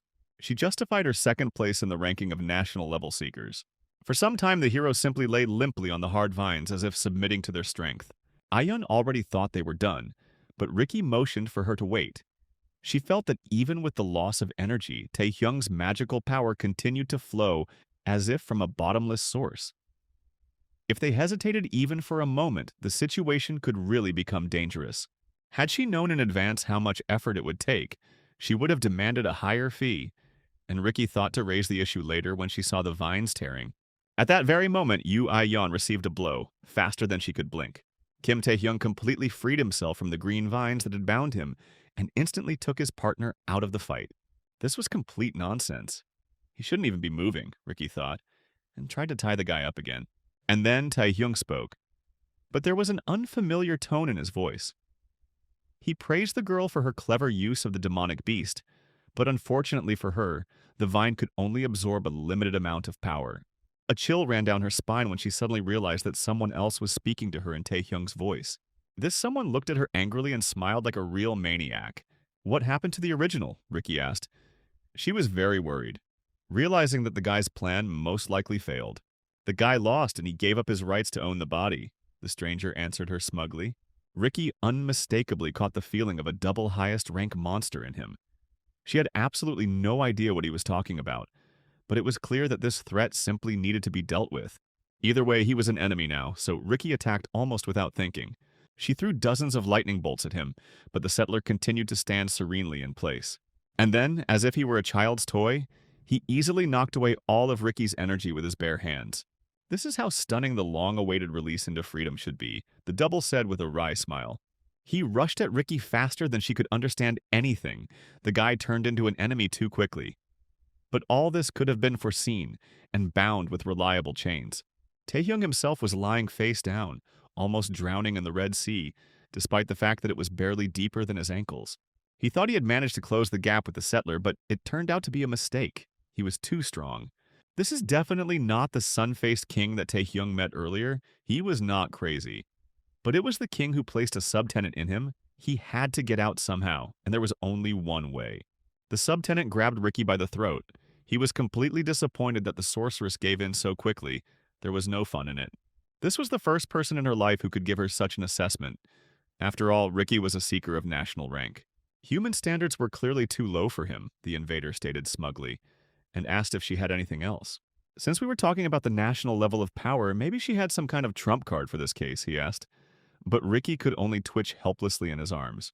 Here, Yu Aeyong, overcoming the pain, grabbed his hand and turning to Kim Taehyung, ordered him to stop, because he had never been such a terrible person. However, it was unlikely that prayers could pacify the cruel owner of the predator. He easily brushed aside the wounded seeker without any pity. An insignificant bug does not dare touch his body, he said haughtily. He then turned to Ricky, wanting to deal with them one by one. And the girl realized that the idea of getting the guy back was a mistake. She still had a skill that she could show him, and light appeared in the sorceress's hands again. Even if the invader destroyed the demonic vine, the magical power it absorbed remained in the air.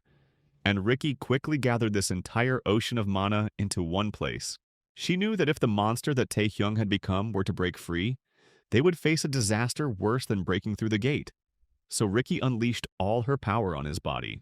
Pure destructive force was flying straight at him. There was no way to dodge or defend against it. But the settler only grinned and allowed the predator to close its mouth. It was all just a game. Ricky was completely stunned, and the captor was clearly enjoying it. Now he was fully warmed up and could use all his skills. The sorceress fell to her knees, not understanding how she could even resist this. Everything seemed like a complete fraud.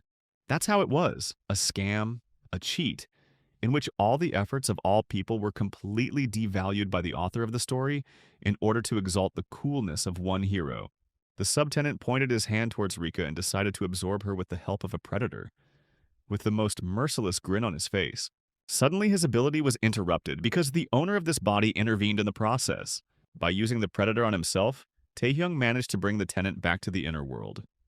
It was akin to holding a gun to his own head. In this regard, Taehyung's guess was correct.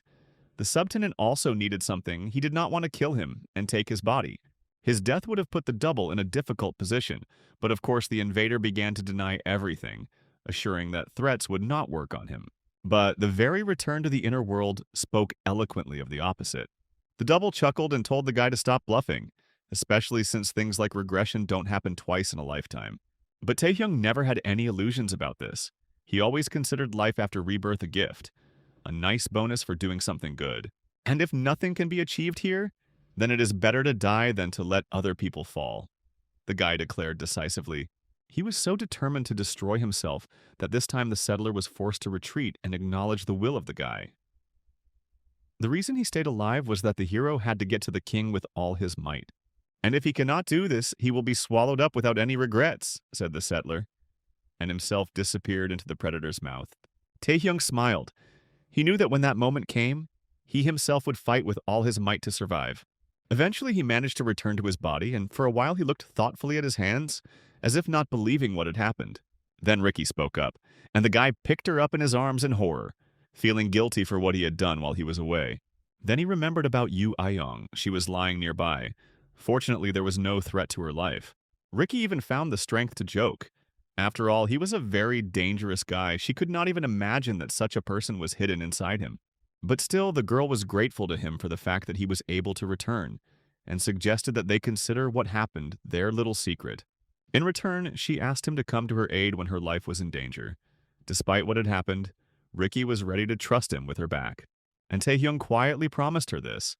He himself sighed with relief that the worst had been avoided, but only because he was willing to put his existence on the line. Soon the girls recovered quickly, and Yu A-yeon came to her senses in the hospital. She deliberately played the weak one, enjoying the guy's attention and forcing him to show concern in every possible way. Since Taehyung felt guilty, he willingly went along with it. When the hero fed her apples, the girl wistfully noted that it was worth getting injured for such a treat. The guy asked her, however, not to expose herself like that again. Ricky quickly left and Yu Aeong was upset about it, but the sorceress had a lot of her own things to do. Was this true, and was it really because of the ceremony of awarding the double highest rank? The intelligence officer wondered. This time, the World Association of Seekers was really preparing something interesting. He had an international stage ahead of him and he couldn't screw it up, the girl said, and poked him with a fork. But what can you do? It didn't depend on him at all, the guy answered slyly. Soon the summit took place and the host gave a heart-rending speech about how the entire world was once brought to the brink of extinction with the appearance of the abyss. But in the end, people managed to conquer the gates and the dungeons one after another, thanks to the world's cooperation and the dazzling performances of the Seekers. The host's speech was clearly biased, but he was addressing the general public. Vincent Chan, the president of the World Association, confidently declared that now they have achieved peace and prosperity like never before. It was hard to believe him, given the carnage at the Asian tournament. However, the world was actually gaining strength. There were more seekers with more powerful skills. All this led to the fact that the old ranking systems no longer worked. It is time to introduce a new step in the hierarchy of power, a double top rank, and 10 seekers will receive it for their achievements. The participants came out on stage and solemnly lined up in front of everyone. Of course, among them was Kim Tae-hyung, who wore a suit for the occasion. Everyone had to obtain a seeker's license recognized by the World Association and, according to Vincent, serve humanity. Despite these beautiful words, which did not reflect the harsh reality, where each seeker thought first of all about himself and his interests, the hero was glad that he got here. The boy's whole life flashed before his eyes after his return. He started from the lowest step and soared into the sky higher than everyone else. He could only read about something like this in comics before, but now he himself received an award weapon. But the guy wasn't going to be satisfied with that because the license was just an intermediate step, a means, and not an end. There were many secrets ahead that needed to be destroyed.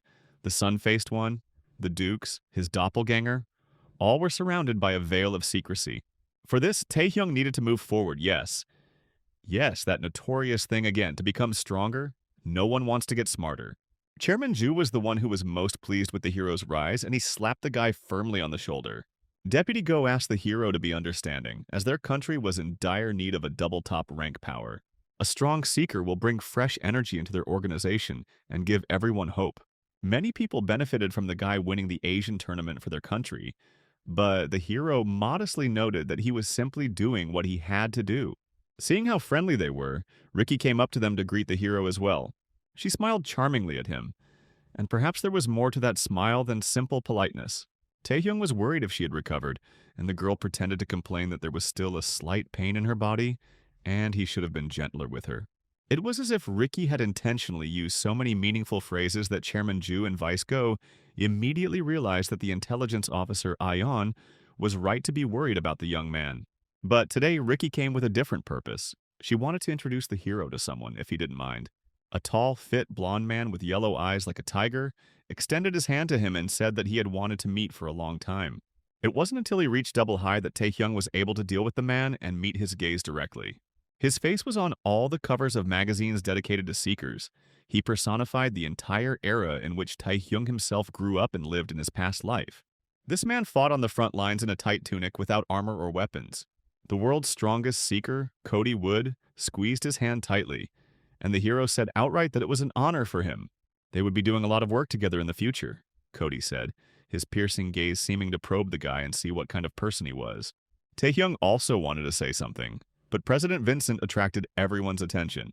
Right during the ceremonial banquet, he announced that, at the suggestion of Chairman Kevin Yang from the New Empire, they decided to create a strategic team, the goal of which will be to clear all unexplored dungeons on Earth, and its core should include those seekers who today received a double top rank.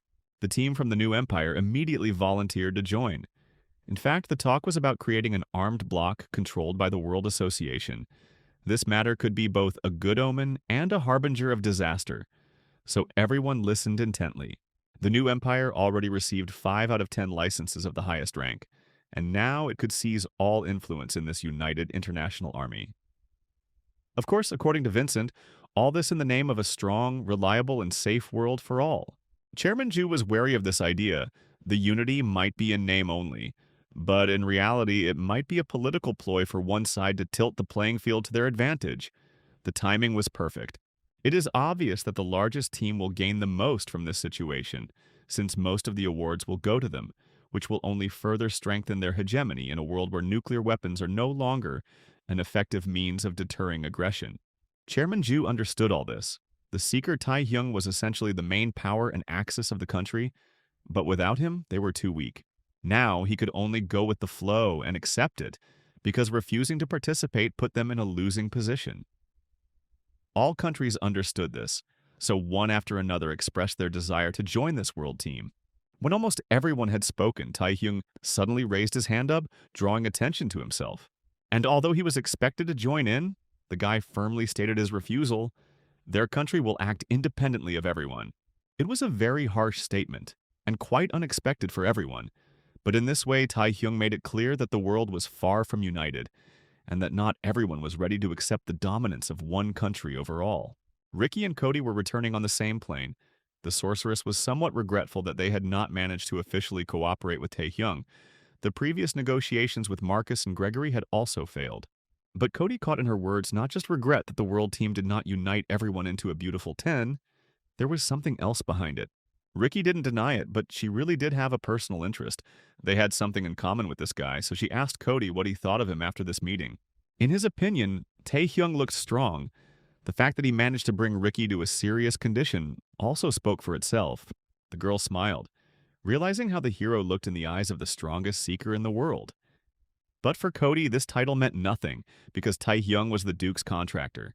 Then Ricky rephrases her question. What did Tai Hyung look like to the other contractor, she asks. And Cody's gaze darkens. After waiting a minute, the seeker answered with restraint that one day they would find out who was stronger, and something told him that this day would come quickly. Meanwhile, the chairman of the Eastern Empire's seekers, Liu Jian, was extremely indignant. Because of the failures of Charan, who also disappeared without a trace, their organization was not even paid attention to. They were left without dual highest rank licenses, which meant they were severely behind in development. So Liu Jian decided to use the data that remained in the former chairman's lab. Although he was angry that his predecessor had stirred up such a mess, he was still grateful that the path to Ascension had already been paved by others. Then, from outside, someone's desperate screams were heard, but they quickly died down. Someone burst into the room over the bodies of the guards and asked for forgiveness for such a late visit. He had only recently returned from the depths of the abyss and was not yet accustomed to time zones. Liu Jin asked the stranger in horror who he was, and the man with slitted eyes introduced himself as the leader of the Dark Guild, Min Ji-hong. Later, the hero visited the cutie Yu A-yan at her guild headquarters, and the conversation turned to his next crazy plans because the guy was going to clear out an unknown dungeon, using only the forces of their country. Just like Chairman Zhu, she also didn't know whether to laugh or cry. This guy always did everything his own way. Even though the guy exceeded all expectations, the stakes were too high, especially since there was a direct threat from the World Organization, since they were competing on the same field. The hero also understood the weakness of their country. Only he had grown up, but in order to feel confident and have a reliable rear, other seekers also had to become stronger. Unexplored dungeons will be a great help for them. Yu A-yan agreed with him, but was there any need for such a rush? And the guy shared with her his ambitious plans. In the future, he wanted to dive deep into the abyss. The seekers were basically divided into two main types, just like in the Asian tournament. There were those who specialized in conquering the abyss and conquering new territories, and those who fight beyond its borders with the gate breakthroughs or the traitorous villains. Until now, Taehyung had mainly acted outside the abyss, and thus received a double top rank and recognition for his abilities. So Yu A-yan was surprised that right after that, the guy wanted to go into the abyss itself. But that was where all the threads led. Only there could he learn more about his power, the dukes, and the sun-faced king. Realizing that an unexpected situation could arise in his absence, Taehyung wanted to secure his rear, so he thought about using the remaining time to prepare a replacement. The scout sighed heavily. This guy remained unpredictable as always. There was a feeling that he lived alone in his own world. He has too many secrets, she added impatiently, her eyes flashing. Especially his unusual skill that revealed a different personality during the breakthrough.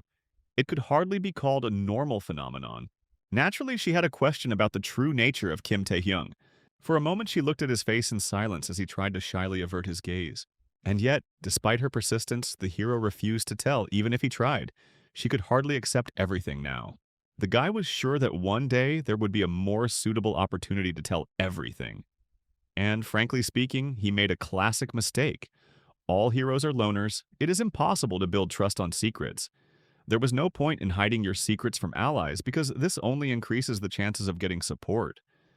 Of course, not in the world of comics about exceptional special heroic heroes. Yu A-yun sighed heavily and even thought about forcing the guy to take the oath of an awakened one. But they got by with verbal promises. After all, they had known each other for a long time. And then the intelligence officer asked him to get down to business and tell her why he had come to her. It turned out that the guy wanted to invite her to his raid squad, and then his gaze slid to her desk, which was littered with papers. Because of all the worries, Ion had put off many of her duties. The guy heartlessly asked her to offer a replacement if she couldn't, even though he was the cause of all the troubles. Then Yu Ai-yun remembered that child. She couldn't bring herself to call her sister by name. Although she was somewhat upset, the spy was pleased by the attention of the guy, who seemed to be waiting for her permission. He immediately boldly stated that he was going to invite Lim Ayong anyway, even without his older sister's permission. After this, the hero visited Kan Hyuk, who received help from Saint Sarara and returned his arm, thus once again becoming the strongest tank in the country. The Dream Team couldn't do without such an important person as Captain Pak, who was still considered the most important seeker in the top rank. Even Hangul found a place in the squad. He became stronger after the tournament, but still endlessly repented for his betrayal. The best seekers in the country had gathered in this room, but they were still waiting for one more participant. Feeling enormous pressure, she did not dare to speak to the others because only yesterday she was a schoolgirl. Once everyone was assembled, Tae-hyung started the meeting by thanking them for their presence. Even though he was still a schoolboy yesterday, he was the center of this team and gathered everyone around him. They should become a raiding party under his command, the boy told them. Captain Pak was grateful that he had been chosen for such a responsible mission, but he still doubted their success. The remaining unexplored dungeons were all double the highest rank, while all those gathered here were ordinary seekers by today's standards. Then the hero asked them to stop measuring everything with a senseless scale of ranks. All the seekers gathered here had potential for growth. He had no doubt that they would all reach the national level, then the double higher education, and continue to grow. This also applied to Lim Ayong, the youngest on the team after Tae-hyung, who stayed behind the others. These words were not just a fantasy to encourage the seekers. In their past lives they had all reached these heights, although it took longer. Much in the world had already changed. There was no point in relying on one's knowledge of the future. One simply had to move forward on one's own, together with everyone else. Kang Hyuk was the most excited about the upcoming battle. Like a true warrior, he was always eager to fight. But the hero quickly cooled his ardor because if the seekers entered the double dungeon right now, they would definitely die. They will enter there in a month, and until then they will train with him. So first, Tae-hyung locked them in his monarch zone to create unbearable conditions and make them sweat like hell. And a crazy grin appeared on his face that made everyone shudder. The World Association team was also not idle. The strongest seekers in the world gathered in it. In the center of the dungeon stood only Cody. Using his skill, he covered himself with armor just like a medieval knight, after which he swung his sword and drove away the ghosts that were flying towards him. A huge werewolf jumped onto the stage. Gregor was again amazed by the strength of his partner. Compared to him, the strength of other adventurers of equal rank was just a joke. Cody alone was enough to clear the unknown dungeon. Meanwhile, news reached them about the hero who was about to enter the dungeon with his team. Hearing this, Gregor snorted contemptuously. The unknown dungeons were not playgrounds for children. The top-ranked fighters who had not even reached the national level of strength were worthless there. They would all die because of his pride, the werewolf thought. At that very moment, the hero's dream team was really desperately fighting in the dungeon, pursued by a huge snake. They really had it tough. Everyone was fighting with all their might on the brink of life and death. However, they continued to move forward because they were driven by the horror of training again with Kim Ta-hyung. They feared it more than death. Desperation and determination gave the detachment strength, and there were no stragglers among them. The hero looked at the fruits of his efforts with obvious satisfaction. It was not for nothing that he subjected the seekers to hellish strain. They continued moving forward until they came across some strange stones. Each sculpture looked like a petrified copy of a man, and soon the squad realized that they were dealing with missing seekers who had gotten lost here. Then the Gorgon Medusa appeared before them, a woman with a snake body and hair in the form of snakes. Titanic in size, she smiled poisonously in anticipation of the addition to her collection. But Taehyung could say the same thing. She would make a great collection of shoes and purses. The Gorgon grinned and showed her long snake tongue. She could even be considered beautiful if not for the snake dreadlocks on her head. And there was also an overwhelming feeling coming from this monster. This was the first time the squad had encountered a monster of double the highest rank, and now they were hesitating, not knowing whether they could win. Then Taehyung raised such a scream that it blocked the ears. He told the team to pull themselves together and remember everything they had been through this month, because only a person determines his limit. In just 1 month, they had really achieved a lot, so the hero's words gave the Seekers confidence. Even though their enemy was unimaginably stronger, they were determined to fight him. Ultimately, true bravery only comes in combat, and the entire squad went on the attack, just like in the training exercises. Taking advantage of their numerical superiority, they attacked from all sides. But the Gorgon didn't even get a scratch. Despite her appearance, she had high durability stats. Kang Hyuk stepped forward and firmly held the Medusa's spear after her counterattack, immobilizing her like that, and immediately moved on to his ultimate skills. No one held back in the fight against such a dangerous enemy. The team acted very harmoniously. By combining slowing and attacking skills on the jellyfish, they gradually took it apart. These blows might not have killed the monster right away, but they did significant damage, which made the Gorgon completely furious. She tried to wave away the pathetic little people, but it was of little use because they jumped around like fleas and stung her. Ultimately, the difference in levels could be overcome by complementing each other's weaknesses. Even the strongest dungeon boss had his own vulnerabilities. Without mobility, his strength no longer mattered, as did his armor if it could be constantly damaged. In such conditions, the longer the battle lasted, the worse it was for the monster.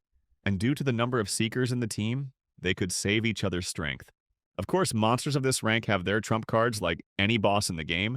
When her health was reduced, she moved to the second phase. However, it is at this moment when the monster's movements become too sweeping that he is most vulnerable. Kang Hyuk took the form of the Minotaur Queen and grabbed hold of the Gorgon. This was the first serious blow with a large percentage of health loss in all time. After this, dozens more blows rained down on the jellyfish. The moral of this fable is that a crowd can even put out a lion. As a result, the jellyfish fell on its back, tipping over backwards on its snake tail. Since the fight did not last long and was generally one-sided, no one even believed in victory. Taehyung praised the boys, patting Lim Aeong on the shoulder in a fatherly way. Kang Hyun immediately began to grumble that the hero did not even lift a finger in their direction for this victory, but now they realized that they alone were capable of clearing such dungeons. But then the hero said with regret that he himself would like to believe in it. At that very moment, something began to happen to the jellyfish. There was a surge of mana. The squad saw a dungeon portal open inside her body, and they froze in amazement. Another monster appeared from the portal, and then they realized that it was a double dungeon, in which the double highest-ranking jellyfish was only the gatekeeper. The monster sniffed the seekers and snorted contemptuously. Among them, there was no one strong in appearance, capable of killing the Gorgon. The basilisk monster had a double top rank, plus, and a very insidious nature. Even one fight with a jellyfish was a difficult test for the team, and at the sight of the basilisk, they completely turned to stone. Taehyung was the only one who was not affected by his magic, and the monster thought that he had killed the jellyfish after all. But the boy quickly explained to the monster that the monsters under his command had neglected training in their boring dungeons too much, and that was why they had lost to his team. After that, the hero grinned cheekily and said that Basilisk's coaching and leadership skills were so-so compared to his. Unable to bear such impudence, the monster spat some kind of lightning at him, but it didn't hit anything. Then Taehyung flew into the sky, feathers rained down, and even Basilisk froze in bewilderment. After all, the guy was holding himself in the sky like an angel, vigorously flapping his wings. It's hard to say which cosplay store he bought them from, but the chicken wings turned out to be very useful. They gave the hero a new level of mobility, and he quickly showed the monster, who was a non-entity here. Float like a butterfly, sting like a bee. Taehyung remembered the ancient wisdom. Enraged, Basilisk tried to interrupt his attacks with a sharp blow of his tail, but ended up receiving a new wound. With two unique daggers in his hands and miracle wings, as if after drinking an energy drink, The guy could pose pompously and let out no less pompous phrases about his awesomeness. Then the lizard below summoned a real storm, and the battle entered the already familiar second phase. "He is not the only one who has been honored by the Duke's favor," said the dragon, and the hero suddenly found himself in the middle of the sea. This was the true power of Jormungandr, one of the strongest dukes capable of creating a typhoon in an instant. With its mouth as big as an abyss, the dragon jumped straight at the hero. And then Taehyung showed the monster that he possessed not just the power of a duke, but the power of a king. It all ended quickly. Kong Hyuk came to his senses and a belated scream escaped his throat. Having caught his breath, he realized that he had moved to another place, and the creepy lizard had disappeared somewhere. The guy briefly told them that he dealt with the basilisk while they were under the effect of petrification, and thus the unknown underground of ancient Greece was cleared. Lim A-yeon was deeply shocked by what happened. It was clear at first glance that the monster they encountered was stronger than even a double top rank, but the hero dealt with it so easily as if it was a walk in the park. Kang Hyuk immediately grabbed the hero and began to shake him, because they were not warned that the dungeon could be double. The hero pretended that he didn't know anything, but no one believed him, and there was no point in arguing about it now because they had done well together. Everyone had worked hard, and he had done his part too, Taehyung told them. But in the end, the group was in disarray. No one had a sense of accomplishment or success. Of course, in reality, the guy knew that the dungeon was double, but he wanted everyone to feel like they were on the brink of life and death. This should have been a good lesson and motivation for them. In the future, the hero counted on this team and expected that they would become stronger. And one day, they will become a strong support on which the whole country will stand. Meanwhile, the international team of searchers gave an extensive interview on the occasion of clearing the first dungeon. This location had been uncleared for quite a long time, so everyone wanted to know the details. There were so many questions about whether there were any casualties and where they planned to carry out the next raid that reporters shouted over each other. Here, urgent news about the raid of Taehyung and his team reached everyone. Gregor immediately spoke out. This is more likely information about their failure. But then it turned out that everything was exactly the opposite. Taehyung cleared the dungeon alone with a team of ordinary high-ranking adventurers. Moreover, this dungeon was double, which together cast a sharp shadow on the achievements of the entire international group. There were no casualties among Taehyung's group, which meant that they were incredibly powerful. The chairman of the new Empire Association sighed regretfully. This day should have been a triumph for the international team, most of whose members were from his country. In this situation, they had no choice but to speed up, as if the world had once again entered the era of the space race. And so it happened in the end. Both fronts began to compete in the speed of clearing the most difficult dungeons on Earth. And this was not bad, because all people benefited from it. The world quickly regained stability as the threat of a gate breach was removed time after time. But the villains were not idle either. One of them made his way into a facility belonging to the cultists. He easily dispersed the weak security of this building with his strength. And his name was Lee Jong-soo, the CEO of the Taesong Group, the father of the classmate of the main character's bully, if anyone has managed to forget about this no-name. He burst into the room and met no more resistance on his way. The laboratory belonged to the Dark Guild. It seemed like they were experimenting with strengthening the monsters awakened by the blood, just like the Eastern Empire. Lee Jong-soo immediately declared that the villains were completely incompetent and worthless. After all, they initially made a deal to destroy Kim Taehyung, but in the end, he reached the double highest rank and became practically untouchable, which made Jong-soo incredibly angry. Moreover, the four guilds united under the hero's leadership, and the Tyson group lost all its influence. His son, who was supposed to inherit the management of the corporation and the clan, ultimately never came to his senses, having completely lost his mind, so his father did not want to tolerate it any longer. The one he was addressing understood perfectly well the reasons for this man's anger. "But their clan is taking too much liberty," said Mr. Shadow, who appeared behind Chonsu. At the same time, all the people from the Tyson clan were firmly connected to his skill. Even though Kim Taehyung's abnormal growth had surpassed their understanding, the Dark Guild still did not give up on their plans, and the hour of their meeting with the hero was approaching. It was more important to talk about business now, and Shadow extended his hand to Chongsu, handing him the data they had managed to steal from Choran's lab, and he suggested using them to strengthen the position of the Taeson clan. If, of course, Chonsu is smart enough, Shadow said. This was already more like cooperation and communication, so the clan leader was pleased. A year has flown by so quickly since the international team announced that they would clear the Earth of dungeons.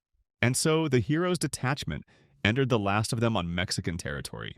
They all reached the national level of strength, and soon the last dungeon fell. The once timid seekers now even regretted that their path was over, especially Kang Hyuk. Although he was still the head of the Indivisible Guild, it was time for him to return home. But he only joked that he dumped all the work on the unfortunate Secretary Kim. Even little Lim Ayong has grown up and become more confident with everyone, now holding herself on an equal footing. If the detachment continued in the same spirit, they would soon catch up with him, the hero noted with pleasure. He himself was not idle either, and his characteristics increased. Time worked for him. After long battles, the guy returned to a country he had not been to for a long time. Elder Banchisu received him warmly and shook the famous hero's hand warmly. The old man in the chair in front of him became the head of the skills research lab. He still couldn't believe how much he had risen thanks to the hero, and everything seemed like just a dream. Now, Banchisu has become an expert in skill fusion. After meeting the hero, the old man himself came to the association and admitted that he used his skills on the cultists to understand how they work. But thanks to Taehyung's patronage, he was forgiven and accepted by the association and Chairman Ju. So he began to work for the country and bring considerable benefits. However, the old man understood that the busiest seeker in the country clearly had not come to him out of a desire to chat. As before the hero came on business, he had one request. Even for the old man, it was surprising that there was something left with which he could help his benefactor. Once again, Taehyung wanted to carry out the skill fusion procedure. Considering his level, this was a very serious matter. Moreover, the guy wanted to combine the skills that had already been synthesized, which was a much more incredible operation. Ban Chisu had never fused one onto another before. The risk of mana backflow was very high, and they both knew what that meant. However, despite his worries, Taehyung firmly stated that there were still things worth taking risks for. His current strength was not enough, and only Bang Chisu could help him. The guy had been preparing for this day all year, training his body to the limit, so he had to endure the operation, and in the end, the old man gave in. They decided to conduct the experiment in a special room, created by advanced alchemist technologies. The device also had a skill-enhancing stone built into it, but the old man was using this laboratory for the first time. Once they start, there is no turning back, and Bang Chisu gave the hero one last chance to change his mind, and Taehyung waved his hand, making it clear that he is ready. Does he want to combine several skills? The system asked coldly. The air around the hero became dense and heavy, electrified, as if before a thunderstorm. The entire lab died in a bright light as the merger began. Suddenly, everything disappeared, and through his sleep, Taehyung heard the voice of the sun-faced one. The human body has a limit on the magical power it can perceive, the king said. But since he had made it this far alone, it was worth helping him just a little, the lord decided. New skills were registered, the rank was changed to the highest, a great power was awakening. The power was so great that the protective plexiglass of the laboratory could not withstand it, and flew out completely. And even the hero was stunned by the new sensations. He didn't just experience a fusion of skills, they gained new functions, and the higher the rank of his ability, the more noticeable his weight in the abyss. Deputy Go came running to the noise in the laboratory to find out what had happened. Ban Chisu was lying on the floor, but quickly said that he was okay in his choked voice. Perhaps they had witnessed a historic moment today, the old man said. And together they looked at the hero who stood unwavering in the center of the room. After this, even the great and all-powerful seeker and savior of the homeland was reprimanded for damaging the property of the association. Chairman Ju, of course, promised to hush up the story. After all, the guy had done the unthinkable and survived a merger imposed on a merger. The hero felt an unprecedented strength. He wanted to quickly set off to conquer the abyss to test it. It seemed that the new skills were related to the dukes, and that also needed to be checked. Chairman Ju understood everything just by looking at the guy, so he let him go. Moreover, an official request had been sent to him, and he was waiting for its confirmation. Since it came from an international team, the hero wanted to know what was in it. The idea was interesting. Taehyung was appointed as a third-party examiner for the double highest rank, and there were many candidates. Time flew by very quickly because just recently this step looked like something exceptional. Many looked at the legendary seeker with caution, some with admiration, some with challenge, but everyone took his strength into account. After all, this youngest and most talented of all seekers of the highest rank was on everyone's lips throughout the world. The president of the World Association, Vincent, came out to meet him and thank him for his participation. When everyone was assembled, it was time to begin, and he gave the command. Cody Wood was also present at this meeting, but he was in no hurry to greet everyone. Only waiting with restraint, an invisible spirit of rivalry was evident. Besides Taehyung, Cody, and another double rank were supposed to take part in the exam. The president wanted to tell what a wonderful evaluation system they had come up with, but he was interrupted. There was no point in wasting time. The hero simply turned on his suppressive aura. Even Vincent was having a hard time under that kind of pressure, so he didn't appreciate the joke. Ultimately, two things are important for a seeker: strength and fortitude. It is enough to put pressure on them, and it will become clear who is worth what, the hero declared, and grinned maliciously. After all, he was testing his skills at the same time. Vincent asked him to stop because it was too risky, but it was too late because Cody entered the game, tired of standing on the sidelines. Now, the two strongest seekers in the world competed to see how much pressure they could put on the subjects, and all of the president's plans went to waste. Here, many realized that they had prematurely aimed for the next rank. Ultimately, Vincent had no choice but to agree to the method approved by two of the three examiners. He asked them to divide the participants among themselves randomly. He then determined who would carry out the massacre of the babies in which room. Despite the initial demonstration, there were seekers who believed that the only difference between them was who got the license first. A man named Jeffrey was very angry about this and complained that they had no time to prepare and were not allowed into important dungeons. He also told his friend Sarah to stop hiding in the shadows of the teachers and threatened to break the noses of all the examiners who were stuck up in pride. He especially wanted to settle accounts with Taehyung, whom he considered an upstart, and ironically, it was to him that he ended up during the assignment. The hero, as usual, acted in his cool, dashing manner. To pass the test, they needed to land one good blow, that's all. Nothing complicated. Some even doubted that the test could be so simple. But since Taehyung didn't think anyone had a chance to pass this test, he suggested that the subjects attack all at once. The first to succumb to such an open provocation was Jeffrey, who was already ready to break loose and rushed at the hero. But with the same speed, he was sent flying back without even being able to get close. So the first one is already out, Taehyung concluded, making it clear that this battle will not be easy. Sarah was the first to understand that they had to be serious, as if they were in a life or death battle. So she shouted to the others not to rush blindly at the enemy. But the weak-minded and the brave decided that it would be better to attack en masse and spread the risks in the hope that someone would still manage to hit Taehyung. The hero met the impudent bastards with strong kicks, letting them know that they had not learned anything even after reaching the national level. Because it was difficult to explain such incompetence in the use of abilities and tactical techniques, they all attacked in close combat without a plan, without organization, and without teamwork. So very quickly the hero gained an advantage over them in initiative, and although he was in the minority, it was he who had the freedom to choose where and how to strike. Candidates quickly dropped out one after another due to their incompetence. Several of the seekers finally came to their senses and stood next to Sarah, re-evaluating their prospects. So far, no one met the hero's requirements, but there was still hope for the group that did not rush at him with everyone else. They at least had the beginnings of reason. But what will change if they continue to stand idle? The hero asked and stretched lazily. And then a girl with a bob haircut came forward. She held herself calmly despite Taehyung's provocations. She had a plan and she stuck to it, approaching the hero who was simply waiting. Sarah used her skill. Taehyung patiently watched what this seeker came up with.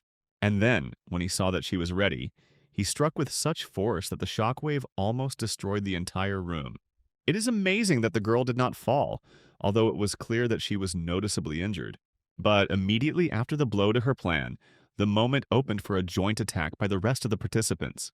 Taehyung chuckled and said just one word, "Apocalypse," after which a stain of ink spread underneath him. Everyone who was within the radius of his skill lost their sight and were bound with chains. The world of the monarch, the spirit of the dead, chains, paralysis, a world without feelings. All these effects simultaneously fell upon the subjects. Their senses are dulled, gravity presses them to the ground, and under the influence of chains the body loses strength. Weaklings have no chance to survive in this zone. But one seeker held up better than the others, so much so that she even surprised the hero. All thanks to the teacher who told her that if you don't give up, a chance will definitely appear. And she stood firm, grabbing the hero's hand. Taehyung felt that this girl was feeding on magical power from outside and converting it into her own. She was able to withstand his attack and was now absorbing the power of other seekers. Moreover, the chains, unable to withstand the pressure, broke, and Sarah swung for a counterattack. The hero was extremely stunned because he did not expect such a level from ordinary seekers. Sarah almost reached it, but her body suddenly stopped moving and obeying her. The last thing she saw in front of her was the hero's devilish gaze and the veil of darkness descending. Even though this girl never touched him, but considering her actions in battle and skills, the hero decided to give her a passing grade anyway. Sarah McQueen was a terraforming skill holder, a future dual top rank seeker who people would call a new hope. From the very beginning, this girl seemed special to him, and without a doubt, it was Cody who was her teacher and mentor. So Taehyung congratulated him on the fact that his student lived up to his expectations. Soon all tests were completed and reported to President Vincent. Of all of them, only one person passed. Sarah, the examiners rejected the rest, and even after a year, no one reached a decent level. Vincent was extremely depressed. He considered it a complete failure. Kim Taehyung's unauthorized actions, acting alone, undermined the organization's efforts to unite the world, and the World Association lost much influence. Vincent planned to introduce new members to the International through the exam and gain an advantage. But then his thoughts were distracted by an event of a different scale. Cody suggested practicing. And for this reason, I decided to book a hall of the most durable quality, although seekers of its level should be fighting on the moon so as not to destroy the Earth. The two longtime rivals met in the same arena for the first time, something they could only imagine before. After the exam, the hero immediately realized that Cody did not come because he was worried about his student. Cody looked at him straight, and in his eyes there was a thirst that only he could understand, because there was no one worthy to satisfy this hunger in the whole world. Since they were equal opponents, wasn't it natural to fight and find out the limits of their strength? Taehyung had no doubt that they would meet one day, but he didn't think it would be so soon. Still, he was extremely intrigued, because this was the only way he could test the full power of his skills. All the employees looked at the president with concern, waiting for his decision on whether to stop the fight between the two strongest monsters in the world. But in the end, Vincent simply resigned himself to the inevitable. No one could resist these two anyway, but ordered the progress of the battle to be recorded. It was important to obtain valuable footage of the battle for further analysis, and also to attract more attention to the organization. Eventually, the fighters were informed that the organization approved their fight. Cody also did not object to the recording, because anyway, this place would soon become a pile of rubble. The hero was glad of this opportunity. He did not expect that Cody would challenge him to a fight first. But the number one fighter in the world considered it something of a given to give him a chance to fight for his title. Then Taehyung boldly replied that he could have taken him away at any moment. Since the provocation was obvious, Cody did not succumb to it, and responded to the barb with the same barb, saying that the tongue is the main weapon of an arrogant guy. At that very moment, they both simultaneously struck each other directly. But Taehyung's next attack only cut through the air. Cody had already disappeared. Then to teleport behind Taehyung, because top-level seekers love nothing more than jumping around the enemy. In general, a boring exchange of simple blows at high speed ensued. Since they were roughly equal in pure stats, Taehyung broke the distance, and he moved the fight to the second phase, throwing out all the paralyzing and restraining skills with Apocalypse. Strong chains bound Cody, his senses weakened, and gravity pressed him to the ground. The world's top seeker appreciated the skill they had no information about yet, and Taehyung chuckled contentedly. Then Cody slashed with his sword and broke all the chains, making it clear that today the hero would clearly have to show everything he was capable of. After which he also entered the second phase, covering himself with armor just like a knight. The world's first swordsman lived up to his title. For him, like his student, he possessed the highest resilience, and now the hero had to block his onslaught. The arena cracked under the powerful attacks, although it could withstand a tank shot. Now the fight was not fought with fists, but with knives. The blades glittered and sparks flew. Until this moment, none of the warriors had felt such a heartbeat in their chests. Both were caught up in this battle. Without a doubt, they were both the strongest in the world, and they could feel it now. The battle was so heated that soon all the cameras failed, and Vincent's plan failed, and it was too dangerous to send someone to film. Then the president of the association himself volunteered to go and watch the battle with his own eyes. The room in which the battle was taking place should have been able to withstand the fight of many double-ranked seekers, but it seemed that the strength of those two had already surpassed this level. Here, even the hero realized that if they continued the fight, the building would collapse faster than they would identify the winner. Cody agreed and suggested, speaking from under his helmet, that they stop running and come face to face. Taehyung immediately stated that he had a strategy from the very beginning, and he stuck to it. But Cody didn't believe him because the guy hadn't used the Duke's power yet. The hero was deeply stunned that the knight knew about this, and he made it clear that he also possessed the secrets of the Abyss. Moreover, he himself had made a contract with one of the dukes. Pointing his sword at the hero, he demanded to name his contractor. Now, Taehyung realized that the connection between the Seekers and the Abyss was much deeper than he thought. Not only the members of the Eastern Empire squad were connected to it, but for now, Cody had only mentioned the dukes. He knew nothing about the light-faced king, and the hero decided to keep this trump card to himself. Taehyung used the power of the vampire lord Igmun. With a burst of blood, Cody also called upon his power of the duke, and his armor became covered in darkness. The knight gained wings, and the skill was called Lucifer's Fallen Angel. Now both were ready for the real second phase of the fight. It was time to finish. There was a heavy thud, and both Seekers were hidden by thick smoke, so that Vincent could not see anything. The hero's sharp claw stopped centimeters from Cody's neck. The knight's blade also stopped a step away from the hero's heart, and they decided to end the fight in a draw because they had an unwanted witness. The next time they will meet in the Abyss, Cody firmly stated, without any doubt about it. On the way out, the guy just grinned when he saw Vincent and asked the president for forgiveness for the noise he had made. In the end, he was left with nothing. He will have to pay for the repairs to the building, and there was no footage from the cameras. Taehyung headed towards the exit, realizing that his business here was over. An abyss awaited him ahead. All matters on the surface were settled. The castle of the luxurious Mistress Rosarin shook from the noise, and she grumbled discontentedly at the character of her guest, which had not changed over many centuries. The vampire Igmun made a hole in the castle to enter and behaved extremely insolently.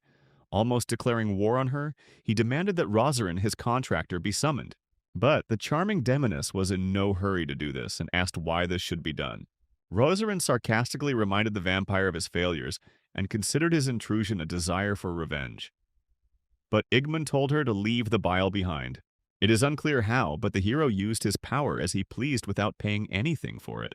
When it became clear what was going on, Rosarin laughed sarcastically. She hadn't heard from the hero for a long time, but now she understood what had happened. The vampire's power was indeed greater than her own, so it was no surprise that the contractor had taken a liking to her, the demoness said. She spread her wings and said that in order to get answers from her, you had to ask politely. The tension between them immediately grew. The proud, self-confident vampire came to her, not with requests as a petitioner. Rosaria told her beloved children to step aside so that they would not be harmed. Because today, the demoness wanted to teach the arrogant vampire a couple of rules of etiquette for the highest nobility, and immediately more tentacles stretched out in all directions. Igmun summoned a bloody sword. He himself wanted to teach the demoness a couple of rules on how to greet dear guests. Sharp blades fanned out in her direction as soon as the vampire waved his hand. But they were all repelled by the same light movement of Rosarin. This attack was more of a mockery than a serious intention. One of Rosaria's tentacles grabbed Igmun's leg and pulled it.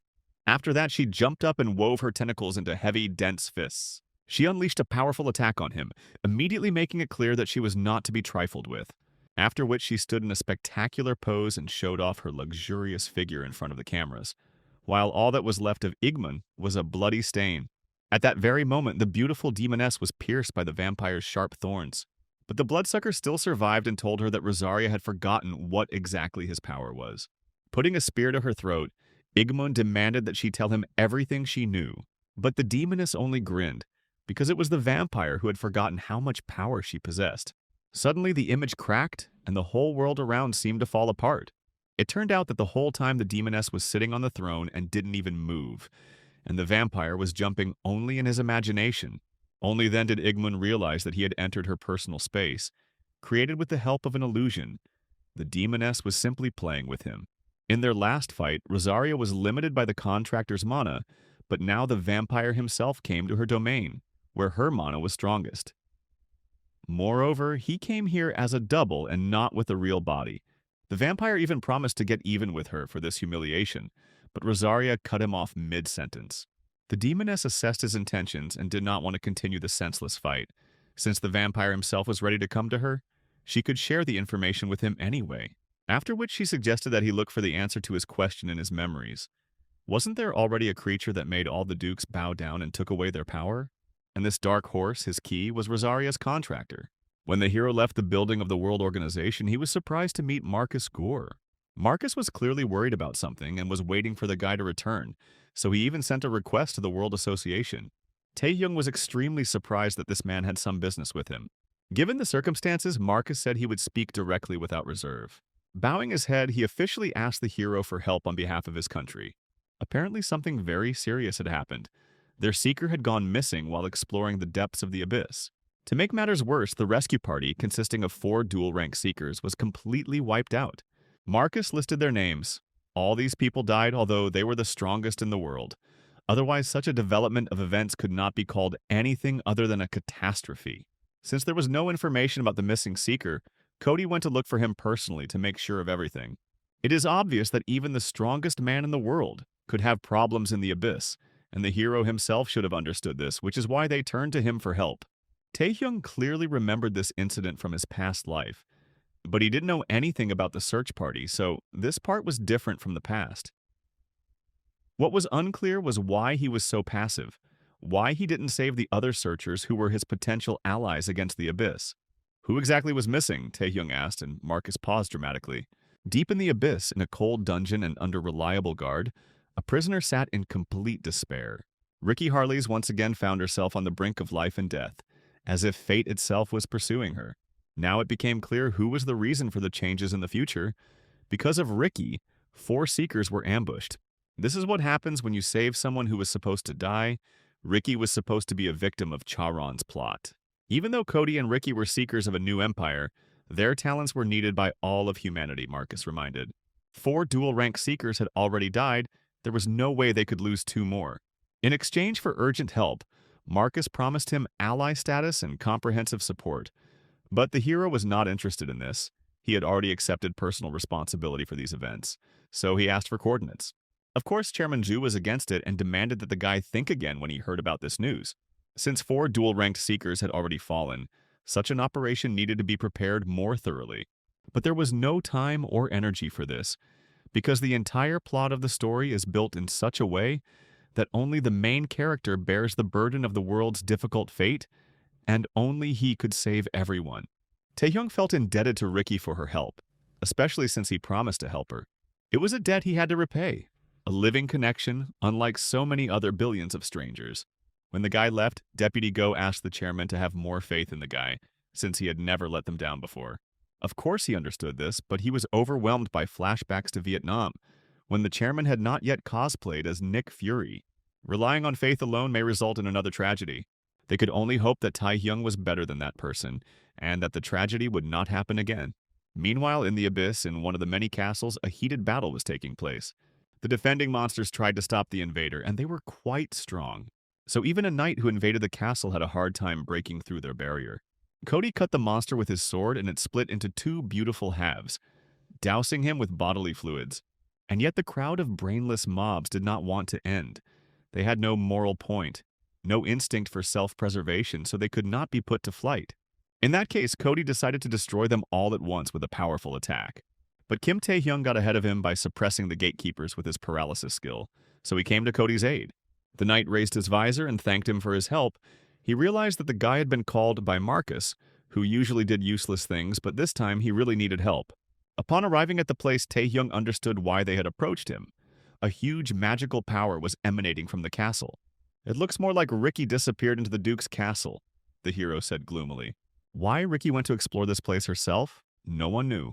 But Cody was sure that she was still alive, because when he arrived here, he caught a barely noticeable flow of her mana. The trail went underground. Perhaps a meeting with the Duke awaited them ahead, and the hero estimated their chances of victory at about 1%. Then Cody slammed his visor shut and suggested they hurry. Then they had a speed competition to see who could finish off the monster faster. The battle became more fun, and at least had some meaning. The hero chuckled and joked that Cody was no longer trying to save his strength and deal with each creature separately. It was just that now he had no need to conserve his strength. And although at their last meeting they both expected to fight each other when they found themselves in the abyss, in the end they now acted as a united front. But their feud never went beyond professional activities, so both could trust each other in difficult times. By working together, they might have a chance of saving Ricky. After a long race, both seekers finally stopped, realizing that they had reached the middle of the castle. It was a large room supported by a network of columns. Cody assumed that somewhere here there was a passage to the lower tiers. He suggested splitting up here so that the search would go faster, but suddenly he was attacked by some stranger in a cloak, and so quickly that he didn't have time to notice how he flew away. Taehyung reacted immediately and struck the enemy, but the enemy stopped his dagger with his bare hand. "They finally met," said the stranger, who recognized the guy, and he smiled a crooked grin, looking at the hero through the narrow slits of his eyes as if he had just woken up. When the guy asked the stranger who he was very surprised that Chairman G had not told him anything about him. Instead of 1,000 words, the eyeless stranger simply grabbed the guy by the face and smashed his head against the stone floor. Min Ji-hoon, the scoundrel, introduced himself and called himself the head of the Dark Guild. His eyes flashed predatory, and the hero's blade simply broke in his hand. Then Cody came to the hero's aid, and the villain had to step back to avoid being hit by the sword. Min sighed regretfully, but what else could you expect from the best in the world? He shouldn't have died in one hit. Taehyung called the enemy the leader of the Dark Guild, repeating his words, and Cody said that he knew this face, because he had been wanted internationally for a long time. It was more important to understand what he was doing here. And then Min suggested that the Seekers rack their brains and ask themselves what a person could be doing in the Duke's castle. Min touched his face and showed his strength as a contractor. His love for theatrical gestures was marked by teenage complexes. "He's a bird of a feather," said the villain, and even opened his eyes on the occasion. Honestly, the design of this character is disgusting because he looks more like the main character than the main character himself, as if confirming the stereotype that all Asians look the same. Even in manga, having spread his arms, Min invited them to find out which of them was the stronger contractor. Meanwhile, Riki came to her senses in the dungeon where she was imprisoned and felt the familiar power of Cody and Kim Taehyung. The fact that the head of the Dark Guild that led the cultist was also the Duke's contractor was the worst scenario imaginable, Cody said. Now he understood why the villain had hidden for so long. Since the contractor was here, that means his Duke also knew about the invasion of the castle, the hero said. This meant that either the Duke was underestimating them or was too attached to another place. There were only two options, but whatever the answer, the hero suggested taking advantage of their advantage. The plan was simple: carry out a joint attack, save Riki, and get out of here. They decided that Cody would take the offensive and Taehyung would provide support. At first, Min chuckled that such a direct attack would be nothing to him, but he immediately changed his mind when he was caught by the hero's chains. Thanks to Taehyung's apocalypse, Cody was able to land one precise blow on a stationary target. For some reason, he was chopping with a sword, although this tool is primarily intended for stabbing. This mistake was soon revealed. Cody, without feeling that he had cut flesh, stared in surprise at the fragment of the sword, after which he received a roundhouse kick from an experienced taekwondo practitioner, right on the visor. He barely managed to stop after that, and the villain mockingly said that although they knew his face, there was no information about his skill. At that very moment, the knight disappeared under a pile of stone debris that Min had summoned. It was a very strange skill that at the moment of impact, Cody seemed to pull the sword into himself. Under the influence of this force, even Taehyung's restraint skill stopped working, the system said indifferently. All of this was very reminiscent of the power that the hero saw in Charon's laboratory. The black hole was most likely his skill to begin with, the hero realized, and Min was surprised that the guy had already seen it. In the past, the scroll with this skill had caused Taehyung quite a bit of trouble, and he shuddered when he remembered it. Min nodded. He had made a lot of money selling the skill that broke other skills. Every unawakened person would want to get their hands on one. The villain found it amusing to watch the efforts of those who desperately fought to survive without skills. And although he despised everyone equally, he despised those who were awakened and who believed only in their own abilities. The bastard raised his hand up and launched the black hole to full blast. He suggested that the guy check if he was different from those non-entities, and the size of the sphere increased even more in his hands. A real black hole of that size would have smeared the Earth in a thin layer along its orbit, but this was not the first time the artist had mocked physics. Taehyung jumped to the side in an attempt to avoid the black hole that could swallow him. However, at that very moment, Min appeared in his path, thus catching the hero in pincers. And when the villain already thought that he had won, he suddenly received a wound and froze in stunned silence. They were both in the same situation and did not know each other's skills, such as the black hole not being able to absorb the Duke's skill. In this situation, it was hard to say who would rely only on their skills, the hero said, and spread his wings. Min coughed. It was the first time he had fought a chicken, that is, a contractor of another Duke, and thanked him for the lesson. This is exactly how their fight should be, the villain declared, and his body began to change and grow in size. Here Cody showed signs of life. Tired of sitting in a pile of stones, he scattered them in all directions. He also spread his wings because he had a skill that the hole couldn't absorb. It was worth mentioning earlier. the knight grumbled. The three of them looked at each other as if waiting for who would start the next iteration of exchanging pleasantries. Two birds against one land creature, so far the odds looked in favor of the hero and the knight. Min also understood that a simultaneous attack would cause him a lot of trouble. And then the ceiling of the castle collapsed, and someone else burst into the room, someone who could not bear the presence of two bugs in his house. Min knocked back some of the debris that was falling right on him. He already realized that he had been messing around with the invaders for too long and had missed his chance to enjoy the battle.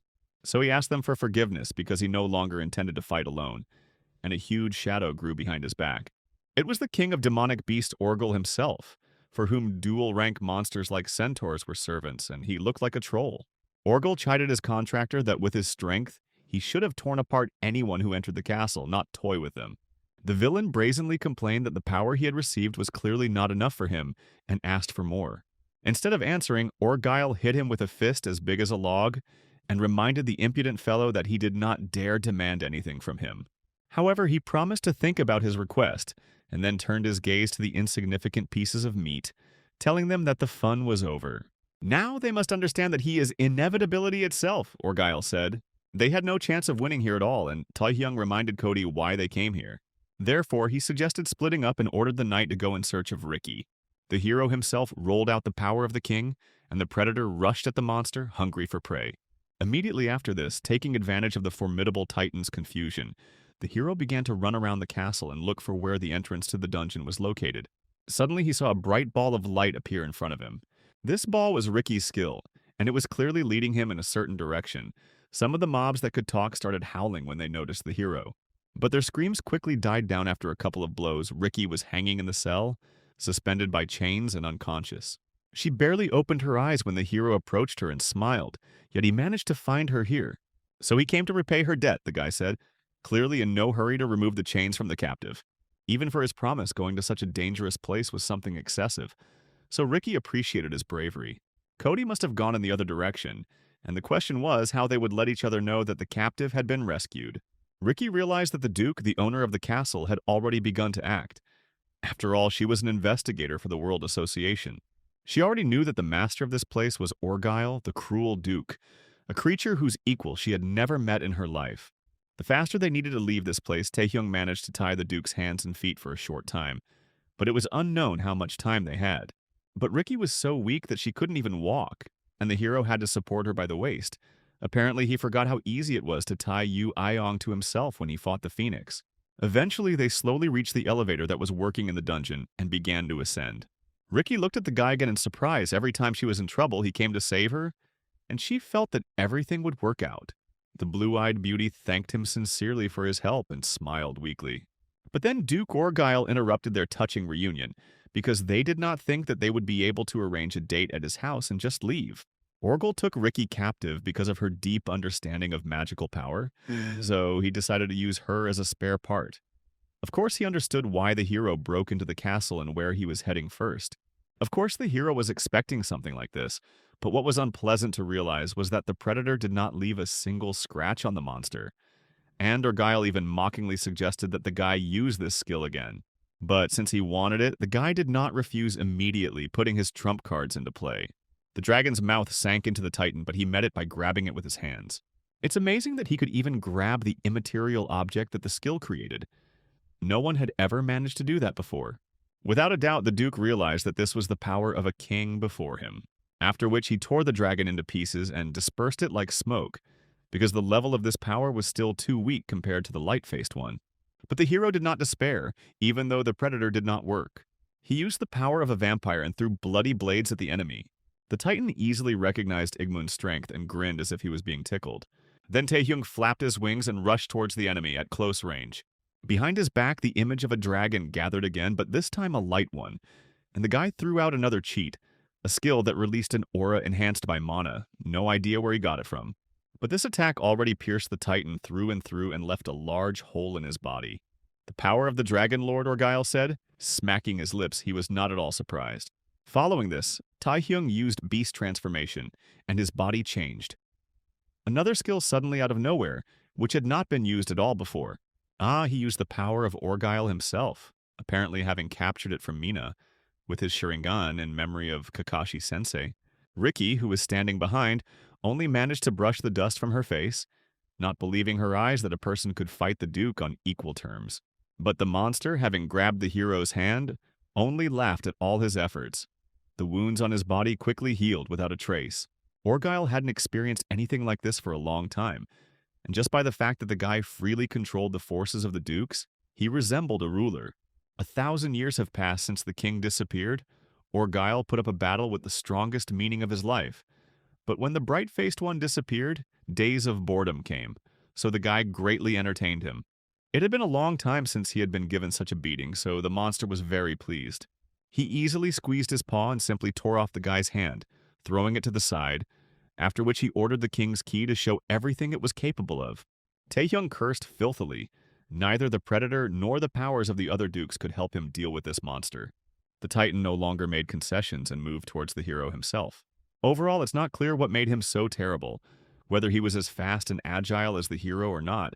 What the difference in tactics was between their forces if he was another big melee blockhead with great regeneration.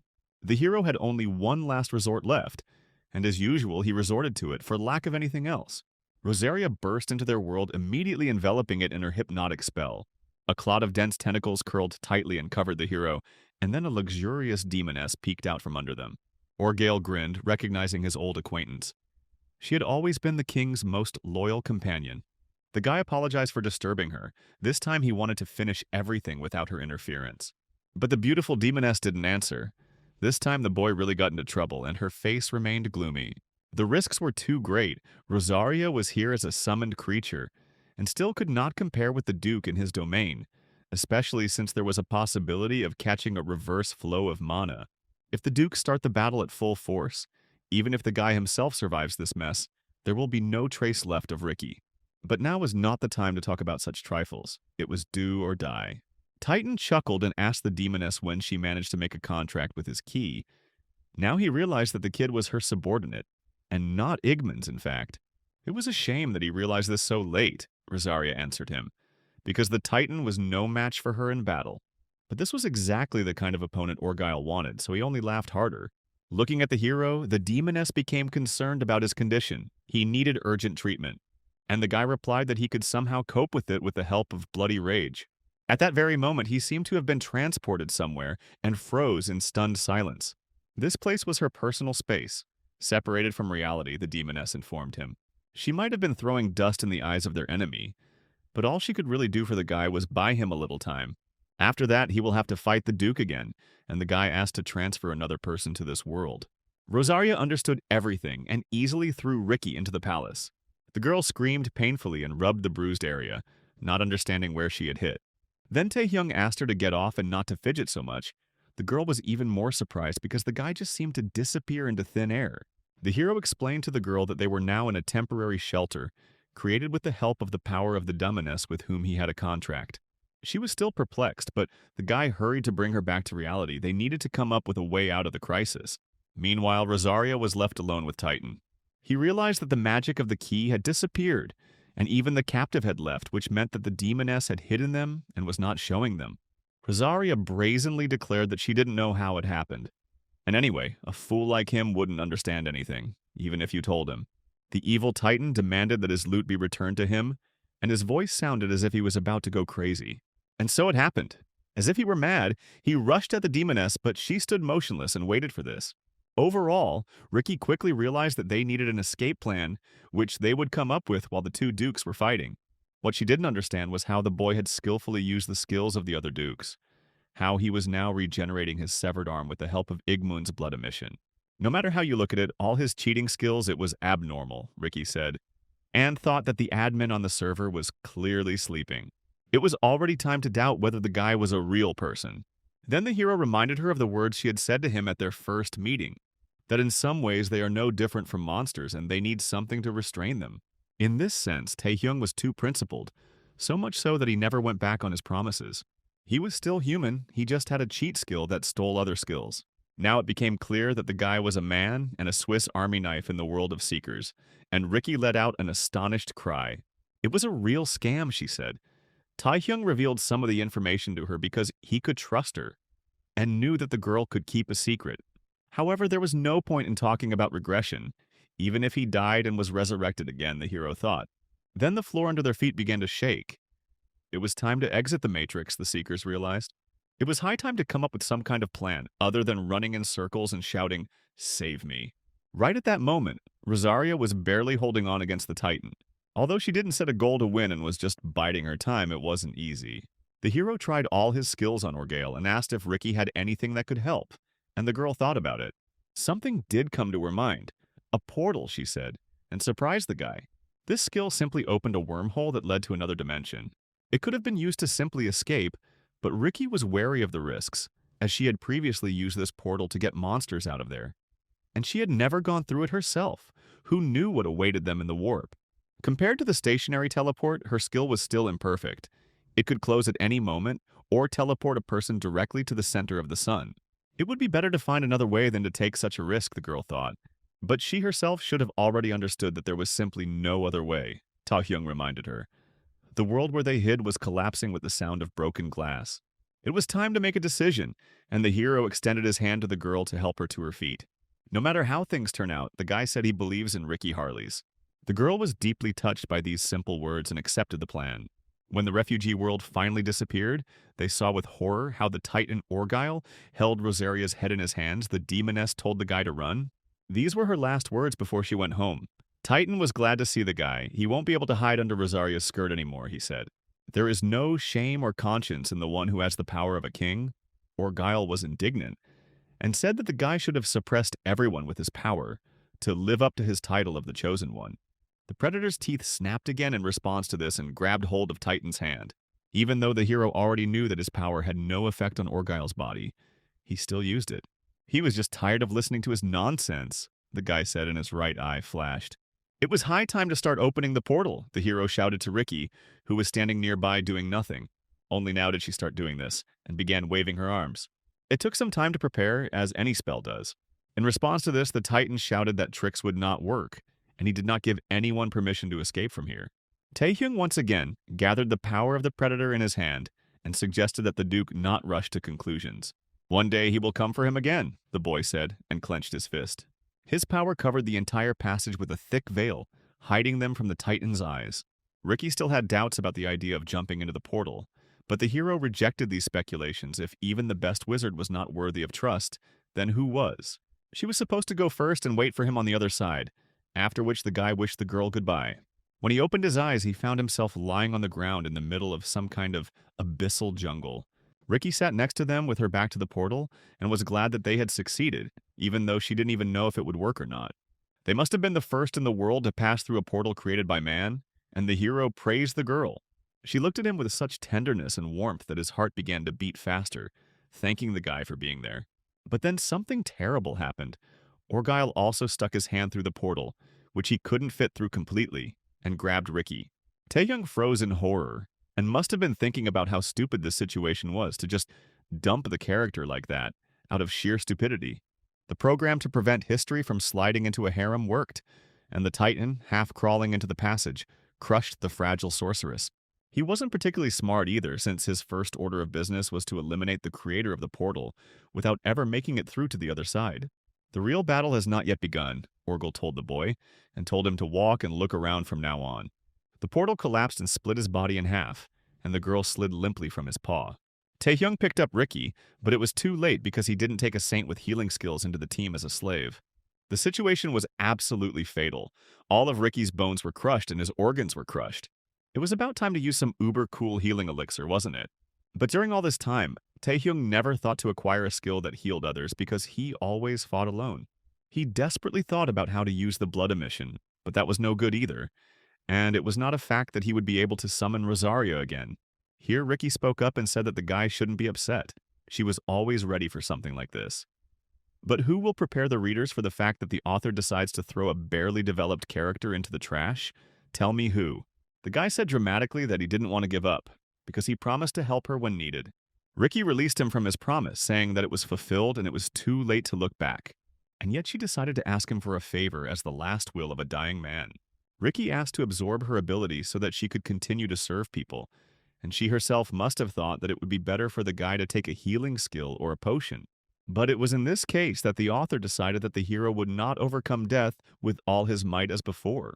The magic of the plot, Ricky just had to die dramatically so that the hero would have something to regret. That's why she looked at the guy with all the sadness. Ricky didn't regret anything. She fought bravely until the very end. But she still had one unfinished business that she regretted, undisclosed feelings that had already become nothing, and then the darkness swallowed her up. Meanwhile, the noble knight was bearing the brunt of everything alone, and no one even offered him the chance to escape. Villain Ming went all out and waved his fists. He had long been eager to enjoy such a tough fight. Cody knew he was at a disadvantage in this castle and needed to leave.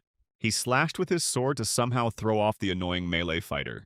But his sword was stopped by Ming's bare hand and was already covered with cracks. The villain impudently asked the knight why he was running away from the fight and not taking the exchange of pleasantries seriously. Moreover, Taehyung and the captive were most likely already finished off by Orgyle, the villain said and grinned. Their mana had been gone for quite some time now, and Min hinted that it was due to the death of its owners. But then Cody took a serious step, and he finally managed to push back the enemy. Apparently the rage from the realization of the sad fate of his comrades gave him strength. The knight's sword was covered in a red and black aura, and he declared that he believed in his comrades no matter what. Min just grinned and quickly restored his damaged arm. He knew better than anyone what kind of monster Duke Orgyle was, and that the chances of survival in a fight with him were minimal. However, here the entire castle began to shake from its very foundations, and the echo of a heart-rending scream spread through its corridors and halls. Orgyle demanded that his contractor appear immediately, and Min objected that he was currently busy with a slightly different guest. At this point, the villain offered to end their duel, although not without regret, since his stupid duke had called him for some reason. But he warned that this was only the beginning. Soon the earth would be engulfed in uncontrolled chaos. And he will be the one who will bring this chaos, said the villain with a bunch of complexes and a crazy roof. Cody let go of the freak and anxiously lifted his helmet visor to breathe. Worried about what might have happened to Taehyung and Ricky, he returned to the camp, which was their rear base. There were none in the Seekers' camp, so it turned out that Cody got ahead of Taehyung, but not for long. Soon the hero appeared, and from the first glance at his face and his heavy, gloomy burden, everything was clear. They had failed, the cold realization set in. Cody couldn't think of anything else at that moment. He only asked Taehyung how she died and whether she suffered for a long time. The hero nodded and replied in an empty voice that he regretted not saving her. No one blamed the guy for this failure, and everyone was saddened by her tragic death. Ricky was very popular because she always fought for people. It all happened because he was too weak, the hero said with a trembling voice. He refused to hand over the girl's body and decided to carry it himself to the Association of Seekers in the New Empire. Ricky had left him a message that everyone needed to hear, and Taehyung wanted to personally make sure that everything was done correctly. Despite their failure, the chairman expressed gratitude to Kim Taehyung for his help in this matter. But along with Ricky, their team lost half of its members, which was a hard blow for everyone. Still, they were very busy, and hoped that the hero's words were worth taking a break from their work and listening to. Gregor, as usual, unable to cope with his dislike for the guy, declared that he did not have extra hours to listen to the chatter of losers. But Cody, with just one look, reminded Gregor that he was there too, and Ricky wasn't there to keep the team captain in line. He himself was furious about what had happened, and could barely control himself so as not to take it out on someone. Then Taehyung showed them one skill, and asked everyone present to judge for themselves whether it was worth their time or not. It was Ricky's memory skill, which allowed the user to display stored memories. This is how he intended to convey Ricky's last will, after which he unrolled the film strip in his palm. In total, Taehyung will absorb 3 of Rika's skills. The first was the heart of the Supreme Being, creating a mana stone inside the body. This allowed him to freely control the flow of mana, and all of the sorceress's spells passed through it. The reason she cared so much about the difference between humans and monsters was precisely because she had the heart of a monster beating in her chest. The second acquired skill for the hero was a portal, which allowed him to create a teleport to specified coordinates. The last one may not be the most useful, it is the skill of memories. It was thanks to him that Ricky was able to work as an investigator for a global organization. Since Memorize was a unique skill of the sorceress, it was no surprise that there were a lot of questions about it from everyone. No one wielded mana as skillfully as Ricky, so the hero attributed the ability to transfer skills to the fallen sorceress, asking her forgiveness for this lie. The explanation, although put together on the fly, still didn't bother Cody much. He asked the guy to get down to business. Then, raising his hand up, Taehyung blinded everyone with the light of his projector. Ricky gave them her memories of her last investigation, where she infiltrated Orgala Castle and found a hall there with statues of all the dukes. The writing of the inhabitants of the Abyss has not yet been fully deciphered, but after reading the inscription on the stones of the hall, the sorceress understood their meaning intuitively. Without a doubt, before her were sculptures of the dukes, conveying their unsightly, eerie appearance. Ricky studied their faces for a long time, but it could hardly tell anything about the names and abilities of their owners. The 7 dukes of the Abyss did not live in peace, but waged ordinary feudal wars for each other's lands. There was a fragile balance between them.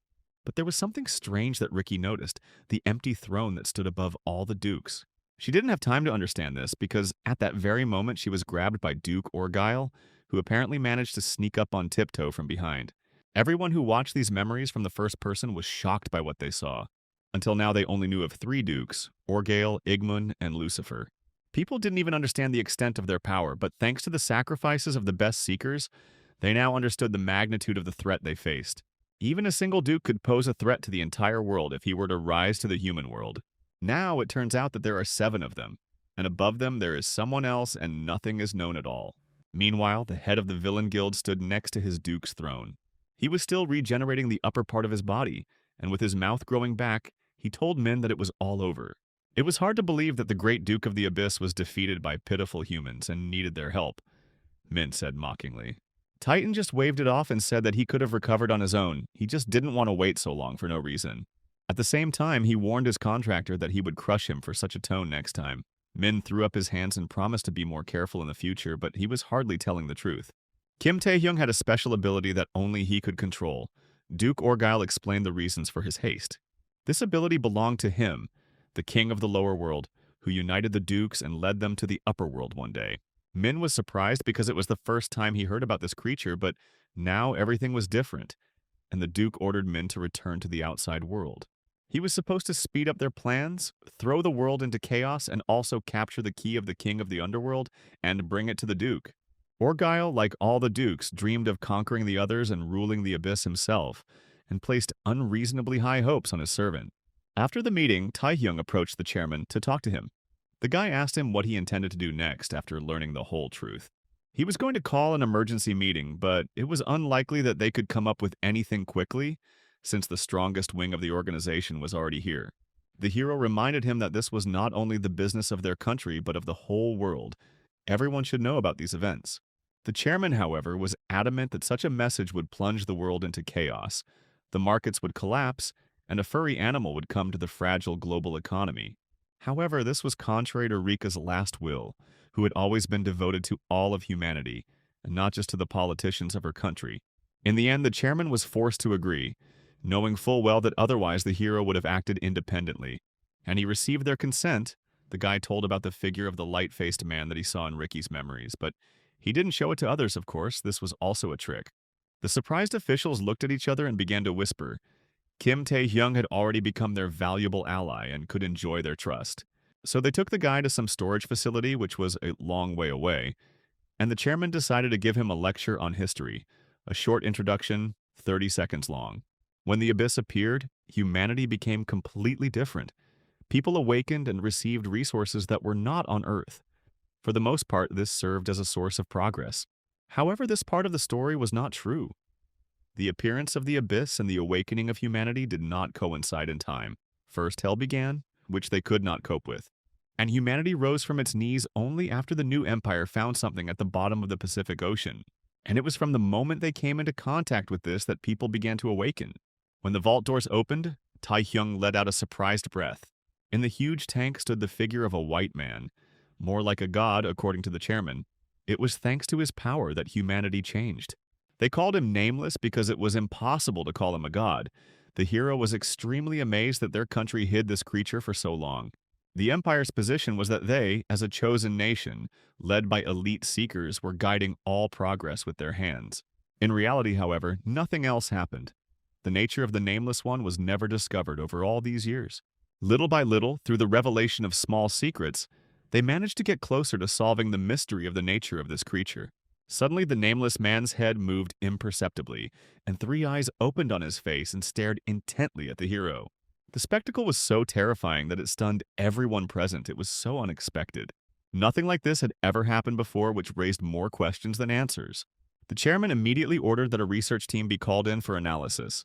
But it wasn't just the opening of his eyes. The thing in the tank was silently looking at him. And then the boy heard a voice in his head. The creature knew that he was a regressor with the power of a king. The fact that a faceless, silent god knew about his history greatly surprised the hero. Perhaps it was time to dispel the false illusion of this cycle, the creature thought, and its power began to put pressure on everyone around it. Taehyung reached out his hand to the god and using his predator skill, I asked him to tell him everything. He was immediately transported into his inner world, also dull in shades of gray, like the very appearance of the Nameless One. The deity acknowledged the boy's courage and allowed him to ask any questions. There were many questions, but first Taehyung asked how the Nameless Man knew the answers to them, and whether he was a deity. The Nameless One said that he didn't really fit the description of the god that people were used to, and the question itself was stupid. But for convenience, he allowed himself to be called that way. A god raised by humans can't be strong, Taehyung said another absurd and stupid thing. Nameless explained that he was just a part of a god, and therefore couldn't change his form until he merged with someone. He only had directions, and Taehyung, surprised, asked for clarification. The direction that pointed to the true body, and the hero understood this as meaning that somewhere there is a true god connected with the Nameless One. The awakening of humanity was connected precisely with this creature. Just like the reason for Taehyung's awakening after meeting the king, it was exactly the same. The Nameless One stunned him. It turned out that the power of the bright-faced king is the power of a god, but it was unclear why he allowed the hero to regress or where he was. Then the Nameless One moved the guy to show him another useful flashback. The world looked as if the abyss itself had broken into it, and monsters were pouring out of numerous portals. The earth plunged into chaos. At first, Taehyung thought he was seeing his homeland, but then he saw the statue of a galloping horseman, and a feeling of uneasiness came over him. This was not Taehyung's world, but a dimension that once belonged to the light-faced one. But now he was a simple citizen, being chased by a toothy monster. That was his past, and then he was a man, pathetic and weak. But in the end, he awakened within himself the power of a predator who saved him. This boy was born from one of the fragments of God scattered around between dimensions. At a turning point, he woke up and began the path laid out for him by fate. The picture changed again. This time it was an abyss. Taehyung looked up at the sky and saw the king there. He had seen these pictures in the past. A vision of how the light-faced one destroyed the army of monsters and captured the abyss. Soon the king ascended the throne he had created and united the powers of the dukes. Powerful beings are forced to swear allegiance to him in order to preserve their positions and lives.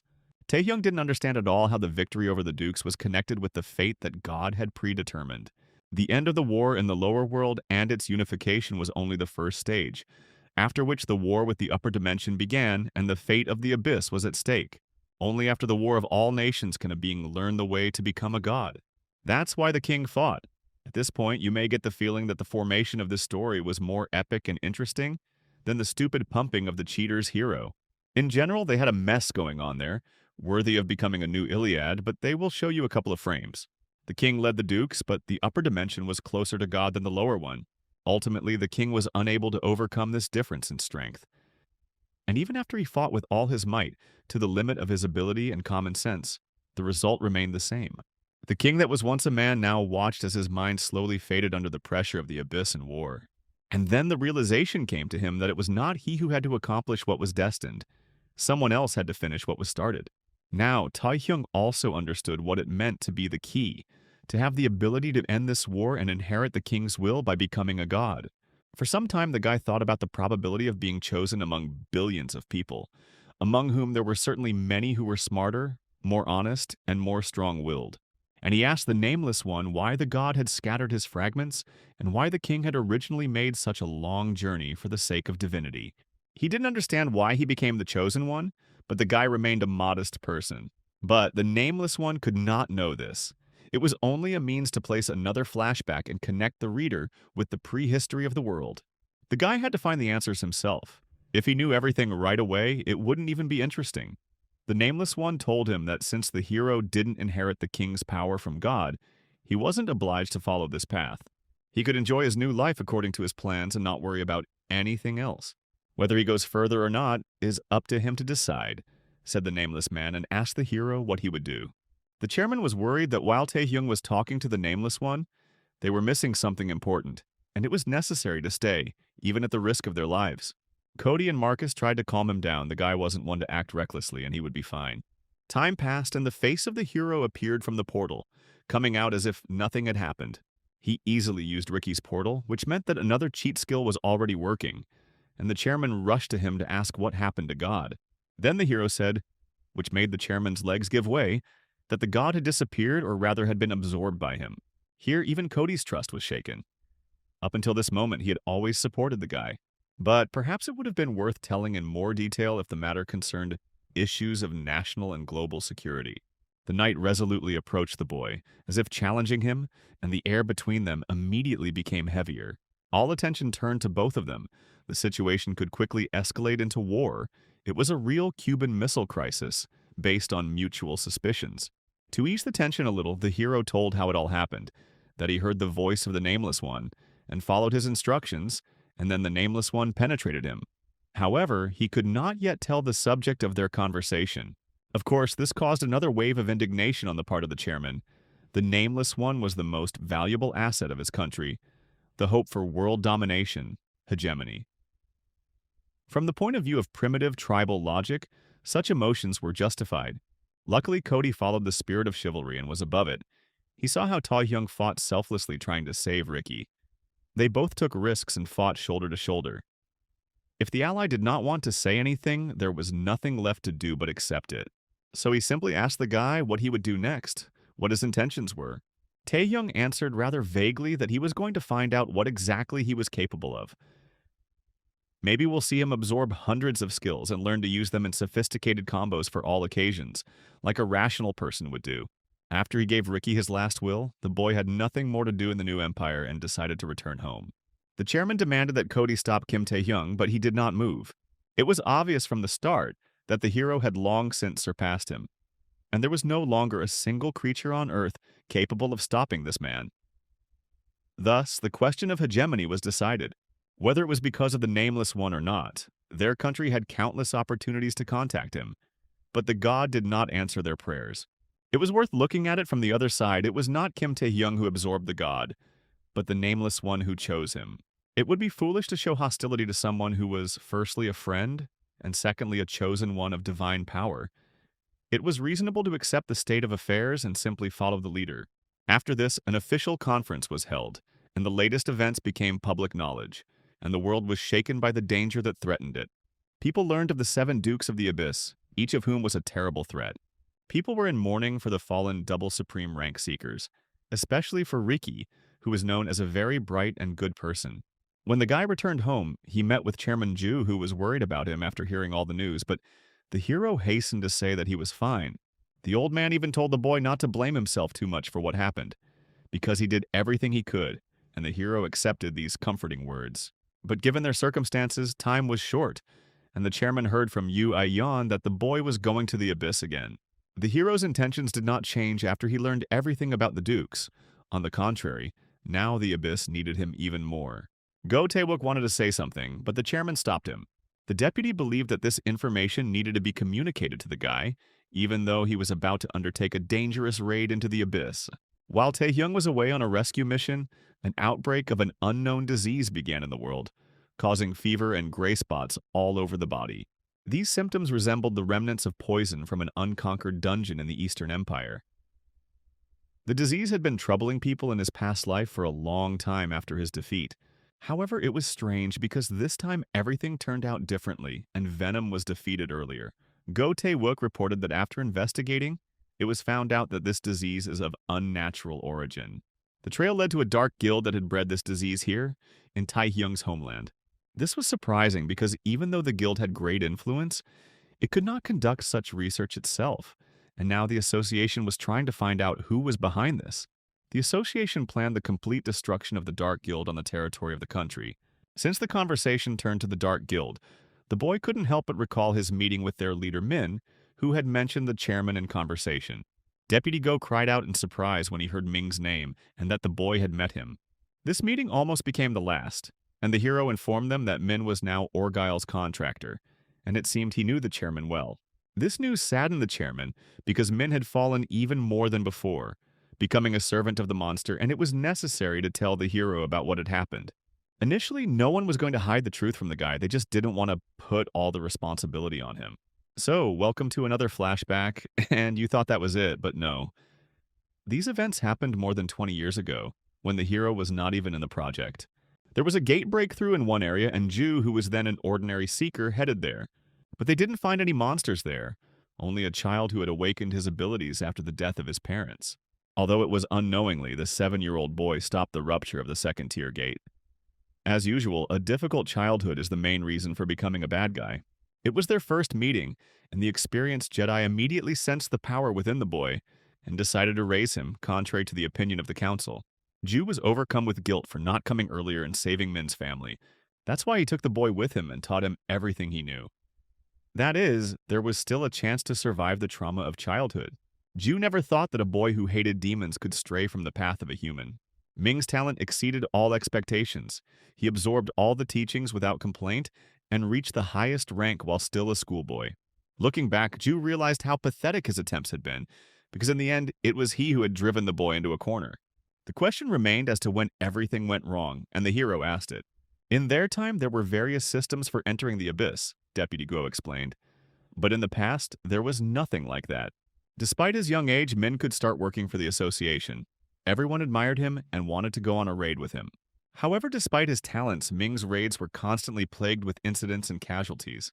When the association decided to investigate these cases, they discovered something terrible. Min himself had driven the searchers from his team to death. It was such an incomprehensible turn of character, and so senseless that it is not surprising that it raised questions.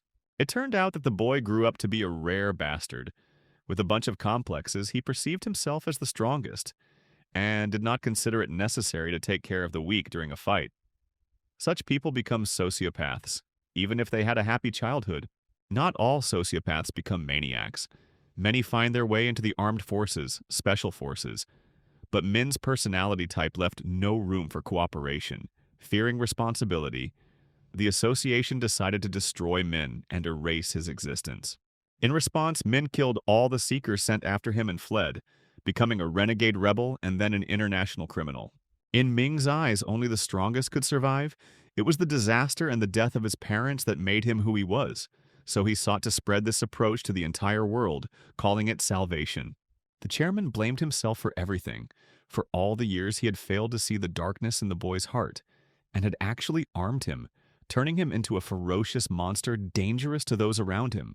Taehyung didn't deny that the chairman's influence had been present in this case, and his words sounded quite harsh. If he knew that a Jedi could go to the dark side, he should have split him in two, the hero joked. Or, for example, turn to psychologists and psychiatrists for help. At the same time, the hero promised to catch Min and provide the chairman with the opportunity to conduct a proper educational conversation with his son, who had disowned him. Now this matter became personal for Taehyung. He knew too well how those who are obsessed with their own strength and the humiliation of the weak behave.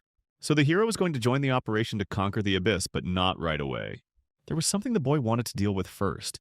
Without it, it would be too difficult to concentrate on the upcoming fight. And it was about the new status window that appeared after meeting the Nameless One. The system gave him a quest and started a countdown to its start, and it was called the War of the Peoples of the Abyss. After this, the hero visited the castle of a luxurious and mature woman. It turned out that she was waiting for his quick return, but when the guy saw her condition, he became worried. After the fight with Orgol, Rosaria's condition left much to be desired, and her beauty seemed to fade. The damage received during the last summon was greater than the hero thought.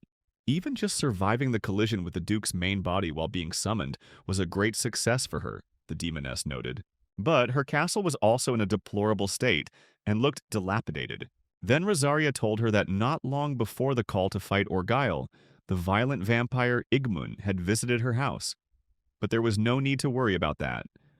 The Dukes had not gotten along very well at first, and Rosaria was willing to pay a high price for getting an exceptional contractor. The hero firmly declared that no one would dare to treat his woman like that again. Even though these were just words, they pleased the gorgeous demoness very much, and she smiled faintly. When the boy told her that he had met a god and learned the story of the king, the succubus's eyes opened wide. A new war of nations is coming, the hero told her, and silence fell in the hall. The surprised demoness wanted to know the details of the meeting with the deity, and Taehyung said that in his world there was also a fragment of divinity, and he accidentally encountered it and was able to talk. Even though she had told him before that even if he found out the truth, he wouldn't be able to do anything about it, now everything was different, the hero confidently declared. Rosaria nodded. The guy had achieved this power earlier than she thought. Maybe this meeting was an accident, or maybe it was inevitable considering how he ran around like crazy. Spreading herself more comfortably on the throne, she asked the boy if he had realized his purpose. And since he's here, he obviously should have already had a ready answer. Taehyung again remembered the words of the God fragment, that he didn't have to accept this whole fate of a hero. Whether to go further or not was only his decision, the nameless one said in an indifferent voice. At first, Taehyung just wanted to get compensation for his mental wounds. He wanted to throw out his resentment for his miserable life onto the world. But this time, having become stronger, he decided to live differently, and not as a shadow of past complexes. This time he wanted to be truly happy, since fate gave him a second chance. But the more he learned the secrets of the abyss, the more convinced he became that there must be a reason why the king chose him, and sent him into the past, giving him power. According to the sun-faced one, he was simply touched by the guy's persistence that he never became awakened, and his willpower. However, the king's true desire was to find someone who could bear his burden as the savior of the world. And from this it followed that he should follow the same path, Kim Taehyung firmly stated. He already understood that it had nothing to do with Earth, but he wanted to end this war in order to protect his world. Therefore, he asked Rosaria for her strength to protect her too, and raise her to the highest place. From his words, the demoness's heart began to beat faster. A young, ambitious guy endowed with divine status, and says something that made Rosaria blush. She immediately told the hero that he is just a key for now, and he still has a long way to go to match the king. Due to an unknown force, his rank had risen to double the highest, and a colossal power was awakening, the system reported. Even Rosaria was shocked by such an awakening of power and asked the guy when he managed to get it. The fragment of God inside him heard the hero's intentions and finally merged with him. At these words, the demoness quietly laughed, remembering the past. When the king said that he would pass on his power to another, she was strongly against it, because she believed that only the sun-faced one could bear this burden. But now she realized how wrong she was, and looked at the guy with unprecedented tenderness and the experience of a 1,000-year-old maiden. It was as if a wave of nostalgia washed over her when she had just become the servant of the sun-faced one. She was a sweet girl with horns that you just wanted to hold on to. Now the line between subordinate and master was erased between them, the demoness said, and she regarded the guy as an equal partner. Ahead of them lay a battle of nations, and she asked the hero how much he knew about it. All he knew was that once he ended the feudal war and united the abyss, there would be an invasion of higher beings. The so-called god was not as kind as he thought. The demoness realized with disappointment that the guy had deceived her and actually didn't know much, but otherwise he wouldn't have received Rosaria's support. Although the demoness didn't know much, she decided to tell him what she knew. The high world did not interfere in their affairs while the dukes were divided, but if with their power the king achieved divinity, it would be a threat to them. More precisely, the king of the upper world did not want this. Everywhere there were their own kings, just like everywhere else, concerned with maintaining their status and power. This king also possessed a fragment of the abyss and was a supreme being, the first to achieve the status of a god. And his name was the king of the demonic gods Baal.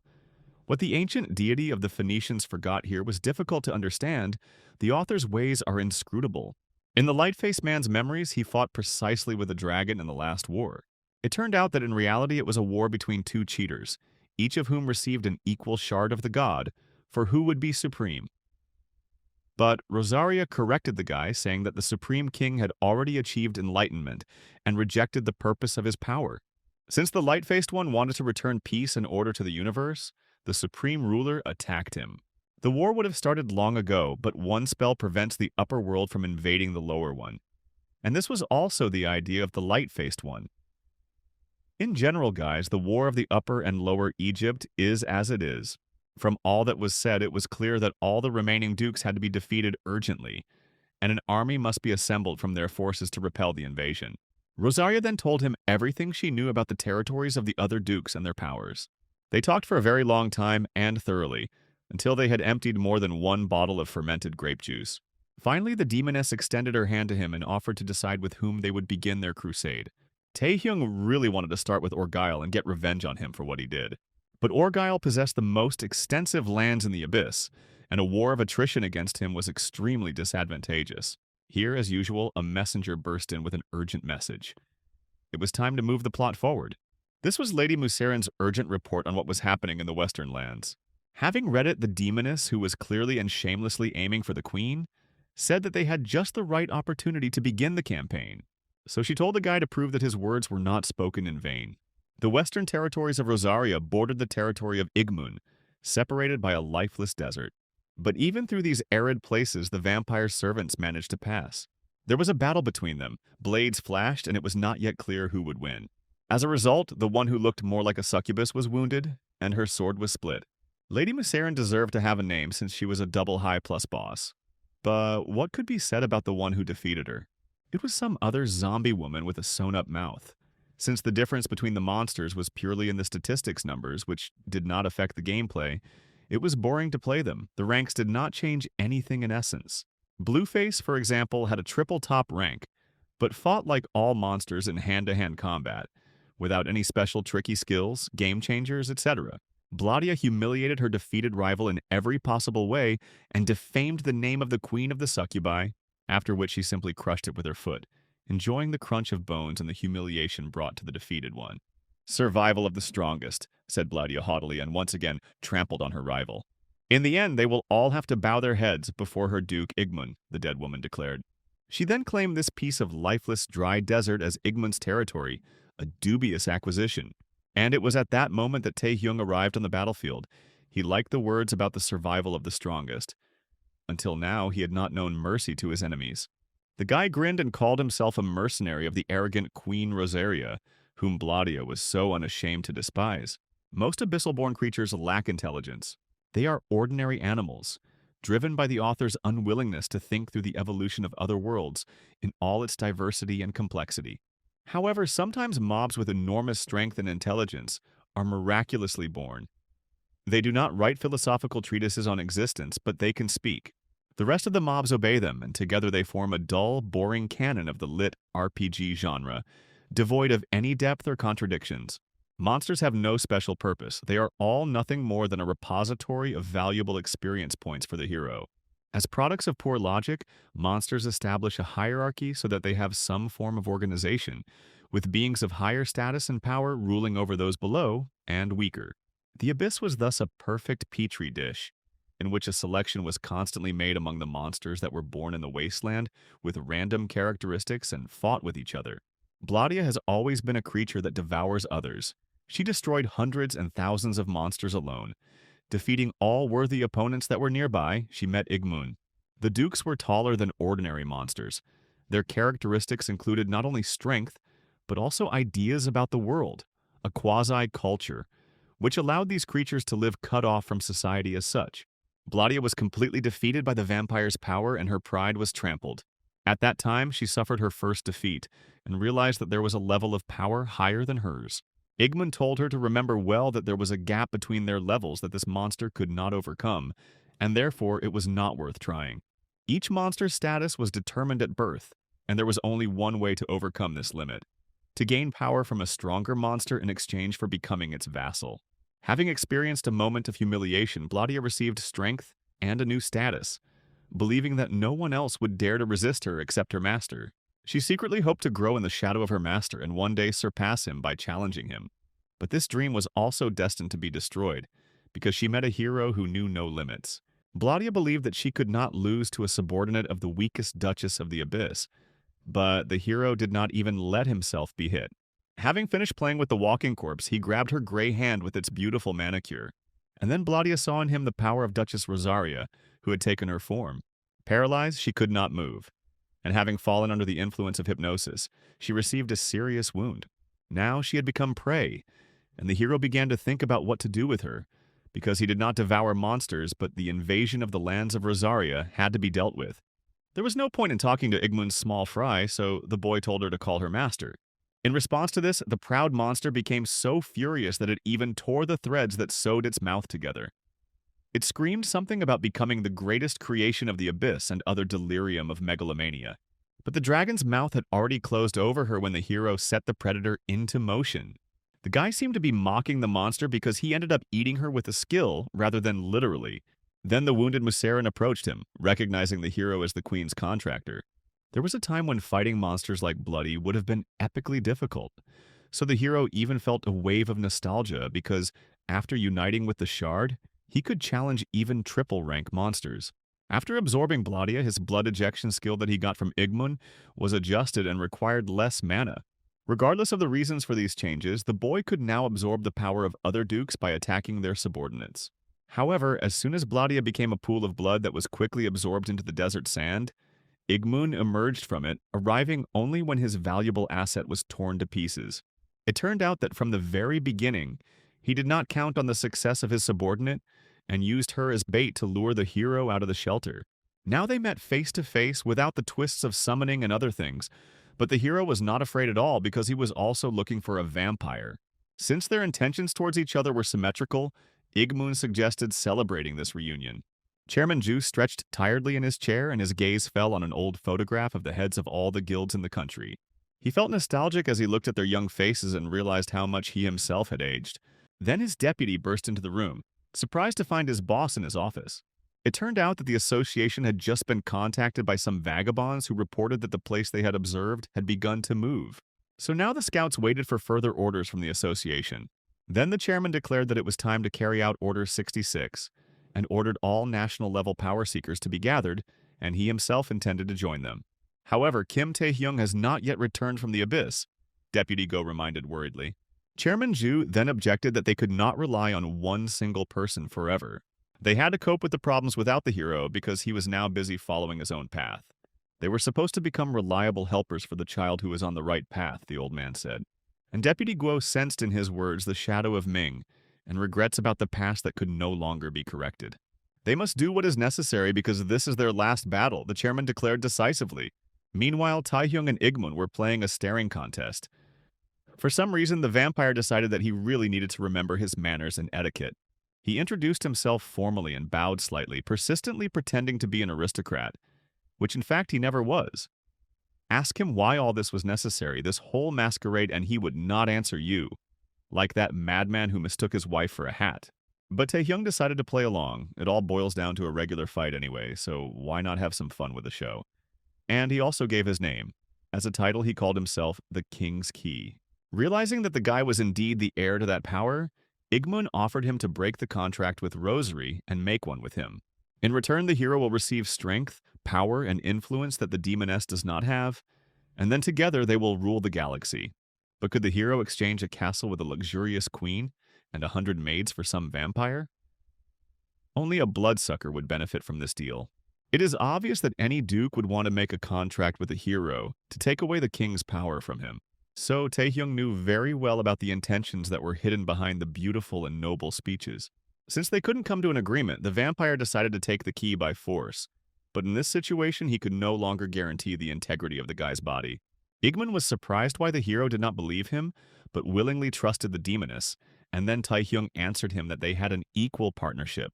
For someone accustomed to relying on force to determine hierarchy, the concept of trusting and equal relationships was simply incomprehensible. The previous king had subjugated all the dukes by force. Taehyung chuckled because he never said that he refused to use force, it would just be directed at the most stubborn ones. After that, the guy boldly declared that he also had an offer for the vampire to become his subordinate and join his army in the future war between the higher and lower kingdoms. Igmun also laughed at such impudence. The pathetic man became very arrogant after becoming the key to the king's power. Bloody blades summoned by Igmun appeared above the hero. The negotiations were over. However, this attack was repelled by exactly the same bloody blades that jumped out from under the ground. Since the bloodsucker refused to come to an agreement and enlist in the hero's army, he needed to be taught a special lesson. But the proud vampire quickly recovered from the initial shock, and a fight began between them. When the hero threw his blades at Igmun, they collided with an invisible barrier that surrounded the enemy. The Duke was unhappy that the boy was using his power as he pleased and not paying rent, so he summoned a giant bow. The hero already understood that this would not be an easy battle because the Duke stood one step above the creatures with the triple highest rank, so simple bragging was not enough to defeat him. Then the guy decided to test something and decided to switch from long-range attacks to close combat. He wanted to see how far he could go in a battle with the Duke. After he absorbed the Shard of God, the hero spread his wings and easily dodged the shot. And flying past, he inflicted a wound on the enemy with his hand, on which he had grown claws, but he himself was wounded. Even so, all this was nothing more than a prelude to the real exchange of blows. Igman praised the guy. He really did skillfully use the stolen skills. But it was too early to be surprised because the hero had many powers. Using the blood emission and the beast transformation, combined with each other, he broke the bloody sword. The vampire recognized Orgul's skill with surprise as the boy lunged at him with his claws. In response to this, he again tried to throw it away with his sword, angered by the impudence of the cheating boy. But this blade was also broken by a bare hand. In close combat, Igmun was clearly inferior. Now he felt how much stronger the one who had recently been hiding under Rosaria's skirt had become. The way some man was pushing back the Duke amazed everyone who watched this battle. Considering all the skills, mutations, and changes in essence, Taehyung could no longer be called human for a long time. The boy mocked the bloodsucker and his aristocratic arrogance, and he justified himself by saying that the boy had not yet seen even 1/100th of his strength. Igman decided that since a couple of blades were not enough, he needed to call upon 100 weapons and then he would definitely win. But Taehyung didn't intend to play with him either, so he aroused the dragon's wrath. After all, he hasn't used even 100th of his strength yet, the guy said with pathos. He quickly closed in on the vampire, leaving him no chance to attack from a distance. After which he plunged his hand into him. The skill of the devil's saliva endowed the hero's mana with poisonous properties. Thus, the vampire's blood was infected. Suddenly, when he thought he had already coped, Igmun's body turned into a pool of blood from which it was created. The vampire admitted defeat because the very fact that his main body received a wound from the boy was humiliating. And for this, he promised to repay him by placing the hero in the center of a bloody field, a special power that only Igmun had. Taehyung tried to call Rosaria to destroy this space, but it didn't work. The parts of the body that came into contact with the blood were rapidly losing mana. Having made a mistake, the boy allowed himself to be pulled into a trap, and was now drowning in this artificial lake. He sank deeper and deeper and soon became so weak that he lost consciousness. The waves carried him to the shore where Igman was waiting for him. The Duke grumbled that the boy had caused him a lot of trouble and reached out his hand to him. However, the moment this happened, his body suddenly disappeared, which puzzled Igman. It was indeed easy to get confused because this place was very similar to his Red Meadow, Taehyung said. But in fact, this territory belonged to that bastard? The vampire was even more surprised because the guy spoke as if he was talking about someone else. And turning around, he saw a double of the hero with red eyes. Before him was the true essence of the key the vampire guessed when he was greeted. The double grinned. Everyone who came here wondered about his essence, but no one ever received an answer. The arrogant Duke reminded his double of his title and ordered him to answer him politely. But for the predator, they were all just food, so their status meant nothing. He saw other boundaries up there, he said to the settlers and meaningfully raised his finger upward. Both used Igman's power to create floating blades of blood. The vampire irritably stated that the double was not particularly different from the guy on the outside. But then he saw how the bloody sword changed shape and devoured his magic, which meant it was not his ability. The predator took advantage of his trick and absorbed the magical power of the astonished vampire. He was always happy to have extra mana and thanked her for the hearty meal. This was another blow to the pride of the monster who pretended to be noble and even wore a medieval costume. Igmun exploded into a swarm of bloody tentacles.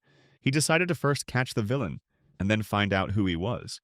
The vampire used the power of this spiritual world, so even the predator was surprised, but last time even a fly gave him trouble. What's surprising when there's a whole Duke here? However, there was something the vampire didn't know about the original, the predator stated, and a wall of blood rose to the sky in front of his face. Igman also directed the streams, gathering them into heavy waves and unleashing a whole tsunami on the enemy. In this world, one field can oppose another, so the double was able to break through straight to Igman. He paralyzed him with the combined skill of Apocalypse and then introduced him to his fist. The vampire was thrown back and rolled across the wide expanse of the stormy lake. The double began to complain. His protege had such impressive skills, but he didn't even know how to use them properly, and everything turned out too clumsy and awkward. The boy allowed himself to be exhausted, so the double had to show himself, although he usually did not interfere. But he even liked this arrangement, so he ordered the despised Duke to rise to his feet and clench his teeth tighter. Then the usual educational beating began. At this point, Igman had no time for evasions or tricks, and the vampire was clearly not used to getting his noble face punched. He lacked practice, but the Predator apparently visited the gym and watched fights without rules because he did not experience any particular difficulties in his series of combos. Once again, the vampire was thrown back and flew over the Red Sea. But no one was going to let him go. The double caught up with him right in flight, after which he crushed it with his foot so that a whole geyser of spray rose up. The Duke must never have been beaten like that since he took his title. At that very moment, Igmun fired some kind of hard spike, but the Predator's jaws snapped and caught him. It happened at the very last minute, but the double was not at all afraid for his life. Suddenly he fell down, and it turned out that he had somehow lost his leg. Igmun, on the contrary, came to his senses and did not even think of sparing the double of the arrogant boy. In the vampire's hands was a sealing sword that contained the power of the enemy he had cut. Perhaps with the help of this weapon, he planned to absorb the power of the king. The recovery would take some time, and the Predator realized that once in Taehyung's body, he had become too careless. Thinking about what to do, he remembered his original and hoped that the guy was not sleeping. The Duke had already taken enough damage while the hero was simply resting. This means that the final phase of the battle could have been left to him. The moral of this story is that a crowd can even put out a lion. Using a sneak attack from behind, Taehyung absorbed Igmun, and the world he was trapped in began to crumble. Despite the severe wound, Igmun could still stand on his feet and curse that he had lost only to the pitiful ghost of a king. And then Rosaria was able to break into this world and come to the hero's aid. She was worried about her future king, but the guy said that everything was fine. Here, the Duke decided to resign his powers and deal with everyone another time. Before he dissolved into a puddle, he promised them that he would definitely return and take revenge. And the hero promised that he would not allow this to happen with all his might. Rosaria was glad that the boy was not hurt. She would not have sent him personally if she had known that Igmun himself would come to the meeting. But wasn't that what one should expect after all? What else do dukes do if not fight personally? It was worth calling her immediately, the hero agreed and leaned back in the arms of the luxurious demoness. Yet they managed to loudly declare the beginning of the feudal war. And Rosaria sighed heavily because she got a man who always went straight ahead. Meanwhile, on Earth, a battle was also raging. The Association attacked the lair of the Dark Guild. The entire team was in a hurry to catch up with the guild leaders before they escaped again. Yu Aeyong had already gone after those who tried to escape, so there was a chance to kill all the cultists at once. However, it was not worth relaxing, because she could also have problems with the one she was pursuing. At this point, Chairman Zhu arrived at the scene and politely knocked on the door. He ordered everyone to lie face down on the floor and surrender because they were already surrounded. That's when they came across Mr. Shadow, a man who wore a gas mask and had a lot of complexes. He said that the association had fallen into a trap. The deputy of the Dark Guild and the last of the Triad that Taehyung never caught, the chairman recognized this weirdo. Then he realized that the one Yu Aeon was pursuing was most likely his adopted son, the apostate. The pursuit led them into an industrial zone. They couldn't go any further, and Yu Aeyong left the vehicle. She herself did not think that she would meet him in this way, having recognized the face of the one she was pursuing. But it was director Lee Jong-soo, whom everyone had already forgotten about. He was still a cardboard cutout character. His appearance was not something surprising for the scout. She had long suspected the clan of having ties to a dark guild. The gray disease that engulfed the country was the work of this bastard. A bunch of cultists couldn't have done such a thing alone.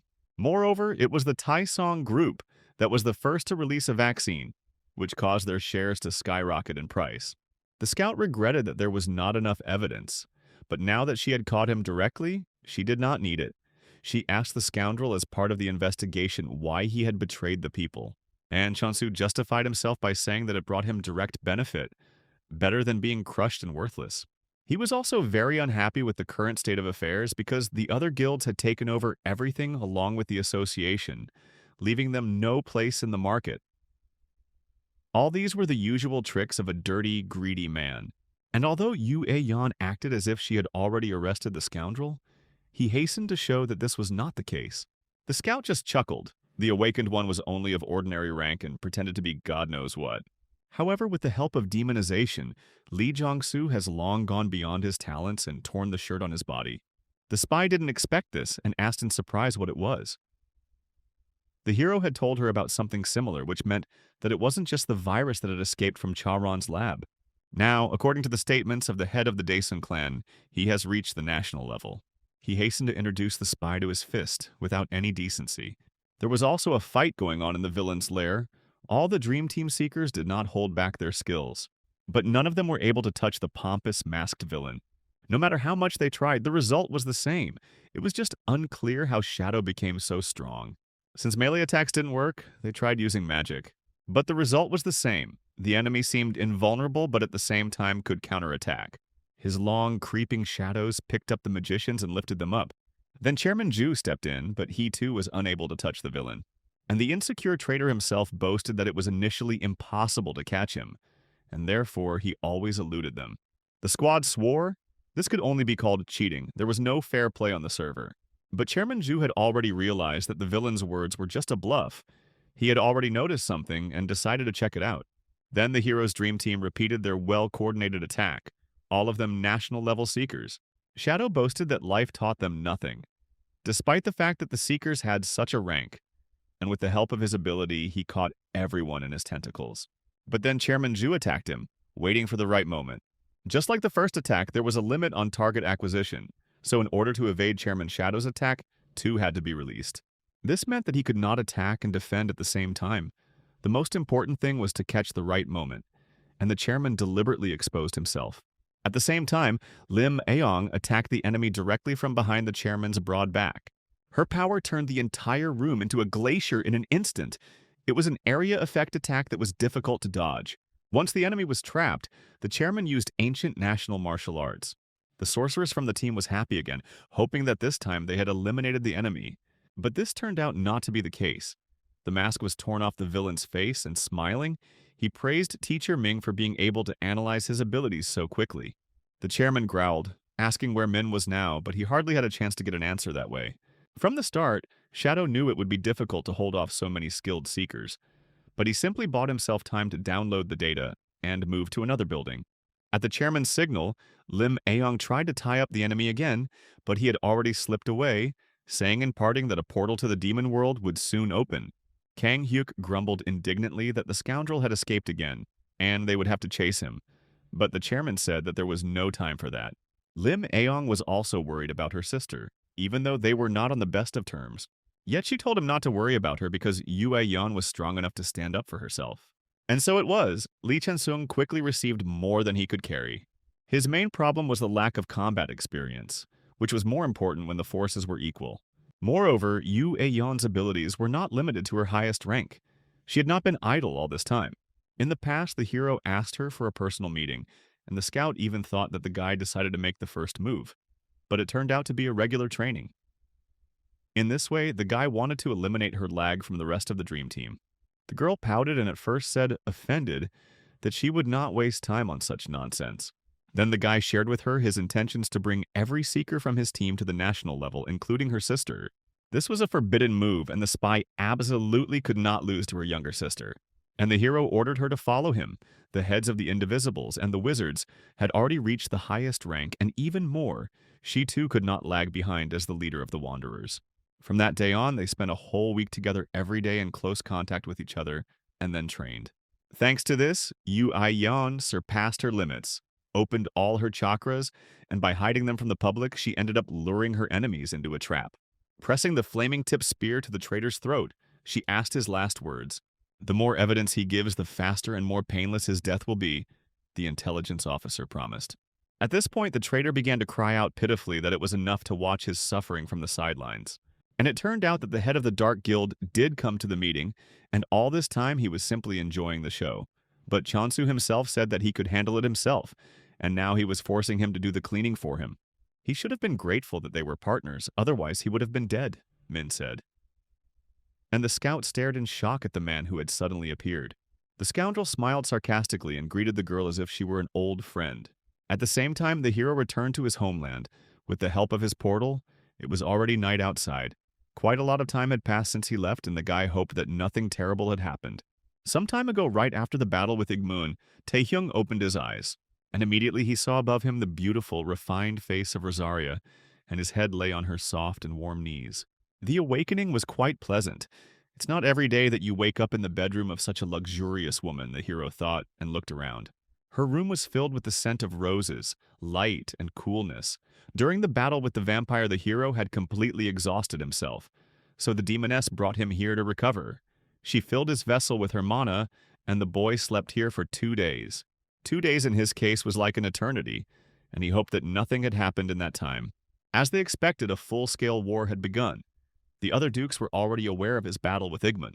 All of them, after centuries of protecting their territories, finally began to move. Shaky alliances were formed and intrigues were woven. However, the first target of the dukes was the weakened Igmund, whose territories were a tasty morsel. This was quite expected, the demoness said, because the vampire had lost half of his strength and was now the weakest, and the world of the dukes was cruel. Since Rosaria did not take part in this battle, no one touched her possessions yet, because she retained her powers, and besides, the news that the king's key lived in her possession held back the other dukes. While the boy was sleeping, the caring demoness looked into his memories and noticed that the boy had won only due to great luck, because he had received help from his double in the middle of the fight. The hero managed to pacify the settler, to extract something like rent, but not to drive him out completely. In Rosaria's opinion, the doppelganger was some kind of agreement that the king left to protect the boy, but it was a very dangerous creature. There was nothing pleasant about being dependent on a double, so she advised him to avoid such situations. And to do that, as you can guess, he needs to become stronger again. Rosaria immediately offered herself as a partner, and for training as well, she promised to be very useful. The duel with the experienced Duchess was quite tempting in itself, so the hero became interested. But first he decided to return to Earth for a short while and check how things were going there, which surprised the demoness. She was confident in her charm. The hero grinned. After all, Earth was his home, so he couldn't leave it for long.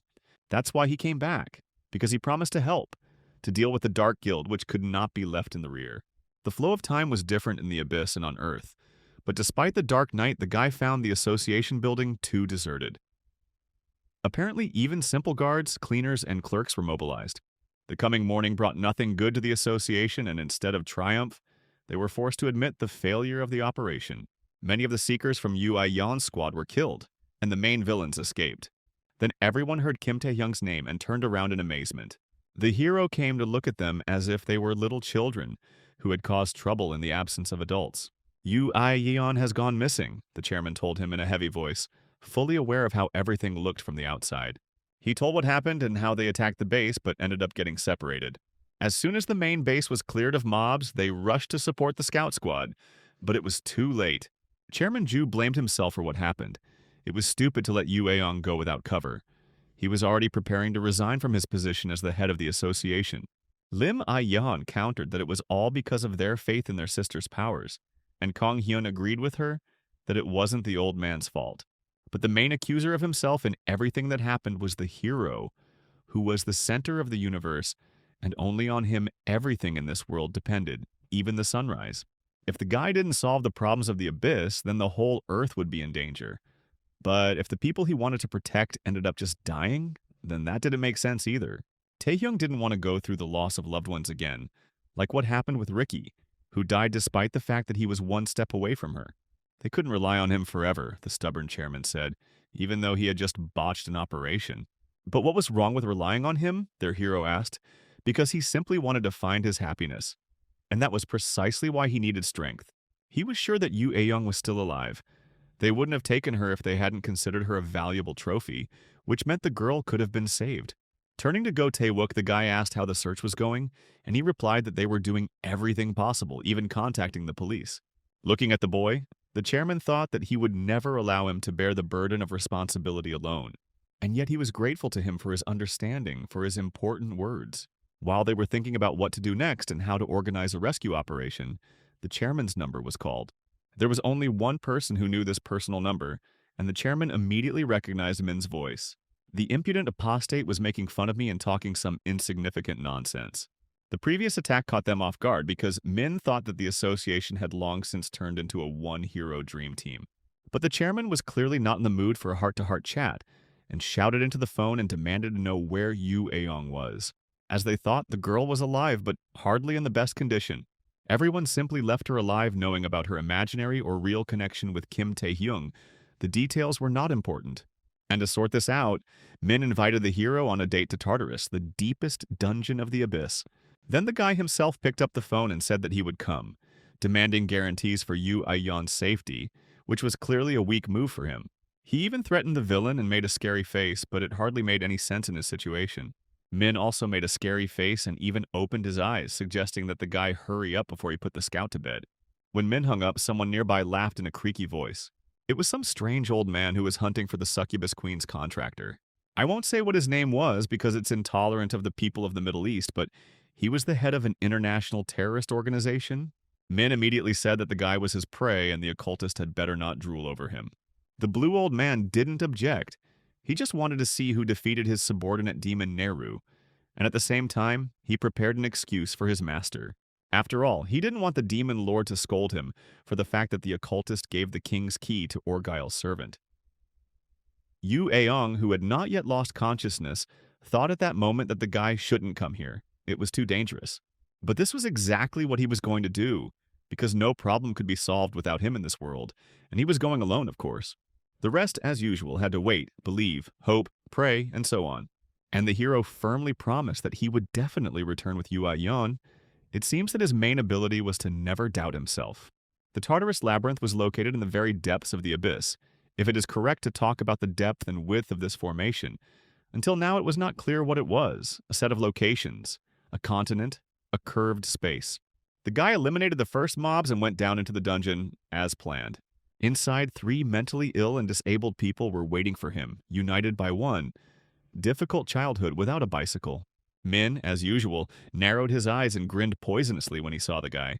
Of all the dungeons discovered by mankind, Tartarus was considered the most dangerous. The dungeon itself was a very confusing place, and the mobs here were also high-level monsters. No one had ever reached the bottom of the labyrinth and found out what was there. It was an abyss within an abyss, where only double-ranked seekers could enter.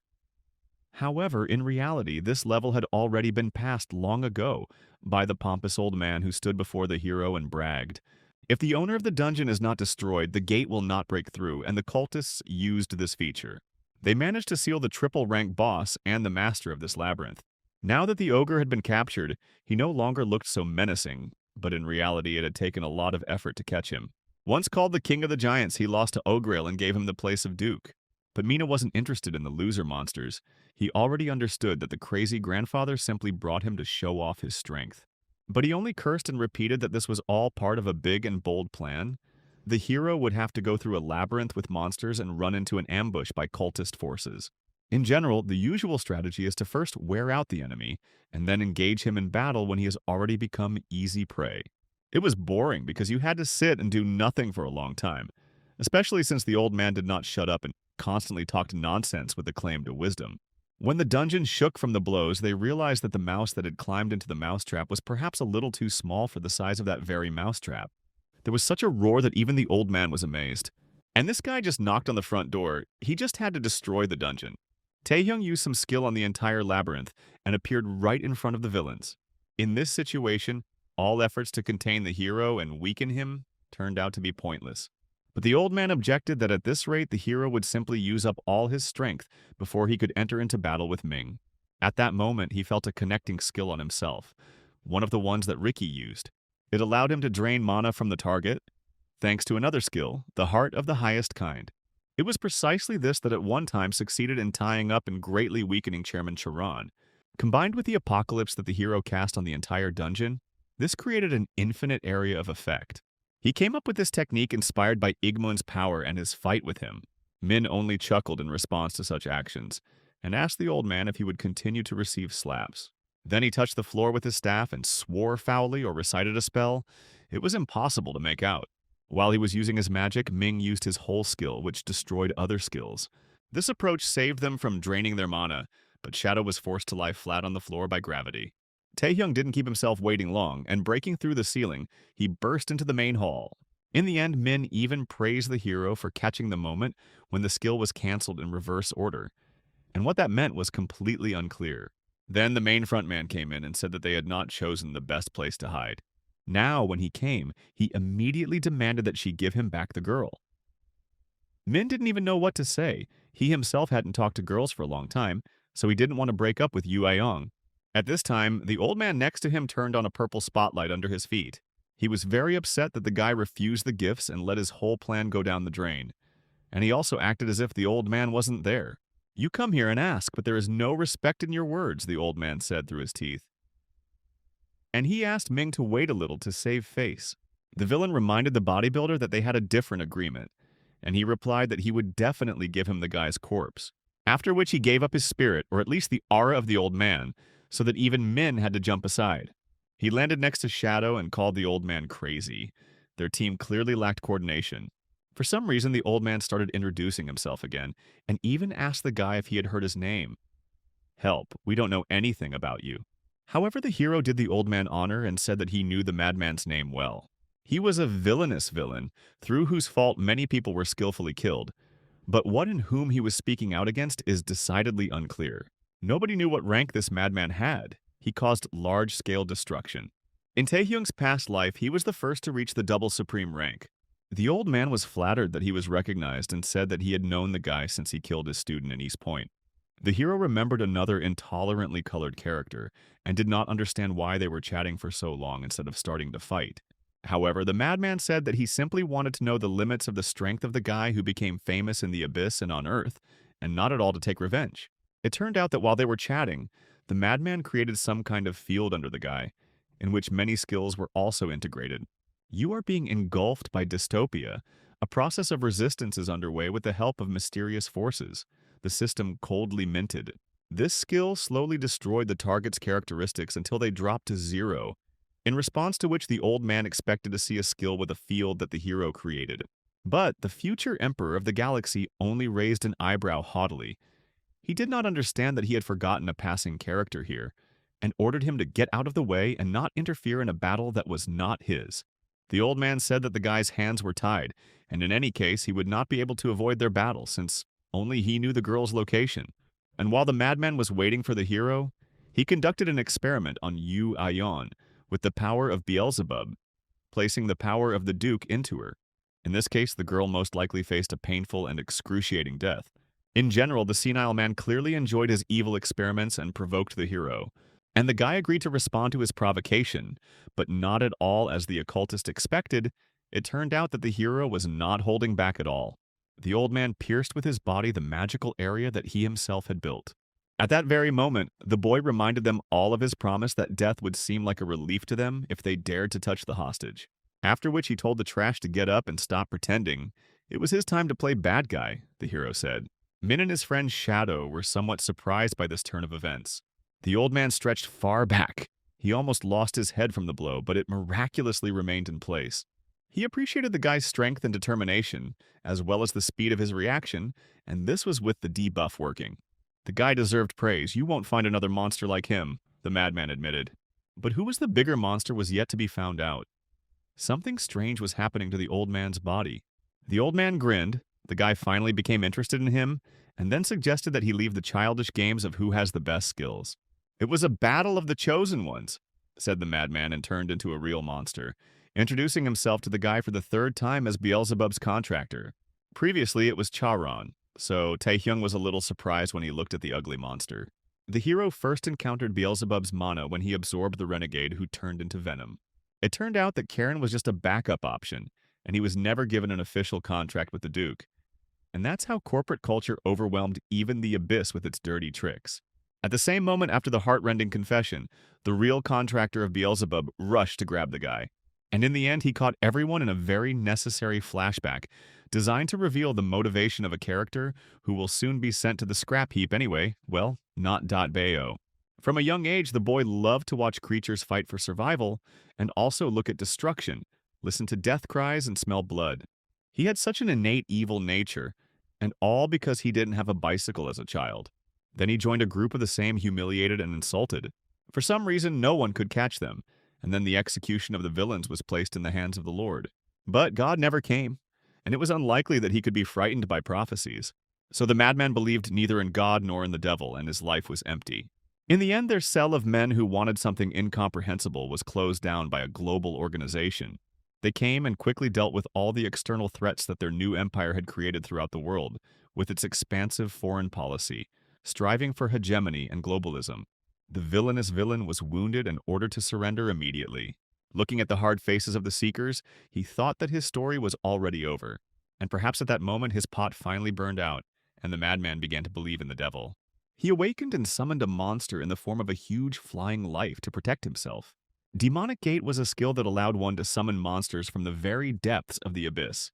With this power, the villainous villain quickly overtook even the useless global organization in growth speed, and became the most dangerous creature on Earth, after his mother, of course. But one question continued to bother the madman. Where do the creatures he summons come from? And for the next decades, he wandered in search. Until one day, he met Beelzebub, who was sitting, not bothering anyone, fixing a Primus stove. The madman fell to his knees and asked to be honored, and to know the name of the one he had been looking for so many years. Then the demon lord became interested in this man and introduced himself to him. The man began to bow even lower and called himself his eternal servant, promising to bring evil into the world of people. Even though Beelzebub had no idea what this madman was talking about, he still smelled like him. And so he agreed to accept the madman as his contractor just to get him off his back. The demon lord not only accepted the servant, but also shared his power with him. And now, the offspring of the human world served the demon with a cruelty that even people are not capable of. Taehyung didn't have time to dodge and blocked, but ended up flying back from the blow. Having landed, the freak giggled contentedly, as if he had pulled off some kind of prank. Now it became clear to Min that the old man's words that he would simply come to look at the king's key but would not touch it turned out to be a lie. The freak replied that the demon's words should always be misunderstood, but at that moment their dispute was resolved by the hero, who activated the predator skill. With a wave of his hand, he released his devourer from its chain. The dragon's mouth instantly rushed towards the ugly monster. Just when the mutant thought that this skill was useless against him, he immediately lost his arm. Taehyung didn't care what they all thought, after all. He was going to fight all the dukes. There was hardly any point in worrying about their contractors. As soon as he squeezed his hand, the mutant growled in pain like a girl. Min didn't hesitate any longer. He just scolded the old man for being a fool and entering into battle with the guy without knowing anything about his abilities and therefore ending up in such a situation. But then the hero summoned the dragon's aura and made Min understand that he himself knew nothing about his skills. The shadow that everyone had already forgotten about crawled out of hiding and decided that now was the time to attack from behind. But Taehyung's overwhelming strength was so great that he couldn't even move. In the end, the deputy head of the villain guild bowed before the hero. The goal that Taehyung was pursuing was beyond even the level of the dukes. So, ordinary contractors can go to their masters and convey that he can only be defeated in a fair fight, and not by threatening hostages. And he openly challenged the dukes to a fight, making it clear who was the main boss in the building. The old mutant grew his arm back and called the guy too arrogant for a pathetic human. But Taehyung only grinned, because the old man himself was a pathetic little man, and also a runner for a monster. They just have different vessels, the hero explained, and kicked the sick mutant again. The blow was so fast that even with the power of Beelzebub, the old man could not keep track of the boy. One punch, I would like to scream. But no, the fight has degenerated into a one-sided, boring beating with fists in a world where there is magic and atomic bombs. As a result, the hero quickly trampled all the pride of the madman with a difficult childhood. The blow was so strong that even the floor beneath the mutant cracked when he crashed into it. Taehyung used his predator skill again, and his red, spiky aura began to suck the mutant's strength. He cried out pitifully in pain and asked for forgiveness. I was guilty and wrong, I will correct myself. And then the hero put Rosaria's hypnosis on him to find out where they hid Yu Aong. But the demon declared that he was Beelzebub's servant, and at that moment, Min attacked the hero again. Taehyung easily caught his hand with his beast paw and asked him not to interrupt while he was talking. Min grinned and his eyes sparkled at the occasion. How can one stand aside, he said angrily, when such heartfelt conversations are taking place here. In the end, he threw Taehyung's hand away. Min's brute force was not enough to stop him. They exchanged a couple of blows and then the hero delivered a successful uppercut. The ground shook from their blows and Shadow couldn't even get up from his place, crushed by the presence of such monsters. Even among the contractors, there was a huge gap, he realized.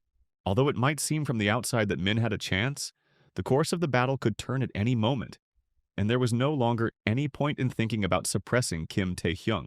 After another slap, Min jumped back, breaking the distance. However, all this time he enjoyed their fight. Only by enduring powerful blows could Min be convinced that he was truly strong. The hero apologized for hitting so weakly and hastened to correct it. Min grinned madly and asked to beat him harder, coughing up blood. His strange inclinations were evident. It seemed Chairman Ju hadn't raised him enough in childhood. However, the hero failed to deliver the final blow. Shadow stood in his way and covered Ming with his body. He suggested retreating before it was too late, because they hadn't come here for fun, although Min protested because this was his best fight. If Taehyung couldn't be captured, he had to be destroyed. Moreover, the crazy old man had already escaped, and the boss's seal had faded. It was high time to destroy the dungeon along with the hero. And although Min was categorically against it, in the end they ran away, melting away like smoke. The disappearance of the dungeon is not just destruction, it is a break from the dimension. No matter how talented the hero is, against the laws of the abyss, everyone is equally helpless. The villains wished for the hero to disappear along with Tartarus while he was here looking for Yu Aong. Taehyung looked at the dungeon master who was spinning helplessly in the seal. He was mortally wounded, and it looked like he was about to die soon. It would have been possible to simply get out of here, but for a true hero, this was not an option. The hero firmly decided that he would not face something like this twice. And this time, he would make it in time. And if he had the healing skill of a saint, there would be no problems with this at all. He would just heal the boss and look for the girl as much as he wanted. At this time, the hero's support team was worried and concerned about him. In general, they were engaged in productive, useful activities at your taxes. Kang Hyun was the one shouting loudest about how they needed to go with the guy and not sit here and suffer. But Captain Park understood that they would only get in the way. Then the deputy entered the hall and reported alarming news. Tartarus had just burst in the abyss, and the dungeon itself had disappeared. "Since it's cleared, where is Kim Tae-hyung and the hostage?" the chairman shouted. However, no one came out of the dungeon, and the chairman's legs gave way at this news. Meanwhile, the queen of the succubi was receiving guests in her castle and raised an eyebrow in displeasure like a jealous wife. Not only did he show up at her bedroom without knocking, but he did it with some other woman, and a different one at that. The hero smiled guiltily and told this gorgeous demoness that he was very glad to see her. There was no doubt that he was speaking sincerely, and such a semi-final could be called quite successful.